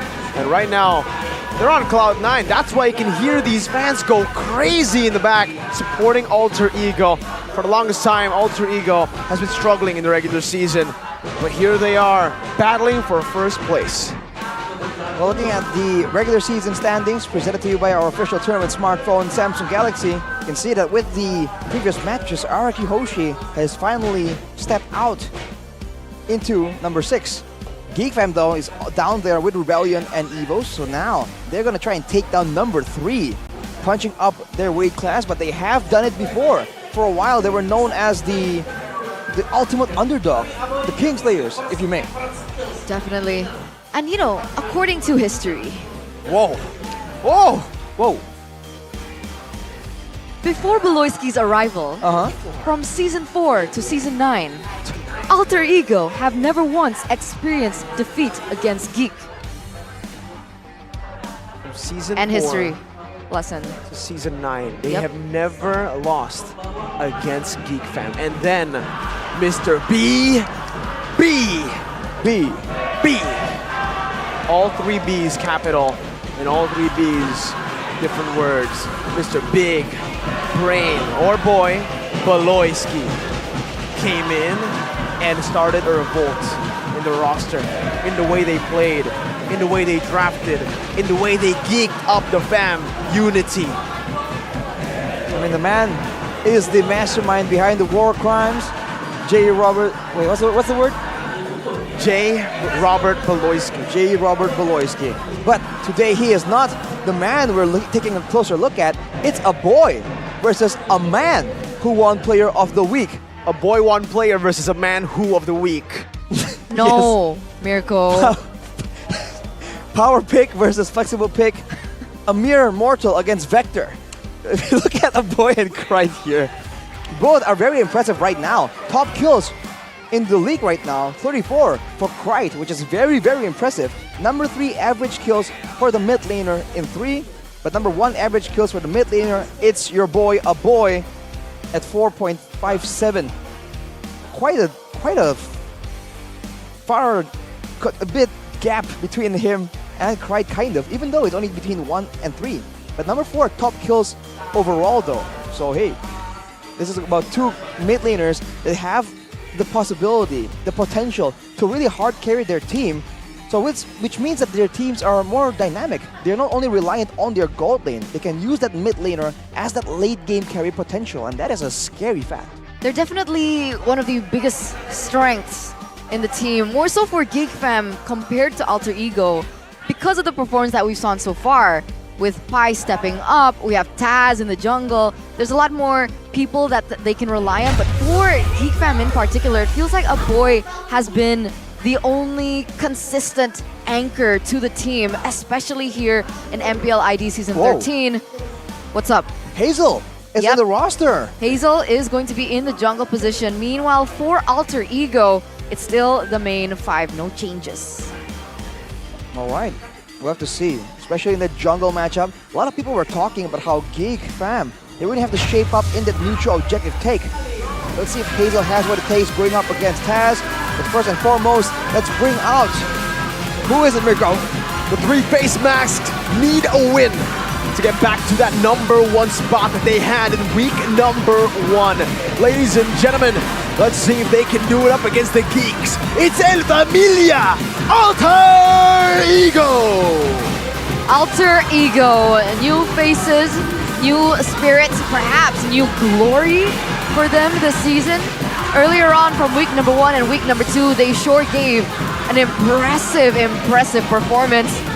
that even the camera, man, felt shook by it. We sure felt the aura, the pressure, the presence of the team. You heard it before, man. Shevin said, the big man himself. Dominic Toretto said, nothing is stronger than family. We'll see how true that statement is today. And of course, they are going up a team. The runner-ups, the first team runner-ups of MPL ID Season 12. Is there anything stronger than just family? Perhaps it's the fam with the unity. The Geeks make their way up on stage with a boy, but now they must be men. Geek Fam! Here they are with Beloyski, the spearhead of this team, walking forth as captain, as shot call. But will he be able to shot call him to victory this time against Alter Ego? Arguably an even bigger presence on stage overall. As a team, they have been together for longer. They have more unity in their name. We'll see if that translates the same way into the land of Dawn. Geek Fam. You can see the fans just completely rallying behind them. Yes, for both Geek Fam, the fam unity, and as well as the supporters coming in from Alter Ego, the Alter Champs. They really are showing their support for their team, but we have to talk about the coaches here. Let's welcome them up on stage. It's Coach Nafari and Analyst Ars with Coach Bluffsy, as well as his partner there. Ura, partner in crime, who's no longer in the shadows. No longer in the shadows. It's Ura. It's Ura. Don't forget Danang. Of course. Danang. Our most loved Marshall. Danang. Mr. Danang. I gotta ask though. To whip us into the land of Dawn. Oh, okay. Ooh, okay. I was gonna pose a question, man. Is there a name for this matchup here? Alter Ego against Geek Fam. The Family Derby. The Family Derby? No. Hey, I'm just saying. A family feud. Family feud might be copyrighted, but hey, usually when two families are at each other's throats, it's called a blood feud. So we'll have to see, man. That makes it sound a lot more sinister. Talking about sinister. Ooh. Our team head to head, right? Earlier on, we saw a poster. Family to family. Yes, okay. Family to family. Earlier on, we saw a poster between a boy and Krite, and the one thing that we forgot to mention was the fact that Krite has showed an amazing hero pool so far, right? He's picked up 1, 2, 3, 4, 5, 6, 7 heroes so far in the mid lane, whereas a boy, he sticks more to his comfort heroes. And you gotta wonder why, because this is not the same Krite that we saw in Evos. It's the Aldo effect. Currently, the AE? The Aldo effect? Yes. The A. Oh, wow. Yes. I thought you said yes because you understood. I always say yes first because, you know, I trust my partners. But currently, Aldo has already drafted 33 unique heroes in 11 games. So if we look at the keys to victory, that might play a role. Well, we start with Geek Fam here. Their keys to victory by Samsung Galaxy. Capitalize on a boy as Geek's mid-carry, mid-lane, mid-game, mid-everything. That's what a boy needs to do for his team. And they have to hassle the objectives with Hazel. Hazel. You already know Hassle that with Hazel. Shout out to, what do you call him, Mirko? The man behind the wordplay, as always. Mr. Dicka. Mr. Dicka. Mas Dick. Yes, sir. Yes, sir. Respect P. But now, we have to see what the opposition has to say about that. Keys to victory for Alter Ego by Samsung Galaxy. Utilize Krite's diverse hero pool, as we were mentioning earlier, and track and nullify Beloyski's movements. At the end of the day, even with a boy dealing damage, a boy moving around, he cannot do everything himself. And the calls, the lead in the Land of Dawn still comes from big man Beloyski. If they can track and nullify him using aggressive heroes, it's gonna be a tough time for Geek Fam. It's big boy Beloyski, not big man. Big boy, big boy Beloyski. Yes. The triple B. My mistake. So on that topic, anyway, what do you guys think about Beloyski's performance this season? Last season, in MPL ID Season 12, it felt like he was more in control of the game. But it feels like we see a difference with his effect this time around. But before we get into that, let's look at this. Coach Cassius on Alter Ego Krite. Krite's performance in Alter Ego and why he deserves to be Player of the Week. In my opinion, Krite has been performing exceptionally well, and he has showcased a diverse hero pool. In week number 2, he particularly stood out with his outstanding performance on Xavier, a hero that is quite unique and rarely picked by other players, so it's indeed well-deserved if he gets the Player of the Week title. So we're shifting back onto Mr. Krite here. Right, so he's saying a very unique hero being selected pushes you up in the Player of the Week standing, so we might see Skylar, is what he's telling us. With the Roger pick. Oh, yeah. Right, unorthodox picks. Back to this matchup though, again, Krite has a lot of unique heroes, and it's great because it's not only him being able to play it, he's able to carry with all these heroes we haven't seen in a while. That's what kind of makes him stand out against the other players who can pick up some other new unique heroes, but they haven't been able to dominate with them. Very flexible. He's shaping up to be, honestly, Drian back in the day. Ooh. So he's shaping up to be a Kage. Oh, the new gen. Previously, Alter Ego did have a Kage in the mid lane too. Maybe he left some remnants there for Krite to pick up. Kage spirit. The Kage experience, the KE for AE for CR1TE. But this is the DP. The drafting phase. Yes. Ladies and gentlemen, presented to you by the official tournament smartphone, SG. Samsung Galaxy. SG indeed. With AE versus GF. Okay, let's stop. Okay, Alter Ego first pick. We do see a Novaria, Matilda, and an Angela. With Geek Fam taking out the Joy, Nolan, and the Vexana. That is quite interesting. We've talked about how Beloyski is very reliant on these support-centric heroes like the Matildas, the Angelas, but we haven't seen it really come into the meta that often until this week. But yet, Alter Ego seems completely ready, and they ban away that pesky Novaria as well. A boy will have to find an alternative. We've been seeing a rise in the Fredrin first pick. Alter Ego doing the same thing Evos did earlier. But remember, Evos Glory, when they did first pick the Fredrin, it did not do too well. They lost in that first game with the Fredrin first pick up against Araki Hoshi, who utilized Vexana in the first phase with a CC. No Vexana this time though, but the Arla and the Baksha comes out. Interesting situation here. The Fredrin, we've seen the power, the possibility. It will be nerfed technically with the Turtles Prisons. Well, the passive from the Baksha. Not with the Arlot right here, it seems to be an all-in close-range situation. Seeing that, Alter Ego pick up the Ruby, denying it from Beloyski as well, and they secure a strong gold laner in the Bruno.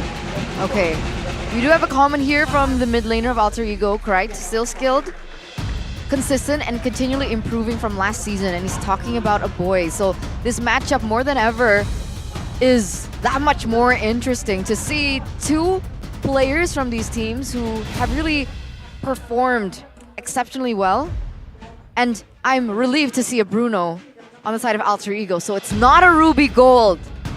Ladies and gentlemen. It is not a Ruby Gold. They've already limited that out. Now it's Geek Fam with an export pick, so also not utilizing the flex pick into the second phase. They want to just pick up the export for Pi ASAP. This export pick is going to be so troublesome for a Fredrin to deal with though. When they're contesting for the neutral objective, having a Baksha that really lowers your healing, your generation, and now having the constant spray of flames, it's going to be a trouble for all these fighters. And that will be, when that happens, it's going to fall down to the shoulders of the mage to try and trade the damage back or even look for an opportunity. So I do expect Alter Ego to try and find something a bit more long-ranged, but Geek Fam hasn't picked a mid laner either. So we'll have to see if they try and go for the bans here, because if that happens, hey, Krite has the reputation of having more heroes in his hero pool. But at the moment, there aren't a lot of heroes that have been taken away from a boy either. Sure, Vexana's off the board, Novaria's off the board, but these are two heroes that he hasn't picked up this season, except for the Novaria. His choices now are Valentina, Faramis, and Nana. So, still a hero pool that he can choose from. Lilia? To a degree, I think it still work, depending on the situation. But let's see, man, with the Paquito banned out, two more bans for the side of Altrigo, and they're taking their time here. It seems like there's factors at play. I do think they're gonna go for the mid laners that specifically counter some of their approaches here. Probably the Pharah. I would agree with whatever you said. If I could hear you, Arashi, I think. All right, my but bad. the fans in the building, my God, I gotta give it to the fans in the building. All the way from the first match, by the way, Bigetron versus Aura, to the last one, Alter Ego versus Geek, we have a packed, full house MPL arena. And it's so amazing, the atmosphere here. It's so amazing. It's overwhelmingly amazing to the point where I have Arashi on full volume and I still can't hear him. But it's okay, because that only goes to show you the hype levels here for this matchup. For the first runners-up and a rising team in Season 13. The Claude Band, though, they really want to try to put Chidera into a hero that he's not comfortable with. And we've seen this work multiple times, by the way. When you give him, wow, great band, Odette, the pocket pick that we saw from Kreitz, that was a bit of cheese as well, will be respected for Geek. I mean, having the Odette, when your team is literally, for now, 3 fighters all diving in, definitely not the ideal circumstance. You're talking about that kind of combination though. What kind of goal laner? You're talking about putting Chidera on something uncomfortable. Without the Brody now banned away as well, is it going to default back to the Irithel that we've seen so much? And if so, they must have some kind of plan here. That really didn't really work out for him, no? I'm pretty sure he didn't lose, that he didn't win that game. But another option is carry now for Geek. If they want to play it safe, they can go in for the carry. Not the best matchup against the Bruno, but it's not as risky as something like the Irithel. For sure. We'll see though if they want to utilize that or if they want to switch it up. Technically, Wanwan is also one of his signature picks back in the day. It hasn't really made an appearance here in MPL Indonesia Season 13 because it's a bit risky, especially up against Bruno. It will bully you. I know this matchup. So they go for the Lilia first and then they are putting Chidera in that last pick. This might be the reason, by the way, as to why we're seeing Chidera over Marky. Maybe it's because his hero pool is a lot wider than we know. He hasn't shown a lot of picks, but he has shown an Irithel, a very wild pick, to say the least. All right. For Geek, they still hide the gold lane. They're going for the Lilia. Like I said, against this kind of close-range team, especially against the Fredrin. Now with the X-Borg on top of the Lilia, it's going to be a lot of shreds, poke damage from far away. But Altrigo, they want to go for that decisive play. They do not want to let Geek Fam poke at them. It's going to be the Valentina and the Lapu Lapu in the hands of Pi. Now that's some terrifying backline dive potential. And the thing is, because they picked up something like the Lilia for their mid laner, it complements their dive-in playstyle, right? They don't necessarily have to be too worried about that backline if it was, let's say, a Vexana or maybe even a Novaria. But with the Lilia, there's a little bit more flexibility and there's also a complementary way to support the damage that they want to go for. But of course, Alter Ego with the Lapu Lapu, they're trying to negate that with crowd control. Now, Geek with the last pick, there it is. The safer pick, not the best pick, but it's carry for Chidera. The best pick in this situation. Yes. With the Brody, the Claude banned out. The Bruno will have a good time at farming, by the way, to get to that mid-game power spike. So for Geek Fam, they need to hold on or win the other side of the map. Put Chidera in this weak side. Don't care about him until he gets his items. My real question right here is the early game. Pre-level 4, before the turtle is even in consideration. I think Altrigo has a solid composition with a lot of crowd control, a lot of spammable spells, but against a Lilia in particular and a Baxia, I think there's going to be a big clash pre-4 that can still go in either team's way. And I'm wondering whether or not Lilia will go for Purify with so much CC, right? Because you have the Ruby, you also have the Valentina in a way, and as well as the Lapu Lapu. But here it is, ladies and gentlemen, with the wings flying high for the last match of the day. Let's get into the Land of Dawn for game number 1 between the 3 face masks and Geek Fam. The final match of Saturday, day number 2 of Season 13, Week 3. Can Alter Ego prevail or will Geek Fam get themselves out of the red zone? Well, in the mid lane, you can see the amount of damage that this combo can bring. We saw the Arlet always playing with a strong mid lane. It was the Vexana in the previous match. Now with the Lilia, you're seeing a similar effect. Geek Fam just going very aggressive at it. Rossi though, just kind of shadow, just kind of match Beloyski's movement. You take a look at the emblems though. Beloyski going for a more defensive, right? With the tenacity, he wants to be a bit more safe when he's going in as aggressively as he usually does. Luke though will be having the Festival of Blood, so he's going for a bit more sustain in the situation. It feels like there's a lot of emphasis from Beloyski here in the gold lane. Nino's getting pressured in this 2v1 situation. And we talked about this, right? That matchup between Bruno as well as the carry. And it looks like Geek Fam, they want to try to make it even, if not in favor of them for the gold lane. I was wondering what Rossi was doing there. He was matching Beloyski's movement, but once Beloyski went to the top side, he wasn't there to really back Nino up. Fortunately, no casualties thus far, but Taz already trying to push his advantage right here. They retro. Oh, taken just like that. 17 seconds until the turtle, and you can see everyone gravitating, but I feel like whoever gets into the right situation, the right position first, will have a huge advantage here.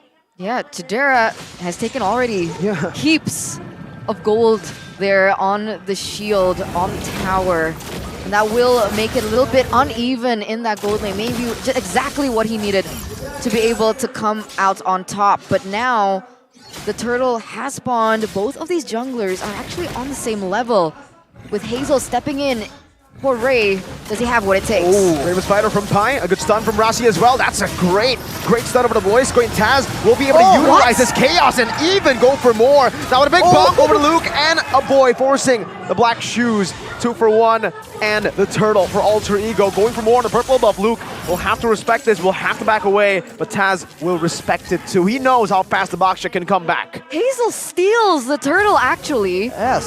So right before he goes down, amidst all that chaos, he won the retry battle against what's supposed to be a free turtle for Taz. It was a big decisive play right there, and I do believe that Alter Ego felt like he was going to get taken out before it was even a factor, but look at this, 2v2. Final slashes used up there with the Vengeance, and the Worldie bouncing back and forth. You're right, man. That was crazy. Hazel because he was isolated, he would get exactly the turtle for free, and he walks up with no hesitation and just retries. Completely different from the last week. Exactly. Now with that kind of confidence in the retribution department, that's a big difference, a big adaptation that Alter Ego has to do, right? Now, even if Taz is isolated, as in he has full control over the mutual objective, he needs to be careful in case Hazel's feeling kind of lucky. Whoa! A good shield unity into the final slash, layered perfectly by Beloyski, but Kryt has stolen away the black shoes and will be able to get out. Taz with a big bonk right now, but a boy hops into Purify and backs away. Now with the stun over to Hazel, that's a Raven Spider slashing him down, and Kryt will win out the prolonged battle. What is up? What is up with Boxias diving in to the turret and then they lose the trade? That was supposed to be in their favor. I do feel like it's some sense of urgency of trying to make a play happen. On the Boxia, you're relying on a huge amount of clear due to the fact that your first skill, your shield, really you kind of like reset the cooldown whenever you hit like a big jungle minion or a hero, right? So you can clear a lot faster, but afterwards, you do feel kind of pressure to try and find something afterwards. And you can't really have the same kind of gank pressure that a Fredrin does. So you're forced to just try and use that speed, and sometimes it just leads you to be under the turret, and as far as we've seen at least, it's just never a good idea. Taz is jumping in over to Beloyski. 3 members down below. Final slash cancelled out by the stun and even pulled back to the turret. Beloyski will be able to finally get the final slash down. But it's when he's too low to use the Vengeance. Hazel on the turtle now, trying to look for a trade. 4 to 1 in kills. But the gold isn't too far. 5 man up. It looks like Geek are trying to delay this just a little bit more, but Hazel goes in on Rasty. Over with the last Insanity 2. Blows up. That's a retreat battle here, and it's going to be Taz who wins it out this time around. No mistake about that. Chidera purifies out of the taunt, even with Pai, who jumps in with that Bravest Fighter. A lot of back and forth action right here, but Alter Ego has always been the more decisive one. Beloyski, fancy movements there, but did not land it. Like I said, Alter Ego are the ones proactively making the plays happen, and Geek just seemed to be just slightly always one step behind. They're still able to get kills in trades for the neutral objectives and steal one, but now Beloyski forced to flicker away. Yeah, looks like Alter Ego, they understand the difference in the gold lane, right? Right now, Chidera is leading in gold, so they want to make it 3 winning lanes. And what do? They try to find a rotation on it. They try to find a gank on it. But with him already rotating up, he's not going to get it. As a 1v1 fight between both of the EXP laners does ensue. Doesn't amount to anything just yet. That's the kind of lane you expect coming in from Pi going up against Luke. Both playmakers, both aggressive. It's only a matter of the trio mid lane right now, right? If you look at the gold earlier, Alter Ego is actually behind on the side lanes, but in the mid lane, jungle and roam, that's where they have their gold advantage. It's going to be a high mobility, roam heavy style that really stifles the movement of Hazel on the Baksha even. Yeah, and it's starting to show. But here, he's rolling down in the bottom lane. Defensive Bravest Spider, he actually goes back in. Anti-CC out of the final slash, flickers out the last insanity. Seer by! Woo. That's why he earned the title, sir. Fancy plays from Pi. That means it's a 3-man gank attempt on the bot side that did not amount to anything. Alter Ego will be able to trade it back for a turret. As you can see, man, it's just speed and outplays happening all across the map. Good I'm offended over to a boy, but he actually decides to fight it back. Has the black shoes to jump around. And Hazel is on that shield unity form, looking for more farm. Taz is ahead of Hazel for now. And they're on the turtle already. Super fast from Alter Ego. Right after popping a boy black shoe in the mid lane. Chidera is actually still trying to hold it down despite it getting resetted. Hazel there with the red treat. Chidera who wins it out. Taz red treat early, and now Beloyski is going to be balled down by Nino. Hazel looking for the shield unity as a boy plays his down. I'm offended over from Rossi. Bring him back, but the shield unity connects finally on Rossi. Locking him down for the last insanity to connect Nino. Even though he's 3 hitting in the back, Luke is burning him down slowly but surely. Taz gets one last strike to pick up a killing spree. And in the back, it's a disaster for Geek Fam. Only Hazel left standing. It might be a wipeout. Beloyski respawning back in. Hazel, shield unity to get out. A 4-4-1 trade.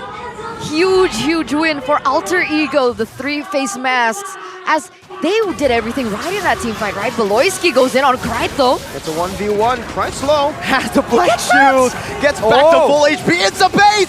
It's a trap. A trap that leads into Taz. But it might be a double bait. It might be a double trap. No, it's not. It's the baitception from both these teams. But man, Alter Ego, they're looking to really ignore the neutral objective. They go for it, but they have no issue letting go of it if Geek Fam are using all these ultimates to try and secure the retribution. Once it happens, they just keep going, and without enough escapes, now they're going for another fight though. Over to Nino, sliding tackle. Luke with a flicker last insanity. They are split around. Alter Ego are playing this really well. Nino is going to be able to go and kite around Luke's last insanity. Hazel jukes away from Pi. Good maneuvers to go towards that bottom lane turret, but now with no XP lane, they'll be forced back. 2,700 gold lead already now for Alter Ego, and in the previous team fight, Pi was doing so much work in the backline as well. Rossi being able to utilize his CC to create things a little bit more safer for Nino to kite through. The way that all 5 members are playing these team fights have been impressive.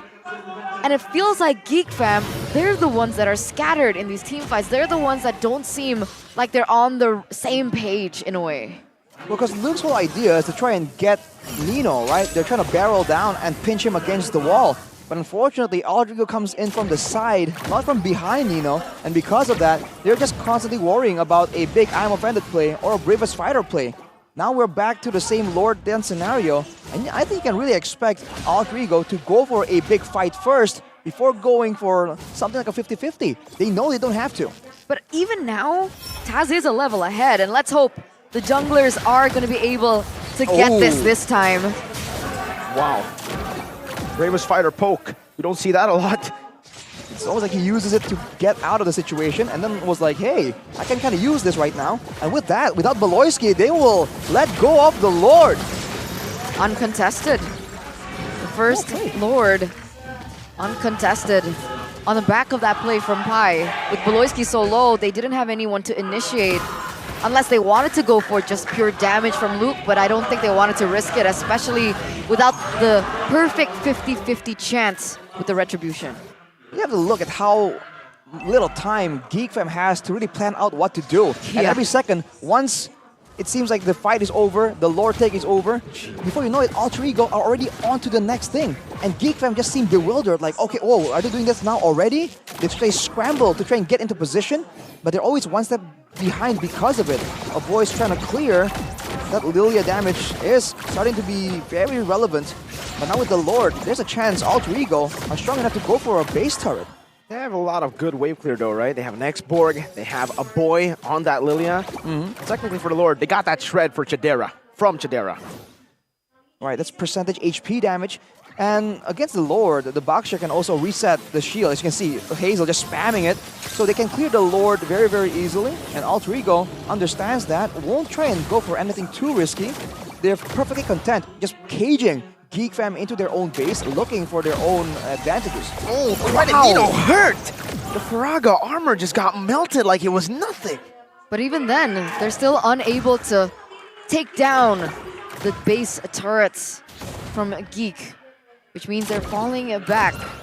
Disciplined plays here from Alter Ego. Taz looks like he's opening up a little bit of the vision. There is some screaming in the audience that I am not sure what it is about. You never know. You never screams know. of joy? Question mark. I mean, yeah. Possible. It was coming from Alter Ego. Well, going back to the game here, that's a lot of damage, man. Divine Glaive, Lightning Truncheon already completed for Krite, and that's the kind of burst you can expect. The big issue for Geek Fam is that Taz is just standing up there menacingly, and Poloy all the way in the front gets terrified, but they are able to bait. Oh, Rossi with an invincible, or actually invisible. I'm offended. That wasn't too invincible. Yeah, I was about to say, Taz is just standing there, and there's no way right now for Geek to really try and threaten him. It's looking very similar to the last game of the previous match. Here's a player's gold by Ube's gold though. Nino so far ahead of everyone else, 9K? Oh man. 1.5K above the second highest, which is Krite. Chidera is all the way down there at 7K. So Geek Fam has a lot of farming to do if they want to equalize. And look at the positioning. Alter Ego, they know that they have the mobility and escapes. They don't need to just move as 5. They put 1 on top, 3 in the middle, 1 on the bottom. It's the same good old 1-3-1 rotation from Alter Ego. Despite all that effort coming in from Beloyski in the early game to help Chidera out in that 1v1, is still, in the end, it's still Nino leading in terms of gold. And the problem is, now he's already behind, and being on a carry, he doesn't have that much range either. And with so much CC from Alter Ego, with only 1 Purify, it doesn't look like it's easy, but engage onto Rossi. Luke in the back already. Last insanity not connecting. Meanwhile, Pi with the bravest fighter takes them all low. Nino with the flicker forward and the big bomb now onto Beloyski. The suppress and the damage from Nino. My goodness. The infamous Nino flicker. We finally get to see that again, and this is a free Lord again for the 3 face masks. You gotta give a shout out to Pi though. Yes. He deleted the HP bars of 3 members from Geek Fam before anything even happens. We know why. Looking at the Hunter Strike, Malefic War, and Sea Halberd. No wonder. He's just relying on the natural shielding and the regen coming in from his emblems to really beat that tanky member. Aside from that, he's just going all in on the damage. And Geek Fam, they're just too focused on Krite, focused on Nino. They thought like, okay, we can tank some Lapu Lapu damage. They thought wrong. Is this a common build for Lapu Lapu? No, I don't think so. Usually it's a Hunter Strike, and then for the most part, just tankiness. Pi is just pushing the advantage, knowing that his team is ahead, that he can get away with it. He goes for it. And now with the Lord in Tau, seems like Alter Ego are going for a 3-wave push. 15 minutes in, it seems like it's still possible, but now Geek Fam, they're the ones defending, and Alter Ego are the ones who have to get creative about the invade. With Pi going full damage, can they really find an opening with that? The boys clear is just too good, really. Woo. They were able to actually deny the 3-wave push just by clearing. They didn't even do anything too special. They just cleared better.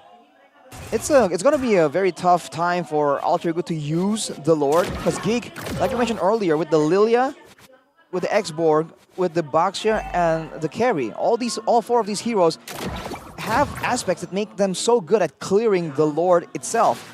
Later on, though, I feel like if you're talking about an opening to really crack open the base, they have to like match the waves, right? Gather Geek Fam together, and then go for a big play. But at this point, I don't think they want to risk it just yet. It feels a little risky though. For sure. Right? I mean, if Rossi is going defense, then maybe they can rely on Rossi, but can they rely on Pi to look for an opening that we're usually accustomed to seeing with that build? See, I think it depends on what you mean by opening, right? If he... An initiation. Right, so Pi, even though he is quote-unquote full damage, he can still initiate by landing the big stuns, the big skills. Afterwards, though, he won't be able to survive for very long. So if he does want to go for it, Alter Ego as a whole needs to understand that it's going to be a small window and they have to go all in and go for more of a burst kind of deal, not a full-on long-term teamfight. Because considering this is Chidera not at full items yet as well, right? So when he gets to that point, he should be dealing enough damage that Pi coming in is like an instant disappearance. Well, this is what's the disadvantage of having a attack speed shred-based marksman. Even at full items, there's still a bit of time that's required for you to shred someone down. Compared to something like a Bruno that has crit damage, you chunk down HP bars, especially once heroes who build full damage like Pai's Lapu Lapu right here, a lot faster than a carry. So there'll still be a window of opportunity. It's only whether or not Alter Ego can capitalize fast enough. Whoa, what was that? That was an I'm offended. Another invisible one for Rossi, unfortunately. Only getting the Natalia, but Beloyski gets Grite, forcing the Black Shoe Taz, two-man taunt. Pi still waiting to go for the initiation now with the conceal. All right, oof, Rossi moving aggressive forward with the conceal again. I really thought that like Rossi got the play, but Beloyski kind of splinched it somehow. The interaction was kind of caught me off guard. And now it's back to the same situation, but Alter Ego, they have a base turret, so they're playing it very disciplinedly, and they're not allowing the Lilia, the X-Borg from Geek Fam to really get that kind of poke damage before the real big fight. And that's really severely limiting the possibility of Geek Fam to come out on top on these fights. So we're gonna need a triple B miracle, right? The ones that we usually see when Geek Fam are in a pinch, when Geek Fam are behind. It's usually on the back foot of a big play coming in from Beloyski. Rossi! Walks up, final slash not connecting. The taunt does though. And now they're looking to shred Taz down. He is very, very low. Hazel, very hasty there. The Black Shoe popped in by a boy, and Alter Ego are able to disengage really well. But Geek Fam are holding on. Final slash on the Grite! Now the burst down as well. Has the Black Shoes and gets out barely. Rossi looking for the opening once again into the bush. And Geek Fam, they do not want to go for anything too crazy. By the way, look at how they've managed to wave up top, Geek Fam. They set up for a bit of a push, and even though it looks like it was going to be a hard push, the fact that Alter Ego has empowered waves earlier, with the base tower taken down. Oh wait, Pi is going to talk to I'm offended into the back. Beloyski now jumping also onto Nino, who still has a flicker, doesn't use it just yet, has a rose gold meteor and does so much damage back to a boy. Grite! Flickers forward to claim the unstoppable up against a boy, and Pi comes back to the team fight. Luke has the immortality pop, now the Faraga armor too, and one last shot from Grite. It's a double kill, 3 members taken down. They want to look for the end right here, right now. Hazel, the only one left standing, was still able to get that buff up. But with this, with Chidera, will he be able to clear enough and on time with 5 members knocking down, waiting for their demise? I'm offended, over. And there you go, that's a taunt coming down. Taz still trying to distract Chidera as he does a lot of damage, but Pi, my goodness! That burst from the full damage. Lapu Lapu is too much for Geek Fam to handle. This is your winning moment presented by Samsung Galaxy A55 5G, and it still ends up with Alter Ego winning game 1. I'm done with utility, Pi says. Let me go for the damage. It's time for me to have a little fun, he says. Not wanting to be an enabler, he wants to take matters into his own hands. That final fight, man, I can barely believe it right now. They sent Pi up, and Geek Fam saw like, okay, we have a 5v4. Then Rossi makes the huge play, and everyone was ready for it. What is this alter ego, man? They're ready for anything and everything. So they don't care. It was just so clean. It was. You can basically call them janitors because they just clean. Okay. Woo, man. Supporters are feeling it again. They're really feeling it. It seems like for Alter Ego, they're feeling it as well, man. They were on point that game. The Alter Ego passive that we've all come to know from the past seasons completely gone in that game. They knew exactly how to take the game, how to end the game. Yeah. On point. Like They were aggressive when needed. aggressive when needed. They were disciplined when needed. When needed. They're just needy. What? Or actually, no, they cover up the neediness. Yes. They cover up the Exactly. neediness. Interesting. I'm just really impressed with the discipline. Like they know, okay, we have all this advantage. There's a potential for us to just go ham and take over this game. That's it. That's They know, like, no, it's not time yet. That's the reason. You see him? Yeah, the man with the big plans. The man with the big plans. That's where the discipline The comes AE. from. I mean, even on the interview, one of them mentioned like, yo, we're disciplined because we don't want Coach Aldo to get mad at us. It's the AE. I've seen Aldo mad. Actually, I haven't. I lied. What? Yeah. They came out really fast. Yeah, because, you know, That's I'm a an quick honest correction. man. I don't want to lie. But I have seen Aldo. So have I. He's one of the coaches of all time. We're fluent in brain Japanese, cells. if you guys don't know. The brain cells in this match, ladies and gentlemen. All right. Sorry. But yes, the Aldo effect. Again, you're seeing it apparent, and not just in the flexibility, but also in the difference in play style. Like usually we see Alter Ego in the previous seasons, they have a one signature style, the aggressive full dive. But now look at how they're playing. That game, multiple members, not just Taz or Pi, just going in and out, moving in and out. But look at Sir Pi right here being shown. Is he? Yes. He is the MVP Most player valuable of the Pi. game. The most valuable Pi player of the game with the full damage Lapu Lapu that we have not seen and we were not expecting. It really started with that one play where he just immediately deleted someone and we're like, hang on a minute, this damage does not look natural. I'm like, wow, 308. You know, you'd think that with this particular build that he's created for himself, he would have at least gotten taken once or twice, but 0 kills despite how aggressive he was playing. So you can even say that he's aggressive, but he's calculated with it. He doesn't just randomly go into the back line like there's calculations at play. For sure, some of these plays look very random, but if you look at it, even when it puts Pi in a weird spot, it's because his teammates are there to cover. So it's almost like he knows, like, okay, even if I do take the brunt of the attention right here, then Nino will come in, then Taz will do something. Look at this, even Nino being chased here, he stands his ground after he saw that Taz is zoning everyone away from him. So the synergy and the communication between the members of Alter Ego is just so on point right here. Boom. And bye-bye Yikes, HP man. bars. It includes Hazel. One of the guys that was chunked down massively was Hazel. Oh, this was the moment, man. Pi wasn't even here. No, he wasn't. Just clearing up top, slow pushing. Just like that, Nino surviving with the Rose Gold as well. Signature Nino style. Pull back, and after a while, like, oh, you messed up. Now you're in my zone, and I'm gonna go 1v1 against you with my physical lifesteal, and it's just the end from there. Did he already have the Rose Gold? Or did he buy it during that exchange? I believe he had it. Okay. Because if he swapped it that quick, I mean, it's like Kyrie level. He's got the quick hands. Swapping, bro. Whew, man, look at the stats right here, man. Not a single Lord or turret given to Geek Fam. Alter Ego was having full control all the way from the beginning, and it's that 1-3-1 rotation. We haven't seen it used to this kind of efficiency, to this kind of effectiveness in a long, long time. When was the last time we saw it? 1-3-1.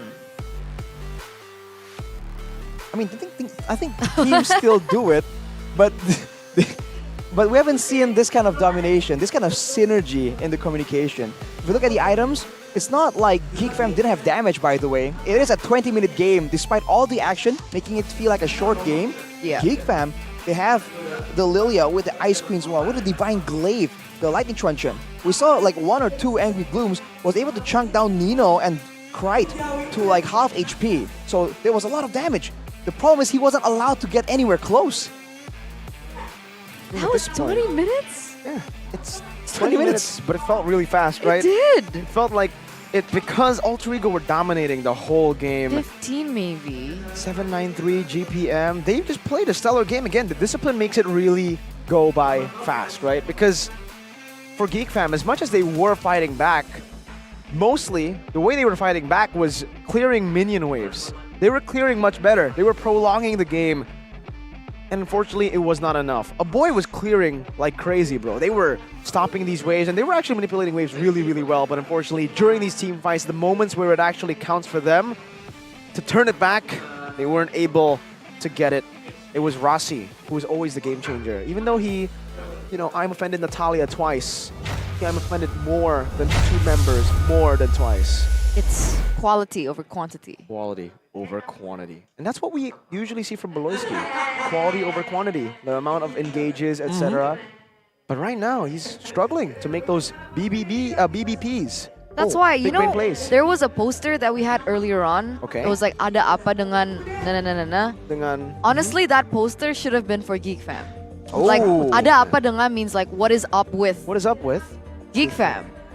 Has Niall's absence affected Geek Fam this much? Remember, they were 2nd place last season, and this is the Geek Fam that we're seeing today. We'll let you answer those questions, ladies and gentlemen, as we do head to a short break. We'll see you after. Don't go anywhere. We'll be back right now. Apalagi kalau kompetitif, jiwa kompetitifnya ini ya. Role-nya sendiri apa nih, Eiko? Aku roamer. Roamer. Serem ya. Baloy nih. Muridnya Baloy nih. Tapi penasaran, gimana sih jaket jersey-nya Geek Fam ini kok kayaknya baru ya di season ini ya? Iya, jadi kalau jersey Geek Fam itu sesuai sama tema di tahun ini, dia tuh A Year of Dragon Edition gitu. Naga, tahun naga 2024 ini tahun naga, betul ya? Betul. Dan ini kelihatan dari patternnya kah? Apa nih yang spesial untuk ini? Jadi kalau di bagian bawahnya sini tuh ada kayak corak-corak naganya gitu. Wow, itu ya corak-corak naga. Nah, bisa dibeli dong pastinya. Iya benar. Jadi kalau misalnya mau beli untuk jersey ini, bisa beli di Shopee atau di Tokopedia, linknya di bio Geek Fam. Oh, jadi bisa dibeli langsung aja ke sosial medianya dari Geek Fam, diklik aja dan pesan. Bisa nulis nama di punggung? Bisa. Bisa. Harganya berapa tuh? Harganya cuma 265.000. 265.000 aja. Udah bisa kembaran nih sama Eiko dan juga para player Geek Fam. Semua player pakai ini dong pastinya. Iya benar. Dan kalau menurutmu sendiri, kamu bagian apa sih yang paling kamu suka dari jersey ini? Bagian nickname aku kali ya. Coba lihat punggungnya. Oh, nah nih, kalian bisa nulis nama kalian di bawah nama Geek Fam. Terus ini udah tahu cara ordernya gimana, langsung ke sosial media gitu aja? Atau ada cara lain nih untuk ngorder jersey dari Geek Fam?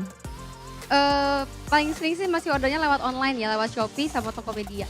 Oke, pokoknya online aja, langsung klik, pesan nulis namanya juga di situ. Iya benar. Dan kelar. Dan sepertinya yang pada pakai jersey juga udah mau siap-siap nih kembali ke meja. Boleh dong kasih semangatnya untuk tim Geek Fam? Oke, guys, kita bisa ya untuk comeback buat 1-1, terus habis itu kita menang. Yeay, 1-1 dan semoga menang. Kalau main bareng Eko gimana tuh caranya? Kita boleh join ke Geek Community, joinnya di bio juga. Nanti kita main lewat WA. Widih, bisa punya kesempatan nih. Tapi kali ini kita akan melihat dulu para pemain Geek Fam untuk bermain. Jadi para caster, please be ready.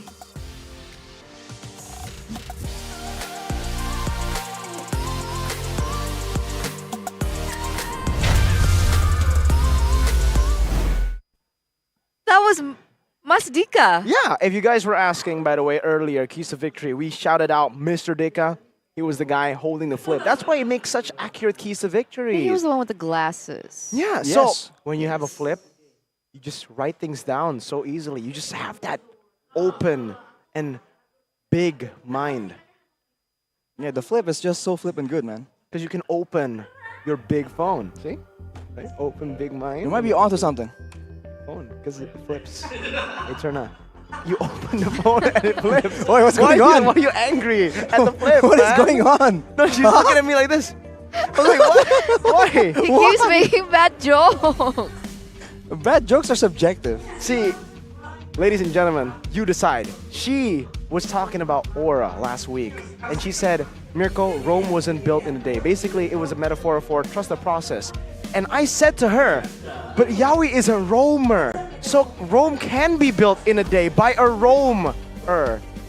See, that makes zero, that makes absolutely no sense. But she's a The entire roamer. thing that you just said makes no sense, What do you except for the call- fact what do you that call Yaoi is people- a roamer. Exactly. That's it. That's the only thing that made sense with your statement. What do you call people who live in Rome? Roamers. That is not what we call. But here's the People who proof. live in They're Rome. laughing. That means it's a good joke. It's so bad. I'm dying. Oh man. Maybe if you want actual good jokes, you go on the internet with GamesMax with good quota. Ooh. No? That was an example of if you're lagging. Oh. This is also an example of if you're lagging. We all don't have GamesMax in our head, but we wish we could because In our we hearts. have that super fast. Activate the booster in the Dunia Games app for the 36 gigabytes of data.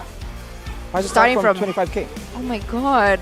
Chemistry. Sorry, I lagged out. That was like, you know, great minds think alike. Maybe it's because. All Alright, I'll That have was to so reveal the cute. secret. They actually have a bit of telekinesis. They have Oraimo. Eterna's wearing the one on the right, and then Might as well Arashi's take it out wearing the one on the now. left so that they can communicate Everyone their brains. If you knows. guys want to unleash unstoppable sound, you didn't take anything out, go ahead and check out Oraimo. Get the Oraimo quality with a 10% discount at the Oraimo official store at the Orange Store with the code. What code? Oraimo MPL. There you go. Oraimo MPL. Gotcha. Simply enter the code in the coupon section before checkout and unleash that unstoppable sound and unstoppable Eterna. All right, elaborate, please. Do you want me to do the impression again or no? It's okay. I got this. Okay. So this is my dream team for MPL ID Season 13. Okay. Based on performance for Okay. the past 2 weeks. All And right. this is relevant because later on in the awardings, you guys can actually vote your own dream team. Oh. Other than the first team. Oh, so the dream team is going to be a fan vote. Yes. It's a voting We all thing. know Who's going to win that one then? We'll see. Rebellion. Maybe. Bigetron. It's I all really up hope to so. you guys. So whatever outcome you want, don't forget to vote later on. But for me, based on week number 1 and week number 2, I do believe that Taz has been the exceptional jungler. I think he took us by surprise with all his various heroes and the way that his mind works in that mysterious way of his. See, he's so... He uses my- so much of his whoa. brain that he has to use the compressor, Mirko. The Wait a minute. Wait a The minute. compressor. All right, wait. Dream team must participate in more than 50% of the He regular calls it the season matches. compressor. For the current It's not team, called a compressor. among all rookies who have played, the top 10 will be considered as candidates selected by the awards committee. Each member of the awards committee holds 1 vote, and the nomination with the highest number of votes becomes the winner. Those are the criteria for the dream team, okay? And then now we'll get back to that. Yes, the compressor. No. Criteria. Because he was in my dream team in the mid lane. Cool, but what about that compressor though? No, I was You making cannot a say. joke. You can't I was say. guys, I was making a joke because if you guys watch Right. Mirko do his MDL casting, he called it a compressor, and now it's like he's like the butt of the joke now because of that. Because it's not called a compressor, Mirko. What is it called? A compressed thing. You're not much better here, Eterna. Really, you're not. Compressed thing? Let's get back to the draft. I'm trying. Let's go. Game All three go first number pick. 3 presented to you by the official tournament smartphone Samsung Galaxy. Alter Ego and Geek have stayed on the same side, so no swaps this time around. And it's still the bans towards the same heroes. Novaria for a boy, and Matilda and Angela just not allowed to be in the Land of Dawn. Or Geek Fam, they're betting with the Bruno and they let go of the Vexana, so Alter Ego will take it. Very quick, no hesitation whatsoever. But does that mean that Geek might want to pick it up for themselves? So, what's the criteria for a Vexana to be first pick? Not banned in the first phase from the red side. So does it fit the Krite area? Can you call the mid lane the Krite You did that area? joke earlier. Yeah, that's why. You should. 0 for originality. But yes, there you go. Just like the Fredrin. The Fredrin. Minotaur will finish off what Minotaur, Brain cells, man. Minotaur Fredrin picked up by Geek Fam, and we have seen that Beloy actually has a penchant now for these more aggressive heroes. The Minotaur might just work out, and the fact that they have Hazel on the Fredrin now means that Taz will not be able to be as oppressive, as flexible in his approach to the jungle. It's gonna be the box chair as a counter though. It will work against the Minotaur as well, and the Arlet here, switching sides from Geek Fam to Alter Ego. It's strange, really, yeah. For Geek Fam, Beloyski hasn't been able to utilize Angela and Arlet successfully this season. Yes, Angela's banned here. I'm just talking about the season so far. But when it comes to Minotaur, he's actually found so much success on this pick. And also for Chidera, the Claude. That was one of the ways that they were able to beat Evos Glory just last week. We have a comment on jungler standardization, in my opinion, from Mr. Steer Pie. Has improved. Has improved. Since Taz's coming. Oh my god. So he's an upgrade to their last jungler. Oh, it who's looks in like... the lineup as a mid laner now. But he hasn't been playing. He really hasn't. So why was he upgraded? Why was he upgraded? Promoted, you mean? Oh yeah, I mean promoted. He was upgraded. Yes, well, we'll see. Maybe they're keeping it for later, right? A secret weapon. As once again, we're having an insane amount of excitement on the Alter Ego side of things. What was that? That sounded kind of serious. But hey, we were talking about earlier about how Beloyski, you saw in the previous game when he was on the Arlet, once he got poked down though, he backed away, and without Beloy, it seems like the whole of Geek Fam don't really dare to walk up. So now that he's on a Minotaur, he can sustain, he can stay there. But if he gets poked down a bit too much and he can't stay in the front line, he'll back away. He'll need to go back to base. So if Alter Ego goes for more poke damage, they can get an advantage that way. Okay. With the carry taken off the board as well as the Paquito, the Brody also gets limited here by Geek. What exactly are they forcing onto Alter Ego now? Nino still has Bruno's banned out, Carry's banned out. That's 3 gold lane bans. Harith, Ixia, Natan, and oh yeah, Brody. Brody's banned. Just banned it. My bad. Yeah, and they picked up the Claude for themselves, so they're trying to put Nino in a uncomfortable position. Are they forcing like a Ruby gold lane again? Whoa, Ruby gold lane. That would be interesting, but Nana is what is being banned by Alter Ego, knowing that they don't want to deal with the kind of AoE crowd control that we have seen being so efficient, and they want to have a mid laner they can actually take out. The Lilia though is still available. I don't see why Geek wouldn't take it, but Explorer comes first. Alright, so still the same pick for Luke in the XP lane. This time, we're still not sure if it's going to be the Arlet in the XP or if they're going to pick up an XP laner here. Maybe another Lapu Lapu to go up against that X-Borg. Against the Minotaur, though, if you want to dive in, it'll be a bit risky. But Pi should be able to make it work. Another choice might just be a Terizla, too. But other than that, the gold lane, the big question, Arashi. Brody, Carry, Bruno, banned, Claude picked, denied away from Nino. We have to see. I think they're still Donathan kind of stands out. I feel like it suits Nino's personality. Unless they want to go for a fighter in the gold lane, like the good old days. Donathan, oh, and it's going to be a Grok as well. So they're trying to make sure that the pesky Fredrin and Minotaur crowd control can be mitigated by the Grok. This definitely is a problem now for Geek. Claude, Fredrin, Minotaur, they need a hero for a boy. Valentina is an option if they want to go for it. Novaria is banned out.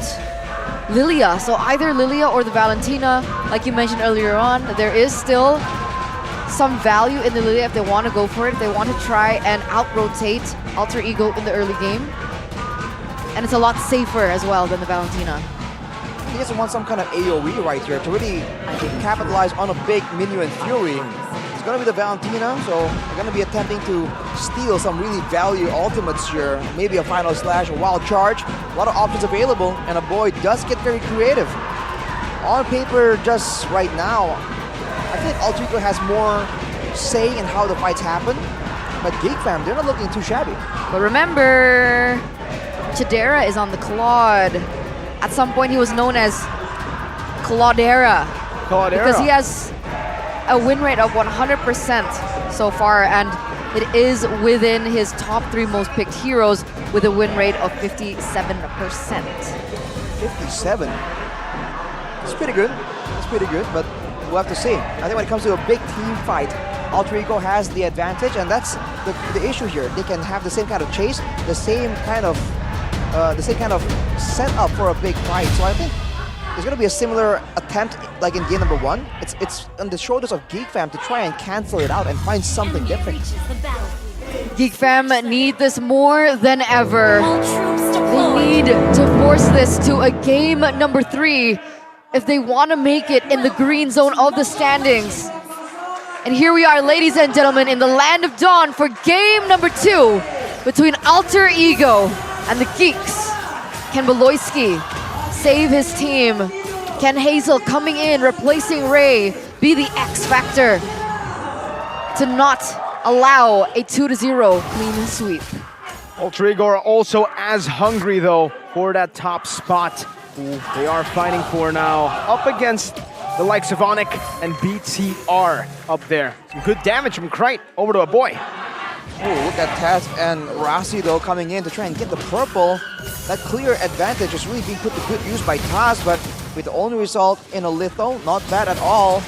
The mid lane matchup here with a Valentina Minotaur is kind of weird though. A boy gets stuck.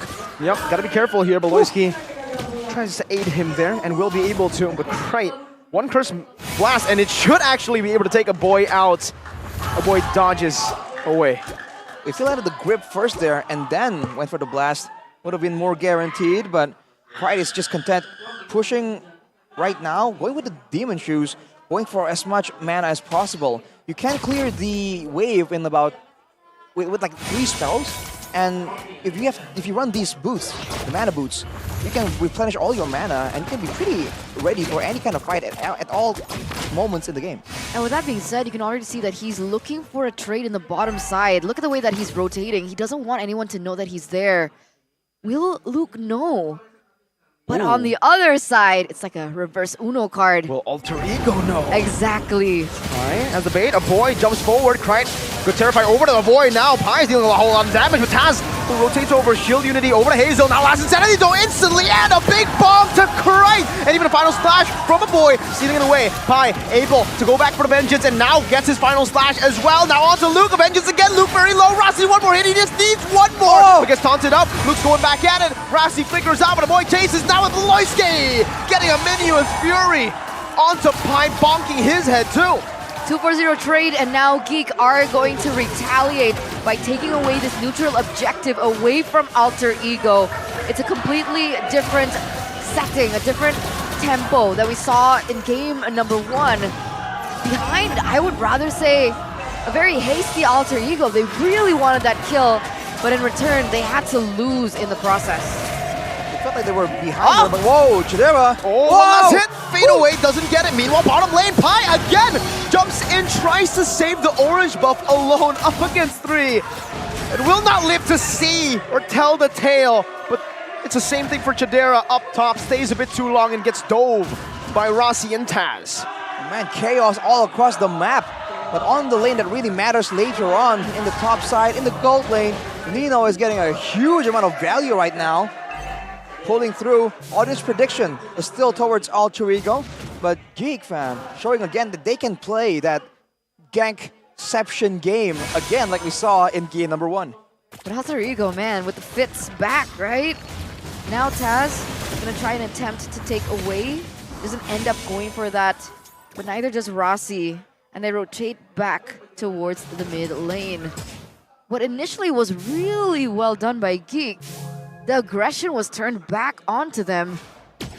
And what can we expect entering the mid game? I feel like Alter Ego will shape up and be a bit more decisive in their targeting, because if you look at the lineup for Geek Fam, for the most part, they have a lot of ways to really sustain and go in and out of a fight. Same can be said for the Minotaur, for the Fredrian, and even the Exborg has the Firaga armor. So Alter Ego definitely a lot more precise in their targeting, unlike in game number 1, where in general, if they're all just dealing damage, it kind of ends up working out. Yeah, makes sense. So it doesn't seem as clear-cut now, especially with Pi on the Arlet as well. 15 seconds left on the next neutral objective to spawn. Both junglers are at level 7. It's looking like a more 50-50 scenario for both of these teams. Beloyski in the bush looking for an opening. As it looks like the XP laners are rushing together to get to this, looking for a 5v5, but Natan's not there. And the boy has stolen the wild charge, so it is equal footing there. Some poke from Luke over to Rossi, trying to get all that bar super high to melt him down with the last insanity. As long as they are able to get Rossi out of this fight, it should be a free turtle over to Hazel. Ooh, that was scary, man. Rossi was hovering over. I thought he might actually just pop into wild charge. They are going to go on to Pi, though, who again is overextending this time and gets caught in the last insanity. Flickers out the safety, but only just gives the gold to the gold lane. Chadera takes it with skill 1.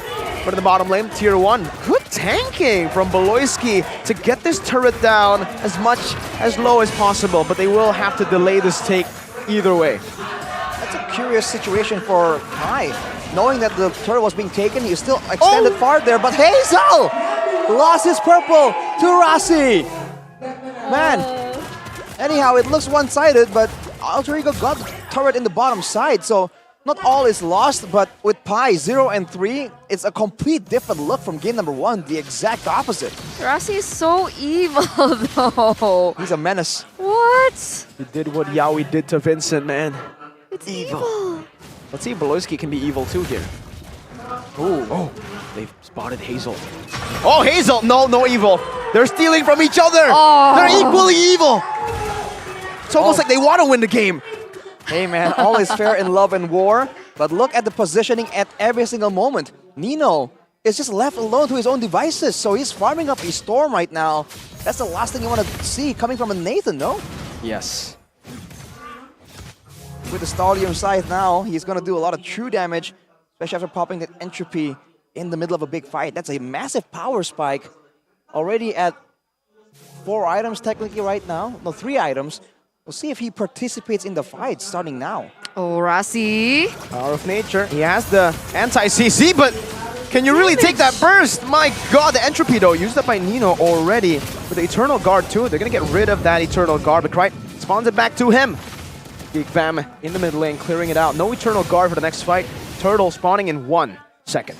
Oh, that burst damage coming through for Geek.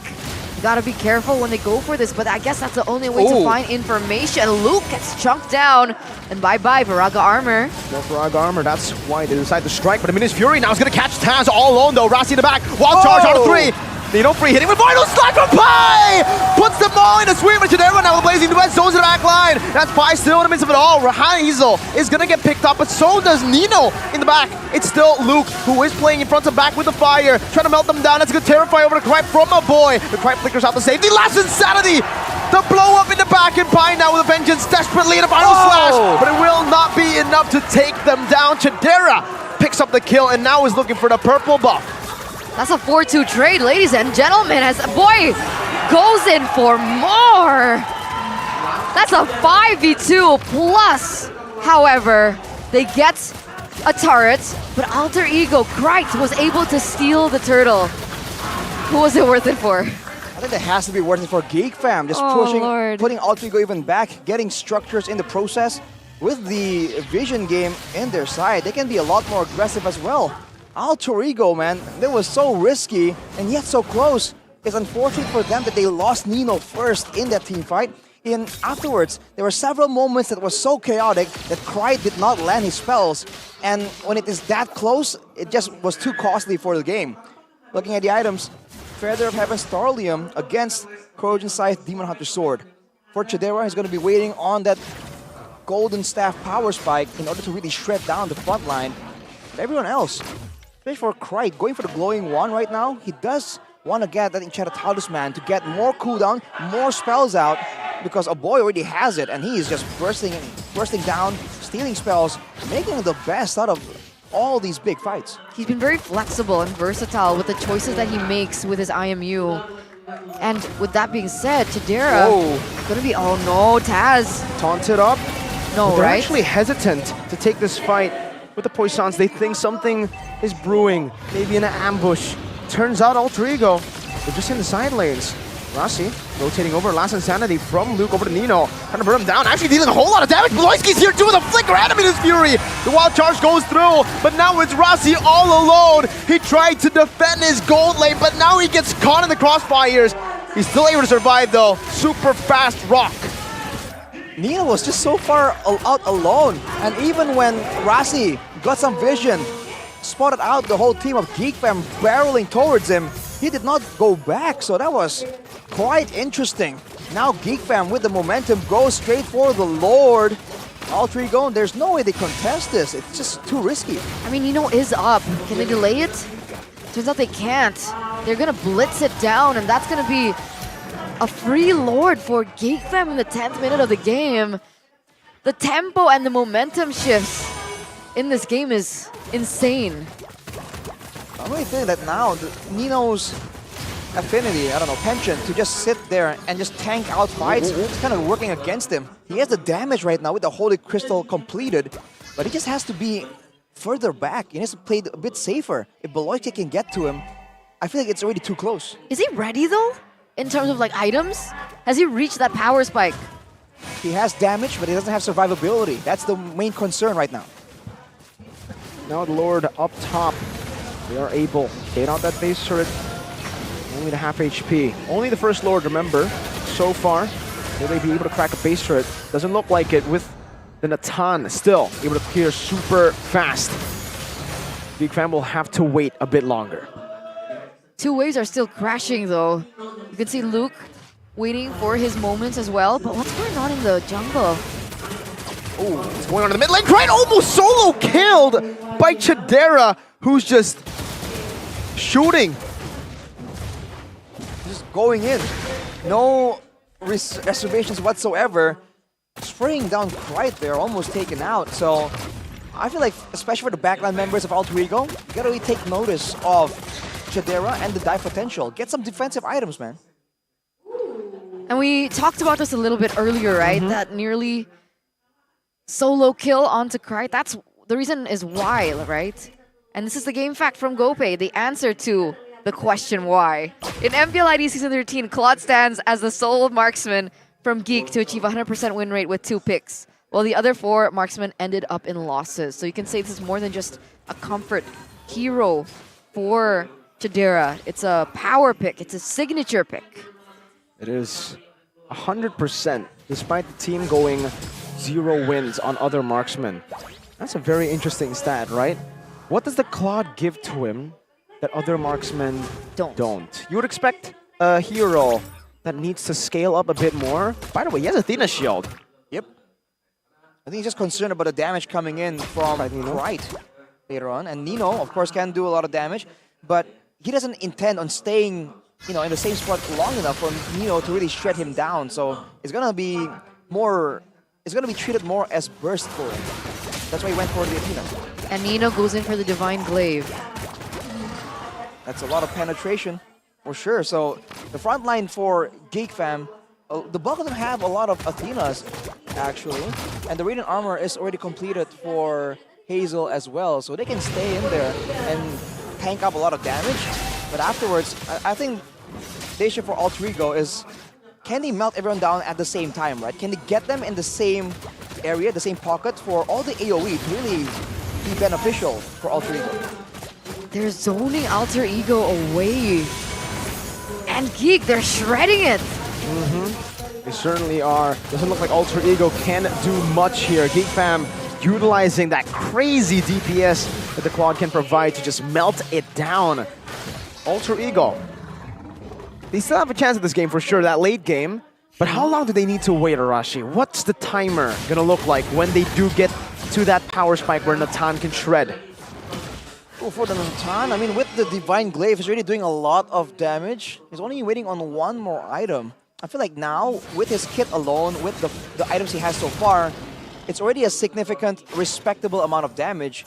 So I think it comes down to the moments here. Can they get a fight that really suits them? Because the whole time, Geek Fam have been the one that was able to actually zone them away and get the fight that they really needed, especially with the Dive-Player's back line. They need the defensive items, man. The back line of Alter Ego, if they get like a Wind of Nature, an Ice Queens, something to deal with Chidera, I think they can do well. Oh, Flicker Minus Fury over. Nino still able to escape the Eternal Guard to peel, but Pi already is melted down to the front. Now Luke jumping into Last Insanity over to Taz. Still able to escape, but the Tortoise points down to the shield unity, but now it's going to be Crowder gets knocked off. Still able to flicker out now as Rossi is in the midst of it all. Not going to be able to tank for a long time. He gets shredded down. Nino has the entropy again. Goes in for Luke. Luke is going to survive still. Has immortality, has a Braga armor. Now going to be melted down once again as Nino starting to shred them down. This is the timer that we were waiting for, but unfortunately for Alter Ego, it might be too late. Chidera, Battle Mirror Image, getting out 3 base turrets taken down. But Nino, on the brighter side for Alter Ego, it looks like he's online.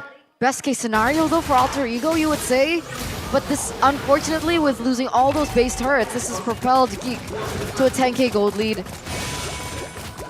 Is it still possible for Alter Ego to come back? Sure, we were talking about timings with Nino finally coming up online, but the amount of time that is required for him to dish out the damage, as we saw in that previous team fight, it feels a little long to me. And within that period of time, Geek Fam can utilize their burst to beat everyone else from the side of Alter Ego down.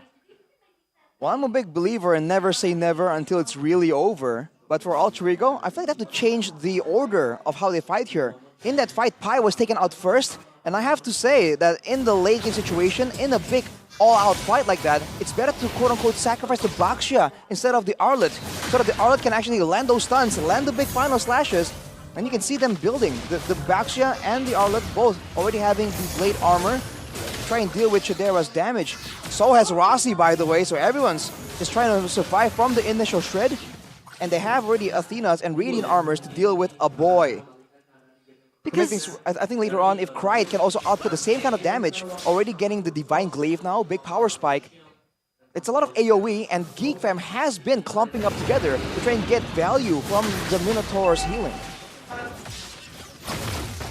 Like, technically, Alter Ego, they also have Rossi, who hasn't found a moment at all in this game, has he?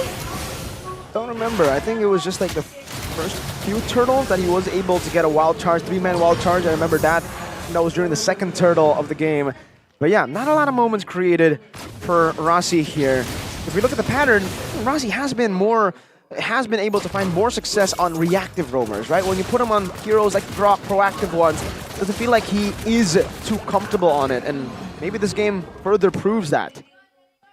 I think they have to wait for a big moment. I mean, like you said, if they're waiting for a play in the neutral objective, I think it's going to be too difficult. So Alter Ego, they're content letting it go, and now they're banking everything on the base defense. Like I said, I think they should put Taz in the front, then let Rossi and Pi go for the counter engage, Cryde as well. If they know that there's all those ultimates just waiting to be thrown at them, you got to be a bit more hesitant to go in. Rossi is taking a whole lot of damage. Great poke. Eternal Guard used up just for the Lord. Dobeloyski taken low by Nino with the entropy. But now it's the Last Insanity to the back. Luke flickering out the Taz, blows him up. Eternal Guard stolen away. A boy puts him down. Onto Cryde, poking him down. Lord gonna be dealt with. Pi gets the bottom slash onto Chidera, but he's still gonna be able to survive with it with nature. Now in the back as well. It's just gonna be Alter Ego shredded down to pieces. Only Rossi left remaining. He tries to clear, but it ends up with a boy with a triple kill. We have game number 3 on our hands. Ladies and gentlemen, El Familia versus the Geek Fam Unity. Community. And here it is, the official force to a full best of 3 series. Now we have bad blood in this blood feud between the two families. One more game to settle it all. But Geek Fam striking back, something we weren't expecting considering the domination that Alter Ego has shown in game number 1. But this is Mobile Legends, this is the Land of Dawn. Just to remind everybody back at home, it just shows you the rising level of competition in MPL ID. All 3 matches are going all 3 games. Geek versus Alter Ego with Hazel in the lineup. The Geek Fam that are down in the red zone are competing with the Alter Ego at their peak. Woo! We love to see it, man. That's a triple B moment right there, but it's not the triple B you're expecting, not the big brain Beloy. It's the boom bang bada bing.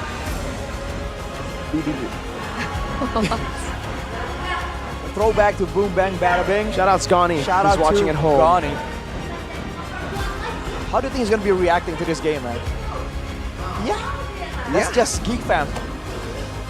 Probably. Wow, though, that's a lot of improvement. And again, is it the Claude? Because I feel like with this kind of draft, with that kind of performance, the Claude didn't really do anything too significant. But I guess the fact that he was able to threaten the back line and still be able to output shred damage to the front line, that's what makes the Claude special. That's what allows Chidera to be even more active in these fights. That's the kind of heroes he's always liked. The Irithel, the Claude, the carry to a degree. So it's all these dive-in kind of styles. The 1-1. The 1-1, exactly. You good? What are you counting here? What's going on here? No, because I wanted to do 1, 2, 3, 4, but my pinky can't bend that way. You can't bend it? I can't. Wait, what? How do you do that? Oh. I can't do that actually. You have to like kind of force it. No, but even if you don't force it, I can. Oh, that's weird. What? That's weird, but this isn't weird because your POTG is none other than a boy. 417 on this Valentina with the IMU who's very flexible in his choices of what to utilize. At the very end, he was able to get a triple kill. And he's just been the outstanding player for me personally in Geek Fam this season. He's a boy in a man's world. Oh. Who got weak player of the week.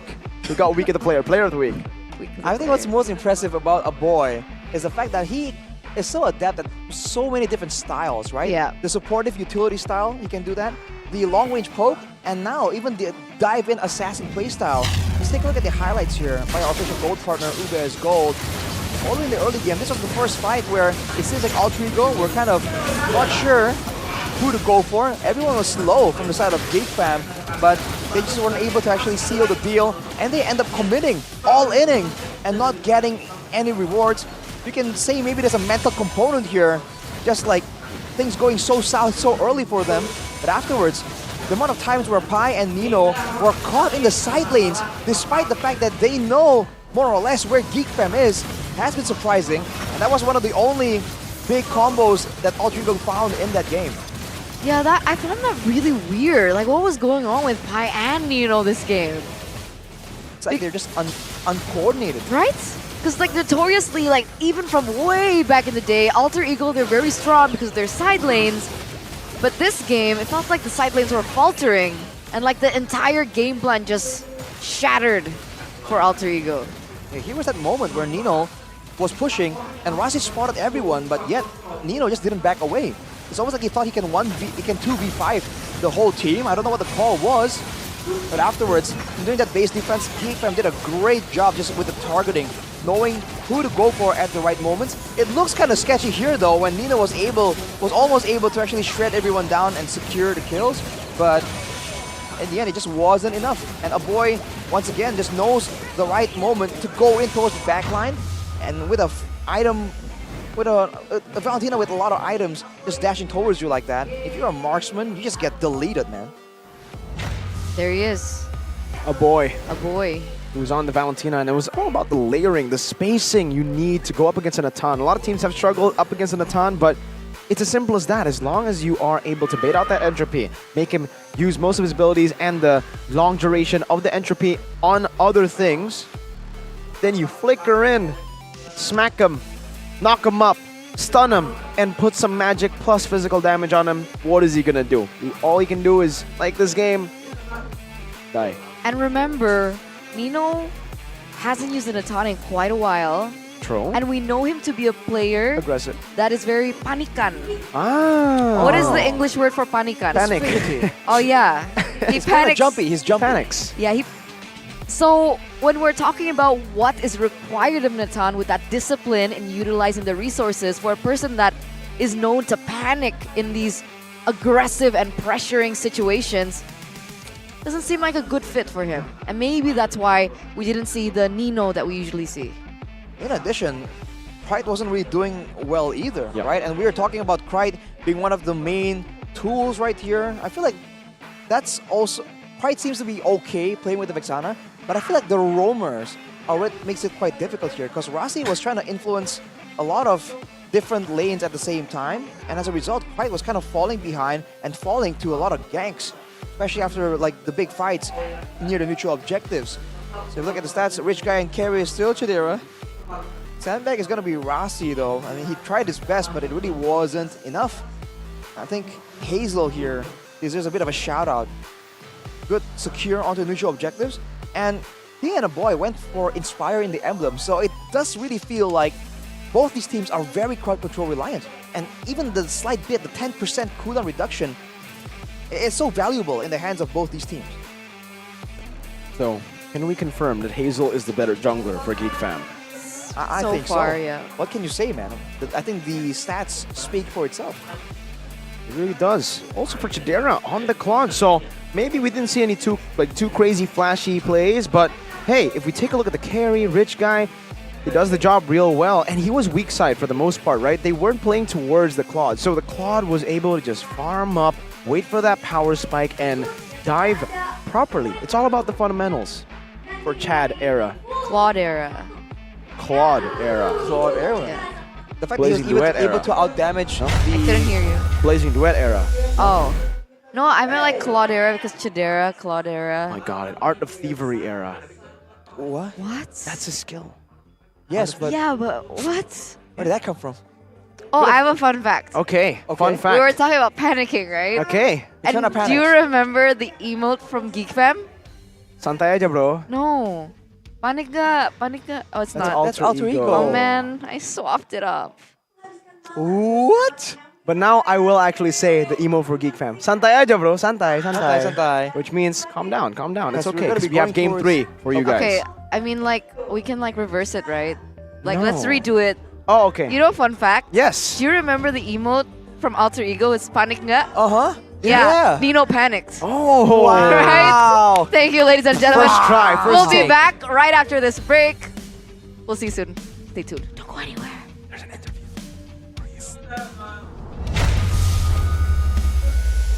Kali kita lolos playoff dan langsung dipulangin oleh Evos kan. Nah itu udah buat cambukan juga bagi tim dan fans.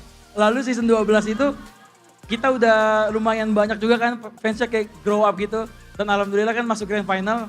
Dan sekarang season 13 saya percaya proses dengan adanya juggler baru. Semoga Geek bisa juara MPL season ini. Terus bertumbuh dari Geek Fam Unity dan pula Geek Fam. Itu kisah dari Geek Fam. Namun ada yang punya kisah baru juga. Ada Javier yang bisa memberikan kisahnya. Boleh dong kisahnya? Ada apa nih Bude? Tolong diberikan kisahnya di MPL. Arena. Jadi ini pertama kali saya ke MPL Arena. Asik banget ternyata. Oh udah gitu aja? Iya. Nah, apanya nih? Kalau di TikTok panjang banget tuh bikin story kayak lagi bikin apa itu cerpen.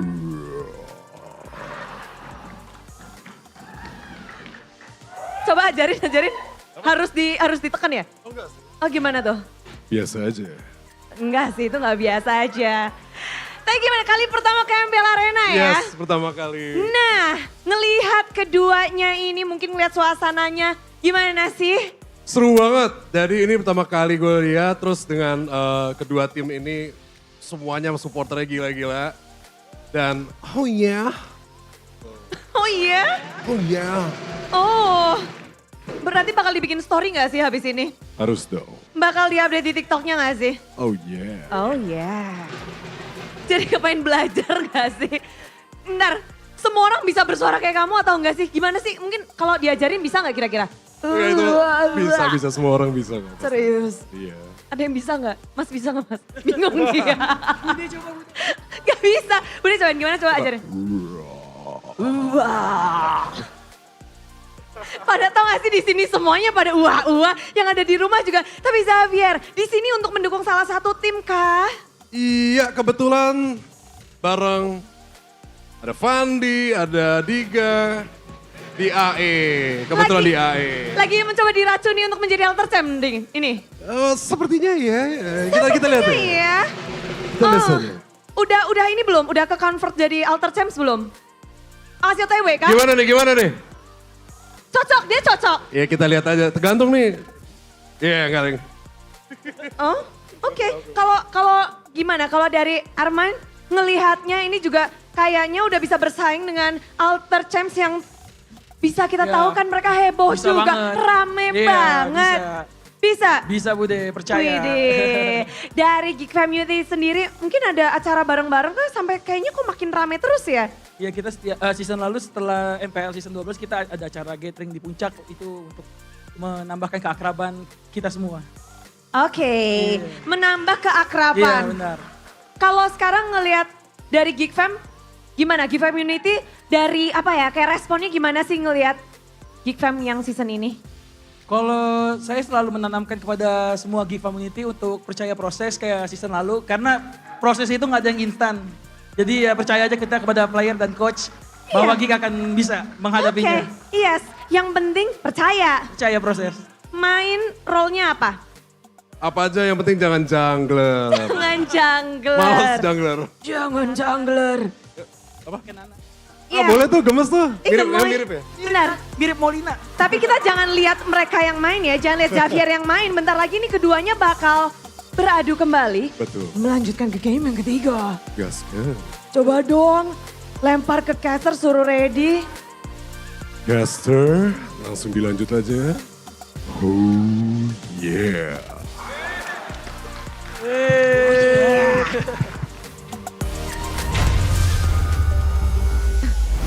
I got a little bit of the goosebumps. Kind of impressive though. That was nice, Sue, chill. That was a nice soundbite. What? Ooh. You cold? It does. That was a super deep voice. Can you do it? Can you do it, Eterna? Ew, baby girl. That's literally the same. I can barely notice the difference. Are you him? You got a lot of range in your voice, man. You can be as deep as Mr. What was his name? Javier. Javier. Is he part of the El Familia as well? It looks like it, yeah. But yes, Senor there you go. Javier. Senor Javier. Well, we're gonna just cast with lower voices from now on. All right. Calm down, Naisu. Does that matter? Every guy with a deep voice, I just call Naisu. Is that voices? Voices? No, he has a really nice voice. Bro. Shout out to Naisu, good friend of ours from the Philippines. Love you, man. He told Arashi to make his bed. And I did. And he did. So I'm still really embarrassed about the battle emote problem that we had before the break. Well, now you can look at it Okay. so that you know which ones are which. Okay. So, which one is the alter ego one? Let's test. Santai, bro. No, it's not, isn't it? Wait a minute.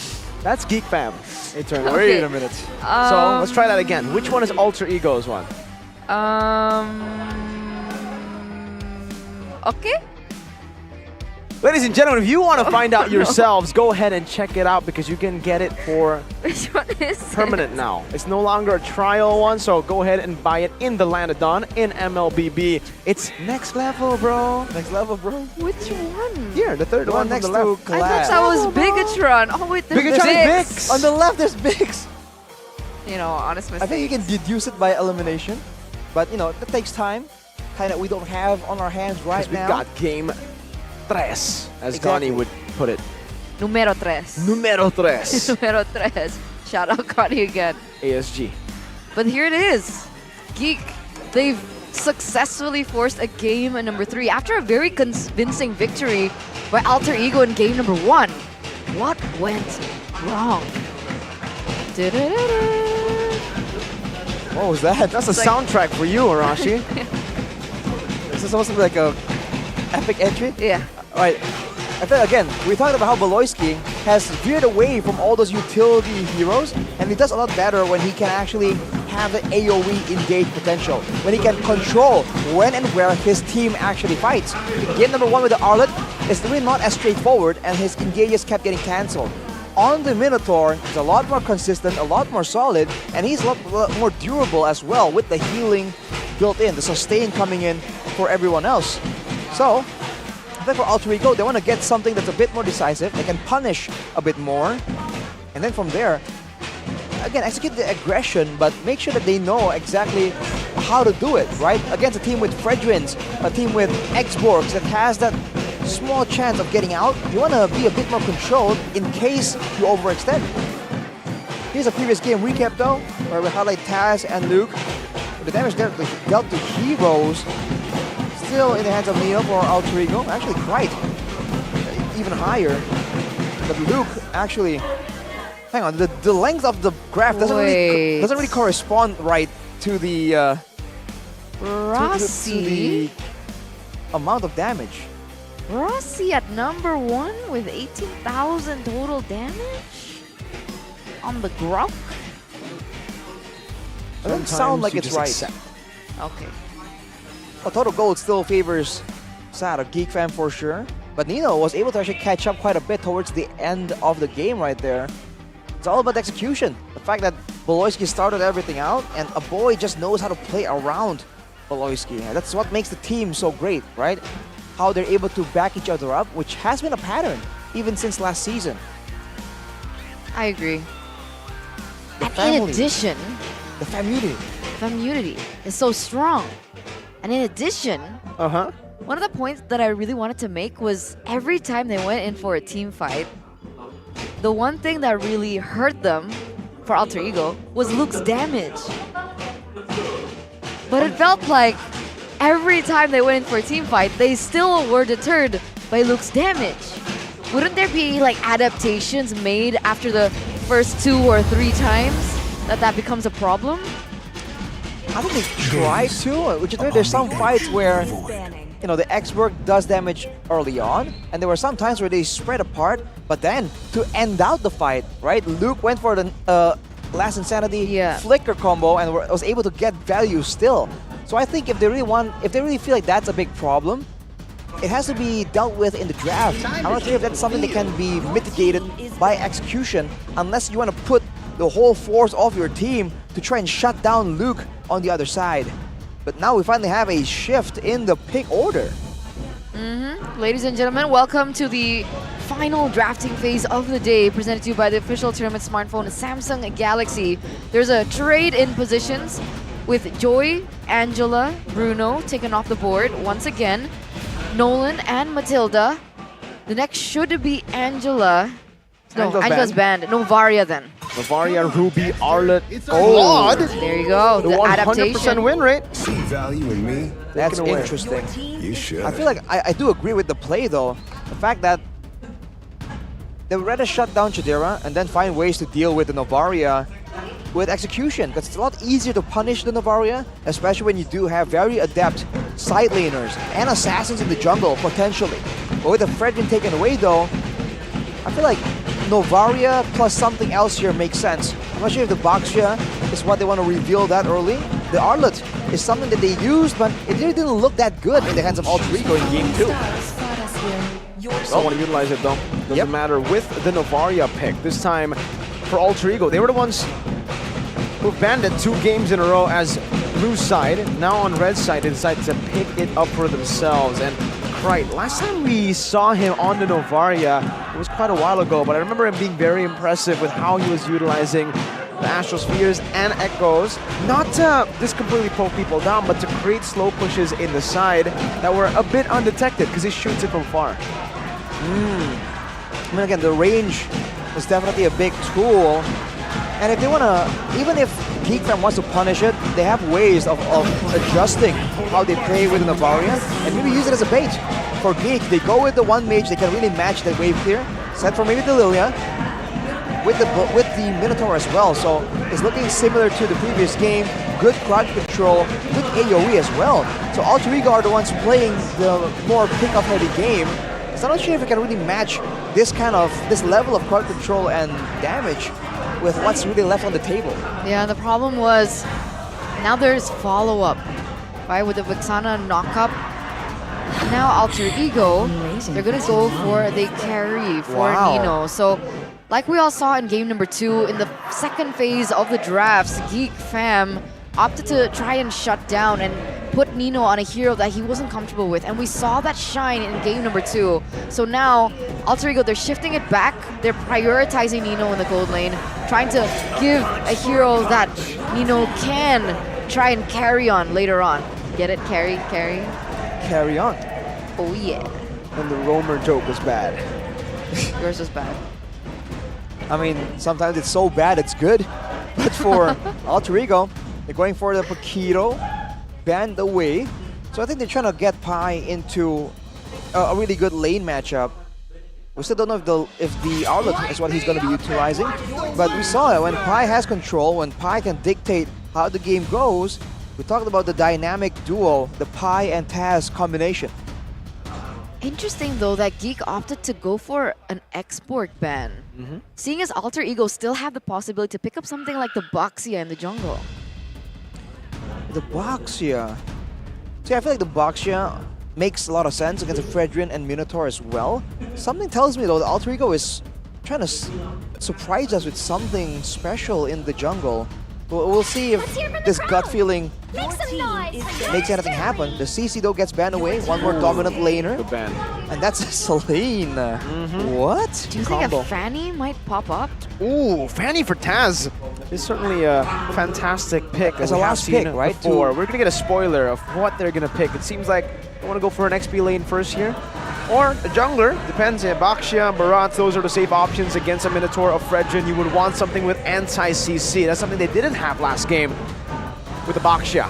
So, Barat, something that actually hasn't really shown up much this week. I only remember Gary yesterday play it. So, it's still going to be the Baxia. They're going to go with a very standard jungler right now. So, the gut feeling, unfortunate.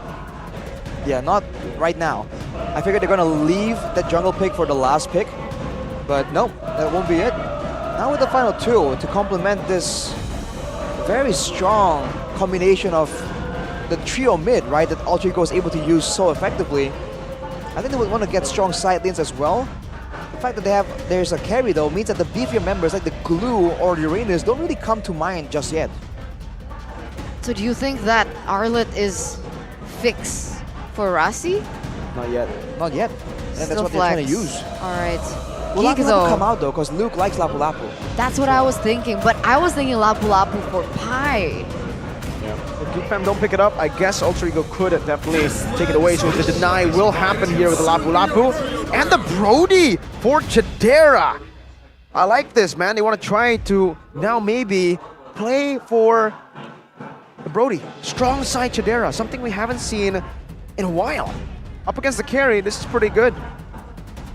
With the backup of the Minotaur and the Roam potentially coming in from the Vexana and Fredrin as well, even the pressure from the other lanes will be quite mitigated for side of Geek.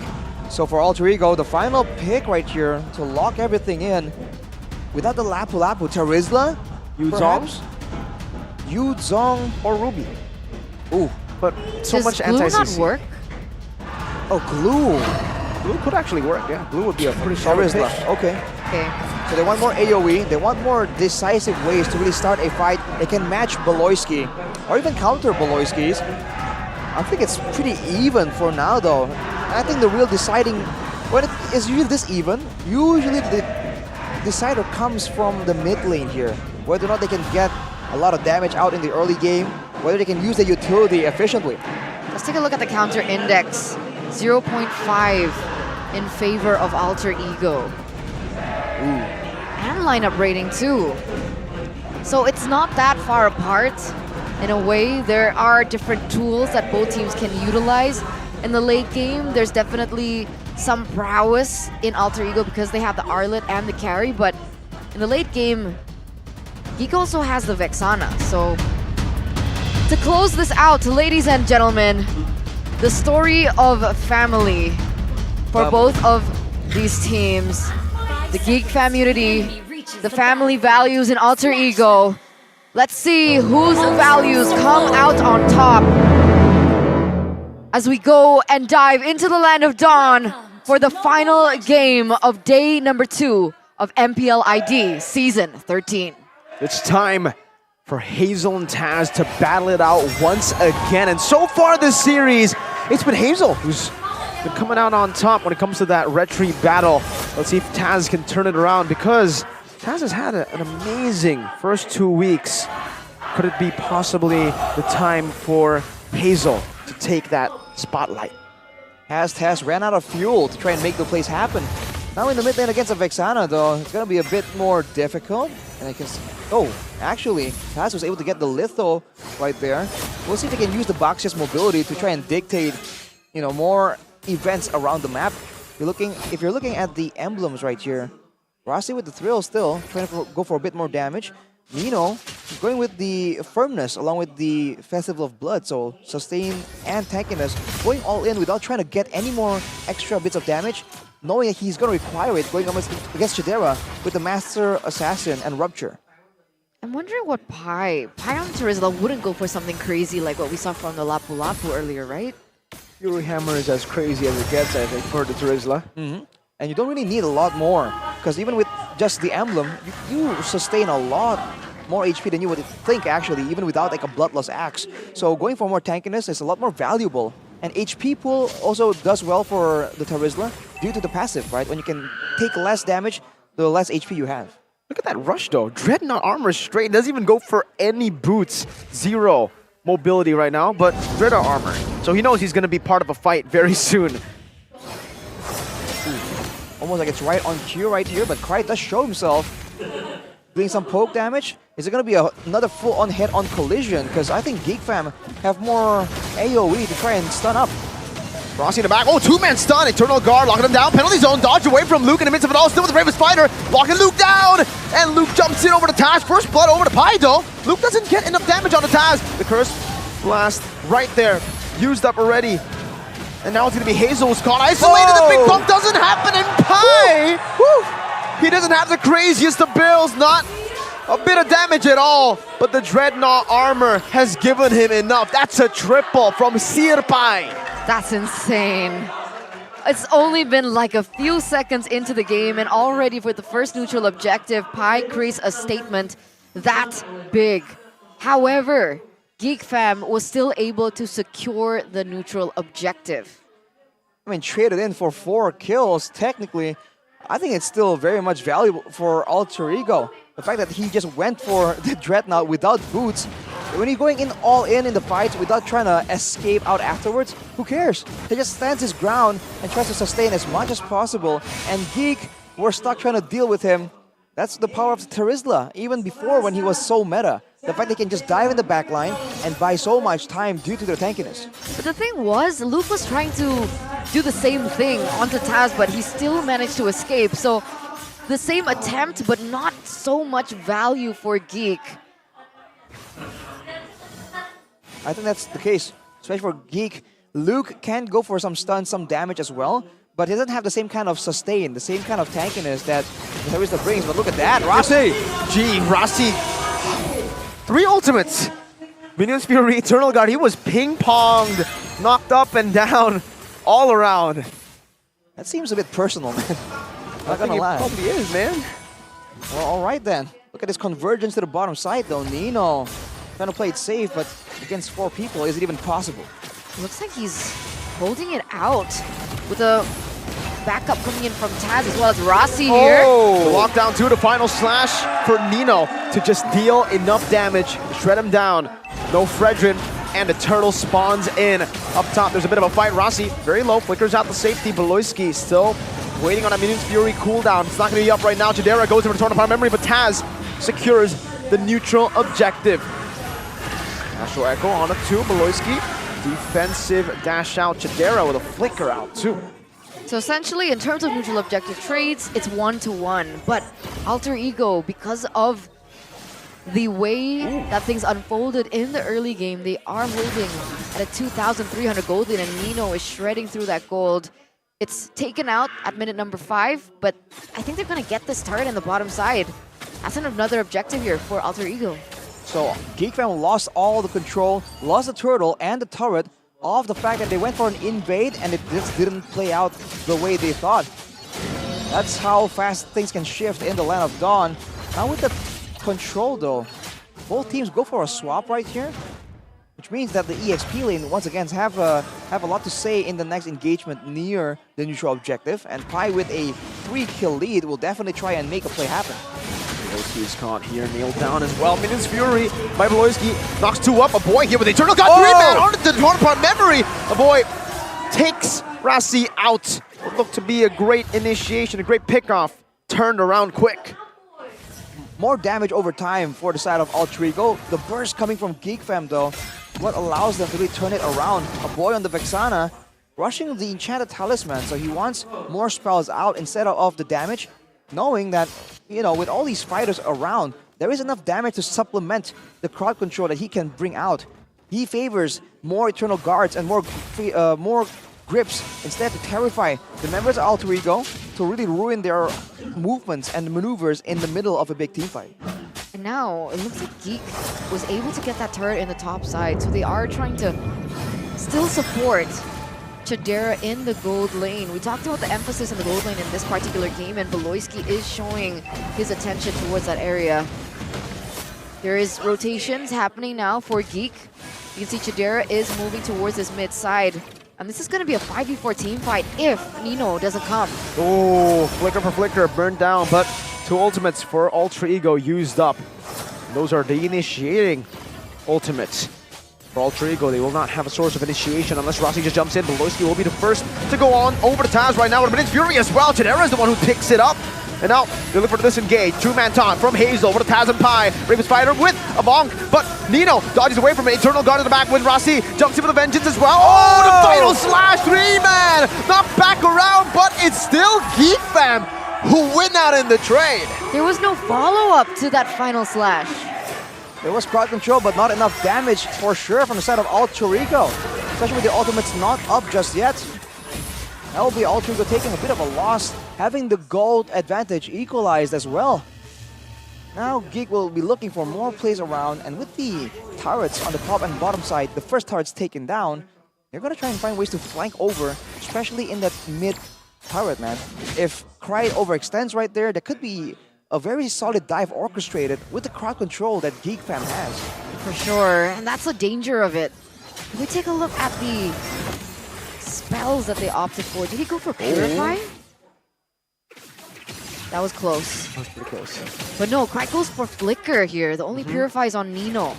Yeah, Purify on Mr. Pi as well, and that's why, he flickers forward into the back, but still is going to be melted down, still able to sustain for a bit. Mr. Pi with a mega kill, he turns it around, and Appraiser's Wrath from Hazel doesn't end up with anything for them. It's Chidera and Beloy.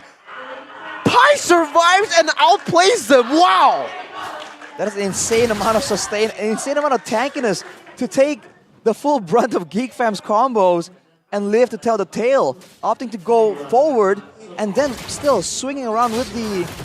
just trying to sustain by using his skills onto the minion wave. That was very well played by Pi, extending his lead a bit more now. I think that EXP lane pressure is definitely still being exerted by Pi. So risky though, right? It could have gone a different way, but you're right. 4-0-2 on Pi so far. Not a single life given over to Geek Fam by him. As you can now see, 4-man Astral Echo reveals enough for Alter Ego to be comfortable in this position. It's a shot down to Hazel. He's now taken down half HP, pops that regen, tries to go forward to sustain. And now Beloyski, 2-man knock over Minions Fury and Eternal Guard, but Pi jumps in with the penalty zone in the back, now taunted up and poked down. Turn apart memory to poke him down even more. Turret destroyed in the mid lane. Ultra Ego managed that better.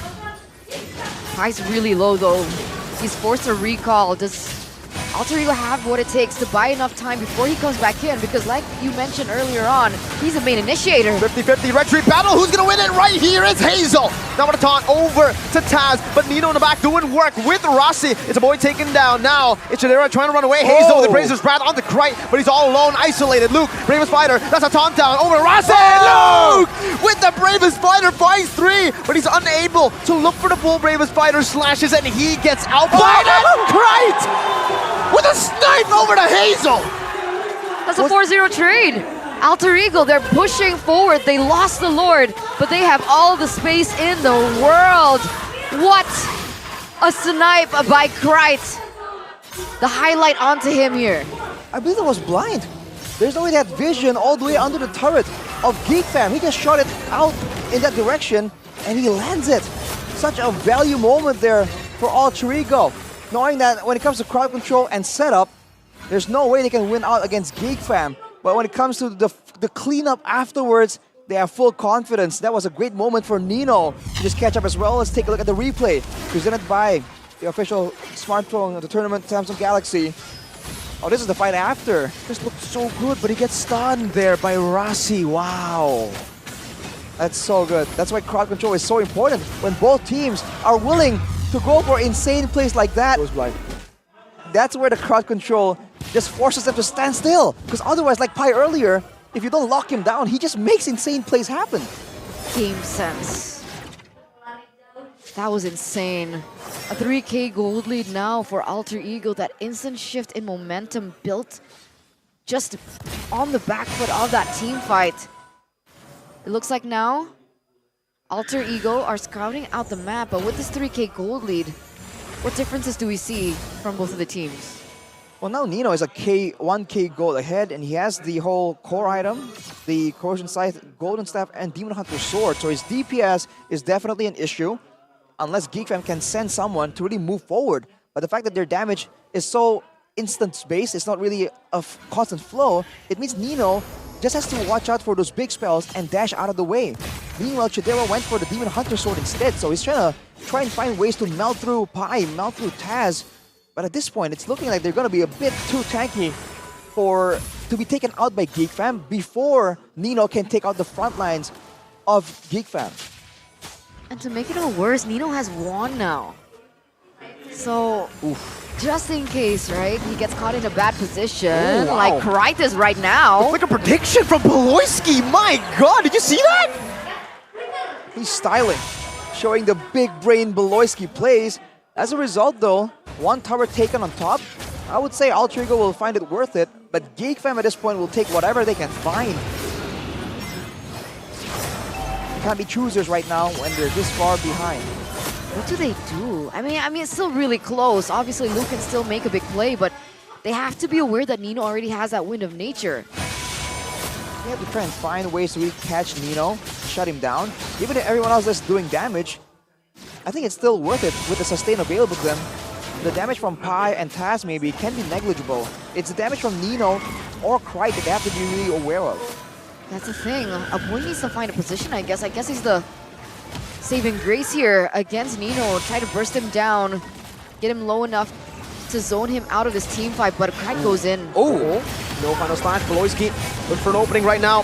Hazel has the right opening. That's going to be the knockup, and the Eternal got to take Taz down. That's a free retreat for Hazel, but in the back, Chidera is going to be taken very, very low. Still able to get the Terrify from a boy, and Chidera has a photo. Flask of the Oasis, that's a shutdown over, and Lucas zoned Nino enough. Now they're looking for the pin down. Hazel hits the wall there. Oh, boy with a flicker. Rossi with a sidestep. Jumps back in with a vengeance, gets knocked up, and the Curse Blast takes him out with the help of Hazel. It's Geek Fam with an all-out win. That is just unfortunate for them. Especially the fact that Nino came in with the ultimate trying to burst down Luke, I believe. But then his basic attacks all went to the Lord and kind of helped Geek Fam take it instead. Both teams they're just zoning each other, but Nino with the shorter range is just finding it a lot more difficult to really catch up to the members of Geek Fam trying to kite away from him. The Astro Spear by Cry was used in towards the bottom side of the map now. Oh. That means Beloyski can just go for the flicker. Nino forced back instantly. Pi isolated and a stun to Taz to stop him from preventing an all-out fight. Geek Fam won it. They see the end in their eyes. An Astral Echo on 3. They're looking to manage these waves, but the base turret in the bottom lane will be taken down. A Curse Blast and a Terrify over to Taz now with Chadera flickering forward and Sword of Our Memory, but Taz gets to the fountain in time, gets some HP, a stun onto Luke from Rassi. Is this it? It might be. Taz holding the wave with the shield unity down. That's going to be a taunt in the final stack, but Eternal Guard knocks them down. There's no one who can die. Chadera and it's free hitting in the back. Nino doing the same thing, but now gets stunned over by Luke, and they end the game. A massive upset. Geek Fam have risen. The winning moment by Samsung Galaxy, my God. And there it is, ladies and gentlemen. Proof that anything can happen in the land of Dawn. After so much doubt on them for the first 2 weeks, they come out on top of a team that was #1 on the standings for 2 weeks. Wow, man, the Famunity prevails.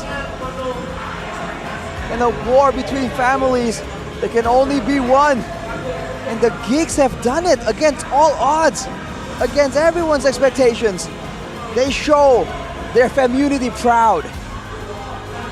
That's where they are. That's the Geek Fam that subverted all expectations at MPL ID Season 12. Being only second to Onyx, the Sky Kings. They finally find their jam back, man. It was looking so scary for this Geek Fam lineup with Ray, with Hazel still finding their jam. But I guess for our predictions as well, Hazel in over Ray has now been confirmed as probably a fact. For sure. Can't argue with the result right here. That was a close jungle difference, but hey, let's see what they have to say. Yep, let's take to the interview to Bigetron Alpha and our victors, Geek Fam.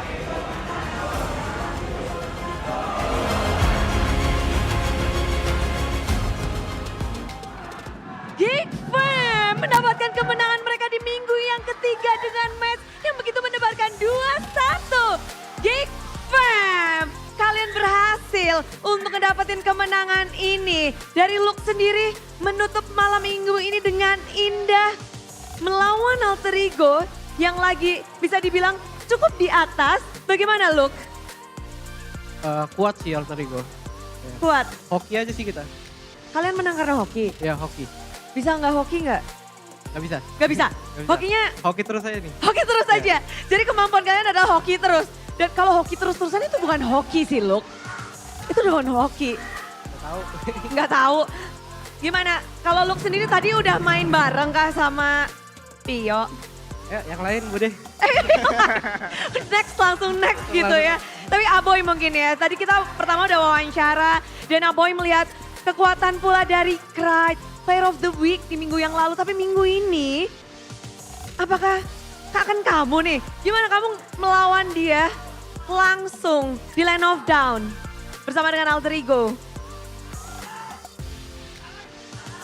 Ya normal-normal aja, biasa aja. Nggak ada yang membuat kamu, Enggak sih, sama-sama manusia.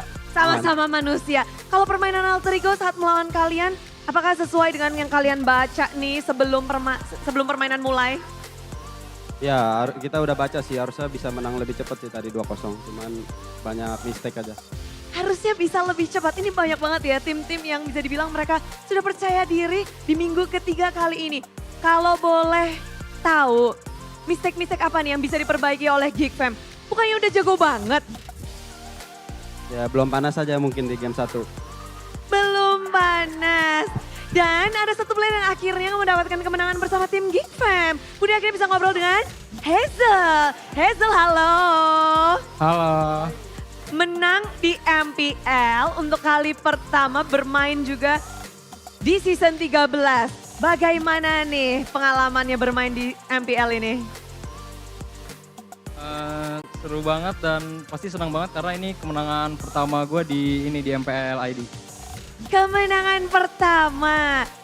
Tapi penasaran ya, buat Hazel sendiri apakah kamu emang digunakan, ini ganti-gantian kan? Apakah sengaja untuk meletakkan Hazel untuk melawan Alter Ego hari ini? Nggak tahu tadi disuruh coach main, ya udah main langsung. Harus selalu ready. Ya. Mendebarkan nih ya. Tiba-tiba, ayo main. Tapi kalau di MPL ini kayaknya kamu kan terkenal zaman dahulu adalah bermain dengan assassin hero-nya. Hazel tuh udah terkenal banget. Bude aja bisa dengar nama Hazel. Namun sekarang kayaknya assassin hero lagi susah banget ya Hazel ya? Iya, nggak bisa dipakai lagi deh. Susah kah? Susah. Ya cuma Joy sama Nolan yang bisa. Menurut Hazel, tapi berani gak sih? Kalau tadi kita udah ngeliat ada beberapa hero, bahkan di minggu ini tuh banyak banget yang tiba-tiba ada Fanny keluar, ada apa keluar, ada Roger dan segala macam. Dari Hazel sendiri ada gak sih yang ingin kamu tunjukin nih di MPL? Pengen bisa pakai Lancelot lagi sih biar kayak dulu. Wih, dinantikan ya. Dan apalagi mereka juga masih punya satu match lagi. Dari Baloy sendiri nih, kita kan tahu minggu ini kalian akan bermain 2 matches for this week. Baloy, is it hard to fight 2 teams in a row? Susah, apalagi season ini semua tim di MPL Indo kuat semua. Semua tim di Indo, they are strong. All of the teams in Indonesia are strong. So, how do you prepare yourself? How do you prepare? Gimana caranya untuk nge-prepare tim biar siap untuk 2 tim yang dilawan? Kayak biasa aja, try hard di scrim terus kita correct mistake aja gitu. Correct mistakes. For tomorrow, there will be Dewa United. And you have Ray. Did Ray say something? Ray ngasih tau sesuatu gak sih untuk lawan kalian esok? Ada sesuatu gak, Luke? Katanya ban aja Chousako udah gak bisa main lagi dia. Udah kelar? Ya udah kelar. Oke, tapi akankah dia bermain? Oke, ini menarik ya infonya kalau dari Luke. Buat Cadera, ini adalah minggu yang baik untuk kalian. Semuanya juga berharap untuk yang terbaik untuk esok hari. Boleh dong diajak semua Geek Fam Unity dan yang ada di rumah untuk dukung kalian esok hari. Pertemuan untuk penutupan minggu ketiga. Sama seperti hari ini dan sama seperti kemenangan pertama kita tetap dukung Geek Fam apapun keadaannya.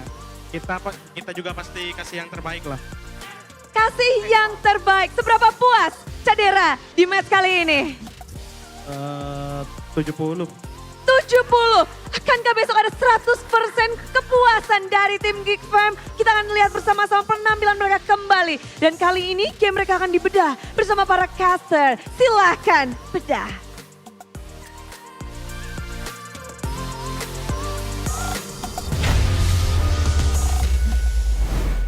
Congratulations once again to Geek Fam and the community all around the world for that win. What was that? Beautiful. What was that? It's all around the world. That's all around the world? This is it? Yeah.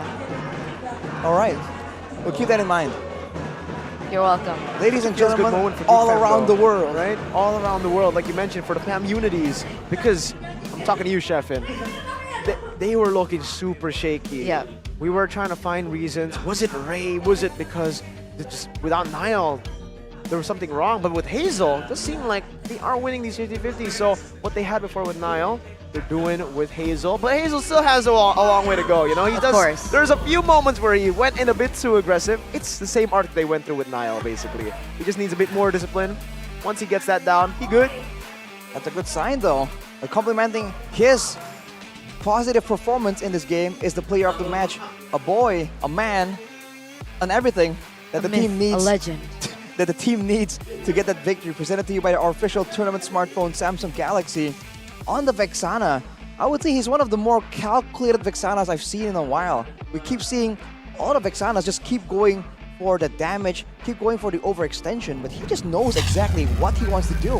Let's take a look at some of the highlights here by our official gold partner, UBS Gold, where you can see whenever there's a fight going on, he doesn't throw out the spells too easily. He usually saves it a bit more and he plays around with his team. This was one of the earlier fights where Pai was just able to just get so much value here from the itemization, getting a triple kill, but unfortunately after that, most of the initial objectives keep falling into the hands of Geek Fam. With their better setup, with their crowd control, the Minion Fury and the Eternal Guard. You can see the kite back coming through, and despite having this moment of brilliance, unfortunately, Alter Ego's composition isn't really built for the kind of AoE kind of combo. So Quite on the Novaria wasn't bad, but it can't really follow up on the big engages that the Final Slash or the Penalty Zone can provide for it. Yeah, man. I mean, again, right? With oh my God, it's a game. This moment where Shadera was just dove on, right? Look at the usage for a boy right there. It seems like Pi just went in, but he was constantly just shut down, slowed down, terrified by the Cursed Grip. And that is how you want to use a Vexana, man. The utility you provide for the team when you need protection and you want to lock someone down is just so valuable. And Alter Ego, at this point, were 2 behind, did not have enough clear in their team, and even, you know, backing on that late game was unable to really get the decisive performances. If the plan was neutral objective control... Hey, boy! Hey! Okay, that's it. Okay.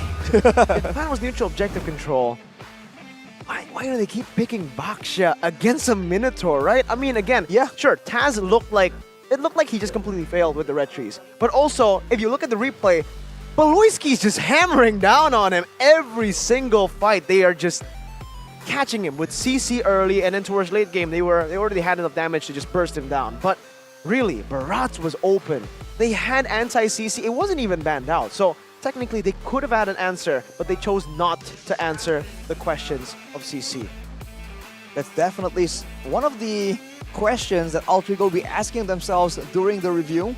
But if you're looking at the item builds, look at Lapu Lapu rushes the Twilight Armor here, trying to mitigate the damage coming in from the Astral Sphere, I would guess. But Vexana, a boy on the Vexana went for the usual, man. Just Lightning Truncheon, Divine Glaive, Glowing Wand, and he's just trying to stay there being the consistent member, just outputting damage, while Chidera does the same thing. And that way, the focus of Alter Ego has to be split apart. And looking at this itemization, Chidera even went for the Demon Hunter Sword, as we mentioned, knowing that he's up against all these beefy members that want to try and stack some health against him.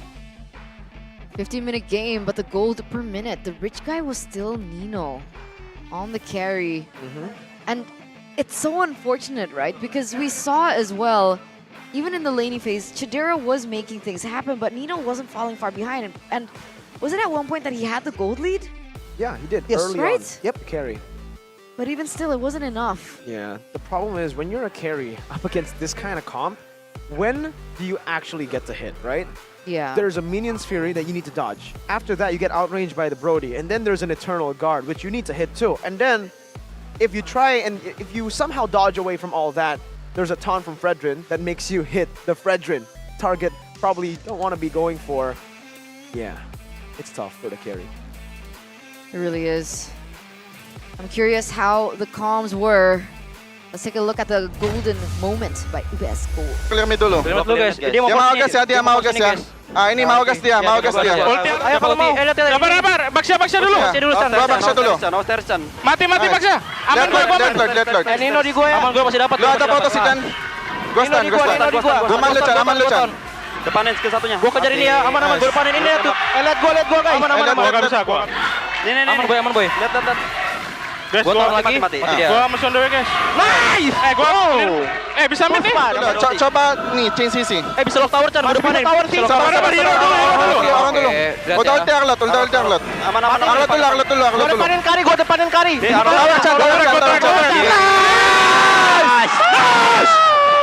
Hai, Chan. First win ever boy. Let's go.